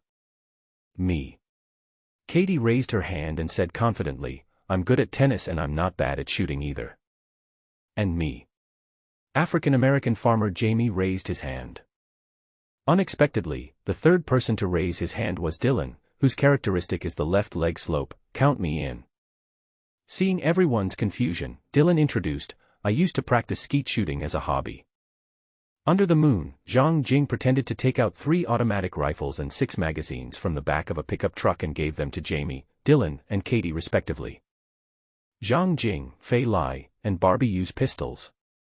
16-year-old jockey and nutritionist Haifa took 4-year-old Dylan and Barbie's 3-year-old son from Dylan. Zhang Jing advised, "Go to the northernmost part of the horse farm. It's safe there." Haifa nodded and left with the 2 children in his arms. "Boss, is it okay for me to give command?" Jamie looked at Zhang Jing and asked. "Come on."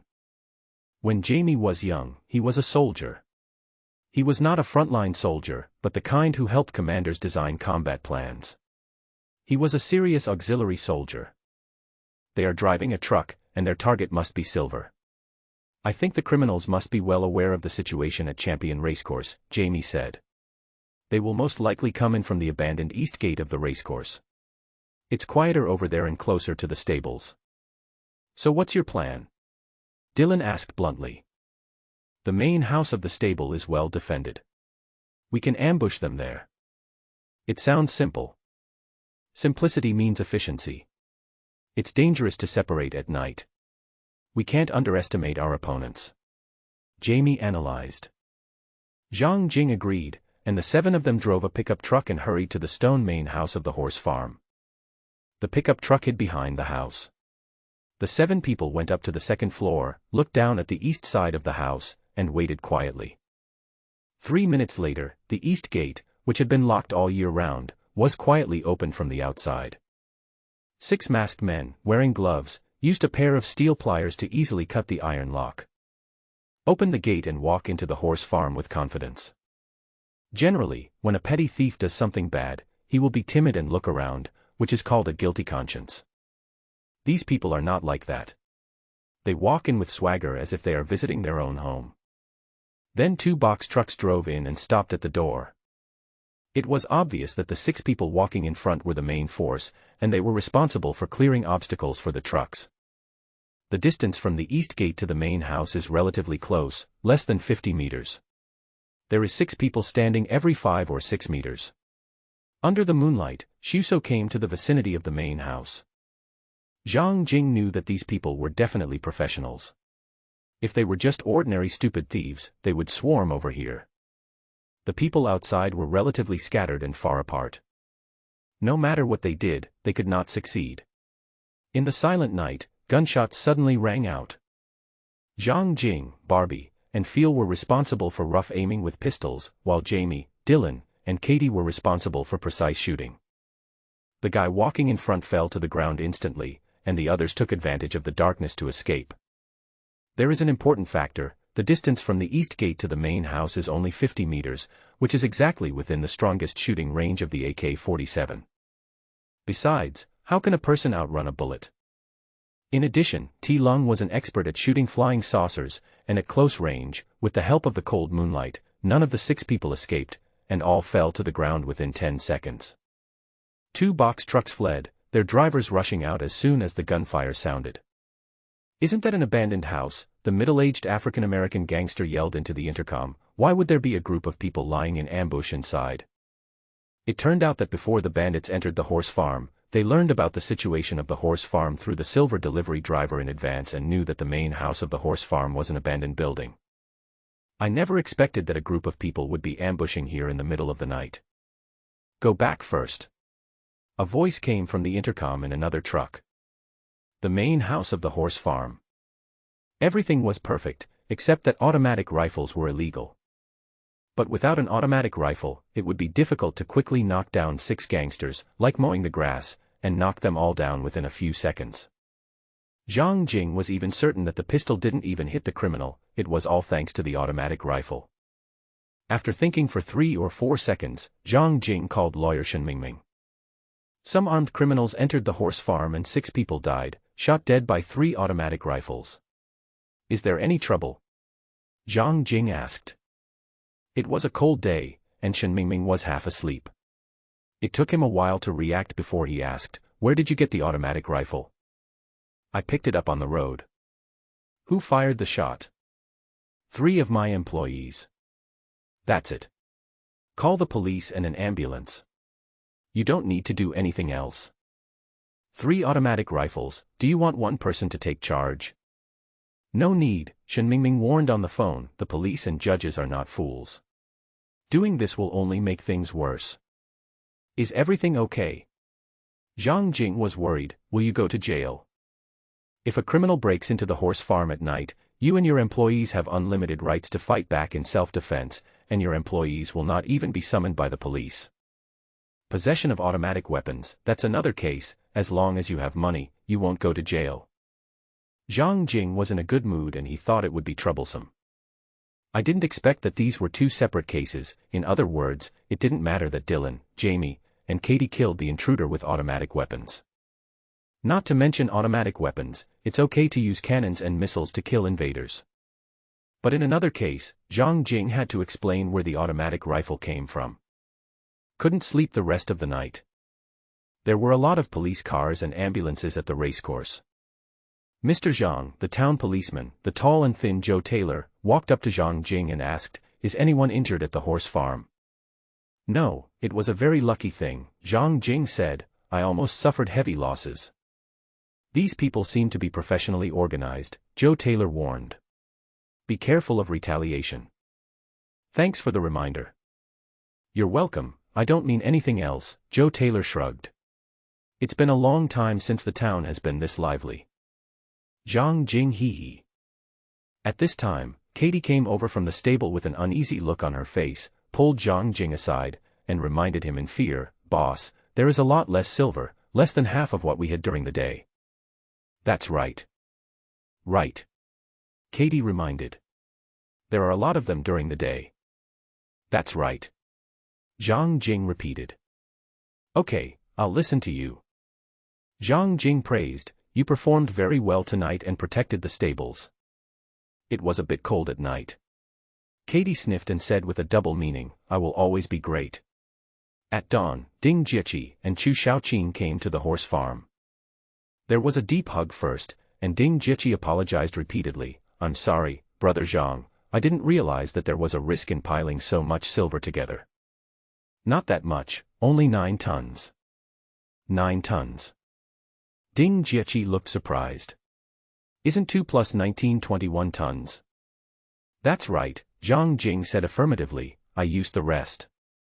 No matter what, I'm glad you're okay. Ding Jieqi hugged Zhang Jing again. I checked online on the way here.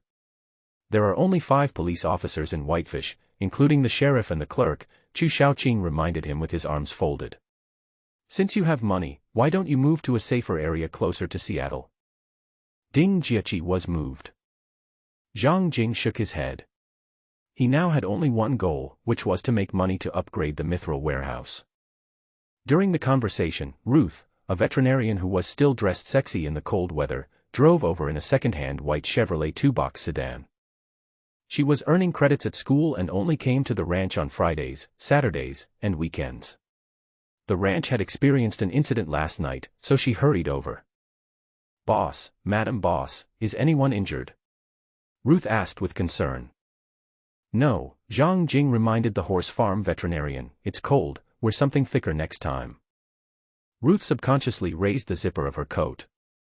Ding Jieqi took Zhang Jing's arm and walked into the horse farm, chatting as they walked. Chu Shaoqing looked up information from the library. The July slave ship was sunk in the Florida Strait by the Navy at the time on June 23, 1855. The Florida Strait is located between the Florida Peninsula, Cuba Island, and the Bahamas, connecting the Gulf of Mexico and the Atlantic Ocean. It is 480 kilometers long, 80 to 240 kilometers wide, and 500 to 800 meters deep. The data proves that it is just an ordinary slave ship. There are no high-value items on board. No one is looking for it, and no one is salvaging it. Sounds a bit troublesome. Yes. If you want to salvage something, you need to rent a professional salvage ship with a deep-sea sonar system, a salvage robot, and professional crew. The daily rental fee is 200,000 yuan. Zhang Jing stopped where he was. He originally thought that renting a yacht for several thousand yuan a day was already exaggerated, and even thought that people who rented yachts were fools. I didn't expect that the rental of a professional salvage ship would be as high as 200,000 a day. Is this a matter of vision? Probably, in the past, Zhang Jing was even reluctant to stay in a youth hostel that cost more than 50 yuan a day. Do you have the exact coordinates of the shipwreck? Zhang Jing had a simple idea. He knew the coordinates, so he could rent a boat and sail directly over there, salvage the items and leave. No, Ding Jiechi shook his head and reminded, for a century, there were many slave ships traveling there, and there were also many shipwrecks. It is likely that it will be difficult to find. It's a headache and there are more difficulties than I thought. Brother Zhang, what are you looking for? Ding Jiechi suggested, if the value is less than 8 million yuan, it is not worth it and there is a high probability that you will lose money. It's a statue, Zhang Jing introduced. It's said that you can vaguely see the female body through the veil. It's very perfect. Female statue. Ding Jiechi stopped and asked thoughtfully, does it have wings? This question made Zhang Jing stunned. Why does he need wings? Cupid, who is so common? Or the mannequin piece? The inclusion prompt did not mention wings, and Zhang Jing shook his head. Unexpectedly, Ding Jiechi said, if that's the case, it's probably not worth much. In the mid-19th century, many European stone statues were shipped to the newly born United States. For example, in the 1850s, the famous Italian sculptor Giovanni Strazza created an exquisite statue of the veiled Madonna made of marble. It is white and delicate, not only carving out the light gauze, but also depicting the gentle feeling of the wind. It's so technically sophisticated that you can't believe your eyes, but it's not worth $8 million. After a pause of 1 second, Ding Jiechi continued. There is also the Sisters of Charity, which was carved in marble by Raphael Monti in 1847, Ding Jiechi exaggeratedly described. Can you imagine, 3 young girls, wearing wreaths on their heads, slightly drooping, and covered with veils fluttering in the breeze? They are almost perfect, and you will fall in love with them at first sight. In short, Ding Jiechi concluded, during that period, sculpture artists, whether famous or not, all liked to carve women wearing light gauze, and there were a large number of similar works. After hearing what Ding Jiechi said, Zhang Jing became uncertain. After all, it was only an incomplete clue for the treasure hunt, and Su Huang was fascinated by it at just one glance and didn't look at it carefully at all. More likely, it was just a worthless work by an unknown sculptor, sold to a plantation owner for show. This is not valuable, that is not valuable either. Zhang Jing was very unconvinced and asked Ding Jiechi, what female statue is valuable? The goddess of war, Ding Jiechi answered affirmatively, all the statues in the style I mentioned earlier are imitations of the goddess of war. Zhang Jing's heart was pounding. Where is it? Is it missing? No, it's in the Louvre Museum. Ding Jiechi's words were like a sharp knife stabbing into Zhang Jing's heart, making him feel so cold. After careful consideration, Zhang Jing decided to give up temporarily. The salvage cost was too high and the success rate was too low. It was not cost-effective no matter how you looked at it. The Whitefish Township Police Department held a press conference in the afternoon. Case 1. The criminals' motive for illegally invading a private residence was obvious. They were after 21 tons, 9 tons of silver. The police did not care how Zhang Jing was able to foresee the ambush or what weapon he used to kill the criminals, and announced that they would not prosecute. According to the fortress law, the owner has unlimited right of self-defense against intruders. Case 2. Illegal possession of an automatic rifle is an illegal act and Zhang Jing will be prosecuted. The crime of possessing illegal weapons can be serious or minor, and Zhang Jing and Shen Mingming have already agreed on their confessions. The gun was picked up, and he admitted his mistake sincerely and was willing to accept the fine. If you still have to go to jail, then spend a lot of money to get bail. Anyway, in the 200 years since the founding of the country, the probability of a rich person going to jail is less than 1,000th of that of a poor person. There are fewer and fewer death sentences. It is obvious that the laws are made by the rich, and they make many, many, many laws.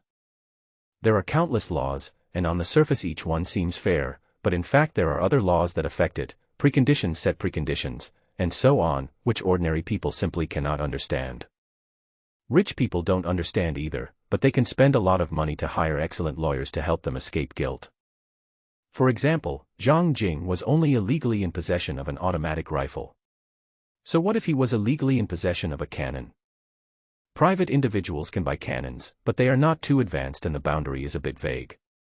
The difference is similar to that between ordinary rifles and automatic rifles, with castration of firing rate and range, and a stricter registration system. When the opportunity was right, Zhang Jing decided to buy 2 antique cannons to place in the winery and the horse farm to suppress all ghosts and monsters. Remembering the good old lady, Zhang Jing drove to the town and went straight into the gun shop. The greasy lady was playing with her cell phone behind the counter. When she saw Zhang Jing come in, a smile from the bottom of her heart appeared on her face, which was more cordial than seeing a relative. "Thank you." Zhang Jing expressed his gratitude. "I slept in the stable yesterday. If you hadn't notified me, I might have died." "You're welcome. Whitefish Town is too quiet. Not a single splash has happened. You're a source of amusement to all of us." The tall and thin policeman Joe Taylor said something similar last night. The town of Whitefish was too peaceful and Zhang Jing created joy and topics for everyone. "I'm not a good shooter," Zhang Jing complained to the old lady. "Is there a weapon that I can use to aim blindly and that's very powerful?" The greasy lady was like a god. She bent down and put a weapon on the counter. The M500 heavy revolver is twice as powerful as the Desert Eagle. It can kill even a large wild boar with one shot. If it hits a person, a graze will leave them disabled, and a splash will kill them. Zhang Jing was stunned. "A half-meter-long revolver, made of plastic, right? Can I pick it up?" Zhang Jing asked. The aunt held out her hand and indicated, "There are no bullets in it, feel free to look around." The grip is made of composite material, but even so, it is still heavy in the hand, about 2.5 kilograms. "If you feel insecure," the aunt introduced, "it will definitely make you feel safe. It has a 12.7 mm caliber and high-powered bullets, the same caliber bullets as the Barrett, nicknamed the hand cannon. Because the bullet is so powerful, the chamber of a general revolver can hold 6 rounds, but the M500 revolver can only hold 5 rounds. While speaking, the old lady placed a few bullets on the counter, about the same height as an adult's palm. "How much?" "The gun is only 1,999 yuan, and the bullets are only 1 yuan each. Isn't that cheap?" The price cannot affect Zhang Jing's decision. "Give me 2 guns with 500 bullets. I want to go back and practice." The aunt was happy and admired Zhang Jing's generosity. After the aunt packed up the revolvers and registered the gun sales records, Zhang Jing asked again, "Revolvers have a slow firing rate. Is there an automatic weapon with a fast firing rate, high power, and no special aiming required?" Behind the counter was like Doraemon's pocket. The aunt placed a big thing about 1 meter long in front of Zhang Jing. It is an imitation of the AA-12 automatic shotgun, the most powerful handheld weapon on the planet, equipped with high-explosive shells, high-explosive clustered steel shells, and high-explosive armor-piercing shells to meet your needs in different occasions. "Is he more powerful than Akasiki?" Zhang Jing asked in disbelief. "Ha!" the aunt said with disdain, "the 47 is not even its younger brother. It fires 5 high-explosive mini-grenades per second, and it rains bullets like rain. Who can stop it?" "Is this an illegal weapon?" Zhang Jing asked tentatively. "Of course," the old lady praised Zhang Jingju, "you are pretty good. You didn't tell me that I sold you the automatic rifle. Otherwise, it wouldn't have appeared in front of you. How's the accuracy?" The old lady shook her head. "It has no accuracy. The direction of the muzzle can cover almost everything with shrapnel. There are no blanks or omissions, especially for close-range directional shooting. There is no problem with accuracy at all. No matter what is in front of it, it can be torn to pieces." Zhang Jing felt it was great and met his requirements perfectly. It did not require aiming and was very powerful, but he felt like his wallet would be hurt again. I asked, "How much is one?" "Don't be afraid," the old lady comforted Zhang Jing, "illegal weapons are always cheap. Even though it looks expensive, the price is the same as a revolver. An empty gun costs only 1,999 yuan, and with a grip and scope it's only 4,999 yuan. The scope is more expensive than the gun." Zhang Jing has watched short videos about it, but he doesn't understand the specific reason. However, Zhang Jing always felt that something was wrong, and asked with a suspicious expression, is there a pit waiting for me ahead? The old lady smiled bitterly, because it is an illegal weapon and it is a special bullet. The bullet needs to be smuggled in from the UK, so. It turned out that there were bullets waiting for me. How much is one? High explosive shells cost 2 yuan per meter, high explosive clustered steel shells cost 3 yuan per meter, and high explosive armor-piercing shells cost 4 yuan per meter. Based on the cheapest high explosive bomb, 5 rounds per second, 300 rounds per minute, and 600 yuan per meter. Change to armor-piercing high explosive shells, 1,200 meters per minute. No wonder there are gun stores in small places. Just sell a few guns and rely on bullets, and the ant can win easily. In fact, when Zhang Jing uses such a high-powered firearm, the probability of high-powered bullets can be ignored. The revolver is the best-selling product because it can meet the needs of most situations. Finally, to thank the old lady for saving his life last night, Zhang Jing bought 2 imitation AA-12 automatic shotguns, 500 rounds of each of the 3 types of bullets.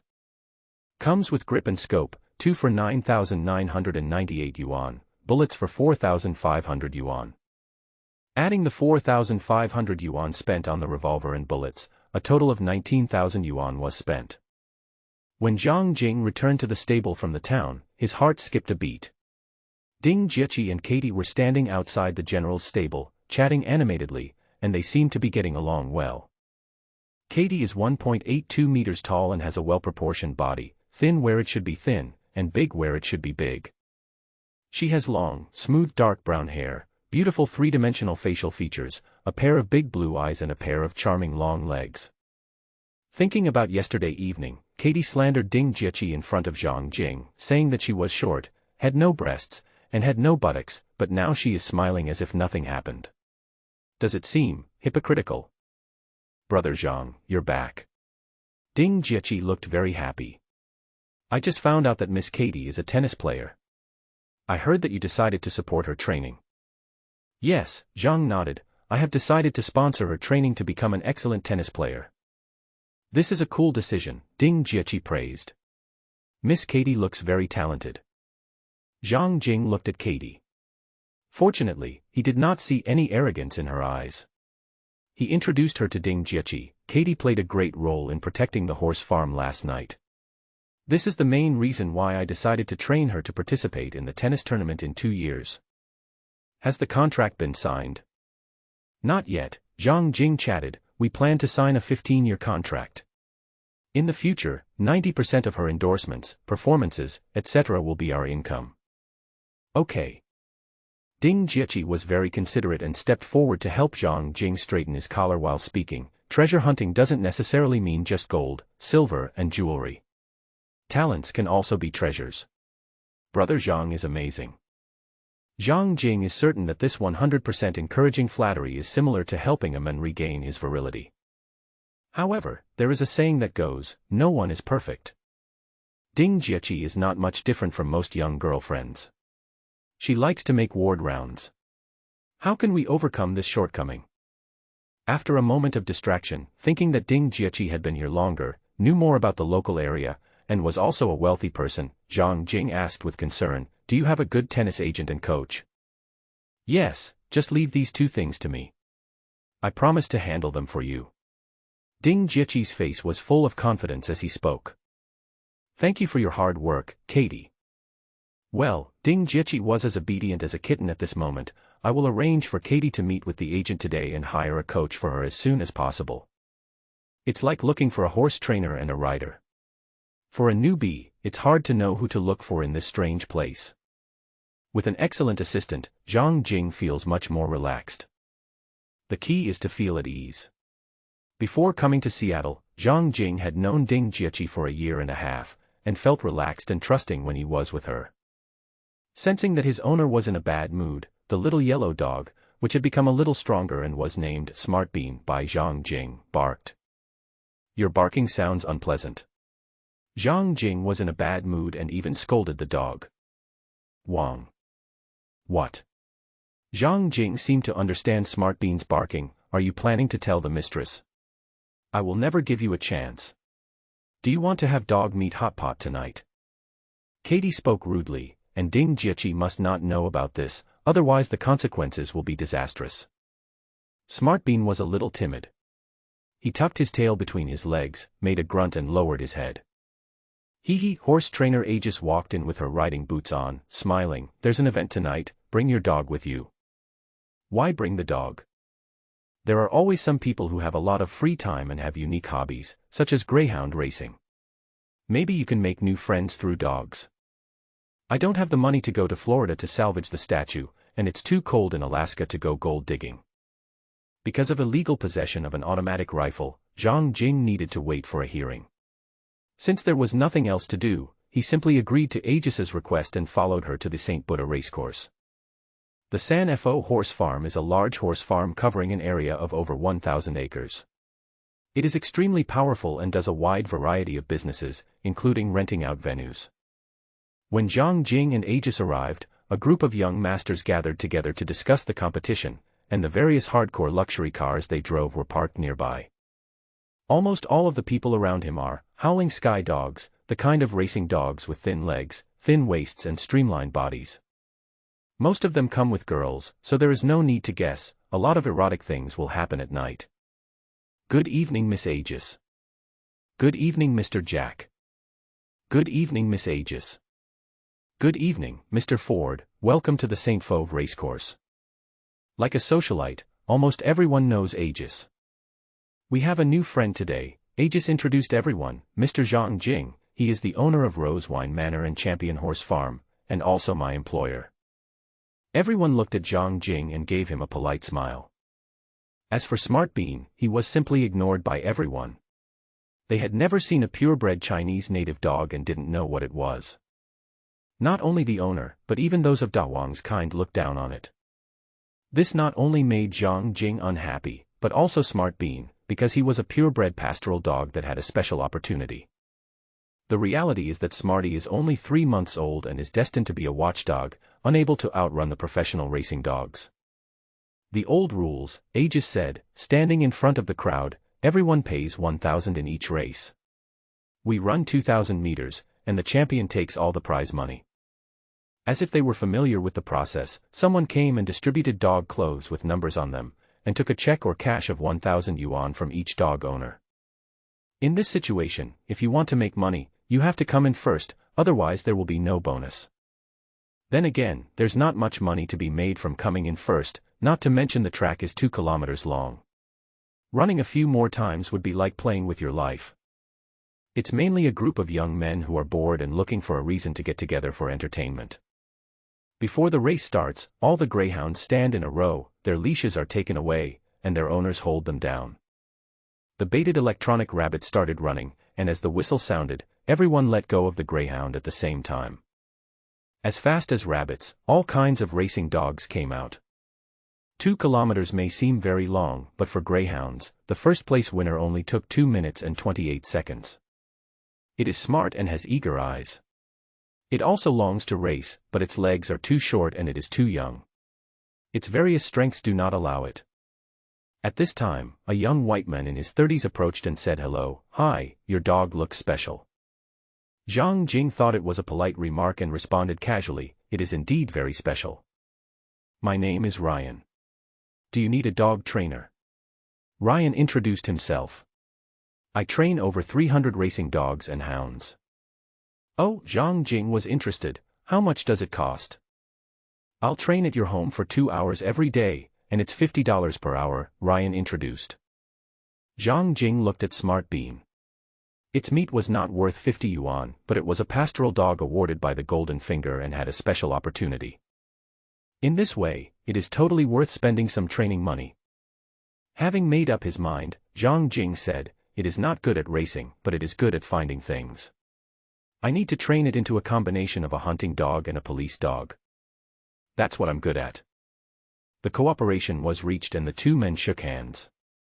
In a blink of an eye, it was time for the trial. In the courtroom, facing the aggressive accusations from the public prosecutor, Zhang Jing insisted that the gun was picked up. Shen Mingming stood shoulder to shoulder with him in the dock and defended him with all his might. I believe this is God's will, Shen Mingming, dressed in a suit and tie, with shiny hair, said righteously, it is God who is protecting Mr. Zhang. If it weren't for the 3 automatic rifles, Mr. Zhang might have been killed. What does this have to do with God? The judge felt his brain was not enough. Your Honor, ladies and gentlemen of the jury, Shen Mingming stated, Mr. Zhang has helped many poor people. They include retired African-American veterans, students in debt, helpless fathers and daughters, a girl pursuing her tennis dream, and a poor refugee weighing only 40 kilograms. He even spent 3,000 yuan to buy a sick horse that was about to be sent to the slaughterhouse and took it back to take care of it. The barrister's defense sounded a bit retardant and silly. Litigation has nothing to do with kindness. Generally speaking, as long as you are guilty, you will go to jail even if you have raised 100 orphans or are currently raising 100 orphans. The actual reason is that the situation is different from that in Longwa. There is a jury in the court, also called a temporary citizen jury. There are large and small juries. Grand juries are only used in criminal cases. They are composed of 23 people and their main responsibility is to decide whether to prosecute the defendant. A petit jury is usually composed of 6 to 12 people, and its main function in civil lawsuits is to decide whether the defendant must pay compensation. The jury usually sits for one case and their term of office is 4 weeks. The members come from all walks of life, of different ages and skin colors. 2 straightforward points. First, the jury determines whether the defendant has committed a crime, the greatest right. Second, the judge convicts and punishes based on the criminal facts determined by the jury. Theoretically, as long as the defendant is miserable enough, or his lawyer is persuasive enough, he can avoid going to jail and does not have to pay compensation.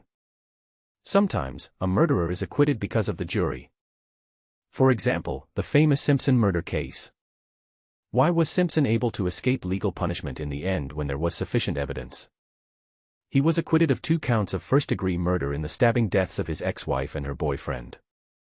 This was mainly because Simpson's lawyer convinced the jury that Simpson was not the murderer because Simpson could not wear the gloves he used to kill the victim. Although it was obvious that Simpson murdered his wife, the jury unanimously turned a blind eye and determined that the facts of the crime could not be confirmed, so the judge had no choice but to acquit him. The real reason is very simple. All 23 jurors sympathized with Simpson. He was so pitiful. He killed his wife and others because he was an honest man who was forced into desperation. He was innocent. So the 23 people unanimously found Simpson not guilty on the grounds that Simpson could not have worn the gloves he wore when he committed the murder. In fact, everyone knows that it was Simpson who killed the person. That's why Shen Mingming looked so stupid for bringing up God. As long as the jury finds Zhang Jing not guilty, he can go home without having to pay any money. These have nothing to do with this case, the public lawyer argued. An obese African-American woman on the jury raised her hand and said, "Excuse me, we want to hear the testimonies of those people mentioned by the defendant's lawyer."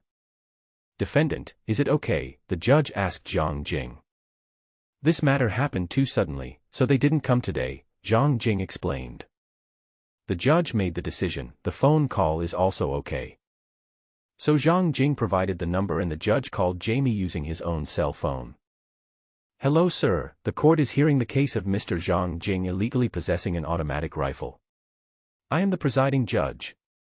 Can I ask you a few questions?" This was a surprise. Jamie didn't know that Zhang Jing was in court today. "You ask. Your full name?" "Jamie Fox." "Can you swear that what you are about to say is true?" "Yes, I swear to God." Jamie answered affirmatively on the phone. The defendant's lawyer said that the defendant's automatic rifle was picked up and it was God's will. "Do you agree?" "I don't agree," Jamie denied on the phone. "When my friends and I couldn't find a job and had nowhere to go, God didn't help us. It was Zhang Jingsheng who first gave us jobs and a house to live in, not God." Everyone was speechless. This show of pretense was given full marks. But the judge was not easy to get along with. He asked again, "Restaurants, supermarkets, factories, these jobs are not that difficult to find. Why do you say it's difficult?" "I'm African American, I'm 49, and these 2 things make it very difficult for me to find a job." Everyone in the court was speechless. The judge then called Ruth again. "Hello, the court is hearing the case of Mr. Zhang Jing illegally possessing an automatic rifle. I am the presiding judge. Can I ask you a few questions?" Please go ahead. What's your full name? Ruth Zhang. The judge frowned. Are you the defendant's wife? No, I am a student at the State Technical College. I am 20 years old, my parents divorced when I was young, and I grew up in a violent family. I was cheated by my boyfriend and owed the bank 20,000 yuan on my credit card. It was Mr. Zhang Jing who helped me pay off the debt and gave me a part-time job. Otherwise, I don't know if I could have survived until now. Is there any problem with changing my last name to Zhang?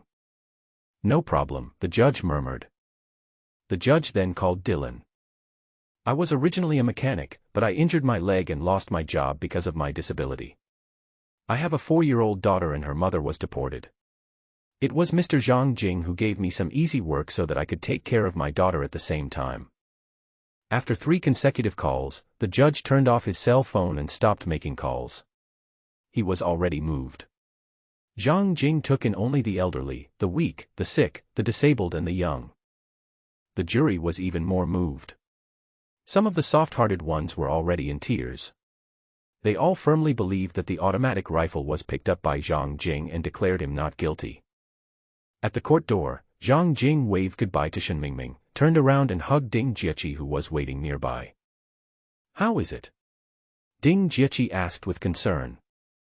Zhang Jing smiled, not guilty. Very good. Lucky guy. Chu Shaoqing commented like a follower. Just treat Chu Shaoqing as a transparent person. It was lunchtime. Zhang Jing invited Ding Jieqi. I'll treat you to dinner. French food. No, Zhang Jing said with a look of disgust, the portion is too small and the service is too slow. Ding Jieqi laughed happily. There is no shortage of Chinese restaurants in ISE Court, so the 3 decided to eat Chinese food at a Chinese restaurant opened by a person from Putian. Sour spare ribs, steamed sea bass, vermicelli scallops, stir-fried vegetables, century egg and tofu, and fragrant rice. Compared to French food, it is affordable and more delicious. Halfway through the meal, Chu Shaoqing suddenly pinched Zhang Jing's arm like a lunatic and complained, you need to build some muscles so that you can better protect the winery and the horse farm. Zhang Jing held chopsticks in his hand and looked at Ding Jieqi subconsciously. Ding Jieqi reminded Chu Shaoqing, this is my boyfriend, don't show too much concern, and don't touch me. Chu Shaoqing said indifferently, Zhang Jing is a treasure hunter. He should take advantage of the time he has now to build some muscles on his body to protect himself and you, isn't that good? Chu Shaoqing, Ding Jieqi reminded her bestie for the second time, you like muscular men, don't let my boyfriend become the type you like. I mean well. Chu Shaoqing protested, without muscles, it's easy to suffer losses. 2 women, 1 drama, Zhang Jing, hee hee. After lunch, Zhang Jing sent them back to school. He thought it was just like any other day, but he didn't expect to run into trouble. A big guy with clear facial lines and about 1.8 meters tall suddenly attacked Zhang Jing from the side, swinging his fist. Zhang Jing can dodge it, but Ding Jieqi who is walking side by side with him will be hit. When the unfortunate thing happened, Zhang Jing only had time to raise his hand to block, and was hit hard on the arm. There were many people coming and going at the school gate, and the area around them suddenly became empty. When Zhang Jing was considering whether to use his revolver, Chu Shaoqing stood in front of Zhang Jing and shouted at the big guy, Wu De, what are you crazy about? Were you with this man that night? The young man named Wu De pointed at Zhang Jing and asked. It turned out that Wu De was the boyfriend that Chu Shaoqing noted as dad. Almost 2 months later, he had just gotten his visa and immediately flew over from Longhua. Chu Shaoqing was speechless. She was indeed with Zhang Jing that night. But there was a reason for that. Her original purpose was to check on Ding Jieqi and see if there was another woman in Zhang Jing's room. Because she met a fat tattooed man in the elevator who chased her into the corridor, she was scared out of her wits and too nervous, so she picked up Zhang Jing's red wine and drank a lot of it. The result was drinking and getting confused. Just then, Wu De called at midnight. Zhang Jing saw that the number was marked with Dad and was worried that the other party was anxious, so he answered the call. This is where the misunderstanding occurred. I've already told you, Chu Shaoqing explained, it was a misunderstanding. Misunderstanding, understand. Put yourself in their shoes. Do you believe it? Wuda asked back. I. Chu Xiaoqing couldn't wash herself clean even after jumping into the Yellow River. Ding Jieqi stood up and said, "You hit my boyfriend. It has nothing to do with Chu Xiaoqing. I can prove that it was a misunderstanding." Wuda didn't know Ding Jieqi and didn't believe it at all. "You guys teamed up to deceive me." "Brother, that's really a misunderstanding." Zhang Jing's hand hurt badly, and he explained, "Chu Xiaoqing likes muscular men, I'm not her type." It would have been better if Zhang Jing didn't say anything. Wuda got even angrier. "How do you know she likes muscular guys? Not many people know this. I heard it from others, do you believe it?" "I don't believe you." Wuda rushed towards Zhang Jing again. There was no need to use a gun. Zhang Jing and Wuda wrestled with each other, and because of their physical strength and physique, Zhang Jing suffered a loss. It was not until two policemen rushed over that they forcibly separated the two. "Zhang Jing, please help me." Seeing that Wuda was about to be taken into the police car, Chu Xiaoqing softened her heart and pleaded for mercy. After all, they were compatriots, so they quickly stepped forward and explained to the police, "This is a misunderstanding. We are friends. We were just joking just now, not fighting." "Are you sure?" the police asked Zhang Jing. "I'm sure." "It's not possible if you're not sure." Even though Wuda is 1.80 meters tall, he can only sing Chrysanthemum Coolness when he goes in, which is too pale. On the contrary, Zhang Jing is safer because he works in the field and his skin is darker. After the person involved said this, the police had no choice but to release Wuda. However, Wuda did not appreciate it. As soon as his handcuffs were untied, he punched Zhang Jing again. The two policemen folded their arms and watched in mockery. This was a difficult situation. Just as Zhang Jing was about to defend himself, Chu Xiaoqing rushed over and stood in the middle. Wuda knocked Chu Xiaoqing unconscious with one punch. The process was quite bloody and entertained a group of spectators. After tossing and turning in the hospital until midnight, Ding Jieqi was in a good mood on the way back to the winery. "Brother Zhang, I'll be on holiday starting from Friday. I'll be at the winery every day for the next month. Christmas holiday." This is a good thing." "What's good about that?" Chu Xiaoqing, with a bandage wrapped around her head, said weakly as she sat in the back seat, "Will Jieqi's presence affect your partying?" I originally felt quite sympathetic towards Chu Xiaoqing. Why didn't Wuda beat her to death? We chatted all the way and it was already 10 o'clock in the evening when we returned to the horse farm. We didn't dare to stay in the haunted house, so we slept in the stable. Each stable is very clean, with some hay laid on the bottom and a quilt placed on it, so you can sleep right away. I was sleeping soundly in the second half of the night when my cell phone rang. Having learned from the previous experience, Zhang Jing was awakened and thought it was another night attack, but it turned out to be Suzahong. "Zhang Jing," Suzahong complained because the signal was intermittent due to the long distance. "The Japanese are very determined. They are pestering me for the gold and jade, and some insiders are putting pressure on me." At the end, Suzahong felt wronged. "If I don't obey, the school will suspend me from work and my salary." Before, the Japanese had caused trouble for Zhang Jing and Barbie. Zhang Jing shifted the blame to Suzahong, who announced to the public that they owned the gold and jade. He didn't expect that the machinery company was so powerful. Even an associate professor at a university can be crushed. Considering that Suzahong has a wife who has been ill for a long time and has to take expensive medicine that is not covered by medical insurance every day, and he is just an ordinary person and cannot compete with her, his work will be stopped and his wife will not be far from death. Forget it, Zhang Jing couldn't get angry. "Give me 3 days." After hanging up the phone, Zhang Jing transferred 30,000 yuan to Suzahong for no reason. He was rich and could do whatever he wanted. It was definitely not because he sympathized with his wife's illness. The important question is, if Suzahong can't hold on, can Zhang Jing hold on? Regardless of whether he can hold on or not, Zhang Jing has to take the responsibility and cannot let Suzahong lose his job. The next day, Zhang Jing found Barbie, who was helping Cindy in the brewing workshop. Phil and Jamie were also there. The winery covers 600 acres, including 300 acres of orchards and an 800 square meter workshop with a lot of equipment. Even if it is just to brew some wine on an experimental basis, Cindy still needs help from others. Calling Barbie to the side, Zhang Jing explained, I need to announce that the gold edition is in my hands. It originally belonged to Shaosong Yuan. Barbie worried, what if the police are attracted? Komatsu was originally a tenant who wanted to rape Barbie, but was killed by Barbie.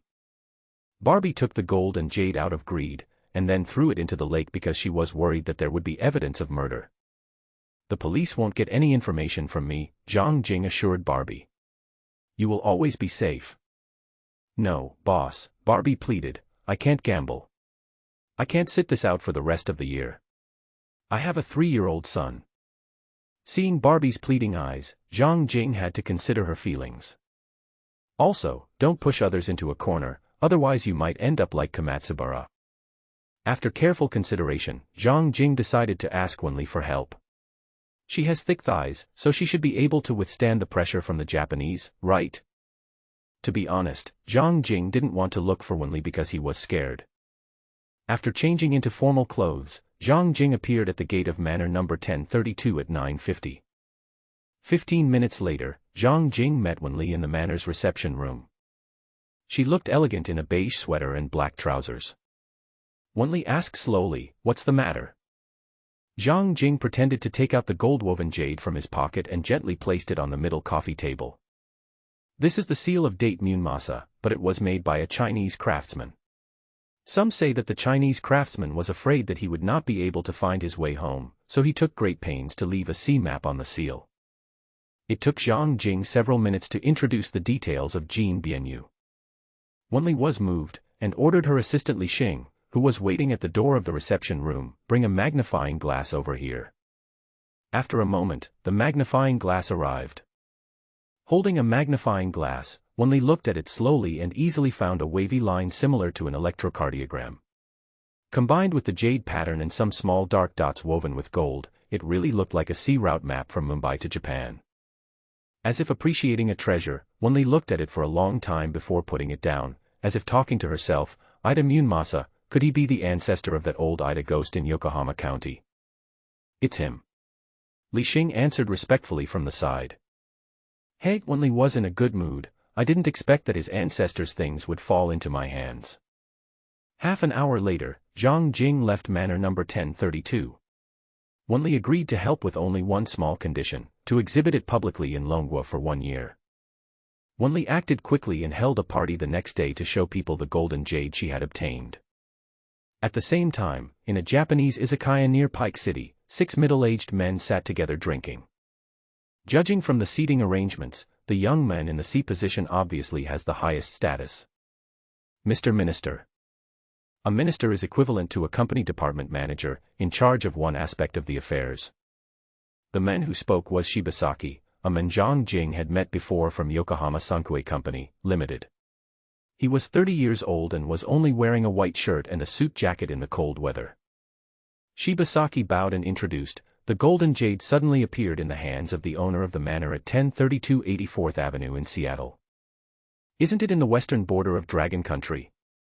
Suzahong posted a lot of photos online, they can't be fake.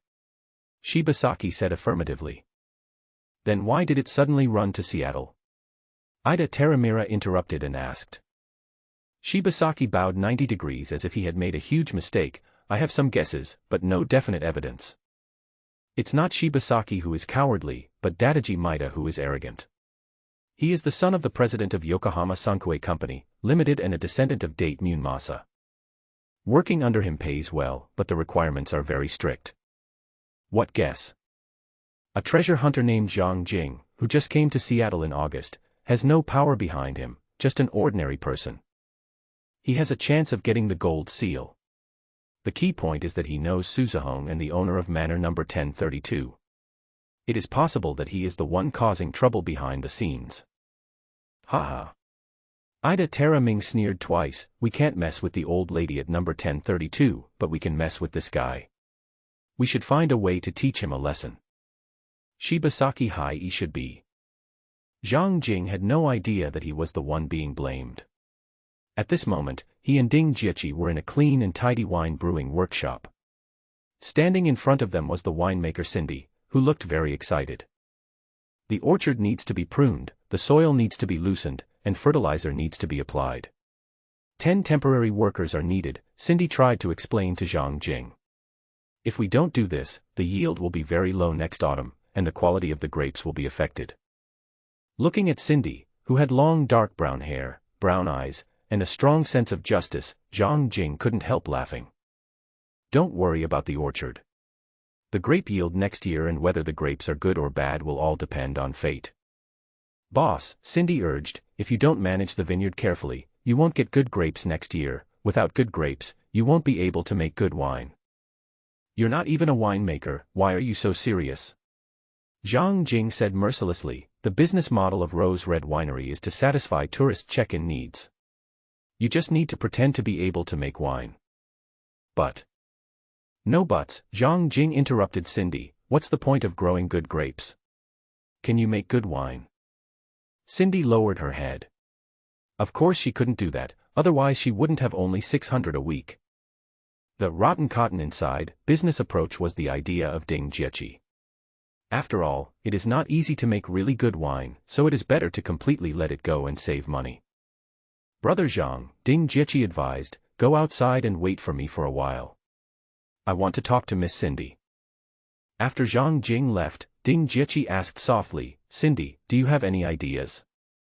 I want to make good wine, but I'm afraid of disappointing my boss. Ding Jiechi hit the nail on the head, you want a chance to learn and try, right? Cindy nodded. Good wine needs to be aged in oak barrels, and one round takes at least 3 years, which requires a lot of money and effort.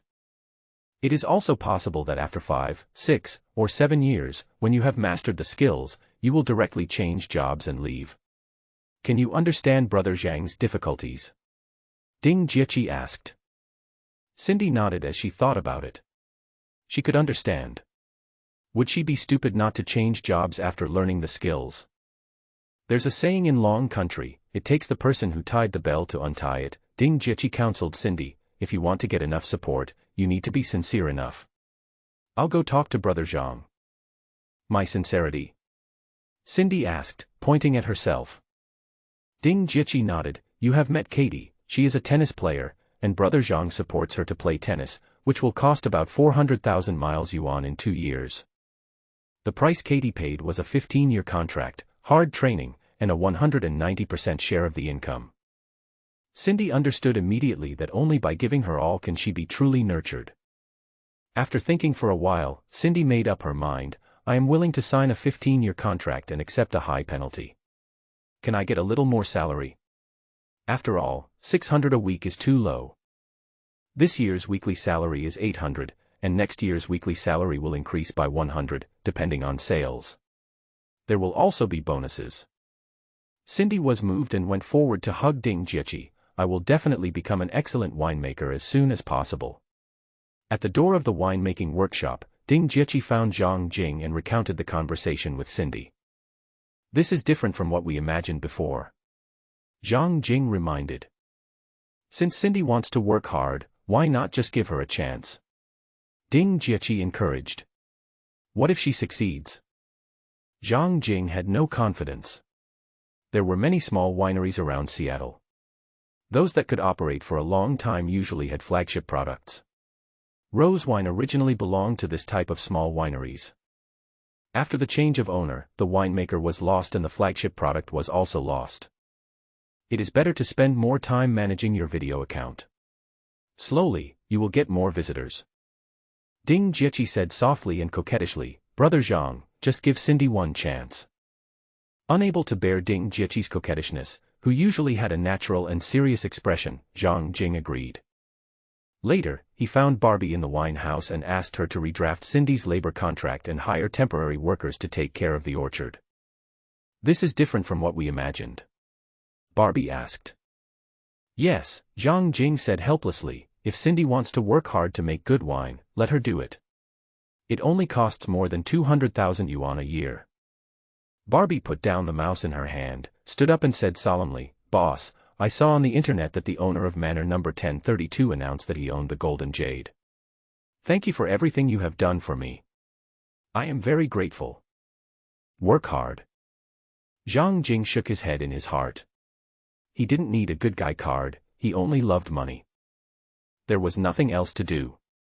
When Zhang Jing was about to leave, Barbie called him from behind. "Boss, you know I was a real estate agent before." "Well," Zhang Jing stopped and looked back, "you are very capable at work. There was a money-making opportunity that I had intended to keep for myself and never intended to tell anyone else." "You don't have to tell me." Zhang Jing is serious. "Don't leave others with no way out, otherwise even a desperate dog will jump over the wall and even a desperate rabbit will bite. It's been many years, and I may never be able to save enough capital. Instead of letting others pick it up, I might as well use it to give back to you," Barbie explained. "What money-making opportunity?"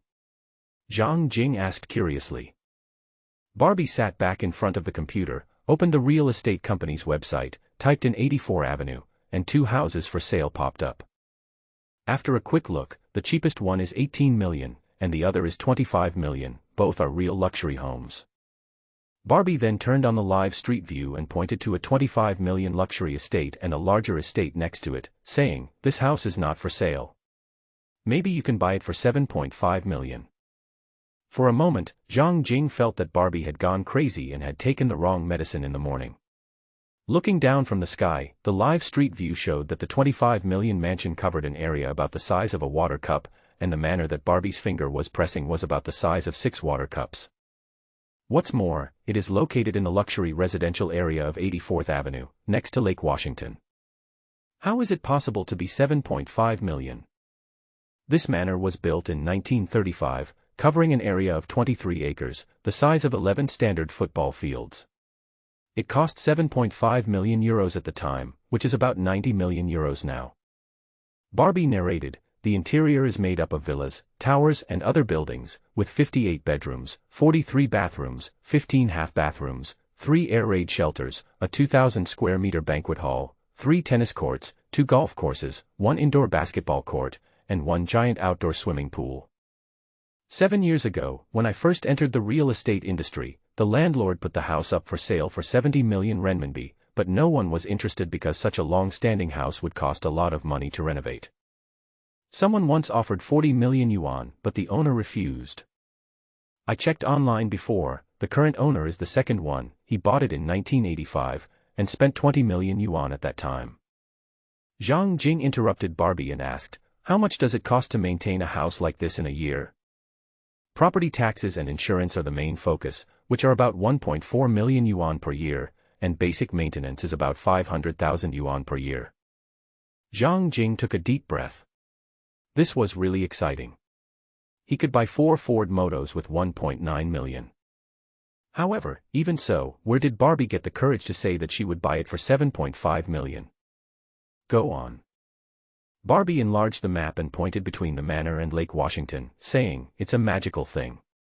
Although the manor is next to the lake, it's not on the lake. There is a 700 square meter piece of land here, most of which is submerged in water. It belongs to another person." Zhang Jing blinked his eyes, as if he had grasped something. This piece of land was once sold, and the owner offered 3 million yuan. But because more than half of the area is in the water and the location is not good, rich people don't like it and poor people can't afford it. Zhang Jing took a deep breath and looked at the map. He understood and realized it. The manor faces east and west, with the main gate facing east and the backyard facing west. Although it is the backyard, it is the most important landscape because it faces the lake. If you buy 700 square meters of this land and build an ugly building, the value of the estate will drop dramatically. Sure enough, the most poisonous thing. Do you have the contact information of the owner of this land? Zhang Jing asked, suppressing his inner excitement. Barbie affirmed, nodding confidently. Buy it. Zhang Jing was not a stingy person, and promised, when I get the manor, you will have a reward of 100,000 miles yuan. Money makes the world go round. Barbie got excited and started moving immediately. Investment requires money, and there is less than 3 million yuan available in the card. Zhang Jing turned around and found Ding Jieqi, who was still in the winemaking workshop. Because he was so excited, Zhang Jing reached out and pinched Ding Jieqi's chubby face. There are still 9 tons of silver. Contact the buyer and sell them. Brother Zhang, they were just bought and their value hasn't appreciated yet. It's okay, just sell it for now and buy it back later. Now is a good opportunity to make money. What opportunity? Ding Jieqi asked curiously. Zhang Jing described the whole process, and Ding Jieqi was stunned. Will this affect my reputation? The key is that I don't have a reputation either. Zhang Jing retorted.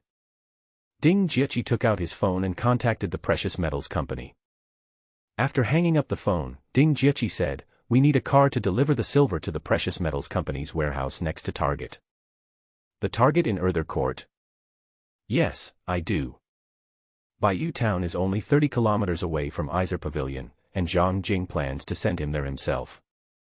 The density of silver is 10.49 g/cm superscript 3, and 1 cubic meter weighs 10.49 tons. The length, width, and height of the dense silver space are all 3 meters, so 9 tons of silver can be easily loaded in. 6 robbers just died at the horse ranch. Ding Jieqi suggested, it would be safest to ask a security company to escort them. I'll take it, you go ahead and do your work. Then you should be careful. Life comes first, and money comes second. Zhang Jing nodded, walked from the winery to the stable, took 9 tons of silver from the stable, and drove away from the stable in a pickup truck. Drive 7 kilometers on gravel road through the town. Zhang Jing parked the pickup truck in front of the gun store. He missed the greasy aunt a little after not seeing her for a few days. As usual, Aunt Susan was playing with her phone behind the glass counter, as if she was catching up on some soap opera. What are you buying this time? The old lady looked up at Zhang Jing and continued to stare at her phone. I wasn't planning on buying anything, but since you asked, do you have any bulletproof vests? The aunt put down her phone, turned around and went into the warehouse at the back, and took out what Zhang Jing needed in a moment. Longhua made bulletproof vests with ceramic inserts and stab-proof vests, good quality, high-cost performance. 2 pieces together only cost 299 yuan. Is it illegal to wear this? Do you have a criminal record? The aunt asked. No, even if there is a judicial record, I am still a victim. That's fine. The law prohibits ex-felons from purchasing bulletproof vests. You can wear whatever you want. Taking off the light and long gray down jacket, Zhang Jing picked up the bulletproof vest, which weighed about 4 or 5 kilograms, and felt very nice when he put it on. Finally, after putting on his coat, Zhang Jing placed the 300 yuan on the counter, and the aunt took back a coin.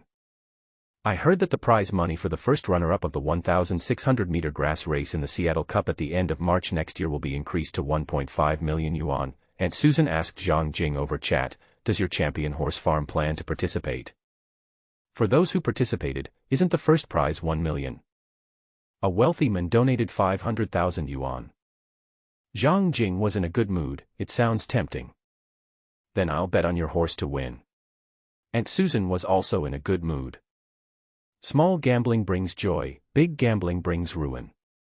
Don't bet too much, Zhang Jing reminded. We'll see how things turn out when the time comes, Aunt Susan said, looking like a veteran.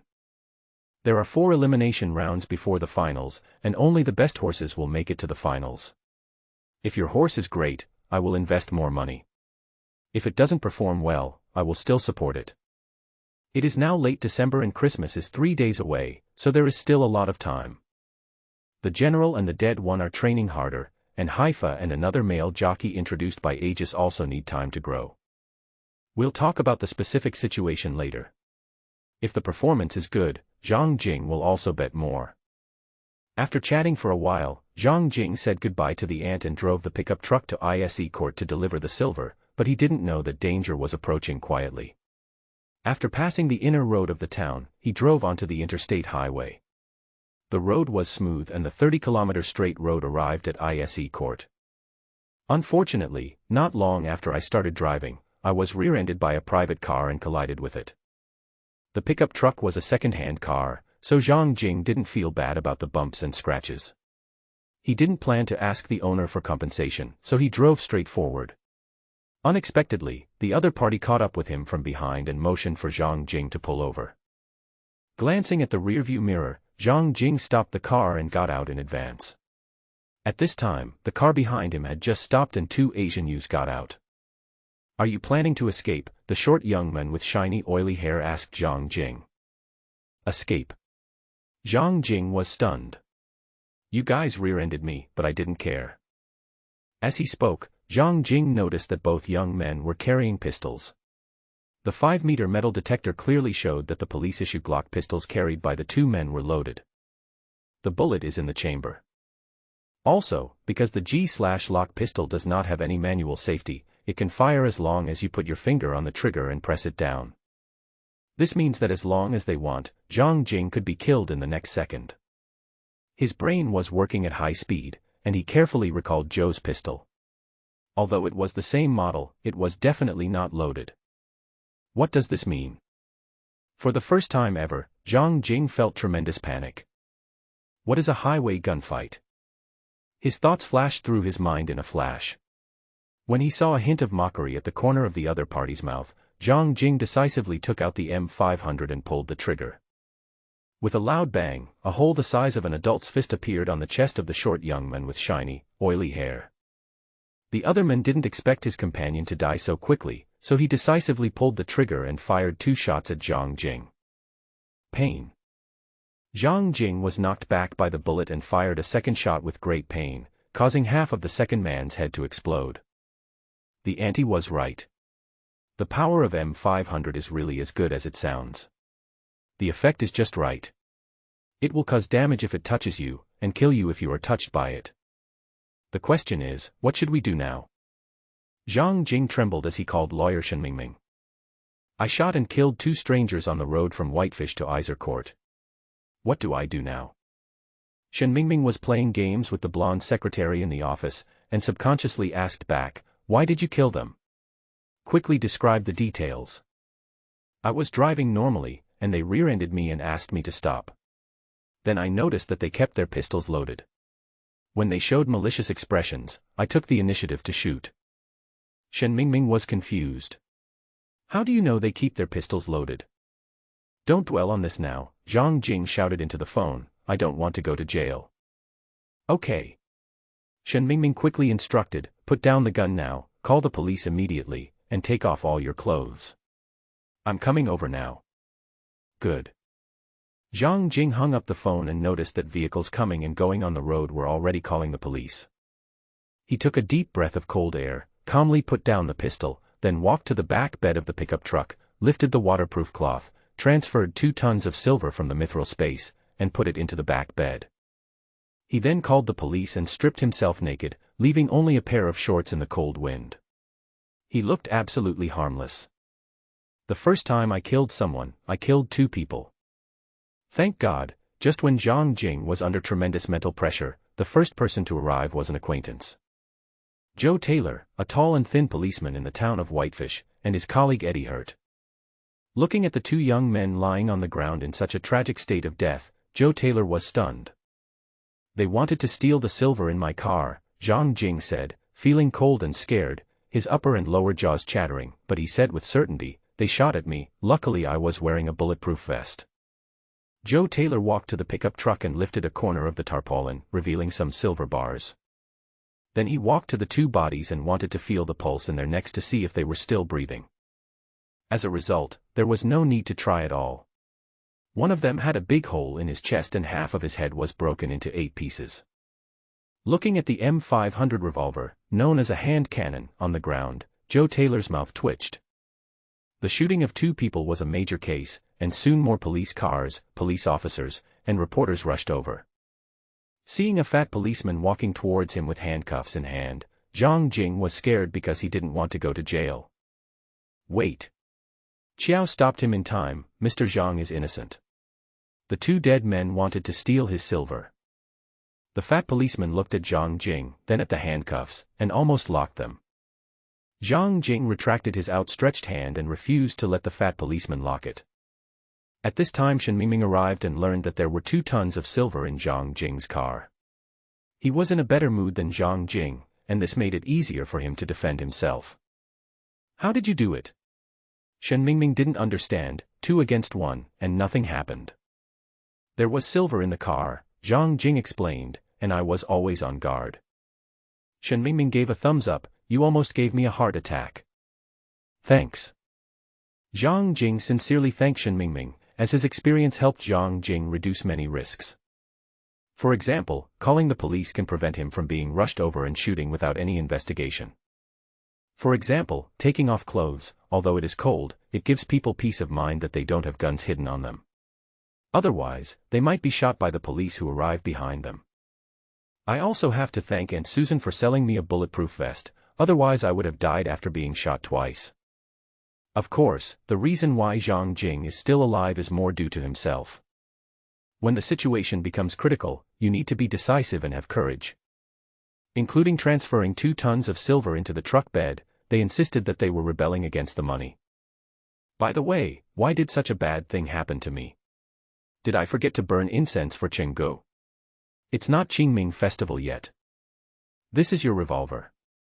The thin Gao Qiao handed the M500 with a black handle and silver gun body to Zhang Jing.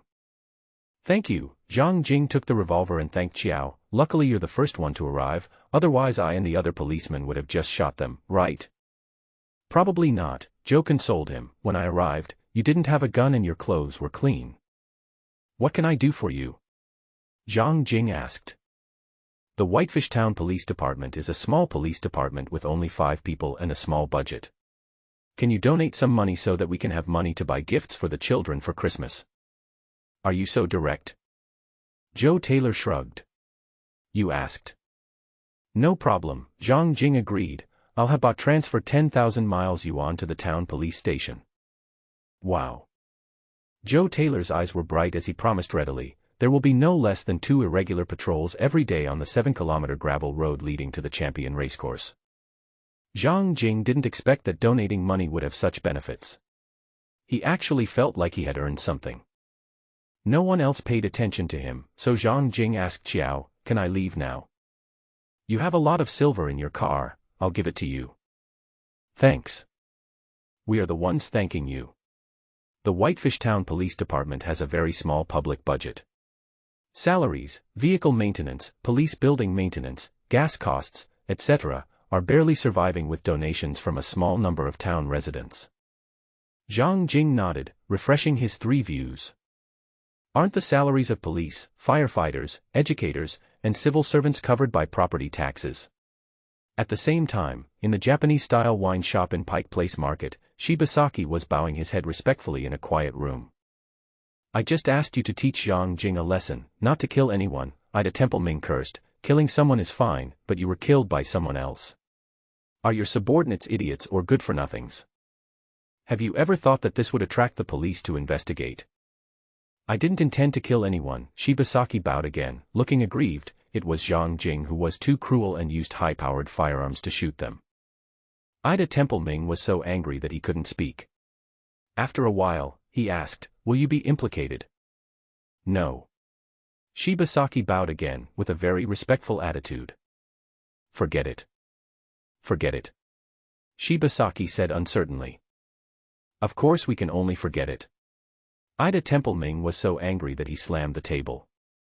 Sankue Corporation has many businesses in the United States. If you are implicated, do you know how serious the consequences will be? The old man will peel off my skin. He has more than 1 son. Is that really the end of it? Shibasaki glanced at his boss slyly, feeling very happy. Why should he get up and run when he could just lie down? Zhang Jing is a treasure hunter, and so am I. Ida Taraming decided, will make things difficult for him from all directions. Zhang Jing didn't know that the fake robbers were Japanese, and he didn't know there was a person named Date Taraming in the world. The news that he killed 2 fake robbers spread throughout the town and became known to everyone. After delivering the silver, Zhang Jing was stopped by the town. Susan, the aunt of the gun shop, had bright eyes and asked in disbelief. They staged a car accident and pretended to be passers-by. They had an advantage in their identities. How did you do it? Zhang Jing, a Taiwanese from Wawawakiozi, said gratefully, thanks to your M500 revolver and bulletproof vest, otherwise I would be dead. It seems I need to stock up on more M500s and body armor. The townspeople will definitely come to buy them. Give me 1,000 revolver bullets. I want to go back and practice. I'm sure I won't be so lucky next time. Okay. The aunt was delighted. I want to give all employees 15 sets of the same bulletproof vests, 1 set each. Aunt Susan was very happy. If she smiled a little wider, her mouth would meet behind her head. Carrying his equipment, Zhang Jing returned to the winery. Including horse trainer Aegis, dog trainer Ryan, manager Barbie, veterinarian Ruth, and video operator Irina. Ding Jieqi, Chu Xiaoqing. Cindy the winemaker, Phil the farmer, Jamie the farmer, Haifa the jockey and nutritionist, Dylan the mechanic. And Andy, a male jockey who has just joined the horse farm, is 34 years old, 1.55 meters tall and weighs 45 kilograms.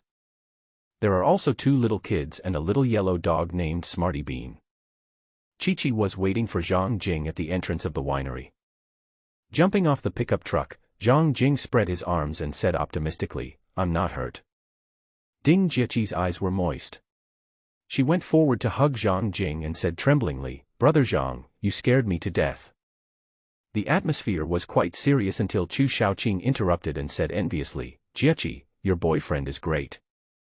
Your boyfriend is great, your girlfriend is great, this is a joke." Ding Jieqi understood it immediately and gave Chu Xiaoqing a warning look. After simply saying hello to everyone and handing out the bulletproof vests, Zhang Jing went to the stable alone. General, Undying, and 8-month-old Big Star are resting in the stable. There was no one else around, and Zhang Jing was recalling in his mind the scenes of him and the fake robber shooting at each other at close range and confronting each other face to face. If he had reacted a beat slower, if he hadn't been wearing a bulletproof vest, if the pistol had been less powerful, he would have been lying in the morgue's freezer by now. I was so scared that my hands were shaking and my underwear was soaked with cold sweat. As if they could sense that their master was in a heavy mood, the 3 horses remained quiet and behaved very well without making any noise. After calming down for half an hour and kissing the 3 horses one by one, Zhang Jing came to the back of the stable, where there was a 1-meter-wide stream and a hillside on the other side of the stream. A small part of the hillside belongs to the horse farm, and behind it is the forest park, which is a public area. The winery shooting range is set up here. Zhang Jing took out a half-meter-long revolver with palm-wide bullets, intending to vent his anger. Bang! White smoke, loud noise, twice the power of Desert Eagle, and huge recoil. In the gunfight with the fake robber, Zhang Jing took the initiative, but his arm was numb after firing the first shot, and he was unable to fire a second shot. If his arms were strong enough, he could have fired continuously and it wouldn't have been so dangerous. Sure enough, after firing 4 shots intermittently, my arms had no feeling anymore. I thought they were very strong, but in fact they were still too weak. I suffered a loss in the previous fight with Wuda, but my life was not in danger at the time, so I didn't take it seriously. This is a wake-up call. I must train my physical fitness well. If I feel it is hard, I should think about the benefits. One is to save my life, and the other is to live a happy life in the future. The day after the robbery incident, Barbie, dressed in a high-end professional suit, drove the A8 coupe bought by Ding Jieqi to Everett to meet the owner of the 700-square-meter land at number 1048. Before that, she had already sent an email to the other party yesterday morning, offering a price of 230 million yuan. Similar to the real estate buying and selling process in Longhua, Barbie's working model generally starts with a quote by phone or email. Once the intention is clear, a lawyer is called to meet with the other party. A lawyer's job is to draft and review contracts.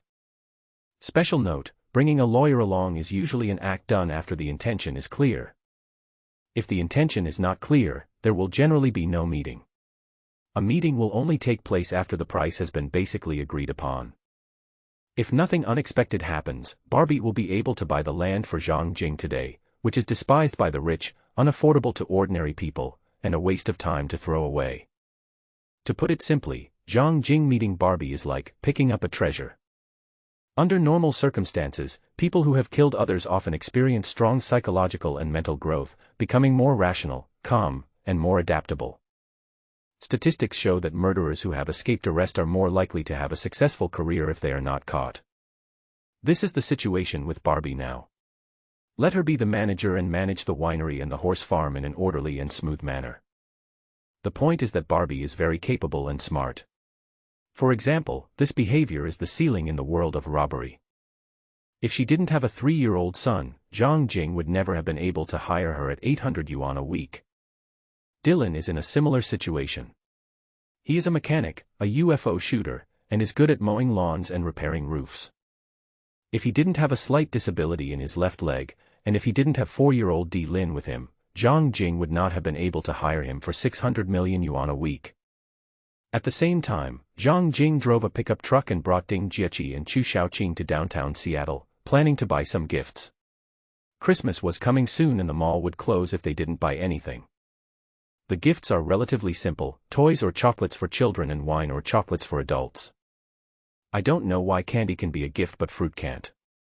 Zhang Jing also planned to buy 2 kinds of fitness equipment, which required going into the city. However, the 3 of them arrived too late, and the Baikwo fitness equipment store was already closed. The economy is bad, and many shops are already closed. As Christmas approaches, even more shops are closing. There are also more homeless people, including some crazy tramps, wrapped in blankets and with tangled hair. There are many beautiful young ladies wandering around, but unfortunately no one rescues them. The pickup truck did not stop, passed by the entrance of the fitness equipment store, left the city, and drove 10 kilometers back. When it passed a Whole Foods supermarket in Bellevue, Zhang Jing stopped the car. This is the paradise for the rich, where everyone is well-dressed and has a clean image. Coincidentally, Zhang Jing also met a fan in the supermarket. Zhang Jing. The girl was wearing a gray sweatshirt, gray trousers of the same style, and had short hair. She was about 1.7 meters tall, of medium build, with clear facial lines. She was about 25 or 26 years old, and still had a neutral style, making her very recognizable. "Who are you?" Zhang Jing asked puzzledly. "My name is Li Yi," Li Yi said, holding the prepared food in his hand, looking at Zhang Jing and saying, "I saw your report on the news. You killed 2 robbers. That was great." "Lucky," Zhang Jing looked frightened. "I hope this kind of thing won't happen again in the future." "Where do you live?" Li Yi asked. If it were a Westerner, when he met someone and asked where he lived, people would think he was seeking revenge. Zhang Jing had no such concerns. Baiyu town is more than 40 kilometers away from here. I've been over there, and there are a lot of farm-style wineries. "Yes, and you?" "I live in a boxing gym, it's nearby." "Are you a boxing coach?" Zhang Jing asked in surprise. "No, I'm a professional kickboxer and I went abroad for training." "Wow." Zhang Jing's eyes lit up. He had originally planned to buy some equipment to build up his strength, but he didn't expect to meet an expert. With a lot of thoughts in his mind, Zhang Jing introduced Li Yi. "This is my girlfriend Ding Jieqi, and this is Chu Xiaoqing." "You actually have 2 girlfriends?" Li Yi looked surprised. Li Yi couldn't handle Zhang Jing, and also scared Ding Jieqi, and Chu Xiaoqing was also confused. "Any problems with comprehension?" "Ding Jieqi is my girlfriend," Zhang Jing introduced again. "Chu Xiaoqing is just an ordinary friend." "So that's how it is." Li Yi extended his hand to Ding Jieqi. "I'm sorry, I misunderstood." Ding Jieqi shook her head to indicate that it was okay. She glanced at her boyfriend inconspicuously and invited Li Yi, "If you are alone, come to the Rose Winery and spend Christmas with us." Li Yi tilted his head and thought, "I seem to have seen news about Rose Winery in the Chinese group." The original owner of the winery, his lover, illegitimate son, a family of 3 and the dog were hanged in the winery. Later, the house was taken away by the bank and bought by brother Zhang. Ding Jieqi reminded. "Yes," Li Yi was moved. "Will it cause trouble for you?" "No, there are more than 10 of us." They hit it off immediately. "We bought all the gifts and food, including a turkey and holly trees, stuffed them into the back of a pickup truck, and returned to the town of Whitefish with 4 people and 1 car. Just after returning to the winery, Barbie brought good news from Everett, 70 kilometers away, that she had successfully purchased the 700 square meters of land for 2.49 million. Barbie can't come back for the time being because the government office is closed for a day and a half for Christmas. She wants to complete the transfer and pay taxes before the holiday to finalize the transaction. With good things happening one after another, Zhang Jing was in a good mood and walked with the wind. She personally participated in decorating the Christmas tree with everyone, preparing for Christmas tomorrow. When in Rome, do as the Romans do. This is a good opportunity to get closer to everyone. Employees work for money, a future, or a good working atmosphere. Zhang Jing pays little and there seems to be no future for him, so he can only work harder on his relationship. In the evening, Barbie trotted excitedly into the stable. Before she even entered the door, she smelled the rich aroma of turkey stuffed with sage, onions, and lemon. Then came the innocent laughter of her 3-year-old son and 4-year-old Dylan. It turned out that 2 children were playing hide-and-seek under the Christmas tree decorated with beautiful light strips, stars and sequins. Haifa, Katie, Phil, Jamie and everyone are preparing food. And her boss, Zhang Jing, was standing in front of the stove, adding firewood to the stove, and a strange woman was slowly stirring the food in the pot with a shovel. Boss, Barbie, dressed in a professional suit and full of temperament, was excited and handed a piece of A4 paper to Zhang Jing. It's done. After receiving the property ownership certificate with the official seal, Zhang Jing's mouth gradually widened. All things are difficult at the beginning. With this property ownership certificate, things are halfway done. Good job. Take a break and have dinner later. Barbie responded, turned around and walked forward, holding her son in her left hand and Dylan in her right hand, her face full of maternal radiance. Li was shocked by Barbie's aura and asked Zhang Jing uncertainly, "Is she also your employee?" "Barbie, she manages the horse ranch and the winery." "Great," Li praised. "Is everyone here?" "Winemaker Cindy is not here, horse trainer Aegis is not here, and dog trainer Ryan is a temporary worker and is also not here." Zhang Jing looked at the bustling crowd. "Everyone else is here." "That's cool. You didn't look rich at all in the supermarket just now." Zhang Jing asked back, "What about now?" "I can't tell." Li shrugged. "I want to build up my strength." Zhang Jing explained the reason why he kidnapped Li Yi. "Do you have a quick training method?" "What does it mean to be strong?" Li asked in return. "Everyone defines strong differently." "I can fire the M505 times in a row," Zhang Jing said with a clear goal, without shaking or numbness in my hands. "Do you train regularly?" Zhang Jing shook his head. "Start by running 2 kilometers a day, and then slowly increase to 5 kilometers a day after half a month." Li gave professional advice. Pull-ups should be performed in groups of 3, 5 sets at a time, with 1-minute interval between each set, then gradually increase to groups of 10 sets at a time. Although it's just to train your strength, reaction is also important. You can buy a throwing machine and practice dodging. It sounds simple. Zhang Jing was puzzled. "It's not difficult at all," Li chatted. "What's difficult is persistence, practicing diligently every day regardless of weather conditions." Zhang Jing wrote down what Li said and then started the Christmas Eve dinner. The main dish was a 16 to 17-pound roast turkey, which Haifa and Katie spent an afternoon preparing.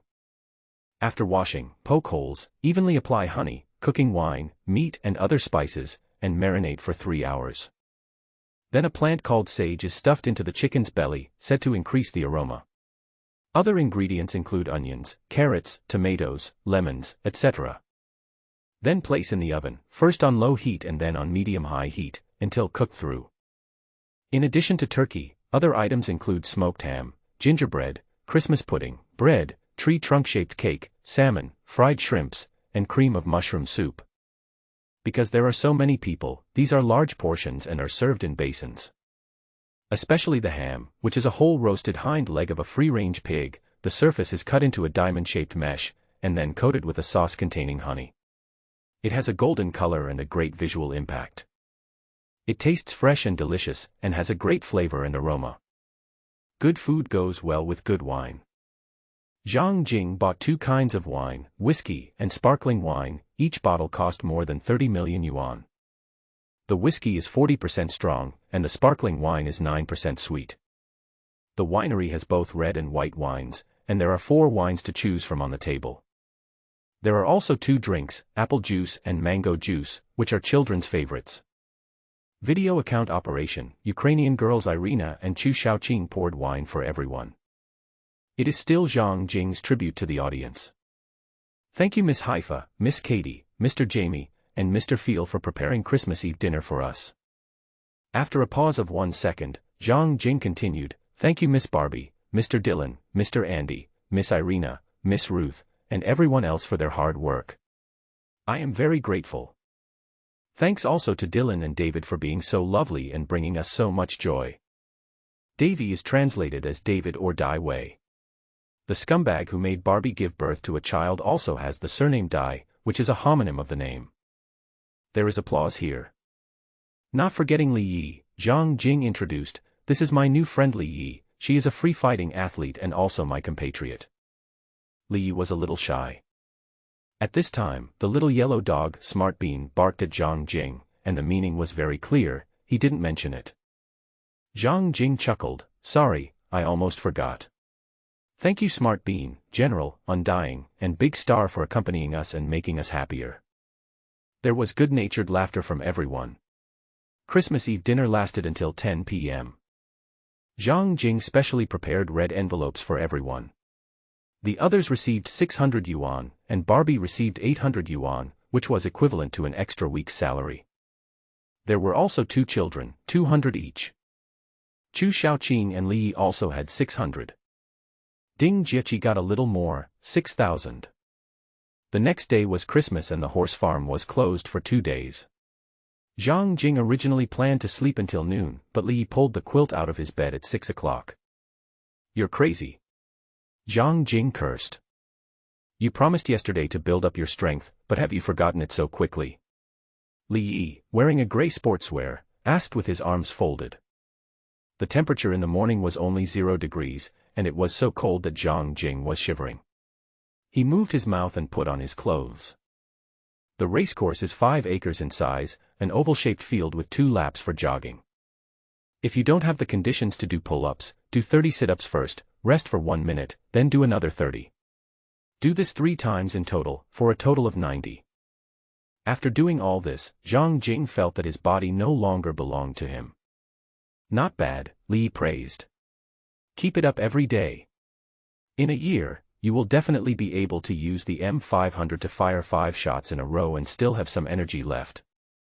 Zhang Jing lay on the ground and didn't want to talk. It turned out that nothing was easy.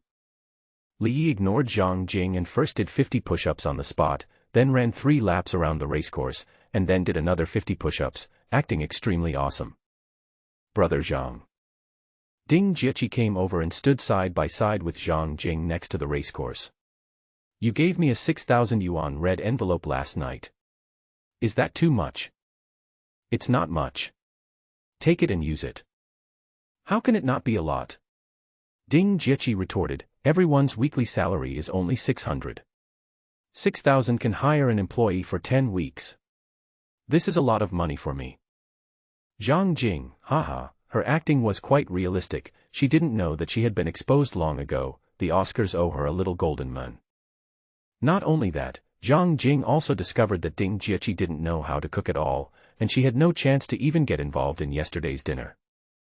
A real acting genius.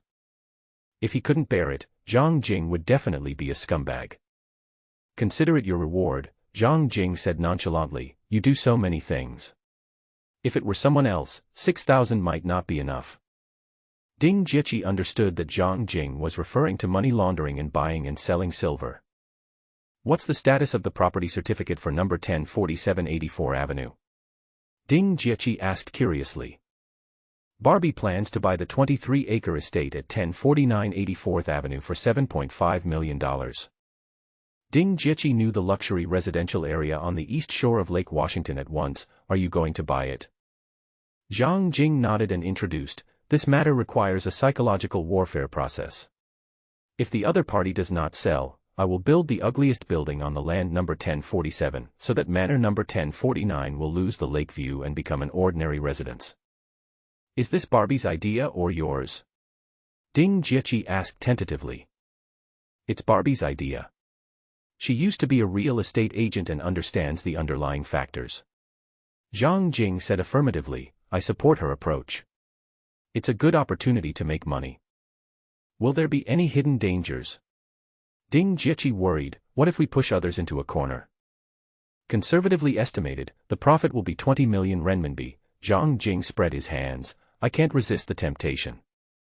Ding Jieqi acquiesced to Zhang Jing's behavior, saying that this was a good way to rise quickly. Others are passive pickers, but you actively create opportunities to pick up bargains. That's amazing. Thanks to Barbie, without her, there would be no such opportunity. Speaking of Barbie, Ding Jieqi curiously asked, Barbie is very capable at work, why is she willing to accept a weekly salary of 800? She wanted to bring her son David to work with her. Then why did she tell you about such a money-making opportunity? Well, Zhang Jing forced to explain, maybe it's because I'm too handsome. Ding Jieqi hee. Zhang Jing is 178 centimeters tall and weighs 160 kilograms. He looks okay, but his looks are average, only 70% acceptable.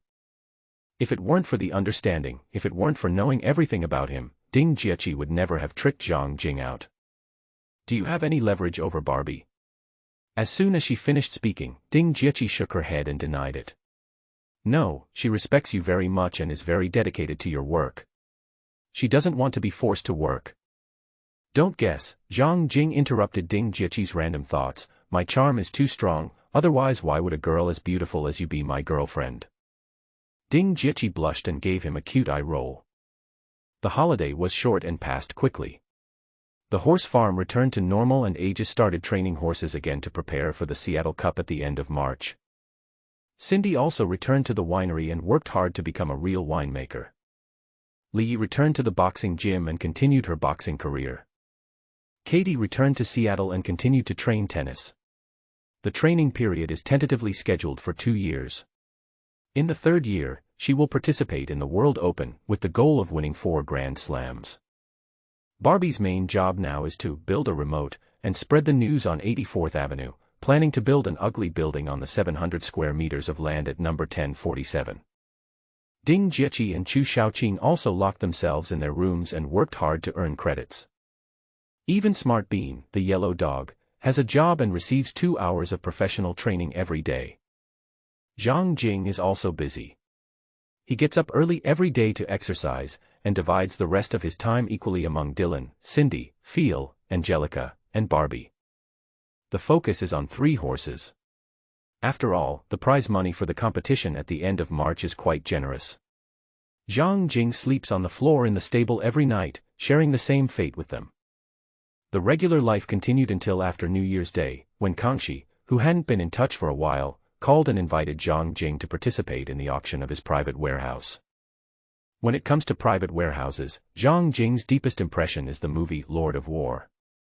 In order to hide his work from his family, the protagonist Nicolas Cage has a container warehouse outside, which contains a lot of cash, guns, and fake passports. Generally speaking, there are not many big treasures in the private warehouses that are auctioned. After all, it is normal to forget about owing money, but few people would forget about important property. However, there are always exceptions. For example, if a talented person is quarantined or imprisoned and has not paid rent for more than half a year, the warehouse will be auctioned off. Who should I contact? Zhang Jing asked Kangxi on the phone. 4755 Northeast Commercial Road, Seattle. Please be there at 9 a.m. tomorrow. 10 warehouses that are in arrears will be auctioned at 9:30 a.m. Please sign up on site. The next day, Zhang Jing arrived at number 4755 Shangye Road on time. There is a large yard here, shaped like a Chinese character U. There are many containers of different sizes, some of which are stacked 2 or 3 stories high. How is your winery? Kangxi asked in greeting. Without a winemaker, Zhang Jing spread his hands, it's at a standstill, losing money every day. Kangxi changed the subject and pointed at the already long registration line, let's queue up to register. Zhang Jing nodded and lined up with Kangxi. Without the elegance and grace of Christie's, the rules of warehouse auctions are so simple that they are almost wild. There is no need for any asset guarantee or member recommendation. As long as you show up at the auction site on the day and pay a cleaning deposit of 100 million yuan, you can compete with other hunters present. Old rules. A bald old man in a brown jacket and jeans, holding a pen and a folder in his hand, shouted at the treasure hunters. The host's eyes swept over the many participants. You have 5 minutes to observe the items in the warehouse, provided that they do not exceed the threshold. After bidding, cash settlement is required, no delay or arrears. Once you have bought, you must accept the loss. The warehouse is cleared within 2 days, and no scrap of paper can be left, otherwise the cleaning deposit will be deducted. Zhang Jing understood. To put it bluntly, this is a treasure hunter. No, it's a bet between a garbage collector and a warehouse company. Warehouse companies trade possible treasure for free junk removal, while treasure hunters trade junk removal for the possibility of getting rich quick. The situation is similar to that in Longwa. There is no place to dump large pieces of garbage, and it is expensive to call a taxi or someone, so they just auction it off.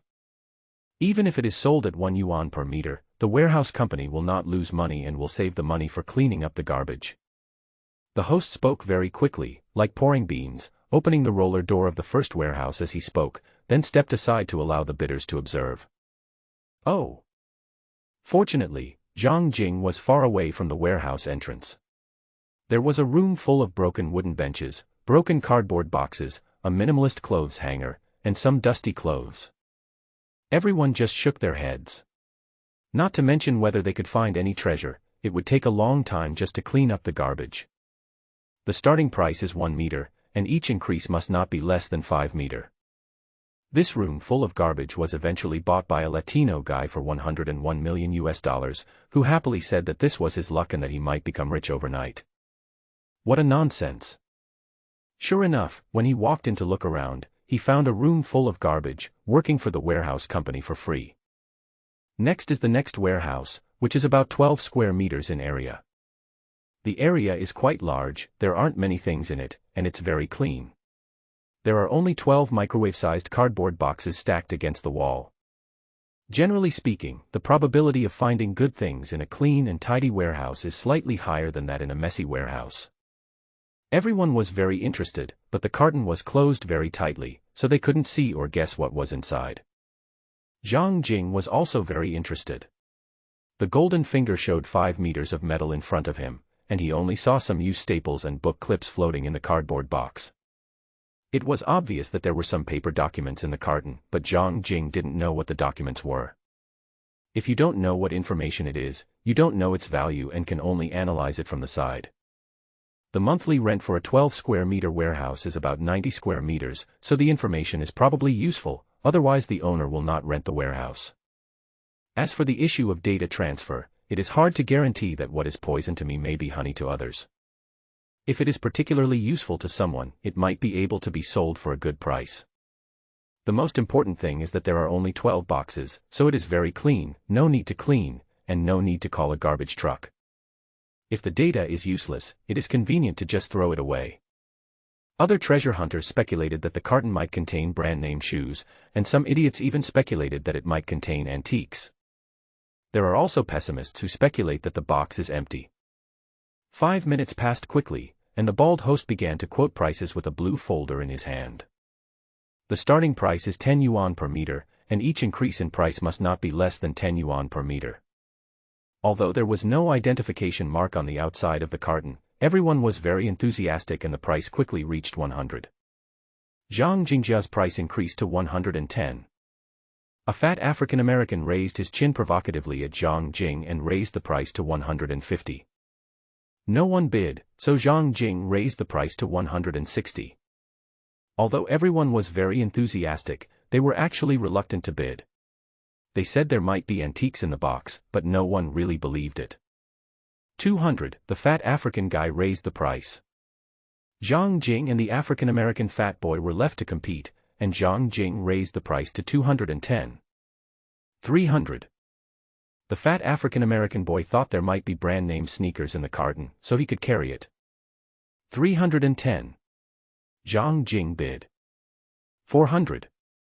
810. Zhang Jing shouted. 900. It's a good deal, the fat African-American man blurted out, but before he finished speaking, he realized that he had bid too much, which caused everyone to laugh. Looking at the fat African-American man, Zhang Jing was worried that he was deliberately causing trouble for him, so he tried to call 910. If the other party still follows, it means there is a personal grudge. Fortunately, the other party did not raise the price, and Zhang Jing successfully bought the small warehouse. Money in one hand, goods in the other. After handing the cash to the seller, Zhang Jing entered the small armory and opened the carton. Sure enough, they were all materials and manuscripts. I opened one at random and saw formulas and hand-drawn graphs inside, which looked like mathematical materials. Close the rolling door and proceed to the next warehouse. This is a small warehouse filled with office supplies, including printers, tables and chairs, filing cabinets, etc. Everyone stood outside the door and tried their best to search every detail presented in the pile of debris to evaluate the potential value of this small warehouse. The final transaction price was 2,300 million yuan. Zhang Jing didn't take any pictures. It takes a lot of time to deal with these things. The fourth warehouse, open the door and you can see some high-end new fishing gear. Anyone who likes fishing knows that fishing gear is not cheap, not to mention that there are several sets in this warehouse. This immediately ignited the auction atmosphere, and everyone rushed to bid, and finally the bid reached 3,500 million yuan. Zhang Jing still didn't take the photo and still had trouble dealing with it. The fifth room is full of garbage. Whoever takes a picture of it will be unlucky. Not only will they have to pay money, but they will also have to clean up the garbage for the warehouse company. The sixth and seventh warehouses were not garbage, but to Zhang Jing they were almost garbage. A whole morning wasted, but no dark horse emerged. Turning back to the small warehouse he had bought at the auction, Zhang Jing could not understand a lot of the information due to his low education level. He was worried about missing out on 100 million yuan, so he did the old way and took some photos and sent them to Su Zihong. It's still the same old rule, and 300 yuan as appraisal fee will be transferred at the same time. It was late at night and Su Zihong was still awake. When he received the picture sent by Zhang Jing, he was also confused. He is an expert in ancient documents and cultural relics. He does not understand profound mathematics or formulas, so he forwarded it to a friend and asked him to help take a look. Su Zihong's good friend is also a teacher at Zhejiang University and an associate professor in the Department of Mathematics. The more I opened the picture, the more surprised I was. Zhang Jing didn't know that the content of the information was surprising. After leaving the warehouse company compound, Zhang Jing thought they would go home, but Kangxi suggested having lunch before leaving. There happened to be a panda fast food restaurant next door, so they went in. It was noon and there were quite a lot of people eating. "Hello, what can I do for you?" A white waitress wearing a red jacket, black apron and black baseball cap greeted the customer while standing behind the glass dining table. It was Zhang Jing's first time eating Chinese fast food in the United States. Faced with the dazzling array of big pot dishes, he could only point randomly. Braised eggplant, orange chicken, broccoli, hot and sour soup, and fried rice as the staple food, a total of 14.5 meters. Kangxi is similar, ordering an extra steak cost 17 yuan. Sitting face to face by the window, Kangxi chatted, "The hot and sour soup is good, hot, and warms you up in this weather." Zhang Jing guessed that Kangxi had other things to do, so he was not in a hurry to speak. Zhang Jing was not in a hurry either. He tasted the hot and sour soup and it was indeed okay, but the taste was not right. It was not authentic Chinese food. Overall it's okay. After all, this is the United States, and the taste is definitely more suitable for foreigners. It turns out that flipping houses still makes money. Kangxi weighs about 200 kilograms, has small eyes, and speaks breathlessly. It's rare to find good things in a warehouse. 10 warehouses were auctioned today, with more than 30 bidders. Zhang Jing at least managed to win one, but Kangxi didn't win any. Even if he did, the warehouses might just be garbage. I think so too. Zhang Jingshan agreed. As long as Barbie's plan went smoothly, he could buy manor number 1049 at a robbery price and make an estimated profit of 20 million yuan by reselling it. Although it is immoral, it is legal. Of course, Zhang Jing would also be on guard against someone doing something desperate, so he always wore a bulletproof vest under his coat. All the guns in the mithril space are loaded and can be fired as soon as they are taken out. After a few words of small talk, Kangxi told Zhang Jing the reason for meeting today. There is a luxury house in Phuket Bay. The bank auction price is 2.8 million. I have studied it and it is at least 600,000 yuan lower than the market price. If we cooperate to buy it and simply renovate it, we can probably make 300,000 yuan. I don't know how others feel when hearing these numbers, but Zhang Jing's first feeling is volley. 2.8 million bets on 300,000, is the industry's internal competition so serious? Without thinking, Zhang Jing shook his head. He had money in his hands. After selling 9 tons of silver, he could get 6.12 million miles yuan. There was originally 3 million yuan in the bank card, which was usually used to pay salaries and maintain daily expenses. The most recent large-scale land purchase cost 2.49 million of the total, and about 30,000 was spent on Christmas, leaving a balance of 360,000. The total cash balance is 6.48 million. This money would be useful if kept. In case the owner of manor number 1049 suddenly compromised, Zhang Jing would need to take out the money immediately and could only decline Kangxi's invitation. After finishing my fast food, I sat in the driver's seat of a pickup truck and Su Zihong called. I asked someone to evaluate the information you gave me. The content is related to improving the accuracy of boring and turning. Although it is mechanical, part of it is the work of mathematicians. Zhang Jing didn't even know what a boring machine was, so he went straight to the point and asked, "How much is it worth?" "Some are valuable." "Is the information complete?" "Microwave-sized cartons, 12 of them, I don't know if they're all right." Su Zihong reminded, "Things are good, but if you trade them, you might get into trouble with the authorities, such as espionage." "Spy?" Zhang Jing asked back. "Industrial espionage." Zhang Jing chuckled, "Are you trying to scare me on purpose?" "Forget it," Su Zihong advised Zhang Jing, "don't take the risk." "Do you have a buyer?" "Some." After receiving a positive answer, Zhang Jing drove the pickup truck out of the fast food restaurant parking lot. He got off the car at a deserted place, transferred the information in the cardboard box into the mithril space, and then ignited the fuel tank, causing spontaneous combustion. The whole process was completed smoothly and perfectly, except for the fact that it was a second-hand pickup truck. After calling the police and finishing his chores, Zhang Jing went straight to the airport. In the evening, we boarded a plane and headed for Hong Kong. 16 hours later we arrived at Hong Kong International Airport at dawn. He left behind 12 boxes of information and received 400,000 Hong Kong dollars equivalent to yuan. He took another flight to New York at noon and bought a ticket to fly to Tacoma International Airport. The whole process was completed in one go, leaving no trace. After 2 days of flying and a day of rest to adjust to the jet lag, Zhang Jing crawled out of the warm bed. He couldn't stop making money as he had to participate in the warehouse auction today. It is located at 4755 Northeast Commercial Road in Seattle, where there are nearly 10,000 warehouses of various sizes. 1 in 10 Americans owns a storage facility to supplement their cramped home space. As you can imagine, this is a huge business, and it has spawned tens of thousands of warehouse rental companies. And because clearing out warehouses with unpaid bills always results in losses, the profession of warehouse treasure hunter was born at some point. After experiencing an auction, Zhang Jing already knew that the warehouse company would announce the auction information online 1 week in advance. If it was not limited to any city, there would be similar auctions almost every day, including private warehouses, airport luggage, port containers, etc. Kangxi was there this time, and when he saw Zhang Jing, he excitedly introduced him. "You were away the day before yesterday, so I opened a Qing dynasty water-controlling beast. The dragon has 9 sons, one of which is the water-controlling beast, which usually lies by the water. It is usually a stone sculpture, large and heavy, and is a valuable item. Congratulations. I hope today is still my lucky day, and yours." "Thanks."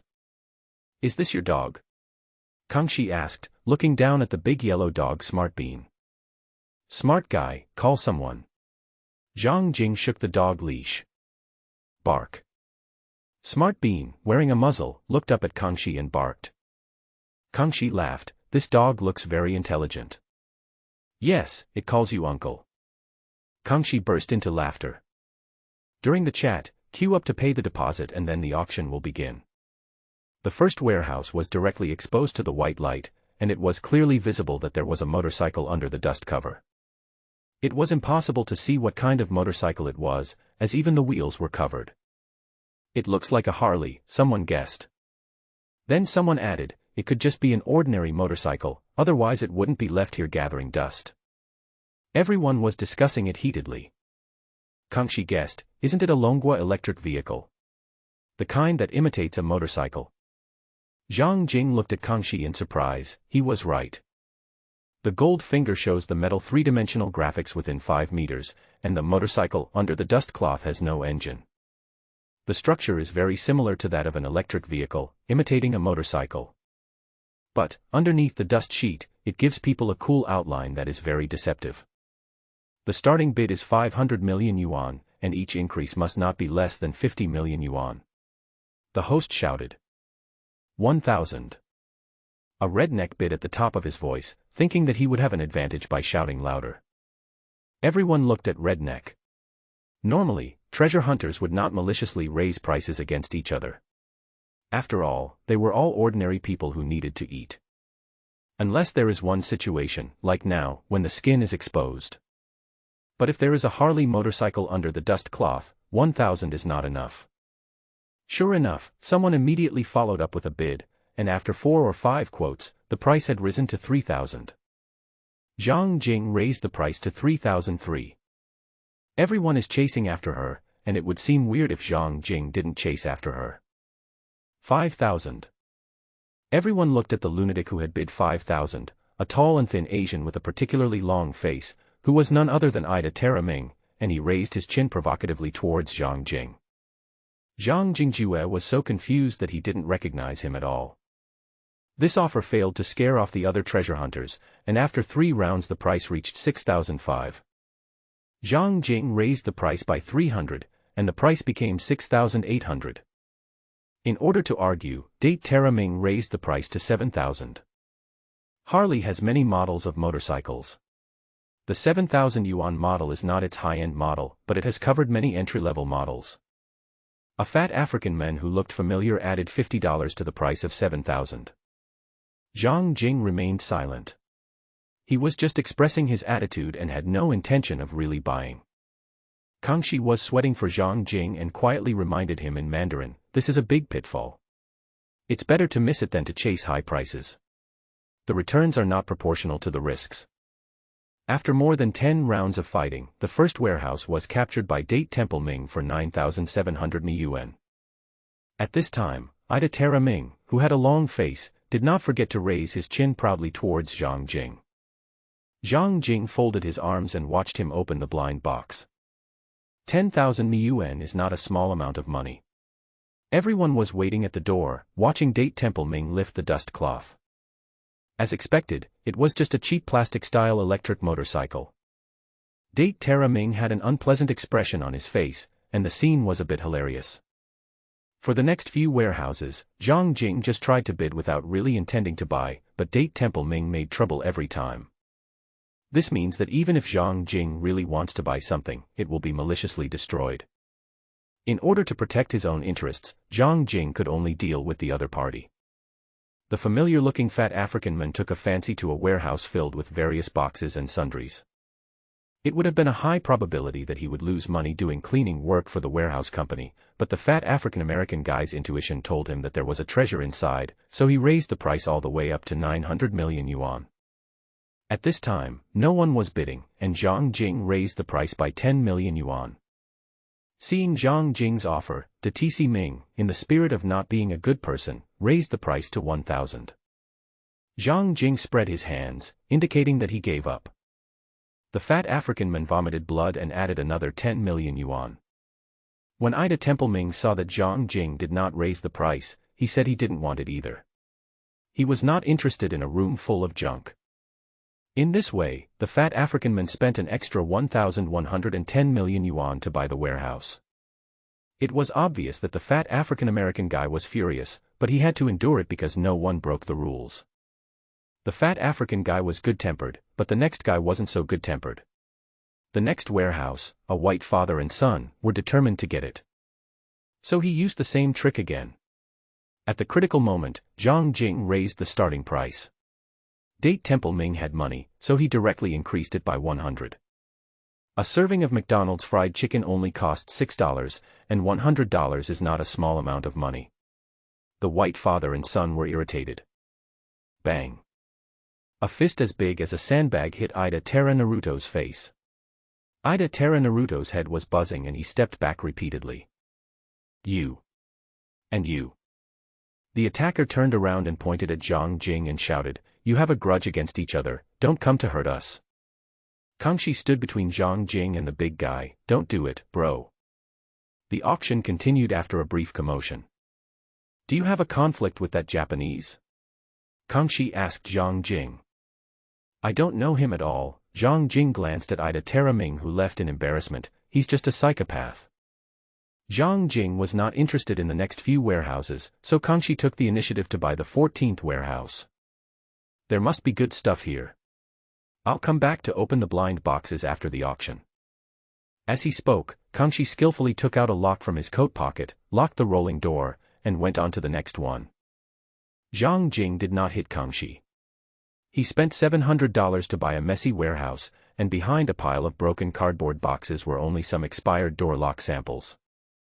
It's all rubbish. It's not easy or realistic to get rich overnight. As if to slap someone in the face, the host took everyone on a journey around to the 15th warehouse. This is a small warehouse that is 2 meters wide and about 4 meters long. The outside is also filled with miscellaneous items and some old clothes. Within the 5-meter visual range of Goldfinger, 2 retro-styled, unrifled pistols were hidden in a wooden box in the corner. The pistol is shown without a grip, which does not mean it has no grip, it only proves that it is not made of metal. This is worth looking forward to. The starting bid is 50 yuan per meter.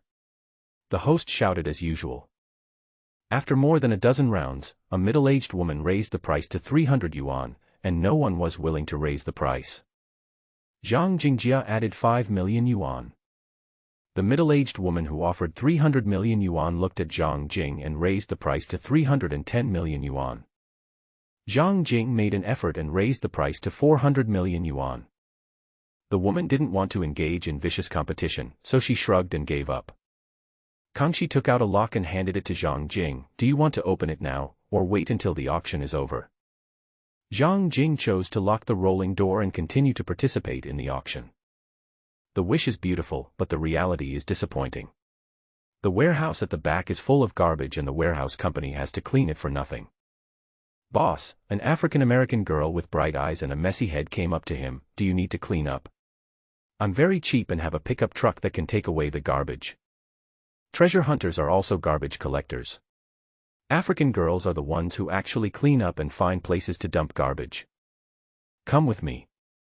Returning to the small warehouse he had bought at the auction, Zhang Jing opened the iron lock. Contrary to popular belief, this African-American girl was very diligent and moved out the debris and garbage quickly. Zhang Jing walked straight to the bottom corner of the warehouse and picked up the wooden box containing the pistol. There was too much dust in the warehouse, so Zhang Jing walked outside and opened it. What caught his eye were 2 well-preserved self-firing pistols lying quietly on a piece of blue velvet. The handle should be ivory. Although it has turned yellow, it doesn't look cheap. Surprisingly, there were more than 10 postcards with stamps under the gun. Before the internet became popular, postcards were very common. Most of them were handwritten greetings sent by friends and classmates, which were warmer. Move the gun away and take out the postcard. The handwriting is rather scattered and a bit shaky, which suggests that the writer is not in good health. The top postcard reads as follows. "Winnie, I feel deeply guilty for the irreparable mistake I made to you. I am destined to go to hell. I wish you all the best, Bowen, on March 3rd this year."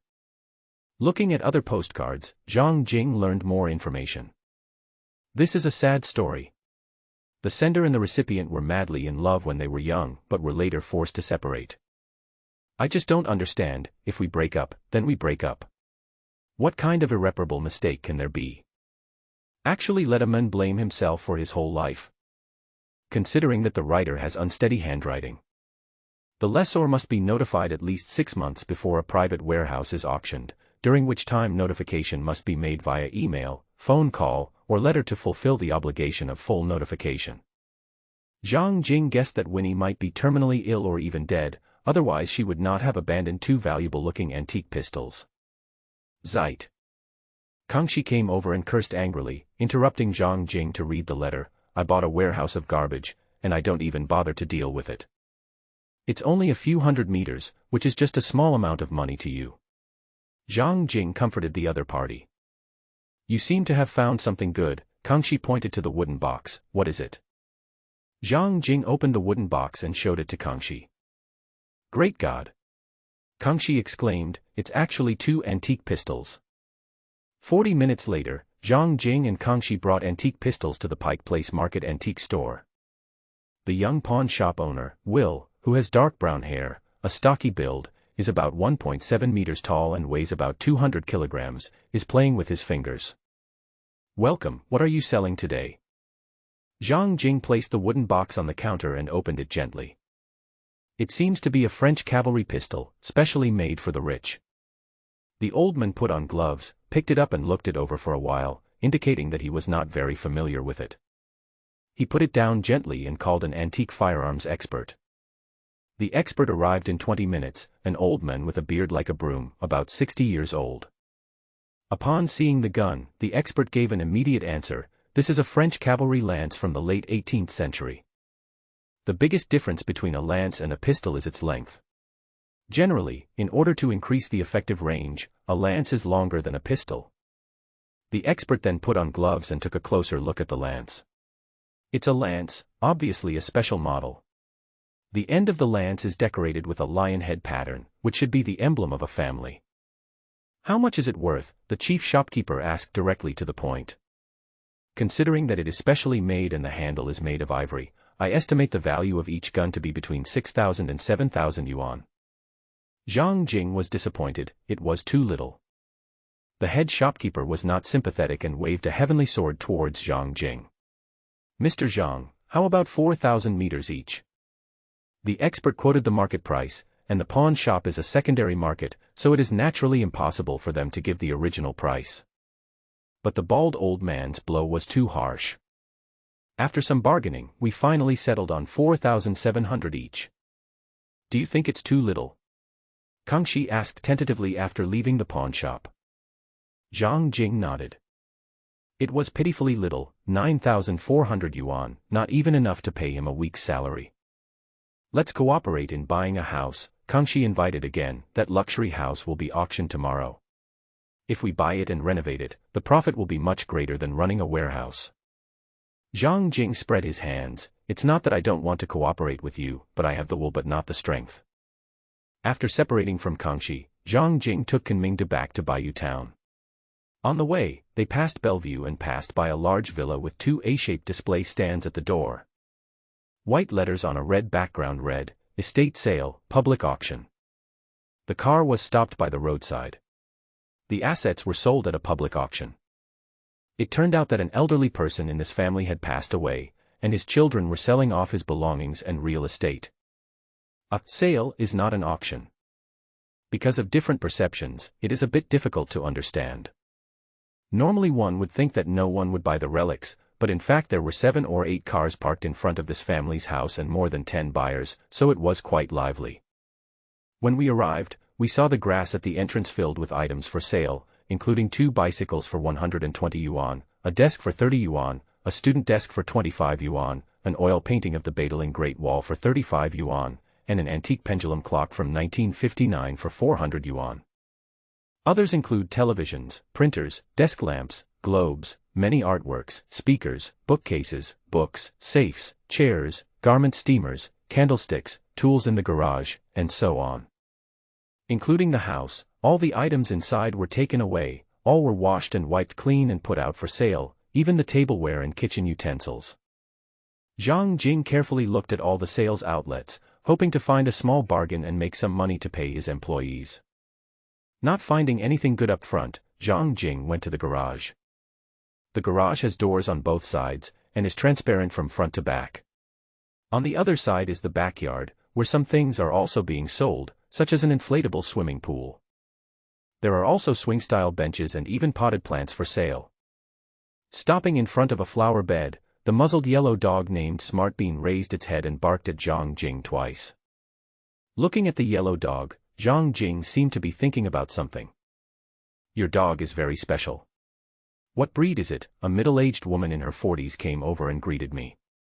Rural dog. Zhang Jing replied. The middle-aged woman just said politely, pointed to the flower bed made up of potted plants and asked, "Do you like flowers?" Zhang Jing nodded and praised, "They are well taken care of." "My father likes plants," the middle-aged woman said, "and he even bought a lot of books about them. I want to buy both the flowers and the house." "How much is this house?" Zhang Jingyu asked surprisingly. The middle-aged woman's eyes lit up.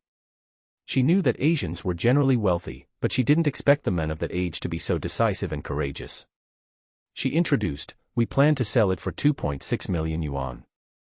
We" refers to the original owner's children. "We will sell all the things, including the house, and then divide the money, that is, the inheritance." "How big is the interior area? How big is the front and backyard?" "Not including the two-car garage, the interior area is 2,475 square feet, the front yard is 1,022 square feet, and the backyard is 1,295 square feet.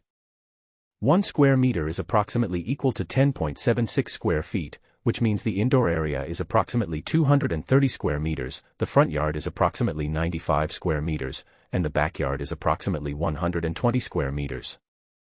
Zhang Jing didn't know the price. "I'll give it a call and ask." "Please go ahead," the middle-aged woman said politely.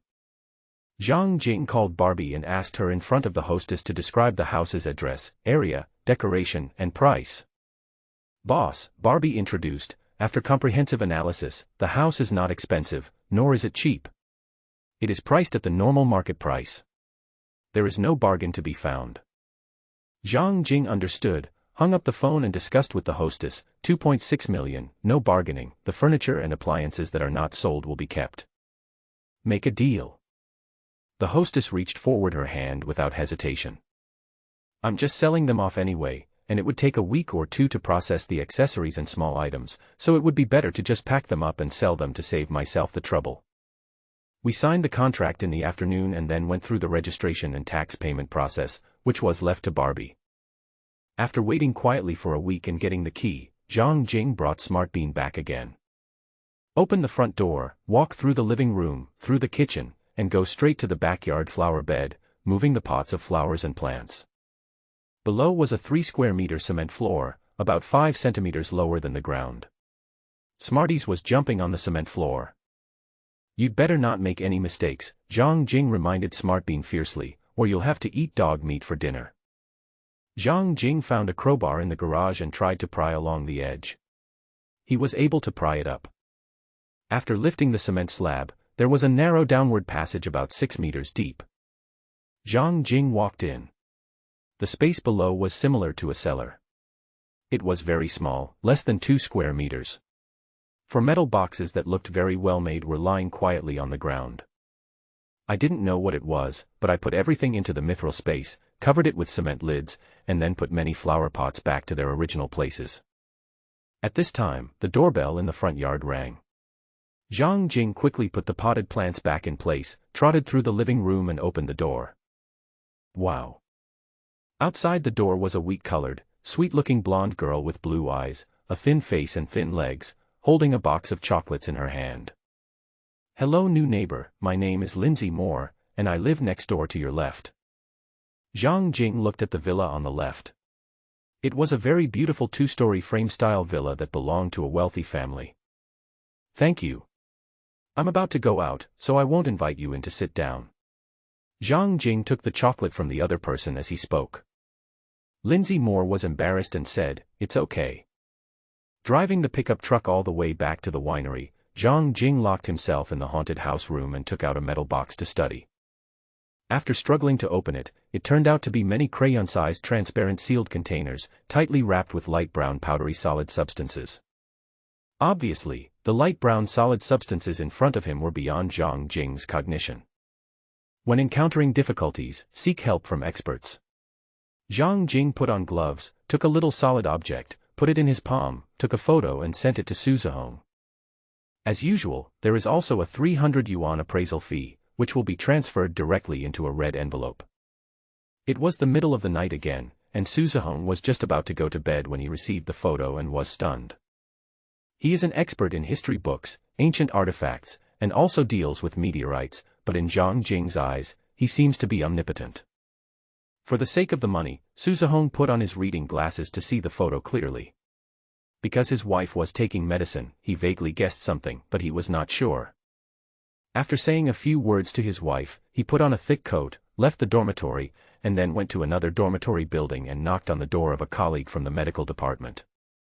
"Lao Wang, help me see if this is sorafenib, the basic raw material for making multi-point targeted drugs." The medical teacher named Lao Wang took the phone and nodded without looking at it carefully. "It's sorafenib. This thing is very valuable, but because of patent issues, it is illegal to trade without authorization, and the punishment is very heavy." "Thank you, I understand." Suzhong was about to leave. "Wait," the medical teacher stopped Suzhong. "Your wife is sick and the medicine is expensive. You must not do anything rash. If you need money, I can lend it to you for emergency." After taking back his phone, Suzhong deleted the pictures and said, "I won't do anything illegal, don't worry." Zhang Jing soon found out that the metal box contained the basic raw materials for the production of the multi-point targeted drug sorafenib, which is an expensive and precious life-saving miracle drug. She was so scared that she deleted the chat history with Suzhong without hesitation. Worried that the deletion was not complete, she first soaked her phone in water, then smashed it inch by inch, then soaked it in water again, took it out and smashed it again, until it becomes crumbly. For boxes of raw materials, worth sky-high value. I don't know where the original owner got them. It's better to be cautious. After leaving the main house of the haunted house, I found Barbie working in the wine shop and ordered, "Find workers to partially renovate the house in Bellevue, and then put it up for sale." Okay. At this time, 4-year-old Dylan, with pigtails on her head, walked in with a smile, holding hands with 3-year-old David. When they saw Zhang Jing, they called out, "Hello, Uncle Zhang Jing." "Hello." Zhang Jing gently stroked the two children's heads, which looked very cute. Seeing this, Zhang Jing thought of the promise he had made to Ti Lung. Considering Dylan's outstanding contribution in defending the horse farm and killing the 6 strong men that night, he looked at Barbie and asked, "What is the school district of the house in Bellevue like?" "The housing prices nearby are all over 2 million. The housing prices are expensive, the property taxes are high, and there is a lot of money that can be used for education and public security. There are many famous teachers, and the school district is one of the best in Bellevue." Zhang Jing felt strange. "Do you know where the property tax is used?" Before paying property tax every year, the government will send an email with the percentage of education expenditure, public security expenditure, municipal maintenance expenditure, and remittance expenditure. "Is it possible that someone tampered with it?" Zhang Jing asked. "I know what you're worried about," Barbie explained, "and it has indeed happened. For example, the government needed to buy a chair, and it only cost 300 miles yuan, but they bought it for 300 miles yuan. According to the law, government procurement must be announced in newspapers and subject to public supervision. This price is obviously unreasonable, so they announced it in newspapers in remote areas with zero circulation, and even registered a newspaper company to publish newspapers, but the newspapers are not sold to the public at all." Zhang Jing gave a thumbs up. "Excellent." Barbie shrugged helplessly. "It was too high-end to worry about, just take care of your own piece of land." After thinking for 3 or 4 seconds, Zhang Jing decided, "Don't sell the house. Leave it to Di Lin for school." Barbie's mouth opened in surprise and she was Spartan on the spot. "I'm going on a long trip, so I'll leave the winery and the stable to you." There was 6.88 million in the card originally, 2.6 million was spent, and the balance was 4.28 million. This amount of money could not buy manor number 1049, so the bullets must be kept sufficient and not go out. The horse farm. Haifa and Andy were galloping on their horses. Aegis stood at the edge of the horse field, looking at them with her snow-white chin slightly raised. Because he was so focused, he didn't even notice Zhang Jing coming closer. After a period of contact and understanding, as Ding Jieqi said, although Aegis is a psychologist, her horse training skills are really good and very professional. Now, Zhang Jing probably knew that Aegis came to work at Champion Racecourse because of Wenli, otherwise there would be no other possibility. If you know yourself well, you will realize that you have no advantages that others would notice. Especially with the relationship between Ding Jieqi and Chu Shaoqing, as long as Ding Jieqi and Chu Shaoqing are around, Aegis won't even eat at the racecourse or attend any gatherings there. By the way, can you still remember the bad things that happened during your adolescence? Aren't they still in puberty? When did you come? Aegis finally saw Zhang Jing. Just arrived. How are General and Undying? Deadbeat sprints very fast, with a top speed of nearly 67 kilometers per hour. General has great endurance and is not slow. Big Star has both endurance and speed. They are all good horses. Do General and Undying have a chance to make it to the Seattle Cup Finals? That's for sure, Aegis said with a firm gaze and a powerful tone. Excluding human interference, we will definitely make it to the finals. What are your plans after the Seattle Cup? Zhang Jing asked. Run the 4 championship races between May and July, including the Kentucky Derby, 2,000 meters, the Preakness Stakes, 1,900 meters, and the Belmont Stakes, 2,400 meters. How many quadruple champions are there? Zhang Jing asked curiously. Aegis introduced slowly. The last time a quadruple champion was produced was in 2015, the time before that was in 1978, and the time before that was in 1948. Zhang Jing was shocked. It took 37 years from 2015 to 1978 for a quadruple champion to appear. It's very rare. Aegis looked at the Big Star, who was strolling leisurely nearby. When it turns 3, maybe I can give it a try. Big Star is a stallion. Zhang Jing asked curiously, if Big Star wins the quadruple crown, how much can its mating rights be sold for? $200,000, Aegis laughed. I don't even dare to think about winning the quadruple championship. I can only hope for it. Zhang Jing was stunned. If that happened, wouldn't he have to assign bodyguards to his racing horses? After a brief chat, Zhang Jing reminded, I'm going to be away for a while. I'll leave the horse training to you. Next time you have the chance to go to Manor 1032, Aegis requested, remember to take me with you. Good. Zhang Jing agreed readily, but he was worried that she would give up and that she would have no motivation to work. Ding Jieqi was at school, and Zhang Jing texted her the news. She went to the supermarket that afternoon to complete her shopping and made an online reservation for the small plane. Zhang Jing prepared to go find the golden river that tennis player Katie's grandfather had mentioned. 50 years ago, Grandpa Katie accidentally picked up a 10-pound gold nugget in a tributary of the Yukon River. Because of this piece of gold, her grandfather found a beautiful woman to marry, and then the story of Katie came into being.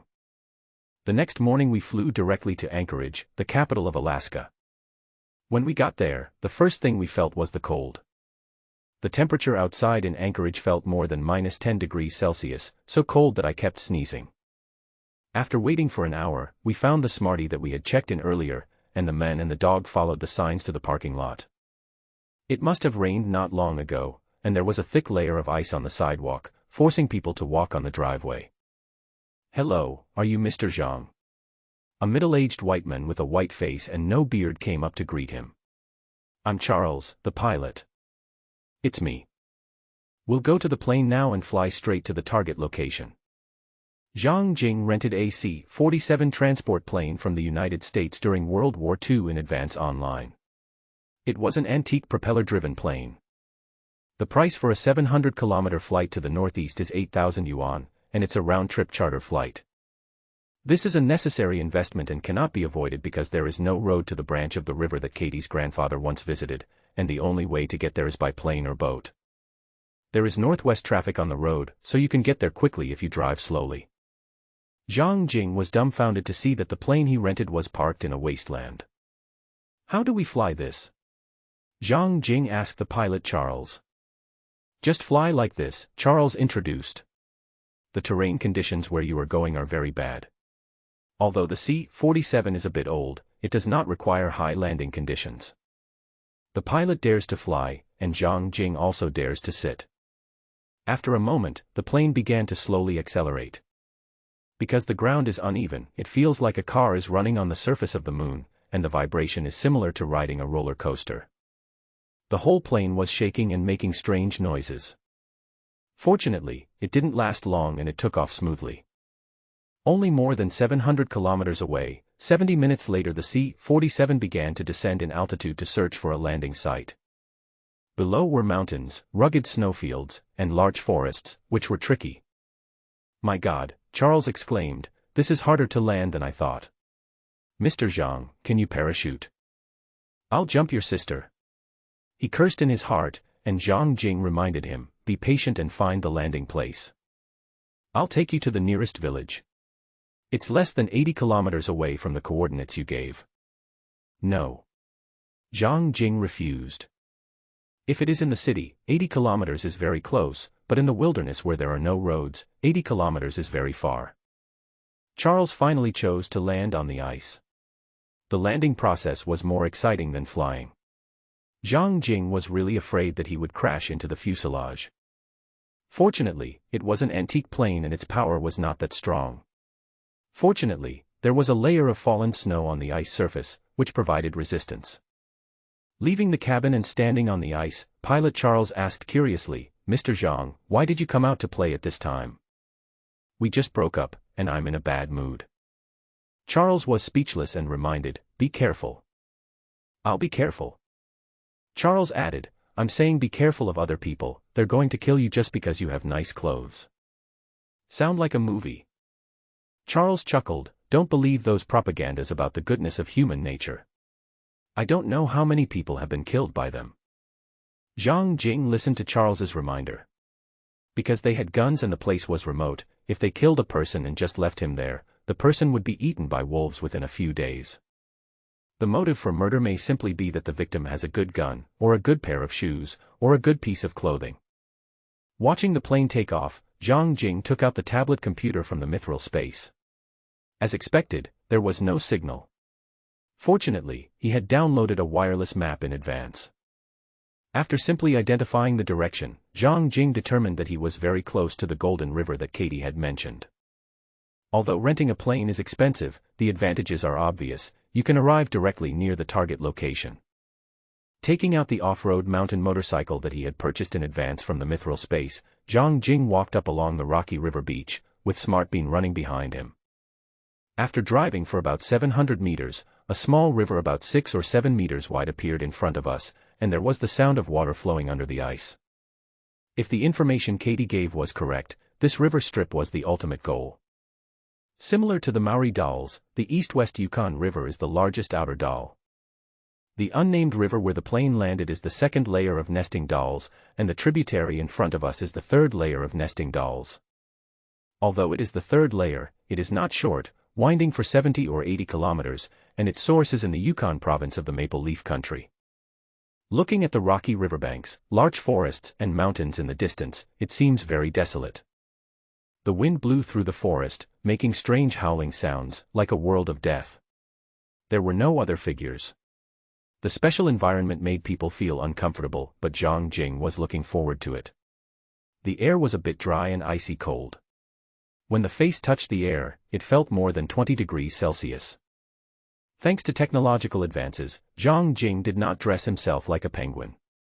He wore a gel jacket and trousers that were only 3 millimeters thick, and only a cashmere long-sleeved shirt and long trousers inside, which could keep the temperature at around 28 degrees Celsius. The quality is very good and the price is very touching. A set including shoes, gloves, and a hat costs 3,000 yuan. Considering that it can withstand temperatures as low as -96 degrees Celsius, Zhang Jing readily paid for 2 sets. If he lost money, he could earn it again, but if he lost his life, he would lose everything. Except for the face, everything else is pretty gentle. Taking a deep breath of cold air, Zhang Jing put away his motorcycle and walked forward step by step along the ice. The ice layer was about 14 or 15 centimeters thick, with a layer of fallen snow on top. The river is not very deep, only about 1 meter, so as long as there is metal at the bottom of the river, it will not be missed. However, things did not go smoothly. After walking hard on the ice for a whole day, they didn't even find a golden retriever. Instead, Smarty was the happiest. There was no need for a leash or a muzzle. It ran and rolled on the ice, barking like a heartless child. "I don't want to stew dog meat at night," Zhang Jing shouted to De Huang, "go hunting quickly." Smarty groaned and quickly ran into the woods.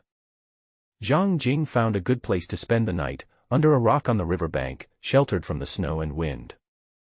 First they picked up stones to build a stove, and then they pulled some dead trees and chopped them into firewood. Dead trees were washed down from upstream, and over time there were a lot of them, so there was no shortage of firewood. The axe was in the secret silver space. Before setting off, Zhang Jing prepared all the tools and supplies. After finishing all this, Song Ming brought back a white grouse. This made Zhang Jing feel much better. He stroked the dog's head and praised, "When I find gold this time, I will find you a wife." When he mentioned his daughter-in-law, Kan Mingdu's eyes brightened a little, and he turned around and ran away again. Zhang Jing ignored it. Smart Bean was a pastoral dog that had a special opportunity. It was smart, quick-witted, and fast-running. It could handle most dangers. At this time, Zhang Jing was wondering whether this wild grouse should be braised or made into soup. Whether you are cooking soup or braising, you need water. Good luck happened again. When I was chiseling the ice to get water to wash the chicken, I found that there were quite a few fish in the ice hole. There was a mithril space and a lot of things with him. He just took out a scoop net, put chicken offal in it, and probed into the ice cave. In just over 10 seconds, Zhang Jing felt that the net pole was very heavy. He pulled it up with great force and found as many as 3 big fish in one net. The smallest one was about 30 centimeters long and the largest one was over 60 centimeters long. Zhang Jing didn't recognize them and couldn't name them. This did not pose a problem for Zhang Jing. He took out his tablet and opened the object identification software. It turned out to be 2 speckled trout and a white salmon. So cool. Wild fish, wild chicken, Zhang Jing was already drooling. I took out a large iron pot with a diameter of half a meter, heated it up, and poured in oil.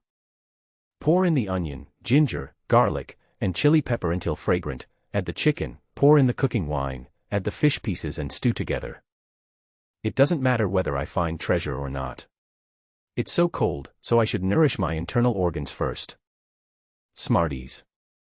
It was almost time for dinner, but Smart Bean hadn't come back yet. Zhang Jing was worried that it had gotten the wolf pregnant, so he shouted towards the woods. As soon as he finished speaking, there was a noise in the dark woods. Smart Bean trotted over and dropped a piece of silver that was as clear as a pencil case and had an irregular surface at the feet of its owner. Zhang Jing picked up the suspected silver brick and looked at it, and was shocked. Should the silver found in the wild be complete? He placed the silver brick on the stone, and an iron hammer appeared in his hand, which he smashed down heavily. It's deformed but not broken, which is a good thing. Where did you find it? Zhang Jing asked Smart Bean. Smarties barked into the large forest. As it got darker, Zhang Jing looked at the dark forest but didn't dare to go in. When encountering a big thing, one should stay calm for 3 minutes. After careful consideration, Zhang Jing decided to wait until tomorrow and eat first. The temperature dropped even lower at midnight, and heavy snow fell from the sky. Worried that Smart Bean might get frostbite, Zhang Jing held it in his arms, and the man and the dog huddled under a rock. The night passed, and overall I didn't sleep well. I had to add firewood to the stove from time to time, and there were animals passing by nearby. Because there was silver in the forest, Zhang Jing was in a bad mood all night. At daybreak, a man and a dog entered the large forest. They thought it would be an easy walk, but because it had snowed last night, the snow was knee-deep and it was very difficult to walk. An hour later, Smarty stopped barking. Without Smart Bean's reminder, Zhang Jing had already seen the accident. There were many metal components under the snow pile in front. But none of them looked like silver. Using a shovel to remove the snow, a scattered skeleton was revealed underneath with many bite marks on the bones. There were also other metal objects scattered around, such as rifles, iron rings, bulletproof vests, daggers, etc. Judging from the color of the bones, the degree of tattered cloth, and other details, the body has been dead for at least a year. It's very strange. This is a truly desolate mountain area. How could a strong man die here? Wang. Smarties barked and continued running deeper into the forest. Zhang Jing followed Smart Bean and stopped after walking more than 40 meters. He looked up in the direction the dog was looking, and his heart skipped a beat. A broken parachute was hanging on a tree that was about 16 or 17 meters tall, and a skeleton was hanging under the parachute. The skeleton was wearing a bulletproof vest and was dressed like a tough guy. He had no gun on him, and there was no gun under the tree. It was obvious that the man was dead before he was hung on the tree, and the weapon was nowhere to be found. A few steps further, Smart Bean barked. This was where it had picked up the silver brick. Before setting off, Zhang Jing never thought that he was here to find gold, nor did he expect there would be so much silver that it would occupy an entire cubic meter of space, which is about 10 tons. The question is, should we call the police? The answer is no. Call the police and put the silver bars directly into the mithril space. Worried about missing something, Zhang Jing expanded the search area and actually found another box, also weighing 10 tons. It's like being dropped from a great height and shattered into pieces. Without thinking, Zhang Jing used 16 tons of it to increase the dense silver space to 4 by 4 by 4 meters. After a careful search, there was no other silver. Zhang Jing tried his best to clear away all traces of himself and Smart Bean, and then left. The warehouse was full of harvest, but because the return time agreed with the pilot had not arrived and his cell phone had no signal, Zhang Jing continued to search for treasure along the river as planned. It turned out that Grandpa Katie was just out stepping in dog shit. In the next few days, Zhang Jing didn't find any gold. On the 7th day, Zhang Jing suspected that he had entered the Yukon province within the maple leaf country along the river. The reason for this suspicion was that he met a family by the river with the flag of the maple leaf country hanging on the house. "This is private territory," a 50-year-old man pointed a double-barreled shotgun at Zhang Jing. "You shouldn't come in." The old man was surrounded by at least 7 or 8 dogs, all sled dogs, barking incessantly and making a lot of noise. "I'm just passing by. I have no ill intentions and I don't have a gun." While speaking, Zhang Jing raised his hands and slowly turned around in place to show that he posed no threat. "Take off your coat and throw your backpack over here," the old man ordered. Zhang Jing did as he was told, but his movements were slow. The old man carefully opened Zhang Jing's backpack, which contained some food, clothes, and other sundries. No guns. After confirming that there was no threat, the old man put down his shotgun and asked in a neutral tone, "Why are you here?" "Looking for gold." Zhang Jing replied. "Did you find it?" "I walked up along the river bank and found nothing." "You should come in the summer." Zhang Jing didn't argue. "Can I leave now?" "Put on your clothes and come in for a cup of tea." Zhang Jing picked up his coat and put it on, picked up his backpack, took his smartisan, and jogged after the old man.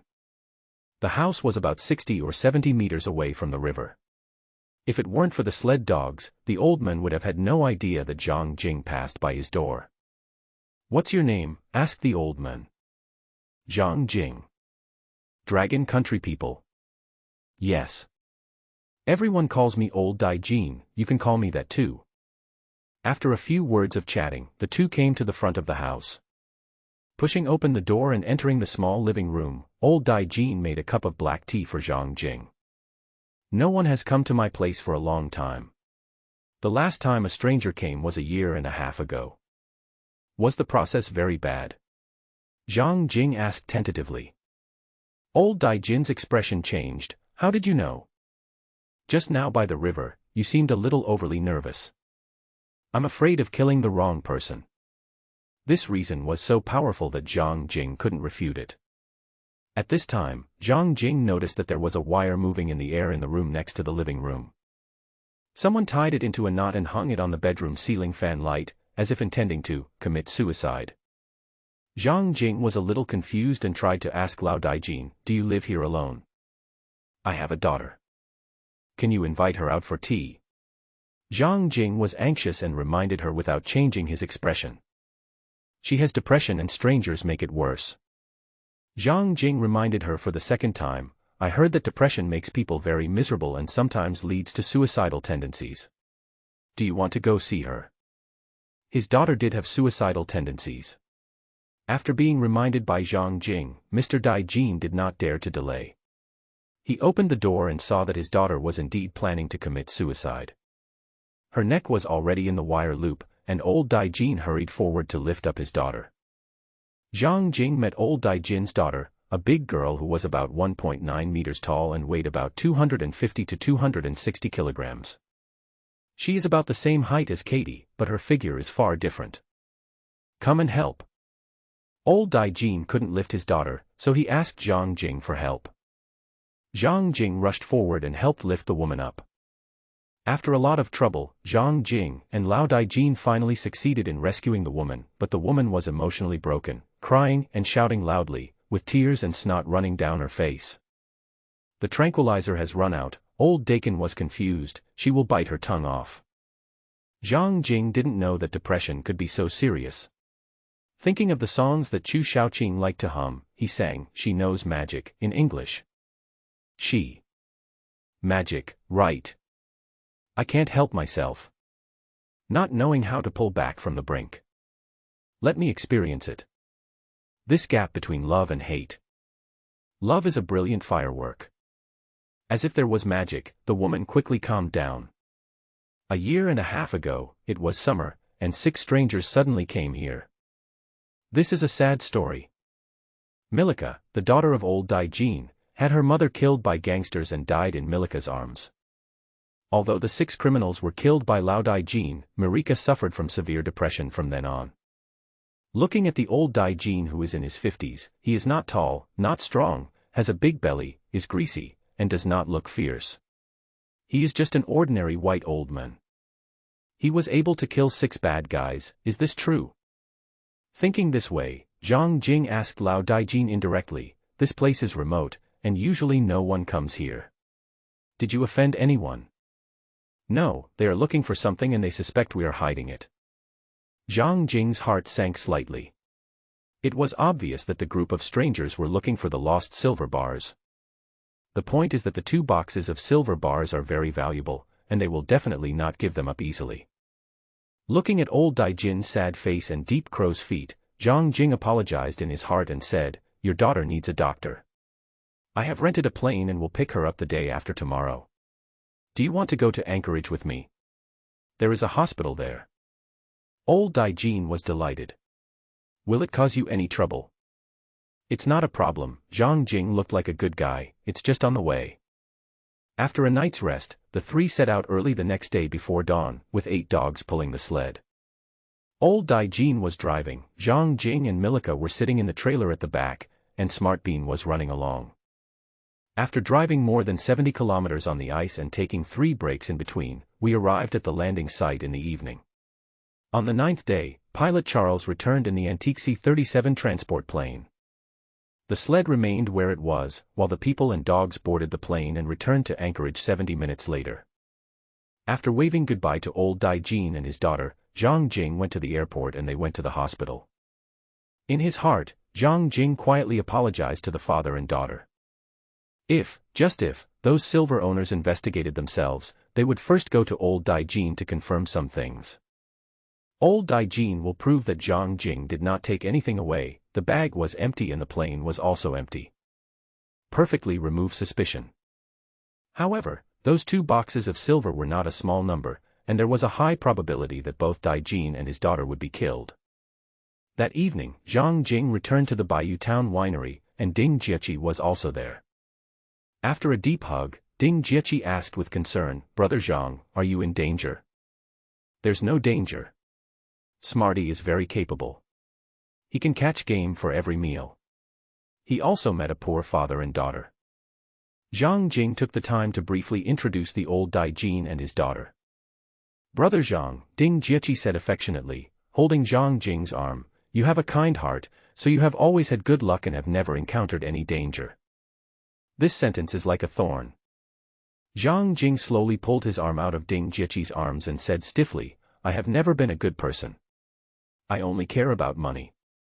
Looking at her boyfriend's back, Ding Jieqi realized something and asked tentatively, "Brother Zhang, can you have a clear conscience for everything you have done?"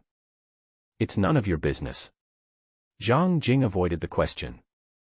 At this time, Chu Shaoqing came in from the door, greeted Zhang Jing and asked, "Is Alaska fun?" It's fun, skating on the ice, wading through the snow in the larch forest, and animals keeping you warm at night. Chu Xiaoqing became excited. What animal is it? Is it cute? Cute, Zhang Jing described. A big, furry wolf. Chu Xiaoqing was unhappy and complained to Ding Jieqi, you should control your boyfriend. Is it true that he scares people like this? Ding Jieqi just pretended not to hear her friend's complaint. She still remembered what happened just now, and tactfully reminded Zhang Jing, Brother Zhang, it's never too late to mend the fence after the sheep have been lost. Don't leave any regrets for yourself. Zhang Jing stood there, feeling a slight sense of guilt in his heart, which was magnified countless times by Ding Jieqi. After thinking for 8 or 7 seconds, Zhang Jing took out his cell phone and made a call. Hello Mr. Daijin, I would like to invite you to work in Seattle. The next afternoon, old Daijin and his daughter brought a group of dogs to the ranch. Thank you for giving me a job. Old Daijin held Zhang Jing's hands to express his gratitude, so that I can take care of Milika closer to the hospital. Zhang Jing pointed at Barbie and introduced her. She is the manager of the winery and horse farm. She will arrange a job and dormitory for you. The two of them greeted each other briefly. Brother, said old Daijin's daughter Milika, gently pulling Zhang Jing's arm, can I listen to that song again? Zhang Jing is 178 centimeters tall and weighs 160 caddies. Milika is 190 centimeters tall and weighs about 260 kilograms. She stands next to Zhang Jing and is as huge as the giant. Zhang Jing looked at Lao Daijin with an inquiring look. Thank you, if it's convenient for you. Old Daijin said pleadingly. I'll take Marika to the racecourse. The racecourse was behind the 6 rows of dormitories at the entrance of the racecourse, a muddy field of about 5 acres. When Zhang Jing and Milika arrived, Haifa and Aegis were chatting next to the racecourse. The male rider Andy is controlling his horse to run. Haifa and Aegis were both surprised to see Zhang Jing bringing a big girl over. Haifa waved his hand and said hello, boss, who is this? Marika, who just joined the stable, Haifa, the jockey, Aegis, the horse trainer. Hello, the short Haifa looked up 60 degrees at Susan and extended his hand, welcome to the champion horse farm. Milika was a little timid and moved behind Zhang Jing. The scene was a bit funny. The big guy was afraid of the small guy. Zhang Jing encouraged him, Marika, Haifa will be your good friend. She is very good at grilling meat. Marika then reached out her hand to Haifa, but it was just a touch and then it broke away, as if she had been electrocuted. Over the next 2 hours, Milika and Haifa slowly got to know each other and became good friends. Maybe it was because he felt guilty, but Zhang Jing couldn't sleep all night. When he finally fell asleep, he was awakened by a nightmare. To sum up, I felt uneasy holding those 20 tons of silver. After weighing the pros and cons, Zhang Jing decided to ask Wenli. She had said before that if he accepted the inheritance of the study, she would provide help to the best of her ability. At that time, Zhang Jing even laughed at her age and asked how much strength she had left. As a result, she proved with her strength that even if it was just her residual heat, it was still equivalent to a volcano. To be courteous, Zhang Jing called his assistant Li Xing to make an appointment before leaving and brought Aegis to visit. I promised Aegis that I would take her to the manor at 1032 84th Avenue. After getting permission, change clothes and set off. Unlike the previous 2 times, Zhang Jing did not wear formal clothes this time. He wore whatever was comfortable.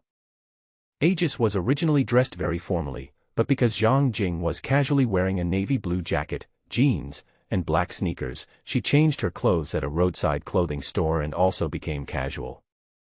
It is mainly to match Zhang Jing's clothing style and colors. Although I dress casually, I have to control the time of visiting. I dare not go at breakfast or lunchtime as I did before. At 9:30 sharp, Zhang Jing rang the manor doorbell.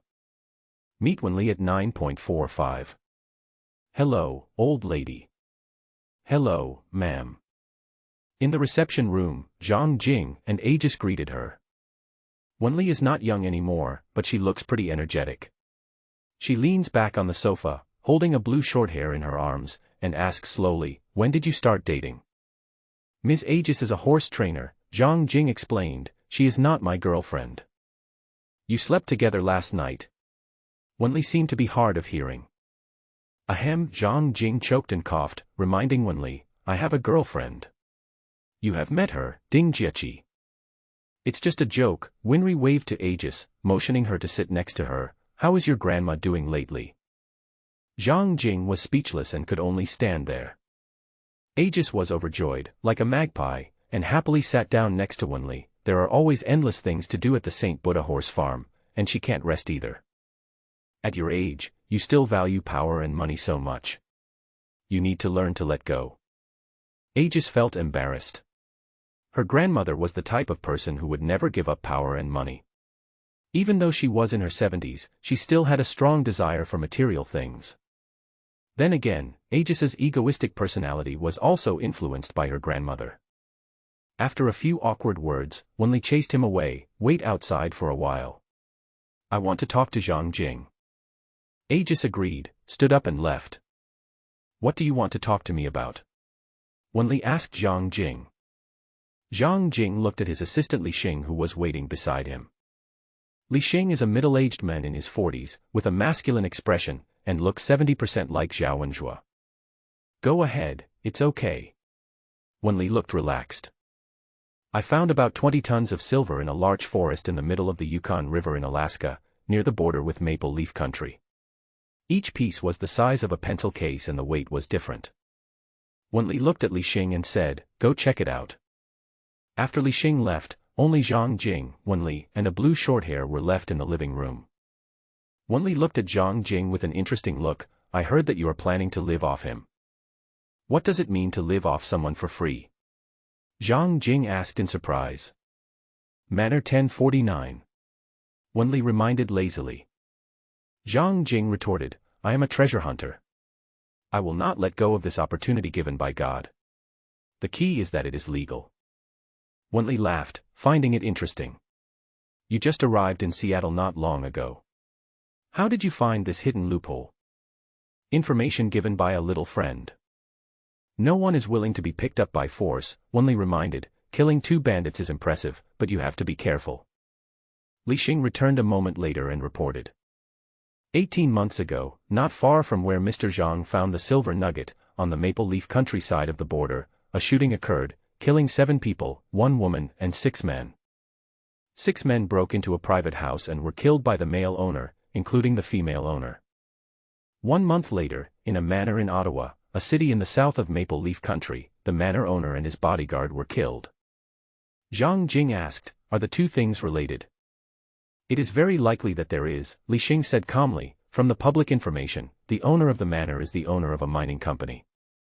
You said the silver blocks were of different weights, which means it was probably mined illegally, and during transportation, the subordinates betrayed and the silver was lost. Then the owner of the mining company sent people to look for it, but they offended a ruthless person and even lost their lives.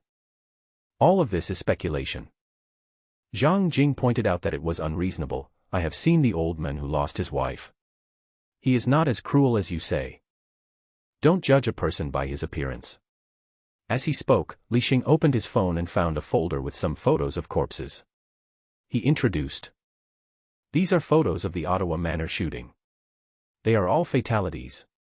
There is no unnecessary shooting, but there should be 2 or 3 people coordinating with each other.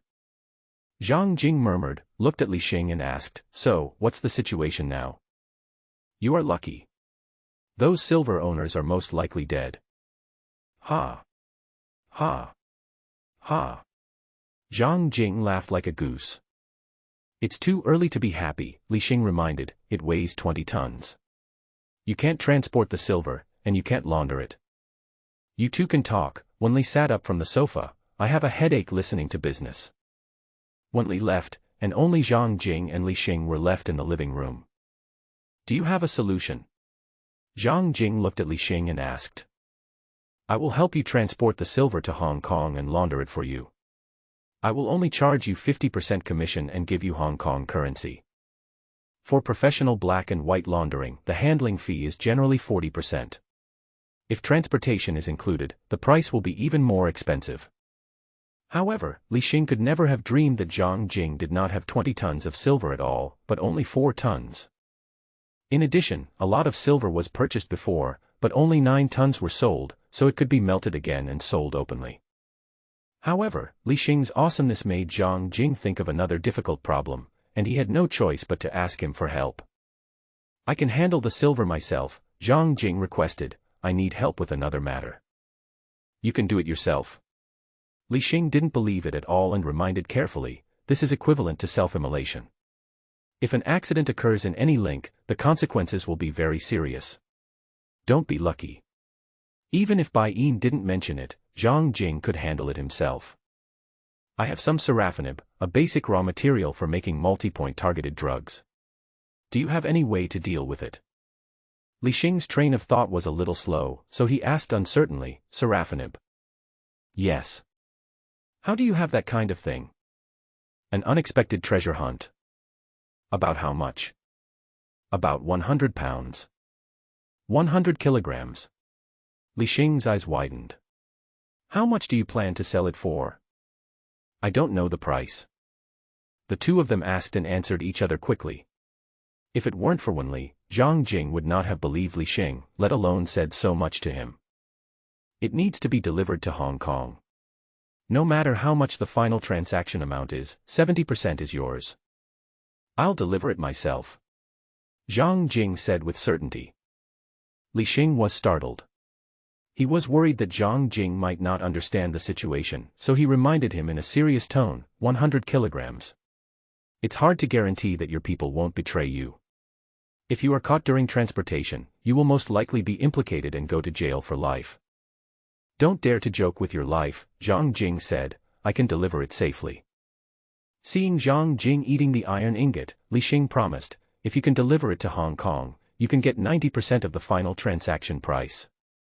Zhang Jing nodded in agreement.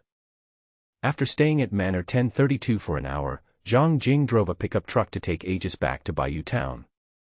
Halfway through the gravel road, we encountered a police car coming from the opposite direction.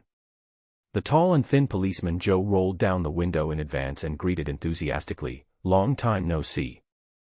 Haven't seen you for a long time.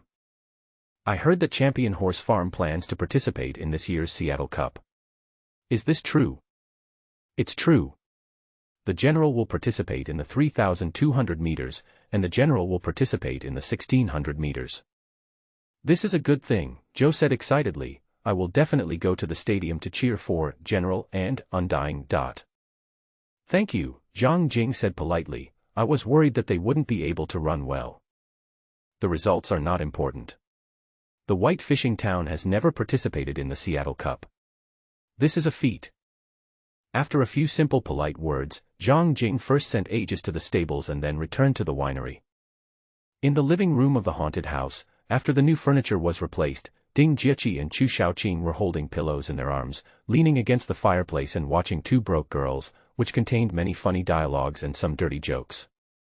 I don't know what scene they saw, but they were so happy. "Brother Zhang," Ding Jieqi waved to Zhang Jing, "come here quickly, this is so funny." Zhang Jing walked over and sat next to his girlfriend, watching TV with her. In the TV series, the second female lead Caroline was originally a wealthy girl from a well-off family, but her family fell into poverty because her father was imprisoned for allegedly operating a Ponzi scheme.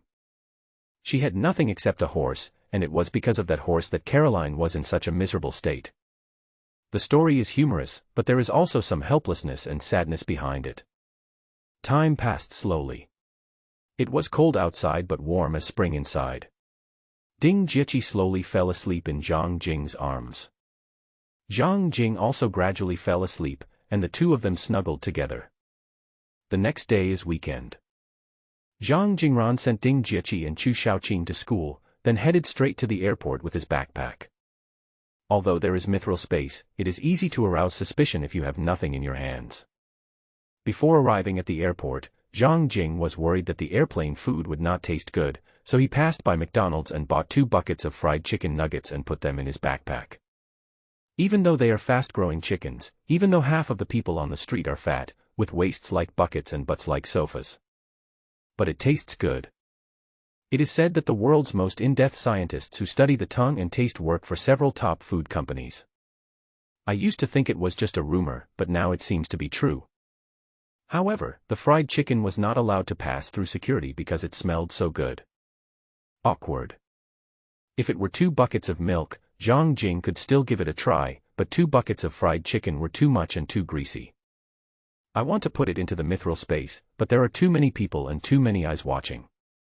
At this time, a handsome man with clear features, speaking Cantonese, came over with a suitcase in his hand and asked Zhang Jing, "Brother, do you need help? Come on." Zhang Jing handed over a bucket of fried chicken.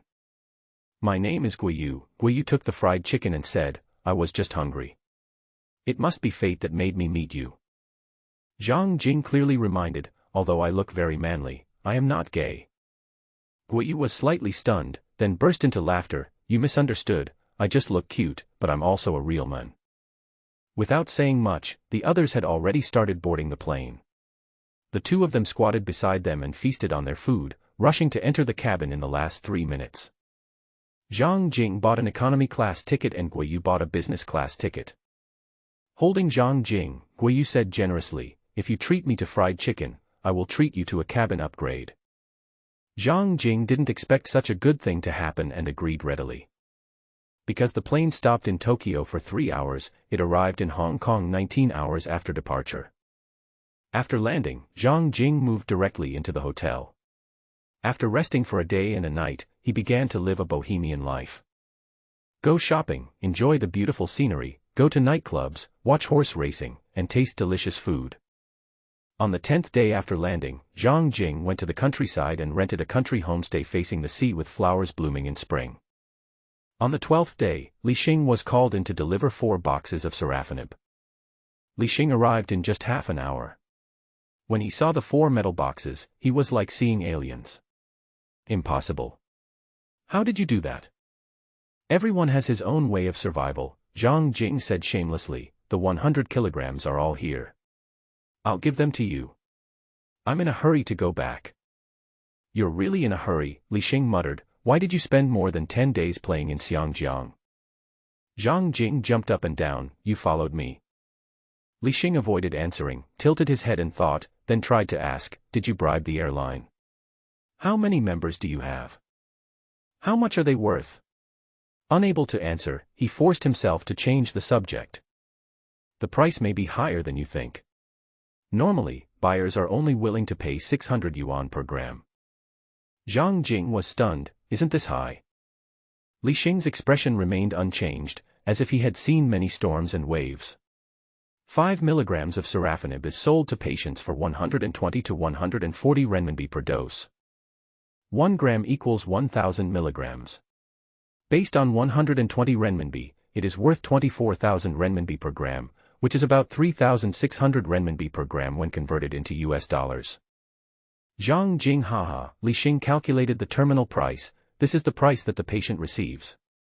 Working backwards from the previous link, pharmaceutical manufacturers need to make money, hospitals need to make money, middlemen need to make money, and taxes must be collected at each link. Just imagine that farmers only sell apples for 70 or 80 cents per pound, while the supermarket charges 7 or 8 yuan. In comparison, if the price was 600 yuan per gram, Zhang Jing would be quite satisfied. However, from Li Xing's tone, it seemed that it was far more than that. "What's the situation now?" Zhang Jing asked Li Xing. "What you found is different. To be more precise, it can't reverse the source. Zhang Jing's heart was beating wildly. This was like giving you an aircraft engine, which could not be copied normally, or might take 10 or 20 years to replicate. But suddenly there is an engine with all the data clearly marked for you, all the processes clearly written out, and every part telling you how to make it, then its value is completely different." "So," Zhang Jing asked, "how much is it?" 370 million yuan, Li Xing explained. "I didn't ask for this price, but they offered it to me. Thank you for bringing good news to countless patients. You've done a good thing. 370 million euros, minus 10% commission, minus 9% tax, there is still 300 million left. It really fits the saying that all opportunities to get rich overnight are written in the criminal law. If the owner of the lost money knew about this, he would definitely not let him off easily." Fortunately, the middleman was Li Xing. When the owner was in trouble, he first looked for Wen Li. But seeing that Li Xing was not afraid, Zhang Jing felt relieved. There was nothing else to do, so I left Hong Kong by plane that day, still in economy class. I was lucky this time, there was a beautiful girl sitting next to me. What a beauty, a model too, with good-looking features, tall stature, long legs, and long wavy hair. What do you do? The beautiful model asked Zhang Jing. Horse breeding. It's a good job. Although she said it was good, the woman actually didn't think so. Perhaps it was too boring. After more than 10 minutes of silence, the woman asked Zhang Jing again, "Have you ever met a bad woman?" Thinking of his ex-girlfriend Xiao Jing, Zhang Jing nodded affirmatively. "Don't be sad," the woman consoled stiffly, "you won't be sad if you talk to a few more people." "Why?" Zhang Jing chatted absent-mindedly. "I'm used to the pain." Zhang Jing hee, this woman has a really mean mouth. Bored, Zhang Jing asked the woman, "How do you avoid marrying a scumbag?" "Practice makes perfect with anything. Just date a few more boyfriends and you'll definitely find a good one." Zhang Jing was speechless. Is there anything wrong with this sentence? It seemed wrong, but it also seemed right. After returning to Seattle, Zhang Jing first went to Seattle University to find Ding Jieqi. It is worrying because Seattle University is located in the city center and the security situation is worrying. There are many homeless people, street urchins, drug dealers, and working girls. After not seeing each other for half a month, Ding Jieqi saw Zhang Jing from afar and opened her arms, rushed over and gave him a deep hug. Because they hugged each other for too long, Chu Xiaoqing, who was following behind, complained, "Are you two glued together?" Both Zhang Jing and Ding Jieqi have become immune to Chu Xiaoqing. "When did you come back?" Ding Jieqi asked with concern. "Just got back. You should have told me in advance and picked you up at the airport." Zhang Jing gently hugged his girlfriend, feeling very sweet. Chu Xiaoqing rolled her eyes and was forced to be fed dog food again. There were many people at the school gate, so the three of them walked into a nearby cafe and sat down at the table. Ding Jieqi chatted and asked, "Brother Zhang, is Xiangjiang fun?" "It's fun. I went to many places. They're more lively than Seattle." "Have you been to the Shamrock nightclub?" Chu Xiaoqing suddenly asked. "I went there." Zhang Jing admitted readily, there were a lot of girls there, they wore very little clothes, the wine was very expensive, and the music was very exciting. The air slowly solidified. "I met a new friend on the plane and he took me there," Zhang Jing explained to Ding Jieqi, "we just drank, nothing else happened." "It's okay," Ding Jieqi said optimistically, "Brother Zhang, you don't need to explain." "How is Wuda doing recently?" Zhang Jing looked at Chu Xiaoqing and asked. Wuda is Chu Xiaoqing's boyfriend, a fitness coach. Zhang Jing plans to confront her. He eats her food but smashes her pot. He deserves to be punished. He's still in Seattle, and he's doing well. Chu Xiaoqing's expression was a little unnatural. "He's quite infatuated with you," Zhang Jing deliberately mocked, "why don't you consider living together?" Chu Xiaoqing was silent. "Brother Zhang," Ding Jieqi reminded, "Xiaoqing has broken up with Wuda. That guy has violent tendencies and is mentally ill. He has stalked Xiaoqing and me several times. Chu Xiaoqing is so miserable. There is no point in attacking her. Forget it."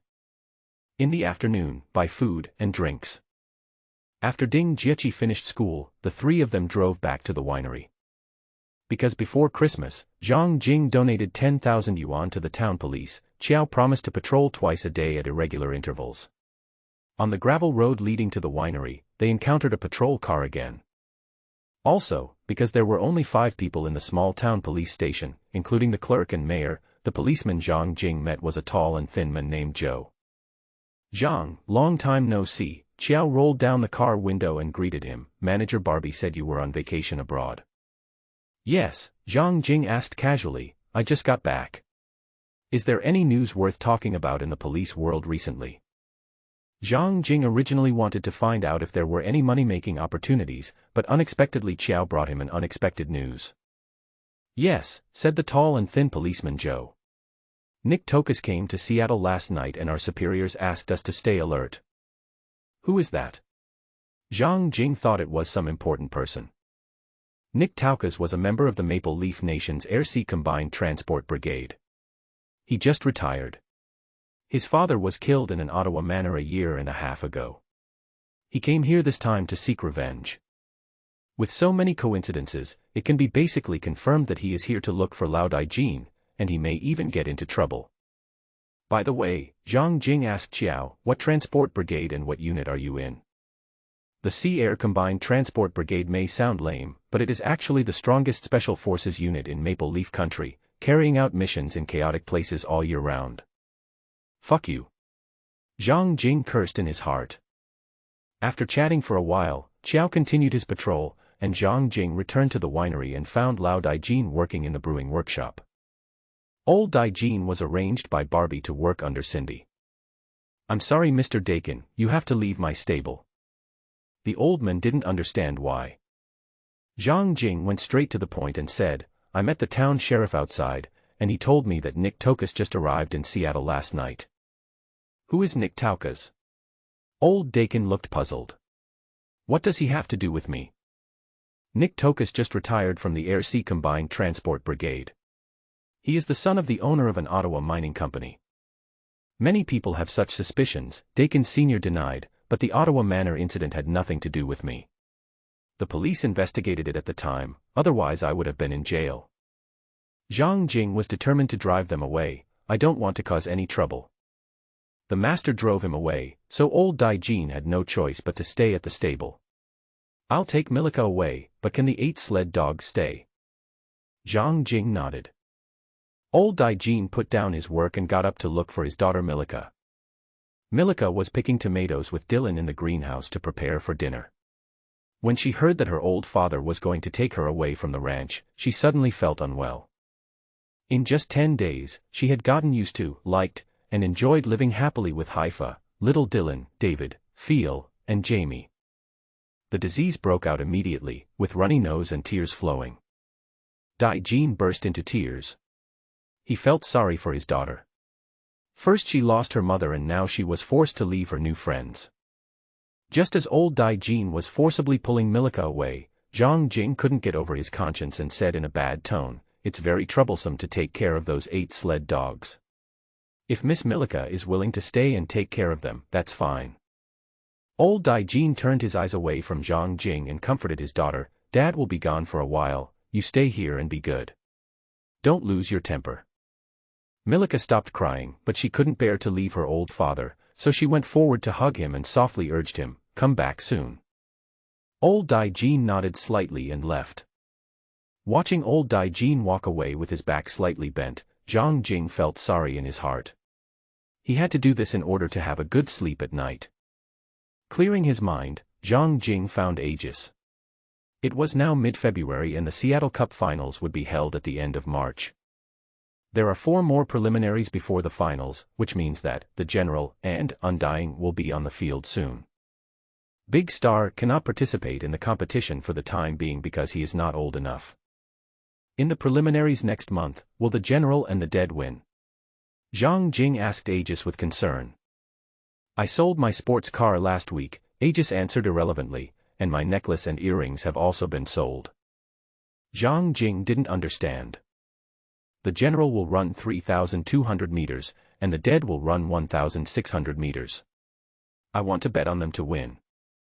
Don't play so excitingly, Zhang Jing reminded Aegis, be careful not to lose everything. If you lose everything, I will continue to train horses for you in the future, Aegis has decided to risk it all. If I win, a mansion and a yacht won't be a dream. This open-mindedness is respectable and admirable, but it is not encouraged. Generally, gamblers will not have good results. We'll have a party tonight, Zhang Jing invited Aegis. You're not allowed to refuse. Don't leave. It's decided. Aegis was unconvinced, you can't be so overbearing. Aegis said this, but she stayed reluctantly. Because of the conflicts with Ding Jiaqi and Chu Shaoqing, she had never attended the horse farm parties and gatherings. This time she was forced to stay. Party in the evening. Everyone thought it was a celebration of the General and Undying going to war, but they didn't know it was Zhang Jing celebrating the sale of 100 kilograms of raw materials for targeted drugs, earning 300 million euros. The main course for the party was kebabs of lamb, a black-headed sheep. Haifa is the head chef, and everyone else helps her. Peeling, cutting into pieces, skewering, processing the internal organs, everyone is happily busy. Wow! Jockey Andy was boiling water while checking his phone and exclaimed, "In downtown Seattle, there's a battle between police and criminals." Including Zhang Jing, everyone gathered around immediately. The view is in the sky, the TV station is equipped with a helicopter and broadcasting live. A pickup truck and an SUV were swerving on the avenue, speeding at high speed, cutting in and shooting at each other. 4 police cars were roaring in pursuit from behind, and a police helicopter was in the sky, shouting with a horn to stop the car and surrender. It's more exciting than watching a movie. It feels like life is not life and is thinner than paper. Bullets occasionally hit normal moving vehicles, causing a large number of chain collisions. McCafe, the TV host, shouted nervously in the helicopter, "The pickup truck has the upper hand." The SUV lost control and rushed out of the roadbed. The pickup truck started to run away. The live broadcast lasted about 13 minutes, with police cars chasing and stopping people on the ground and a police helicopter in the sky. I couldn't believe it. I actually escaped in a pickup truck and disappeared into an underground parking lot. Learned something new. In the video, the 2 cars were shooting without any regard for passers-by, and they were not even afraid of the police, doing whatever they wanted. "So cool," 4-year-old Dylan praised. "That looks like my dad." Milika's words made the air around them quiet. "The one driving the pickup truck looks like my dad." Zhang Jing was stunned. He looked at the 19-year-old giant Milika and asked, "How did you know?" "Feel." Everyone breathed a sigh of relief, feeling that this thing was often unreliable. Haifa comforted Milika, "That's not your father. Besides, the pickup truck escaped safely. He is safe. Don't worry."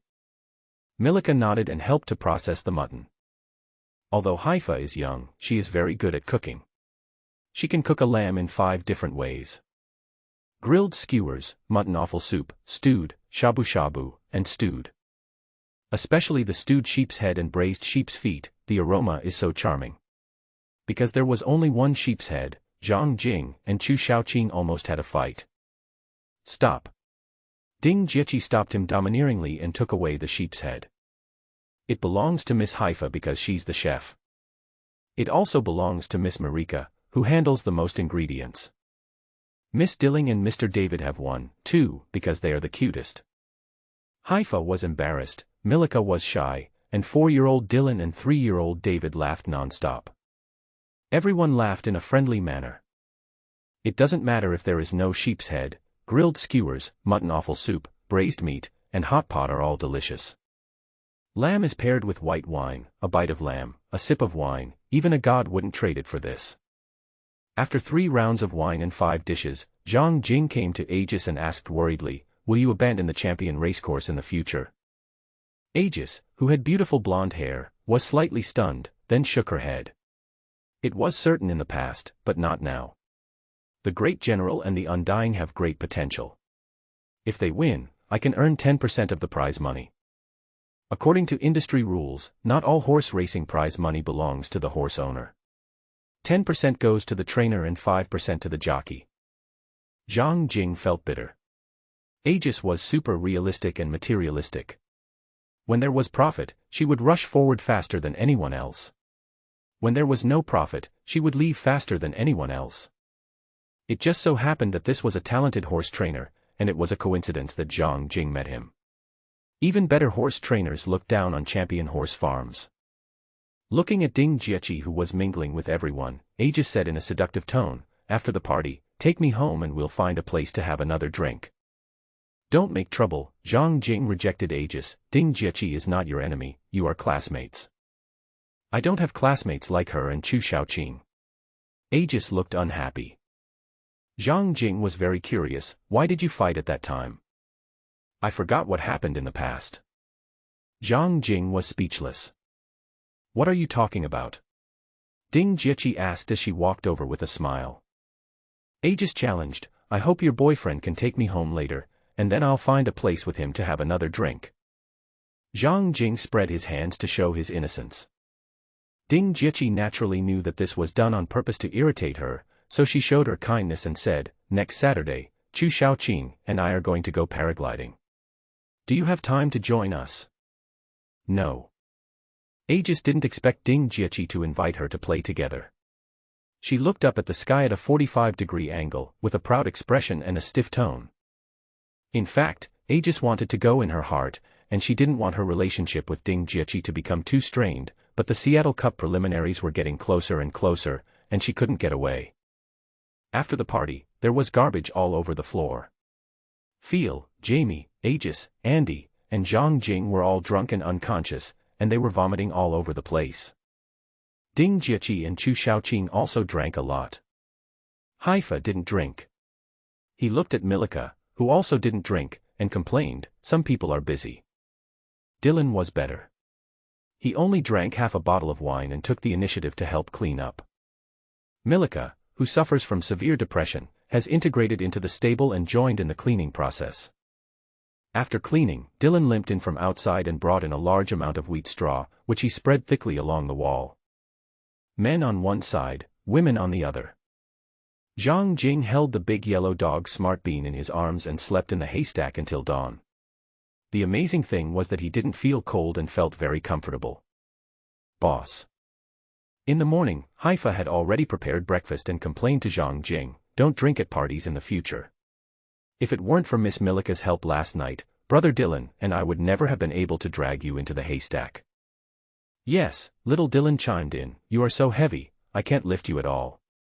Fortunately, Sister Milika is here to help." Milika is 19 years old, and it's just right for little Dylan to call her sister. Zhang Jing and Aegis are thick-skinned and don't care, but Feilai and Jamie are thin-skinned and express their gratitude to Millie. "Thank you, Miss Milika. Jamie and I are quite heavy, so it must be difficult to move us. If you need us in the future, please feel free to ask for us. Don't hesitate." Milika waved her hands quickly like a shy little girl, "You're welcome, it's just a simple matter." The breakfast was prepared by Haifa, and because she is Lebanese, it has quite a bit of local flavor. Big flatbreads, vegetable soup, and fried meat are all filling and delicious. After breakfast, Barbie handed the account book to Zhang Jing. If you take a closer look, you will find that they are all fixed expenses. For example, for a medium-sized excavator, the price will be directly reduced by 50,000 yuan. For example, a set of septic tank equipment for processing organic fertilizer costs 30,000 yuan, and there are also veterinary equipment, greenhouses, etc. 2 adult horses eat an average of 40 kilograms of food every day, including oats, carrots, apples, honey, eggs, cereal, hay, etc. The 1-year-old star eats a lot, about 14 or 15 kilograms a day. We also often need to supplement calcium, various vitamins, amino acids, and some trace elements, and these things are not cheap. Then there are the wineries, which also spend money like water. In the past month, more than 80,000 yuan was spent on maintaining the orchard, including pruning, loosening the soil, exterminating insects, and purchasing organic fertilizers. Cindy bought 2 small pieces of auxiliary brewing equipment, spending more than 20,000 yuan. I ordered 102 25L oak barrels and spent 60,000 yuan. Other expenses include weekly wages of nearly 10,000 yuan for workers. After quickly flipping through the account book, Zhang Jing looked at Barbie and asked, "What do you want to say?" "Spending more than you earn," Barbie warned earnestly, "you're just spending money, not making any money. If this goes on for too long, it'll be dangerous." Zhang Jing was not panicked at all. He stroked the horse mane of the big star while chatting. "Irina works very hard. She posts 2 videos of more than 10 minutes every day. She already has 120,000 fans in Longwa and 30,000 on YouTube. The main reason why there are no tourists is because of the cold weather." "Don't worry about the horse farm," Zhang Jing said in a relaxed tone. "General and Undying will make money soon." Barbie looked at Zhang Jing carefully and asked, "Boss, are you really not worried about going bankrupt?" "Don't worry," Zhang Jing said in a nonchalant tone, dotingly pressing his face against the big star, and proudly said, "It's a little difficult for me to go bankrupt now." Barbie was secretly surprised at someone's big tone. Knowing that Zhang Jing was a treasure hunter, did he find something good the last time he went out? Not knowing what Barbie was thinking, Zhang Jing asked with concern, "Is there any news about 1049 Manor?" Contrary to popular impression, large houses in Seattle become a burden to a certain extent, and the cost of owning them is very high, including property taxes, insurance, and maintenance. None of these three expenses is cheap. If Zhang Jing really builds an ugly building behind Manor number 1049, blocking its lake view, housing prices will fall and may even affect surrounding housing prices. No. Barbie shook her head. Zhang Jing didn't want to delay too long. The Seattle Cup was about to begin, and there were 3 or 4 months of competitions afterwards. He didn't have time to waste, so he decided to take a step back. Go visit the owner of Manor number 1049 and offer 20 million. If he disagrees, go find a construction company and build a middle finger building. Barbie should do it immediately. For the next 3 days, Zhang Jing stayed at the stable, watching Aegis, Haifa, and Andy train the horses. It can be seen that Aegis is very satisfied with the general's endurance and his speed. However, every time Zhang Jing expressed his intention to ride the general for a ride, Aegis tried his best to stop him. The reason was that Zhang Jing was too heavy and might cause fractures on horses adapted to light cavalry, and he sounded very fragile. Haifa and Andy also tried to stop Zhang Jing. Even Irina, who was filming the video nearby, and veterinarian Ruth did not approve of Zhang Jing's behavior. It's quite odd that the owner of the horse has never ridden his own racehorse. I heard footsteps behind me, and Barbie came over wearing a beige suit, beige trousers, and brown high heels, a professional outfit. "Boss, the owner of House 1049 doesn't agree to the 20 million offer. I have already found a construction company and paid a 50,000 deposit. They will start construction within 3 months and build a middle finger building within 8 months. It takes 8 months to build a building shaped like a middle finger." Zhang Jing asked back. "There is a lot of preliminary work to do, including waiting for the structural design, sewage design, and main design to be completed before sending it for approval." After approval, the construction company came in. They didn't work on weekends and worked no more than 8 hours a day. 8 months was the fastest speed. Zhang Jing was helpless. After dealing with the government, he realized that it was very rigid and the rules and regulations were very inflexible. Even if they were just building a house that could not be lived in, they still had to be built according to the standards for human habitation. "We must prepare for both situations," Zhang Jing urged. "We must build the ugly building, but we must also let the owner of number 1049 and the surrounding homes know what we are doing."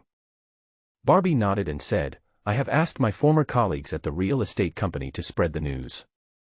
Looking at Barbie, with blonde hair, deep eye sockets, a high nose bridge, and light makeup on her face, she looks like a professional woman with strong working ability.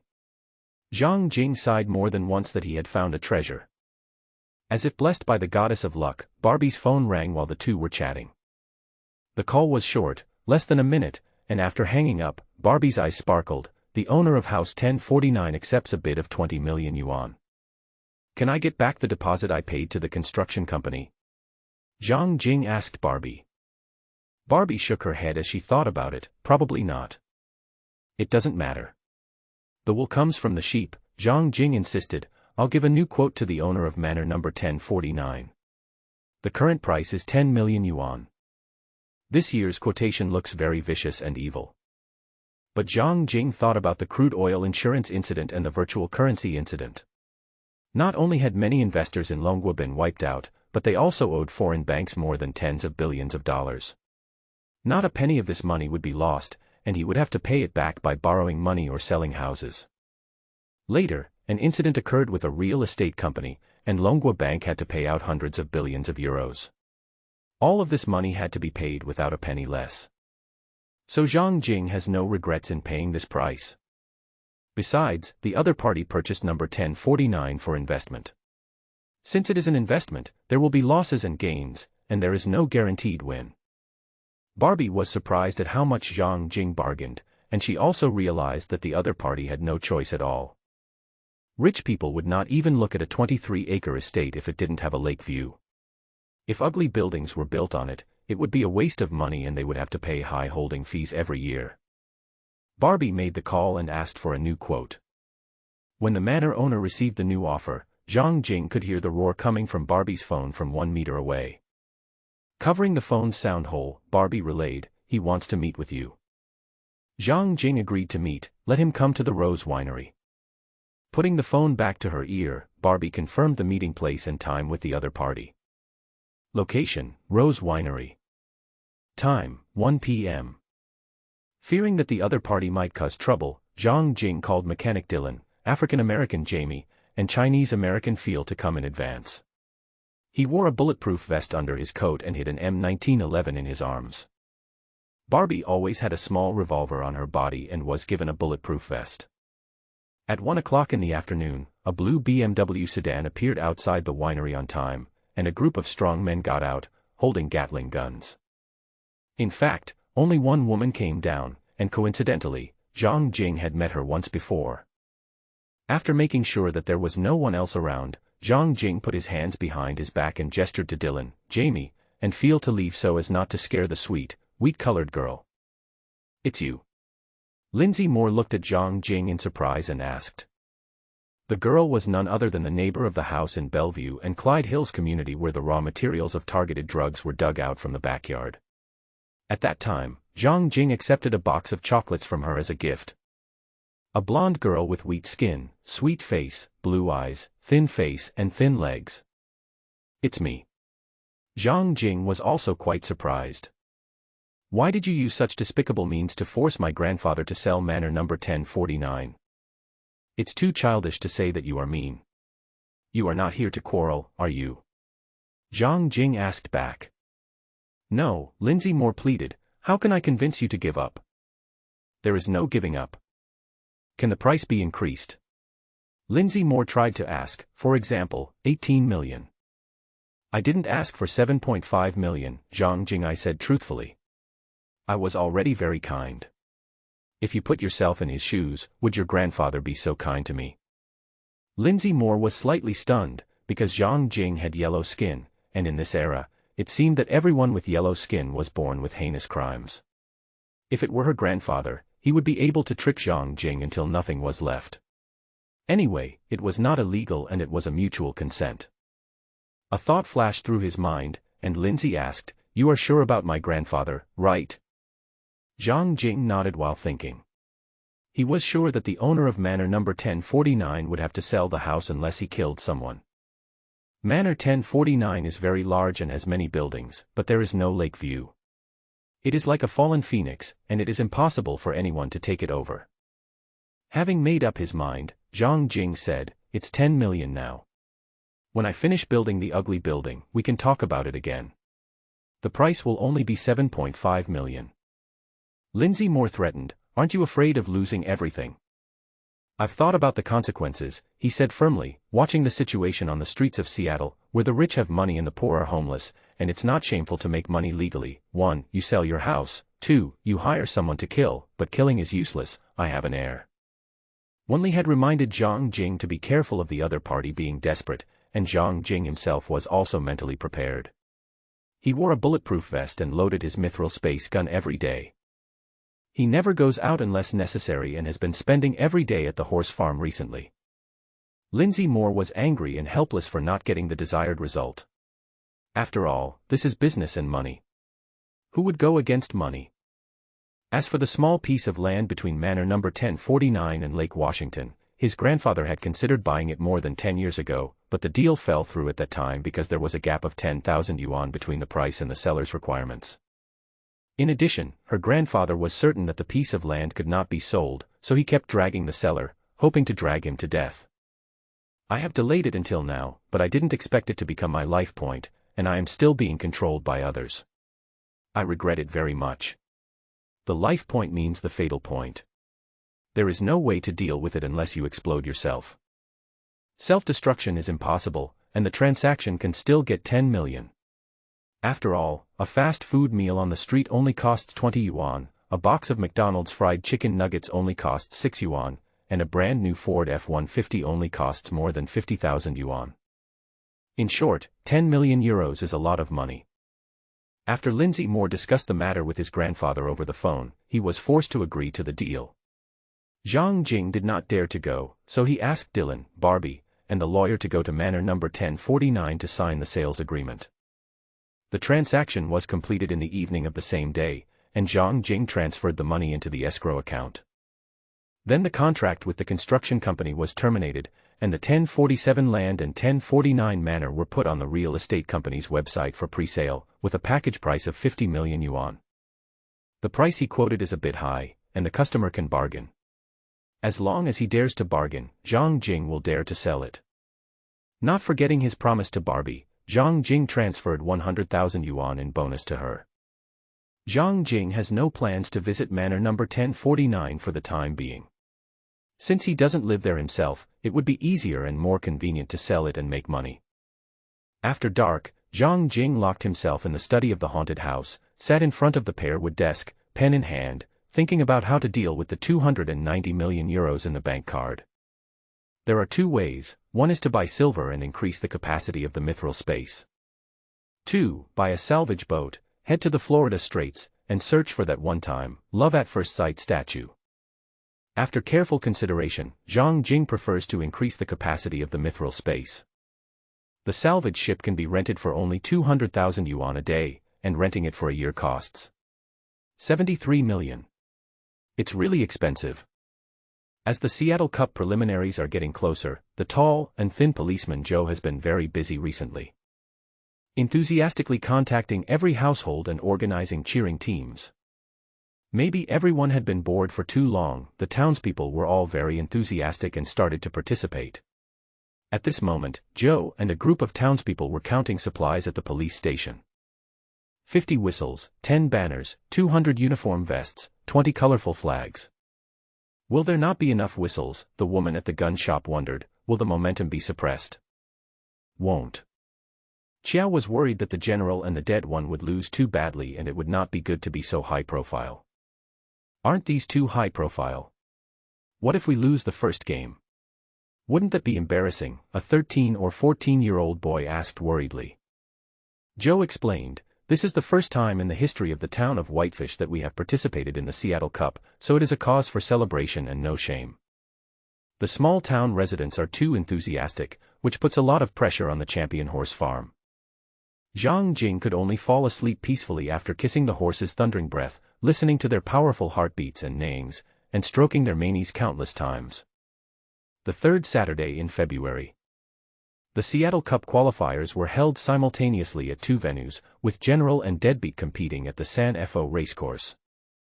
Fearing that it would be too high profile and that he would be hated by the rich, Zhang Jing did not buy it outright. Instead, he rented 2 horse-drawn carriages and set out at 7 o'clock. Take the General and the Dead to the St. Buddha racecourse. Fearing accidents on the road, a used pickup truck drove in front and another used pickup truck drove behind, moving slowly. When passing through the town, Zhang Jing was shocked by the enthusiasm of the townspeople. More than 40 cars were waiting there, and half of them were waving the town flag with a fish pattern. The other half of the cars were waving the American flag in a very exaggerated manner, as if they were going to occupy somewhere. Zhang, Policeman Joe greeted enthusiastically, we are ready and can go now. Zhang Jing's expression was slightly bitter. Isn't this too exaggerated? I'm afraid of disappointing everyone. No, Joe patted his thin chest and said proudly, we are ready to have a party tonight. The results are not important, but participation is important. This is a historic moment. Joe said he didn't care, but it was obvious that he hoped that General and Undying were not that bad, so he would be happier. Zhang Jing went forward and hugged the cute tall and thin guy. The drinks at the party tonight are on me. Joe is in a beautiful mood. The convoy set off, with 10 cars leading the way, a horse-drawn carriage in the center, and more than 30 cars following behind. The train travels on a single lane with colorful flags flying all the way, creating an exaggerated scene. Zhang Jing never expected that the most glorious moment of his life would be due to the help of 2 horses. However, Zhang Jing was in a hurry and met a team with an even more exaggerated formation on the road, with colorful flags flying and loud music. It's similar to the dragon boat races in various villages. When we arrived at the Shingfo racecourse, there were already crowds of people and mountains of vehicles. Fortunately, the Sanford racecourse is large enough, covering over 1,000 acres, and has two competition-level professional horse racing venues, one on a dirt field and one on a grass field. There is no terraced viewing platform next to the track, so you have to stand outside the track fence and watch from close range. Racecourse employees and Whitefish residents have taken up advantageous positions next to the track. They stood in 2 rows, holding high banners and colorful flags. It didn't matter whether they won or not, as they were not inferior to others in momentum. A total of 25 racehorses ran 3,200 meters and 29 ran 1,600 meters. There were not many participating horses, and every 7 horses ran 1 round, in order to improve the viewing experience. The second is to increase the number of competitions, entertain more people, and increase influence. Third, provide sufficient number of matches for bookmakers to attract more bets. The odds of the first place of the first round of Dajiangjian and Butabo are both 1 minute and 1.7 seconds. The odds for the second place are 1 minute and 1.3 seconds. There is no money for other rankings.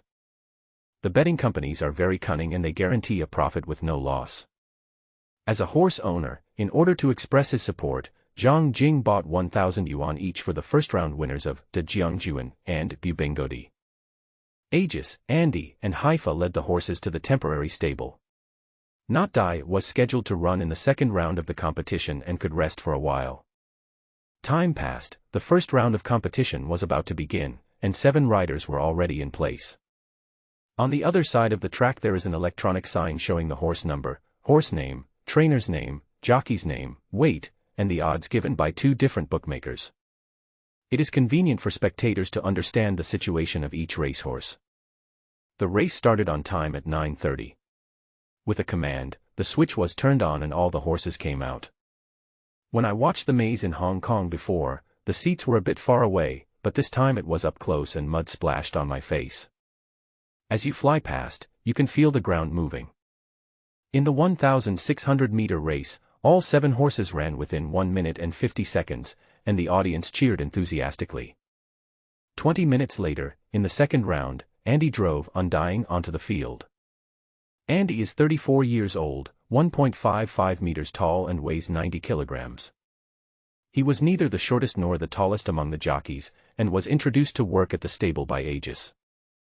The reason that Aegis gave to Zhang Jing was that although Andy was not a good jockey, he had a heart of a champion. Undying is a sick horse that Zhang Jing bought at a cost of 3,000 yuan.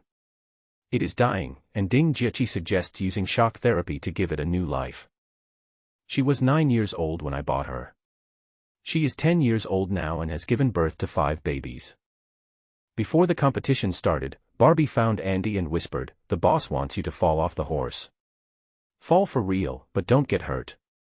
"That's not in the spirit of the game," Andy retorted instinctively. "This is the boss's order." "Why?" Andy was unwilling. Barbie smiled, "Of course it's for money." "This is unfair to Undying," Andy said, trying to protest, "It wants to be the champion more than I do. I can feel its strong desire. The next game is its chance to advance, not now." Barbie stressed, "Do it, it's in our interest." Money talks, and Andy agreed. More than 2,000 spectators all looked towards the switch. Zhang Jing was the same. He was worried that Andy's fall would be too fake, which would be embarrassing. "Brother Zhang, do you think Indestructible can qualify in the first round?" Ding Jieqi said excitedly, with her snow-white chin raised, looking in the same direction as Zhang Jing. The first and second place horses advanced directly, and the other horses were not eliminated directly. Next Saturday will be the same as the San Fo racecourse, with 7 horses in each group. The top 2 will advance, which is similar to a revival match. It is the last chance, so Ding Jieqi is very concerned. "Of course," Zhang Jing said confidently, "I'll buy it for 1,000 yuan first place." "Tisk," Chu Xiaoqing's disdainful voice came from the side, "I won't die if I buy 10,000. Zhang Jing was speechless. He didn't know when the silly girl bought it, otherwise he would have encouraged her to buy more. The second round was already in place behind the switch, and the residents of Whitefish Town held their breath, all looking at the starting direction of the track. Zhang Jing was also very nervous, afraid that Andy would not accept the arrangement. Fortunately, with a clang, the power switches opened at the same time, and Andy fell off the horse in 2 seconds. It seemed like there was a collision. However, man proposes, God disposes, and a magical scene happened. After Andy fell off the horse, Immortal didn't stop. It continued to run. At first it was at the back, but when it ran to the middle of the track it had squeezed into third place. Everyone was stunned, and the residents of Bayou Town were even crazier. The original plan to blow the whistle turned into cheering and shouting. The noise was getting louder and louder, and the excitement was so intense that one could not wait to rush onto the track and run with the horses. Other spectators also found it incredible. Although the horses would carry less weight without jockeys, facts have long proven that only racehorses controlled by jockeys can run at the fastest speed. When the race was halfway through, Cebu had overtaken the second place and the racing field had been ignited. When the Undying becomes the leader, everyone realizes that it is destined to be extraordinary. Dylan, Milika, Ruth, Jamie, Phil, Aegis, Chu Shaoqing, Ding Jiechi, and the residents of the small town have gone crazy. Barbie came to Zhang Jing at some point with an awkward expression. Only Barbie knew that Zhang Jing's original intention was to let Cebu hide his shortcomings and wait until the resurrection match when the odds increased, so that he could make a big splash. After all, running a horse farm is very expensive. Zhang Jing was also surprised. Cebu's competitive spirit was stronger than he thought, which was a good thing. In 1 minute and 45 seconds, Cebu took the lead in crossing the finish line, and the whole stadium was excited. Just because it doesn't comply with the rules of the competition, the first-place winner is not immune to death. No one cares about this. If there is a knight, he will not die and will run faster. Ding Jiechi's palms were red from clapping and her voice was hoarse. She turned around and hugged Zhang Jing, and the two kissed deeply. "Great," Ding Jiechi said incoherently, "it's very brave that it won't die. It has a strong heart." Chu Shaoqing originally planned to hug Ding Jiechi to celebrate, but was forced to feed her dog food again. Others also hugged acquaintances to celebrate. The residents of the town couldn't wait to go back and party and drink alcohol. Zhang Jing, Qiao came over with a ruddy face, "My heart can't take it anymore. I haven't been this excited for a long time. Thank you. I was worried that I would disappoint you." Zhang Jing chatted politely. "Neither you nor Sabubu have let us down. What I want to ask is, you said before that you would pay for the drinks for tonight's party. Does this still count?" "Of course." Zhang Jing answered affirmatively. Joe happily joked, "I'm worried that you'll go bankrupt and everyone will be drunk tonight. A can of light beer costs more than 1 yuan, regular beer costs 2 or 3 yuan, and good beer costs 5 or 6 yuan. A 2-liter bottle of fast-selling wine costs less than 10 yuan, while ordinary quality wine costs more than 10 yuan. The same goes for whiskey. There are more than 200 people in the town, including old people, women, children, and adults. Even if each person drinks 100 bottles, Zhang Jing will not go bankrupt. There are 2 more rounds of competition in the morning. In the 4th and final round, Aegis pointed to the arena and said, "Look at number 25. It is said that the horse is worth more than 1.7 million euros. Zhang Jingding looked over and saw a female jockey. Her horse was muscular, well-proportioned, with a long stride and shiny hair. It was very handsome. The horse is good and fast. It took the lead from the beginning and maintained it until the end. Number 25 will be the strongest opponent who will never die." Aegis made a clear judgment, no one else. Zhang Jing felt the pressure. Number 25 seemed to have endless strength all over his body. The most important thing was that he had a beautiful body shape and a big stride. "Don't worry," Zhang Jing comforted the trainer, "Sheng Bubu didn't disappoint us, and he was outstanding." Just as Zhang Jing said, although number 25 performed better, both tourists and reporters like to take pictures around the Immortal. It likes to be in the spotlight and particularly loves to pose in crowds. "Hello." A young woman with very fair skin, many freckles on her face, a little baby fat, and wearing a riding uniform came over to greet, "My name is Jennifer, jockey number 25, and also the owner." Zhang Jing was secretly shocked, thinking with his toes that the young woman in front of him was a wealthy woman. Along with Jennifer Pfeiffer was a short young man. After a pause of 1 second, Jennifer continued to introduce, "This is my husband, Nail." Zhang Jing stretched out his hand and shook hands with the couple. I am owner number 7. Then he pointed at Ding Jiaqi and Aegis and introduced them. My girlfriend is Ding Jiaqi, and my trainer is Aegis. Looking back at the horse who was posing for photos, Jennifer praised, your horse is great. It has a strong competitive spirit, which is very rare. It can be seen that Jennifer loves horses and is very fond of Immortal. Ding Jiaqi seized the opportunity to invite, Ms. Jennifer, after the competition, you and Mr. Nail are welcome to visit the champion racecourse. I'm busy lately and can't spare the time, Jennifer declined. Thank you for your invitation. After a few simple words, the Nayers left.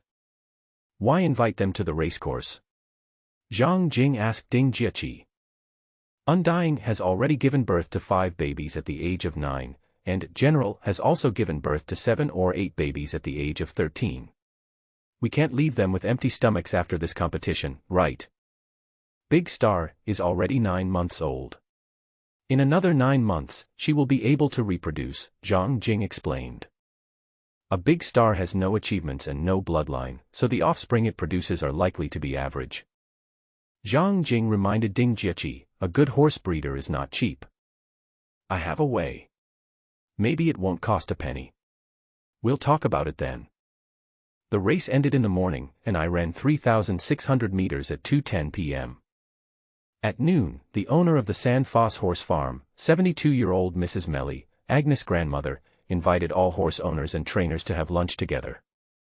It was a self-service event with 54 horse owners and more than 30 horse trainers, a total of more than 100 people participating.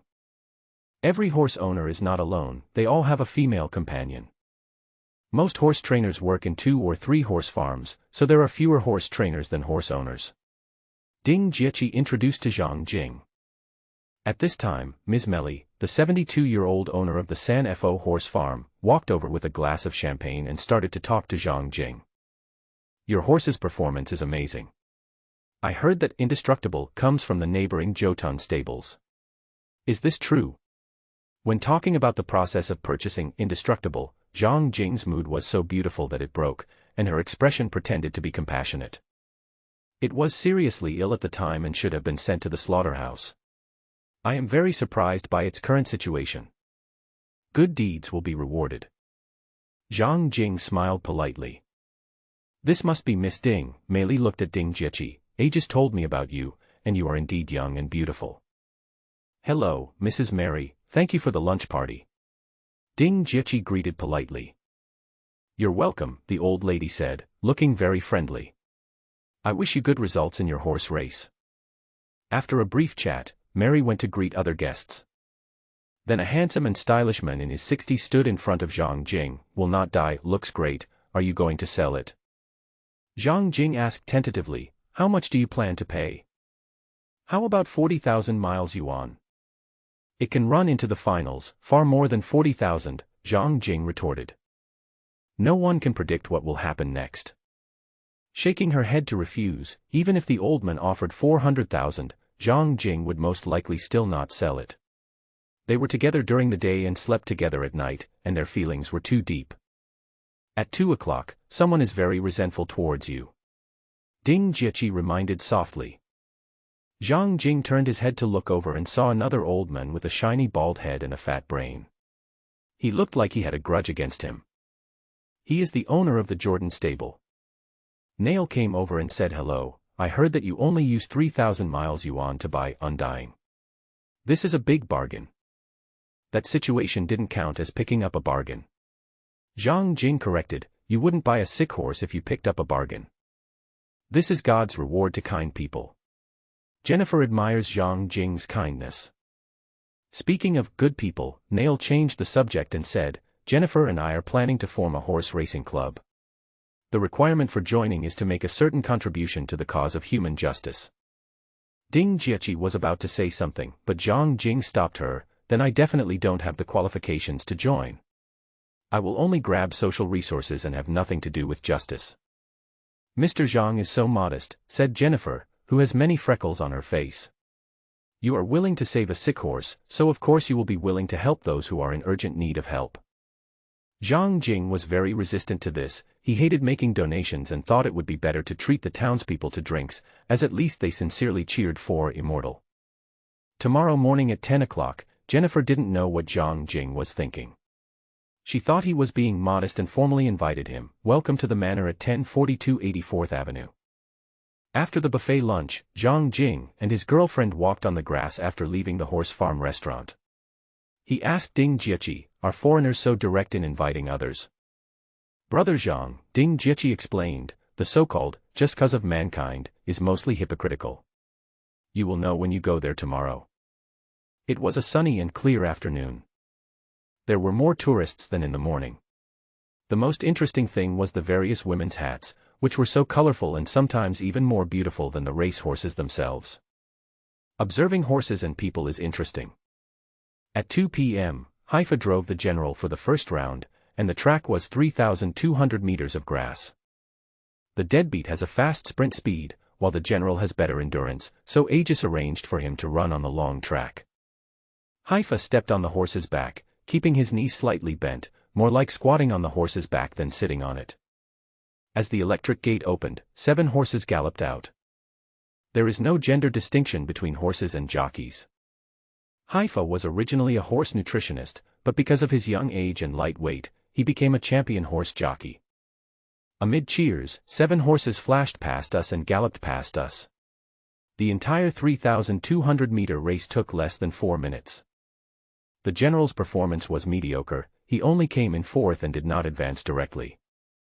It and Die Hard will need to come to the Sanford racecourse again next Saturday to compete with other eliminated horses for the last chance to qualify. Despite this, the residents of Whitefish Town were happy enough, and after all 4 races were completed, the convoy returned home in a mighty procession. Passing by a Walmart supermarket, Joe and the cheerleading team members went in to buy party food and drinks. The food was relatively simple, just 2.5 pieces of beef, weighing over 700 kilograms. Fast-selling wine is 2 liters per bottle, 60 bottles, $7 per bottle. 40-proof whiskey, 500 milliliters per bottle, 60 bottles, $9 per bottle. 40 cartons of beer and 20 cartons of fruit juice drinks. Ghost Claw energy drink, 20 boxes. There are also steel gas cylinders for outdoor barbecues, 20 yuan each, take 10. The party was held in the yard of the police station, and the barbecue, tables and chairs had been set up in advance. After returning to the town, we immediately went into celebration mode and the carnival lasted until 10 o'clock in the evening before gradually dissipating. In the end, only a mess was left. Dylan, Haifa, Milika, Ding Jiechi, Chu Shaoqing, and 7 women who didn't drink stayed behind to clean up. It's hard work. After cleaning, Ding Jiechi divided the remaining drinks and food equally among Dylan, Haifa, and Milika, and the 7 of them took them back to the dormitory and home. Milka, has Mr. Dakin called you recently? Returning to the horse farm, at the dormitory door, Ding Jiechi asked in a soft and caring voice. Because Milika suffers from depression, everyone usually cares about her. Even Barbie, who speaks the loudest, is especially gentle to her. In the dark night, amid the barking of a group of dogs, Milika shook her head and said, "No, I don't know where he is now." "It's okay," Ding Jiechi comforted her. "If you want to go out or need anything, tell me." "Thank you, I'm fine at the stables, I don't need anything." Ding Jiechi nodded and got back into the car. In the back seat was her drunk boyfriend. Chu Shaoqing sat in the passenger seat and complained, "Your man will drink himself to death sooner or later." Unbreakable performed very well today. Brother Zhang is very happy. I keep calling you Brother Zhang. Didn't you say before that you won't marry anyone from a university other than a 985 or world-renowned university? What should I do if fate comes? Ding Jiechi drove along the cement road inside the racecourse, chatting as she drove. "I'm afraid I'll regret it if I stick to the requirements." Zhang Jing has an ex-girlfriend. How is she now? How should I know? Chu Shaoqing instigated, "Check your phone while he's asleep." "It's wrong for you to do this," Ding Jiechi said seriously. "If you want to watch it, just watch it. Don't get involved with me." After the car stopped steadily at the door of the stable, Zhang Jing was carried back to the stable floor and laid down to rest. Chu Shaoqing took Zhang Jing's finger to unlock the password, and then looked through it happily. Chu Xiaoqing, how can you look through other people's phones? This is impolite and immoral. Ding Jieqi was criticizing her best friend softly, feeling anxious like an ant on a hot pan. She was also very curious but too embarrassed to look directly. Chu Xiaoqing had no worries and went straight to Facebook, but didn't find what he wanted. Then I opened VX and looked through it, but there was nothing. Just when she was about to quit VX, as if God was joking, at this moment, a stranger with the WeChat name, Sun Ting, owner of a backpacker hotel, sent her a message and a picture. Chu Xiaoqing's heart skipped a beat, and she didn't dare to show any extra expression. She first forwarded the picture to herself, and then deleted the message. What's wrong? Ding Jieqi asked with concern. Nothing, Chu Xiaoqing pressed the lock screen button. Zhang Jing is quite reliable. There is no ambiguous chat record. It is very clean, like a blank sheet of paper. Ding Jieqi felt relieved. Chu Xiaoqing's heart was beating wildly. The next day, Zhang Jing and Ding Jieqi drove their seldom-driven champagne-colored Bull to Manor number 84, number 1042. Like Manor number 1032, Manor number 1042 is equally extravagant. The yard is so large that it cannot be described and is meticulously maintained. There were more than a dozen luxury cars of various kinds parked in the guest parking area. Everyone arrived on time, and the Nail couple were waiting to greet them at the door of the villa. Looking at other people, most of them are young, dressed formally, and look neat and tidy. Fortunately, there was Ding Jieqi. Zhang Jing went out in the morning with simple makeup on, his hair neatly combed, and he wore a light gray casual suit. He looked handsome and sunny. Ding Jieqi tied her long hair behind her, wearing a white loose sweater and a slim long skirt made of gray nylon fabric, looking elegant and fashionable. Welcome. Nail held out his hand to Zhang Qiang. Thank you for the invitation.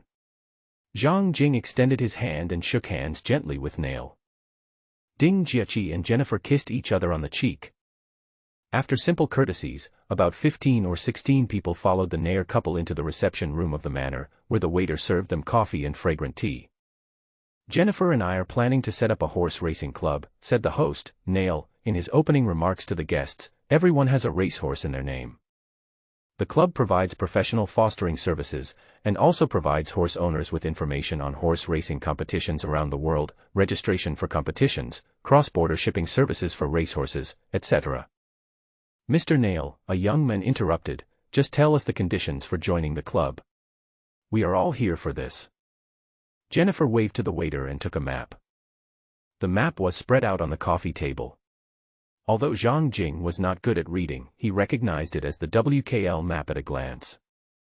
The situation is very simple, Jennifer introduced. Someone owes money, a lot of money, and can't afford to buy weapons, so he uses the city as a bargaining chip. To support a just cause, I want to join forces with you to buy a few of these important downtown blocks. Here, Jennifer pointed at the map, Dnipropetrovsk, the third largest city in the WKL, with a pre-war population of 1.1 million. It is not only an important technology and industrial center in WKL, but also a transportation hub. What's the situation there now? Someone interrupted. The battle is at a stalemate, Jennifer said confidently to relieve everyone's worries. I got inside information. This situation won't last long. Will it be expensive? After all, it's a mess there. Every street has a clearly marked price, and it's only 1/20th of the price before the war, Jennifer emphasized. This is not looting, but a contribution to a just cause. Everyone was chatting enthusiastically, and because of Jennifer's identity, everyone trusted her. Zhang Jing's brain was buzzing. He would never spend money to abandon streets, and he would never allow his money to be turned into a weapon to kill strangers. Ding Jieqi was also shocked and looked at Zhang Jing silently. They both decided at the same time that they would never participate. Jennifer looked at Zhang Jing and asked, starting with 10 million, how much money do Mr. Zhang and Ms. Ding plan to invest?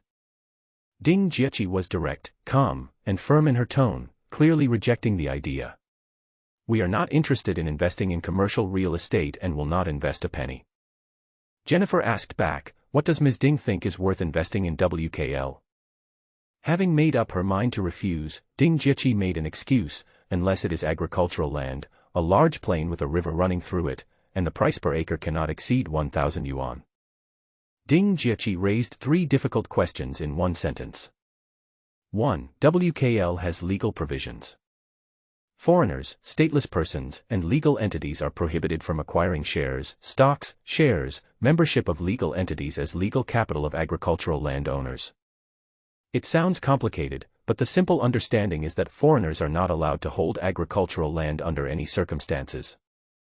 2. A large plain with rivers flowing through it. 3. Not more than 1,000 yuan per acre. Pretty. Zhang Jing praised Ding Jieqi's wit and reaction speed in his heart. Even if Jennifer was a god, she couldn't meet these 3 requirements. Jennifer was confident, it's still in Rovsk, by the Dnieper River, plain agricultural land. The price hasn't been agreed yet, but it's definitely not expensive. The starting price is 100 million euros.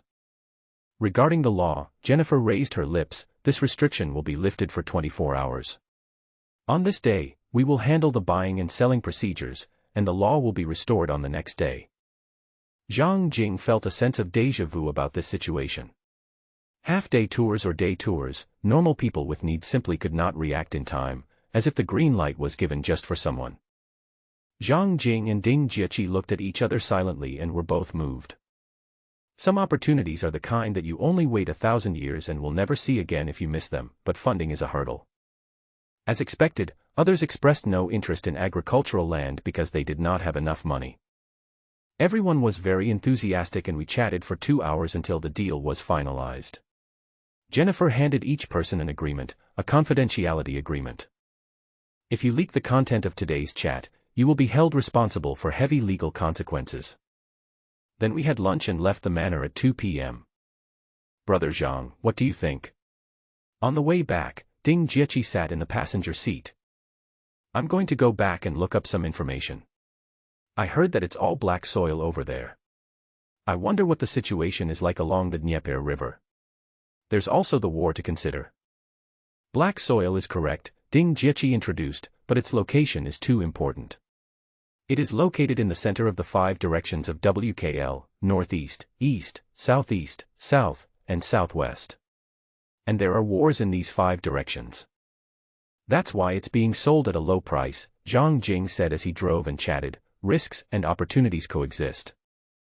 Brother Zhang, how much money do you have? Ding Jieqi asked a concerned question. Less than 300 million yuan. Ding Jieqi's heart trembled. She had no idea that Zhang Jing was so rich. Could it be that he got it after his last trip to Hong Kong? Did you get it from treasure hunting? That's amazing. Ding Jieqi's eyes were full of stars. I have to work harder to keep up with you. Ding Jieqi is actually very good. For example, at the last party, Zhang Jing and Chu Shaoqing were fighting over the sheep's head. She distributed the sheep's head to Haifa, Milika, Dylan, and David, and everyone approved of it. She also gets the respect of all the employees at the winery and the stable, including Aegis. Not only that, she was neither humble nor arrogant and had clear thinking when dealing with Jennifer, Mrs. Meili, and Wenli. The most important thing is that Ding Jieqi has a kind heart. When Zhang Jing came back from Alaska, in order to enjoy the 20 tons of silver with peace of mind and to get rid of suspicion, he planned to cheat poor old Dai Jin and his daughter Marika who suffered from depression. It was Ding Jieqi who reminded him that he should do things with a clear conscience, so Milika was left at the stable to be taken care of. With this treasure girl and the golden finger, Zhang Jing's life will get better and better. Back at the horse farm, Aegis, wearing a gray windbreaker and blue jeans, was scolding Andy and Haifa fiercely. It's a matter of settling scores later. Scold Andy for accidentally falling off his horse and being hopelessly stupid. He scolded Haifa for only finishing 4th, not showing his strength as a general, and not being worthy of being a knight. Because Aegis looked so angry, Marika, Dylan, and Phil were standing nearby and dared not breathe. Whether in theory or in fact, Aegis has the most power in everything related to horse training, competitions, and horses. Barbie is a manager, responsible for purchasing, finance, planning, and other tasks. Zhang Jing is the boss in name only, but in reality he doesn't care about anything.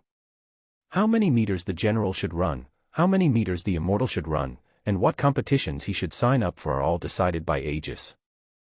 As long as the stable owner is of sound mind, he will generally not object to the arrangements made by the horse trainer. So she has the power to reprimand the jockey. In addition, the bonus ratio can also reflect the status of the horse trainer, 10%, jockey 5%, and breeder nothing. Not only that, Aegis also gets a commission for trading the general and the undying to others.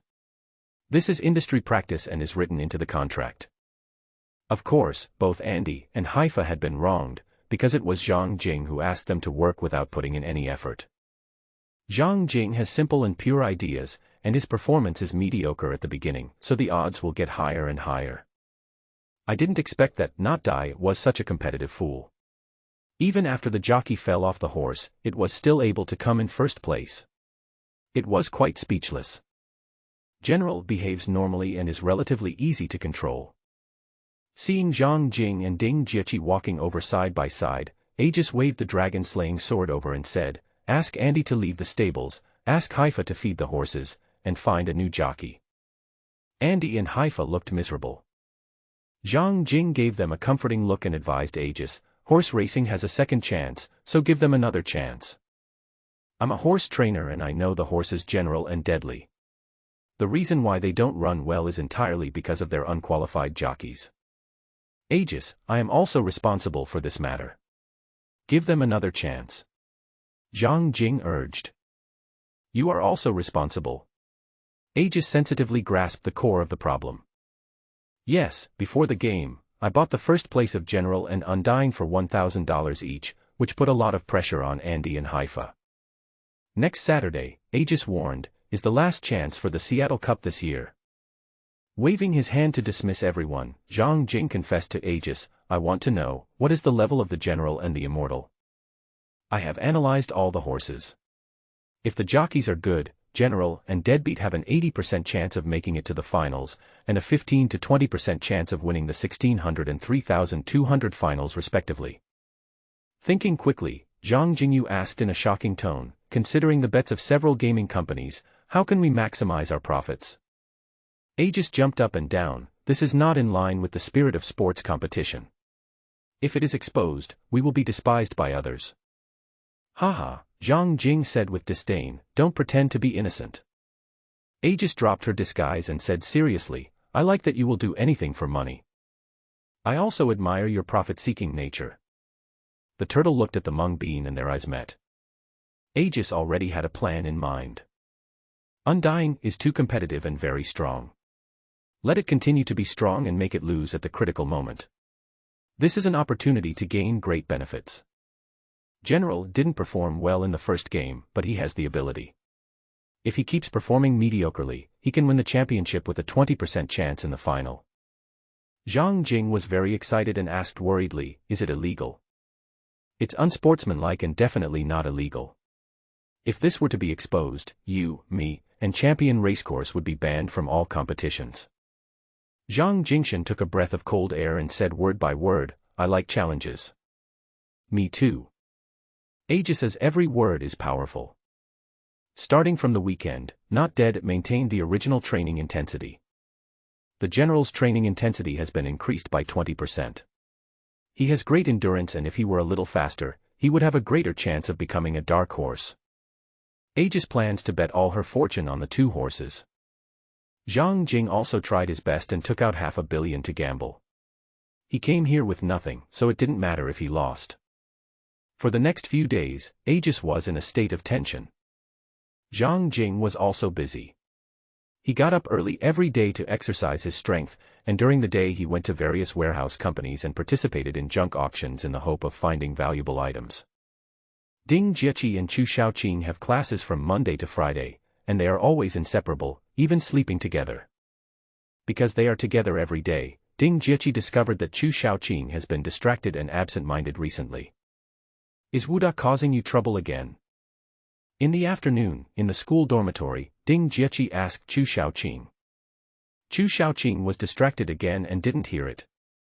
"Chu Shaoqing!" Ding Jieqi shouted loudly. "What?" Chu Shaoqing was stunned and shocked. "What have you been like these past few days? Ding Jieqi asked curiously, what are you thinking about? Nothing, Chu Xiaoqing returned to normal, I was just thinking about how to break up you and Zhang Jing. Ding Jieqi rolled her eyes and said, you will never understand how good brother Zhang is. Jieqi, Chu Xiaoqing said seriously, why don't you listen to my advice? Why do you always target brother Zhang? I'm not targeting Zhang Jing, I just don't want you to be wronged. Ding Jieqi laughed, what kind of grievance can I suffer? Chu Xiaoqing decided to confront him. On Saturday night, Zhang Jing was drunk and I unlocked his phone. You said the phone was clean. Someone sent a recovery report to his phone. Who sent it? Ding Jieqi asked calmly, what recovery report? Who is Sun Ting? Chu Xiaoqing asked Ding Jieqi. Sun Ting is a 45-year-old youth hostel owner. Brother Zhang has been in western Xinjiang for 2 years and has lived with her for a year and a half. She likes to joke and has a good personality. She never blushes when talking to anyone, Ding Jieqi asked her friend. What do you think? Zhang Jing got cauliflower. The recovery report issued by the First People's Hospital of Xinjiang was sent to the hotel, but the hotel owner forgot about it and only sent the report to his mobile phone on Saturday. He also laughed at Zhang Jing for being too open. Ding Jieqi laughed happily, you haven't met Sun Ting. She is a very funny person. Chu Xiaoqing turned on his phone and saw the report was sent to his friend. Look, there is a red seal and Zhang Jing's name. It's a lie, 100%.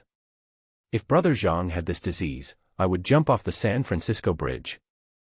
Ding Jieqi's tone was very firm and confident. Sun Ting is like an old playboy. She once forged someone else's signature to play a prank on them. She was detained for this and is very troublesome. If that's the case, Chu Xiaoqing asked curiously, why are you making rounds? Put yourself in his shoes, Ding Jieqi asked her friend, if she doesn't check on him, doesn't care about him outside, doesn't care if he's in danger, is that the right kind of girlfriend? My goal is to get married, Ding Jieqi firmly believes, not to play around. Chu Xiaoqing still didn't believe it, so she took out her cell phone, called Zhang Jing and turned on the speaker. Where are you? Is there anything wrong? Zhang Jing was attending an auction and walked to a quiet place to answer the phone and asked. Have you ever had cauliflower? You're crazy, your whole family has had cauliflower poisoning. After cursing angrily, Zhang Jing hung up the phone and continued to participate in the warehouse auction. The host's mouth is like a machine gun, and with so many people, you'll miss the price increase if you're not careful. See, Ding Jieqi shrugged, in brother Zhang's mind, you are like a lunatic. Before coming to the United States, Ding Jieqi had known Zhang Jing for a year and a half. They knew each other well, and she was particularly envious of his love with his ex-girlfriend. Therefore, when she learned that someone had broken up, she immediately showed concern in various ways, and later her wish came true. But at this moment, Ding Jieqi suddenly remembered what Wenli said at the party, deep love does not bring longevity. Deep love does not last long literally means the deeper the love, the shorter it will last. Conversely, it can be understood that love requires appropriate distance and freshness. Taking into account Wenli's superior status and rich life experience, as a junior, she would naturally regard the words of her predecessors as the truth of life, and thus made an important decision in her heart. Ding Jieqi is a man of action and does what he decides immediately. Pick up your phone and write a message to send to your boyfriend. Brother Zhang, my mother came here before and mentioned the matter of transferring schools. At that time, I thought she was just joking, but I didn't expect that she would actually arrange for me to transfer schools.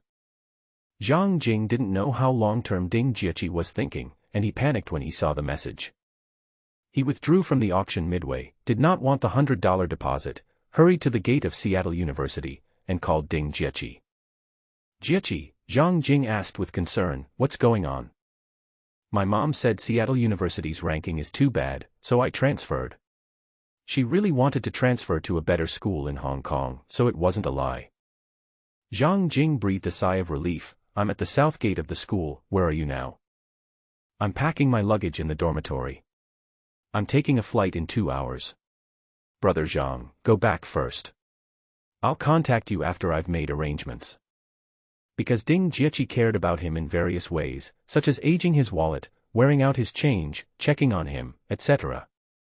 Zhang Jing was sure that Ding Jiaqi would not leave him, so he went back without any hesitation. Used pickup trucks aren't expensive, so I bought 2 before. After burning 1 car, Barbie bought 2 more, so Zhang Jing had a car to drive. Returning to the stable, I met Aegis, who was leaving from get off work in the town. "You don't look well," Aegis asked as she lowered the window. "My girlfriend is leaving Seattle, and I feel empty inside." "Haha," Aegis laughed heartlessly, "why bother to fall in love? Look at my grandmother, she married 5 husbands in her life and is still single now.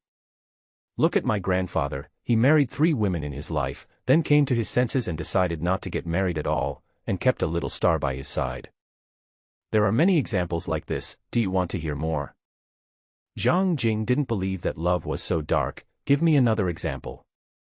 "The founders of the operating system, I thought they were a model couple, but in the end they went their separate ways." Zhang Jing was speechless. "Think positively," Aegis consoled him. "If you want to have a child, I can lend you half of it for free. You can find someone else to carry the pregnancy. Technology has made it so that we no longer need a partner." Zhang Jing. Aegis left with a laugh. "See you at the St. Buddha racecourse tomorrow morning."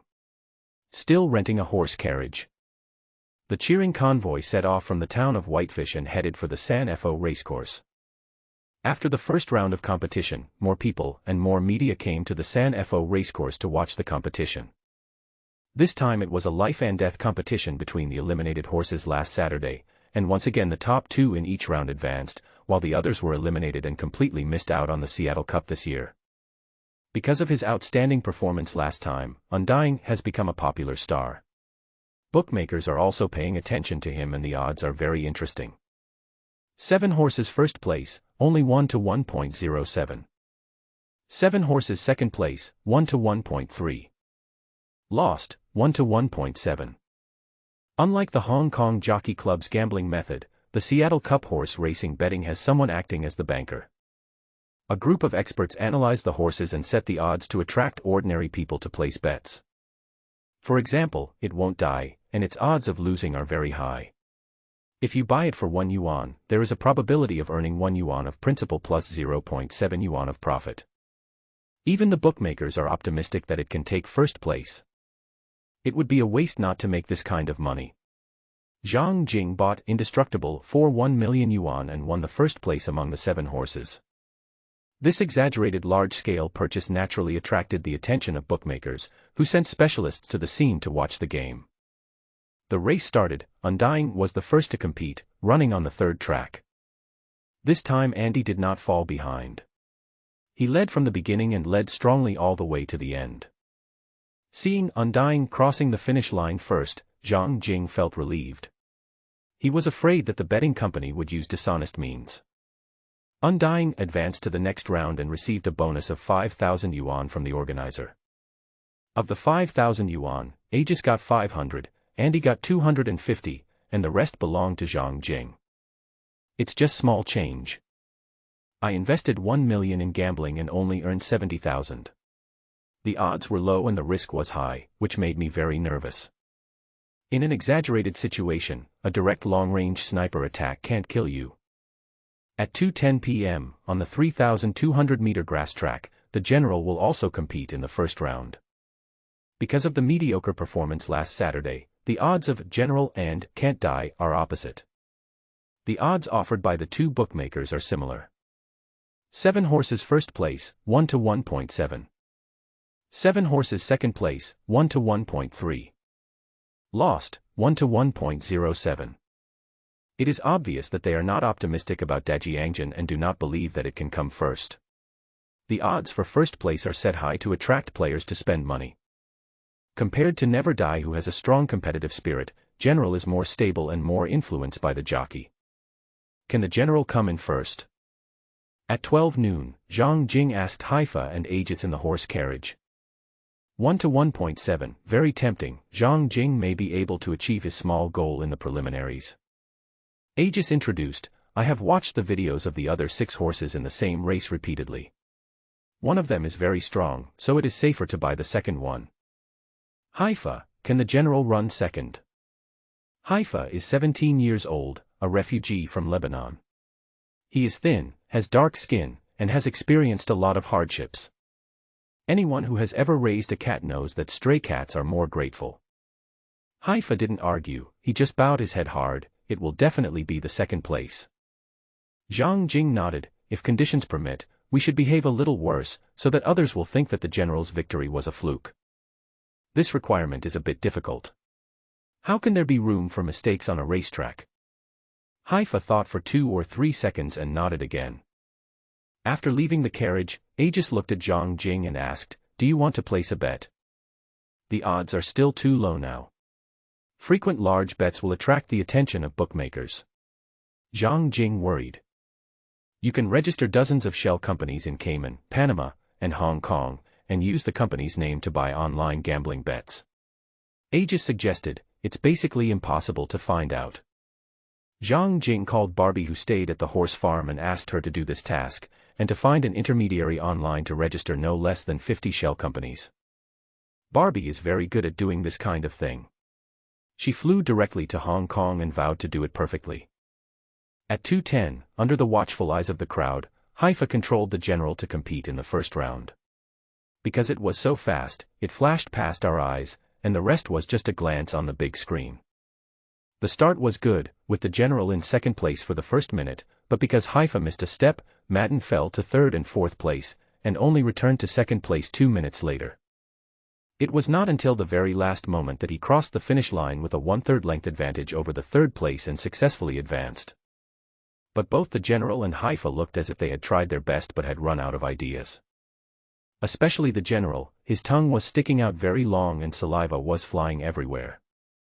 Zhang Jing and AICC looked at each other silently. They didn't expect that the general and Haifa still had the potential to win the little golden man. After receiving the 5,000 yuan prize money, Aegis took 10%, the knight took 5%, and the rest belonged to the horse owner. There are still 2 rounds of competition to come. In order to know themselves and their opponents, Zhang Jing and Aegis watched until the end. It might be a little troublesome, Aegis said, pointing at the first horse that crossed the finish line in the final round. That quarter horse named Big House is really good.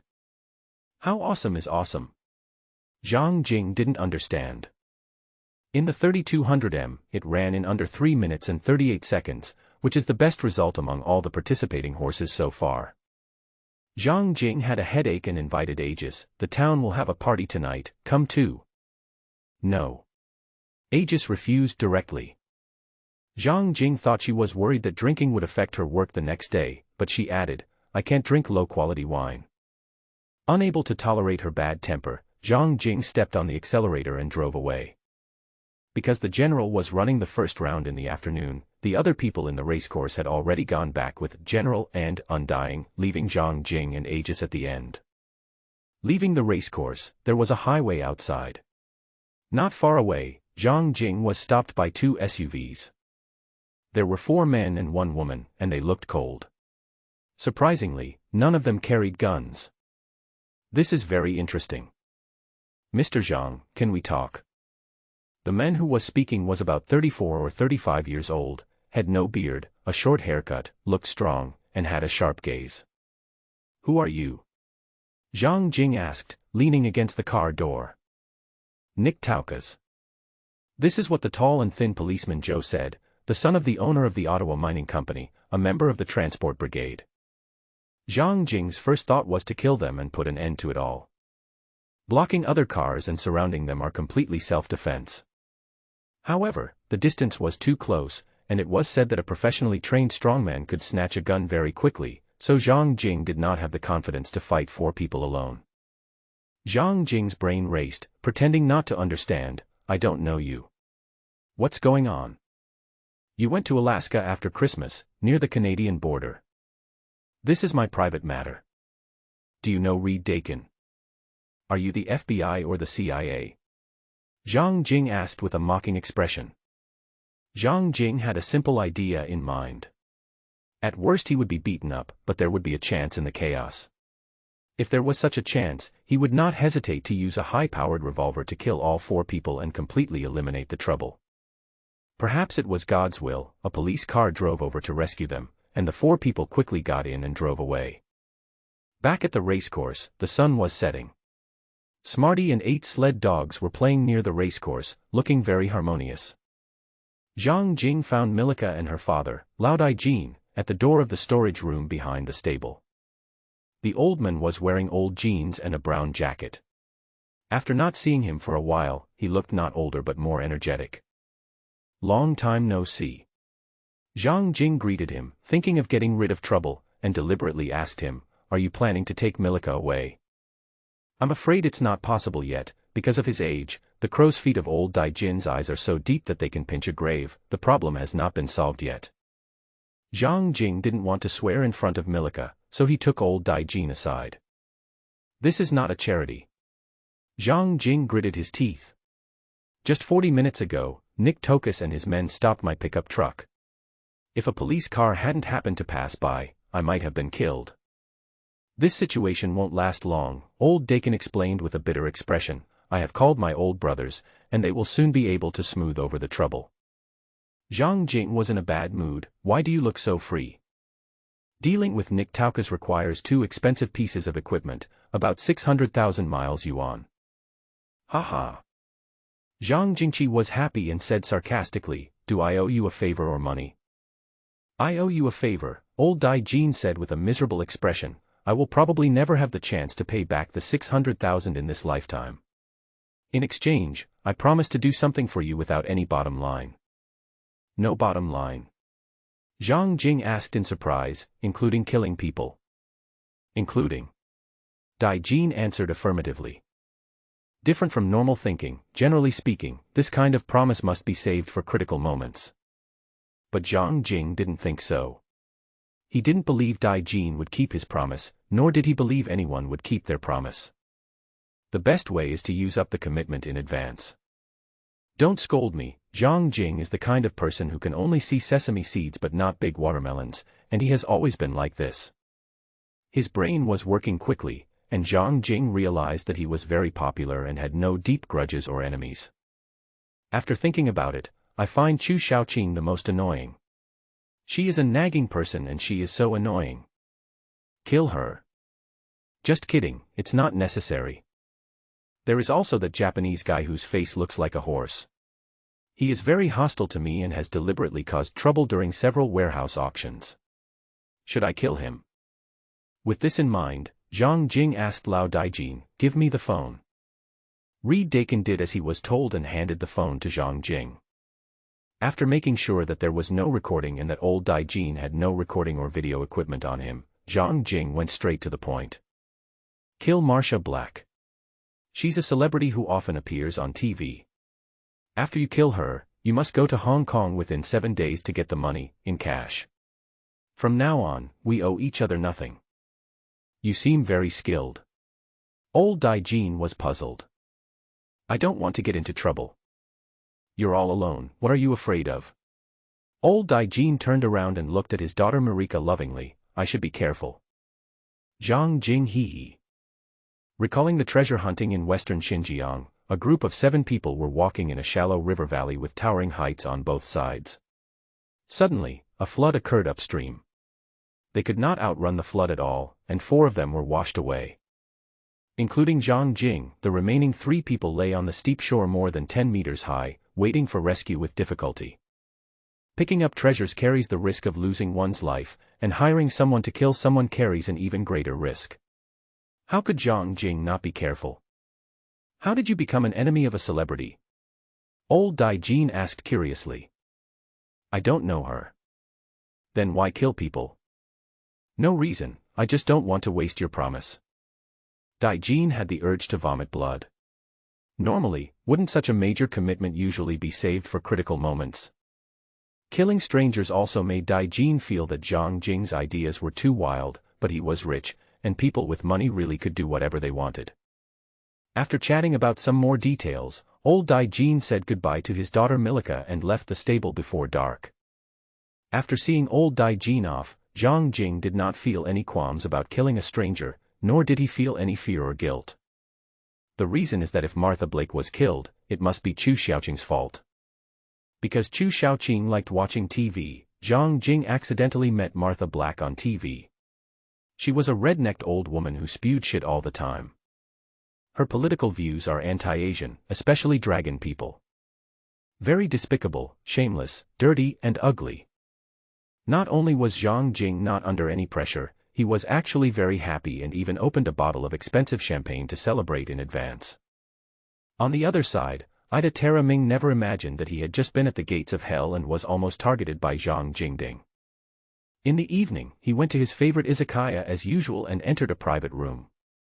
At the age of 31, 1.7 meters tall and weighing 70 kilograms, Shibasaki is a loyal lackey who bows and scrapes for a living. He follows Dadaji Naruto and respectfully closes the door.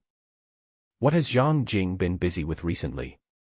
Dadaji Ming walked straight to the upper tatami and sat down. Horse racing, and even appearing on TV, it looks very glamorous. Is he a good racehorse? Outstanding performance. Ida Tara Ming asked unhappily, how much does it cost to buy a good racetrack? Shibasaki thought quickly, about 10 million yuan. Why yuan? Dollar. Ida C. Ming felt a little pain in his heart, and ordered, a budget of 10 million yuan will be used to purchase a horse farm with good conditions. Whatever Zhang Jing does, I will snipe at him. Shibasaki's liver must be hurting, this is the evil young master in ancient times. After driving away Shibasaki, Date Tara Ming recruited 2 plump girls, one black and one white, and officially began his rich nightlife. Ida Temple was happy, Zhang Jing was also happy, but old Dai Jin was the only one who had a headache. At first he didn't know why Zhang Jing wanted to kill an unfamiliar old woman, but he found out after checking the information. Marcia Black is a white rightist. Not only is she extreme right, but the entire state of Tennessee is too. Just look at the racial composition shown in public data. 79.2% white, 16.5% African American, 2.2% Hispanic, 1% Native American, 1.1% mixed race, 0.3% Asian. With such a special racial social structure, as long as one is extremely anti-Asian and artificially creates conflicts, it will be very helpful in winning votes. Fly directly to Nashville, the capital of Tennessee. After waiting for about 10 minutes in a park full of needles, Dai Jin and his 2 companions came. They were all in their 50s, with bulging bellies, and looked fat. Just like an ordinary old man chatting, the 3 of them sat together and Dai Jin introduced the mission objectives. It's only 600,000. I think robbing a bank is more reliable. Shannon, this is not the 1990s. Neither banks nor armored trucks are lambs anymore, Dai Jin reminded. Shannon sounds like Shannon or Shannon, and has a good meaning, symbolizing that the little girl is lively and cute, but it is a very popular boy's name. Shannon's great-grandfather was named Shannon, hence his name. In reality, this is an old man with a shiny bald head, a thick waist, greasy skin, and starched jeans that he always wears. He is not cute at all. Killing people is definitely easier than robbing a bank, another old man added, the old way, first stake out the place, then scout out the place. Rolando is right, Dai Jin agreed, this is not a small matter. It's better to be safe. Rolando is also in his 50s, a little greasy, and his name is very meaningful, he is popular and well-known in the neighborhood. In fact, his situation is similar to that of Dai Jin and Shannon, that is, he is unpopular and has no so-called reputation. Then the 3 of them began to plan the implementation method. Public information shows that Marcia Black's workplace is located outside the state government office building, which is a 6-lane east-west highway. Because tracking was risky, the 3 used a squatting method to first determine the direction in which Martha Blake left the state government building. Then make sure Marcia Blake turns at that intersection and often goes there for coffee. Simply put, it is to sit back and wait, and use the dumbest method to lock onto Marcia Black's life and work trajectory. Then look for an opportunity to kill someone. This process is not quick and requires careful and patient work. Of course, you might be particularly lucky. Dai Jin was particularly lucky this time. Normally, Marcia Blake would be accompanied by bodyguards. 4 days later, by chance, Dai Jin discovered that Martha Black had left her bodyguards behind and drove alone for half an hour into an open middle-class community surrounded by mountains. The scenery here is picturesque. Behind the big trees are villas of different sizes and styles. Zhang Jing found the white Cadillac driven by Martha Blake in the front yard of a house. After hesitating for 4 or 5 seconds, Zhang Jing first notified his 2 old friends, then parked the car on the side of the road and climbed over the wall into the villa yard. 3 or 4 minutes later, Zhang Jing followed the wall of the villa and came to the back corridor. The interior of the living room can be seen through the window. Zhang Jing took a quick look inside and then hid behind the wall. Zhang Jing, leaning against the wall, blinked in disbelief. What did he just see? Not wanting to miss the opportunity, Zhang Jing took out his mobile phone, turned on the camera, and gently leaned out, aiming it into the house. Marsha Black, who is in her 60s, is performing a striptease like a prostitute. A naked African-American handsome man, who looks like a bodybuilder, is sitting on a sofa and moving his hands up and down. After filming for more than 40 seconds, Zhang Jing sent the video to Zhang Jing, with a note, "This is Marsha Black herself, is it worth 600,000? Do you still want to kill someone?" Zhang Jing was riding a horse and was also shocked after watching the video. Responded to Zhang Jing decisively, "It's worth it, no need to kill anyone, give it to me exclusively, if there are more videos, you will get more rewards." Without further ado, Zhang Jing continued to send more exciting and more eye-catching videos to Zhang Jing. 20 minutes later, Zhang Jing returned to the car. He didn't expect this mission to be so easy. With a laugh, Zhang Jing started the car and left, going directly to the airport to get the money in Hong Kong. Zhang Jing received 3 videos in total. The first one was 43 seconds, the second one was 94 seconds, and the third one was 332 seconds. They were high-definition videos shot in 2 directions. Those 2 lumps are so soft and look unappetizing. The handsome young African-American man seemed to be a professional and didn't show any disdain at all. Marsha Blake screamed very excitedly from behind. Looking at the video in his hand, Zhang Jing decided to sell it for a good price, at least to recover the cost of 800,000 yuan. Originally, Zhang Jing had promised to give Zhang Jing 600,000 yuan, but he was so awesome that he turned into a director and made a small movie. Zhang Jing would feel embarrassed if he didn't give him 800,000 yuan. Who should I ask for help? There is only one answer, and that is Su Zihong, associate professor at Zhejiang University.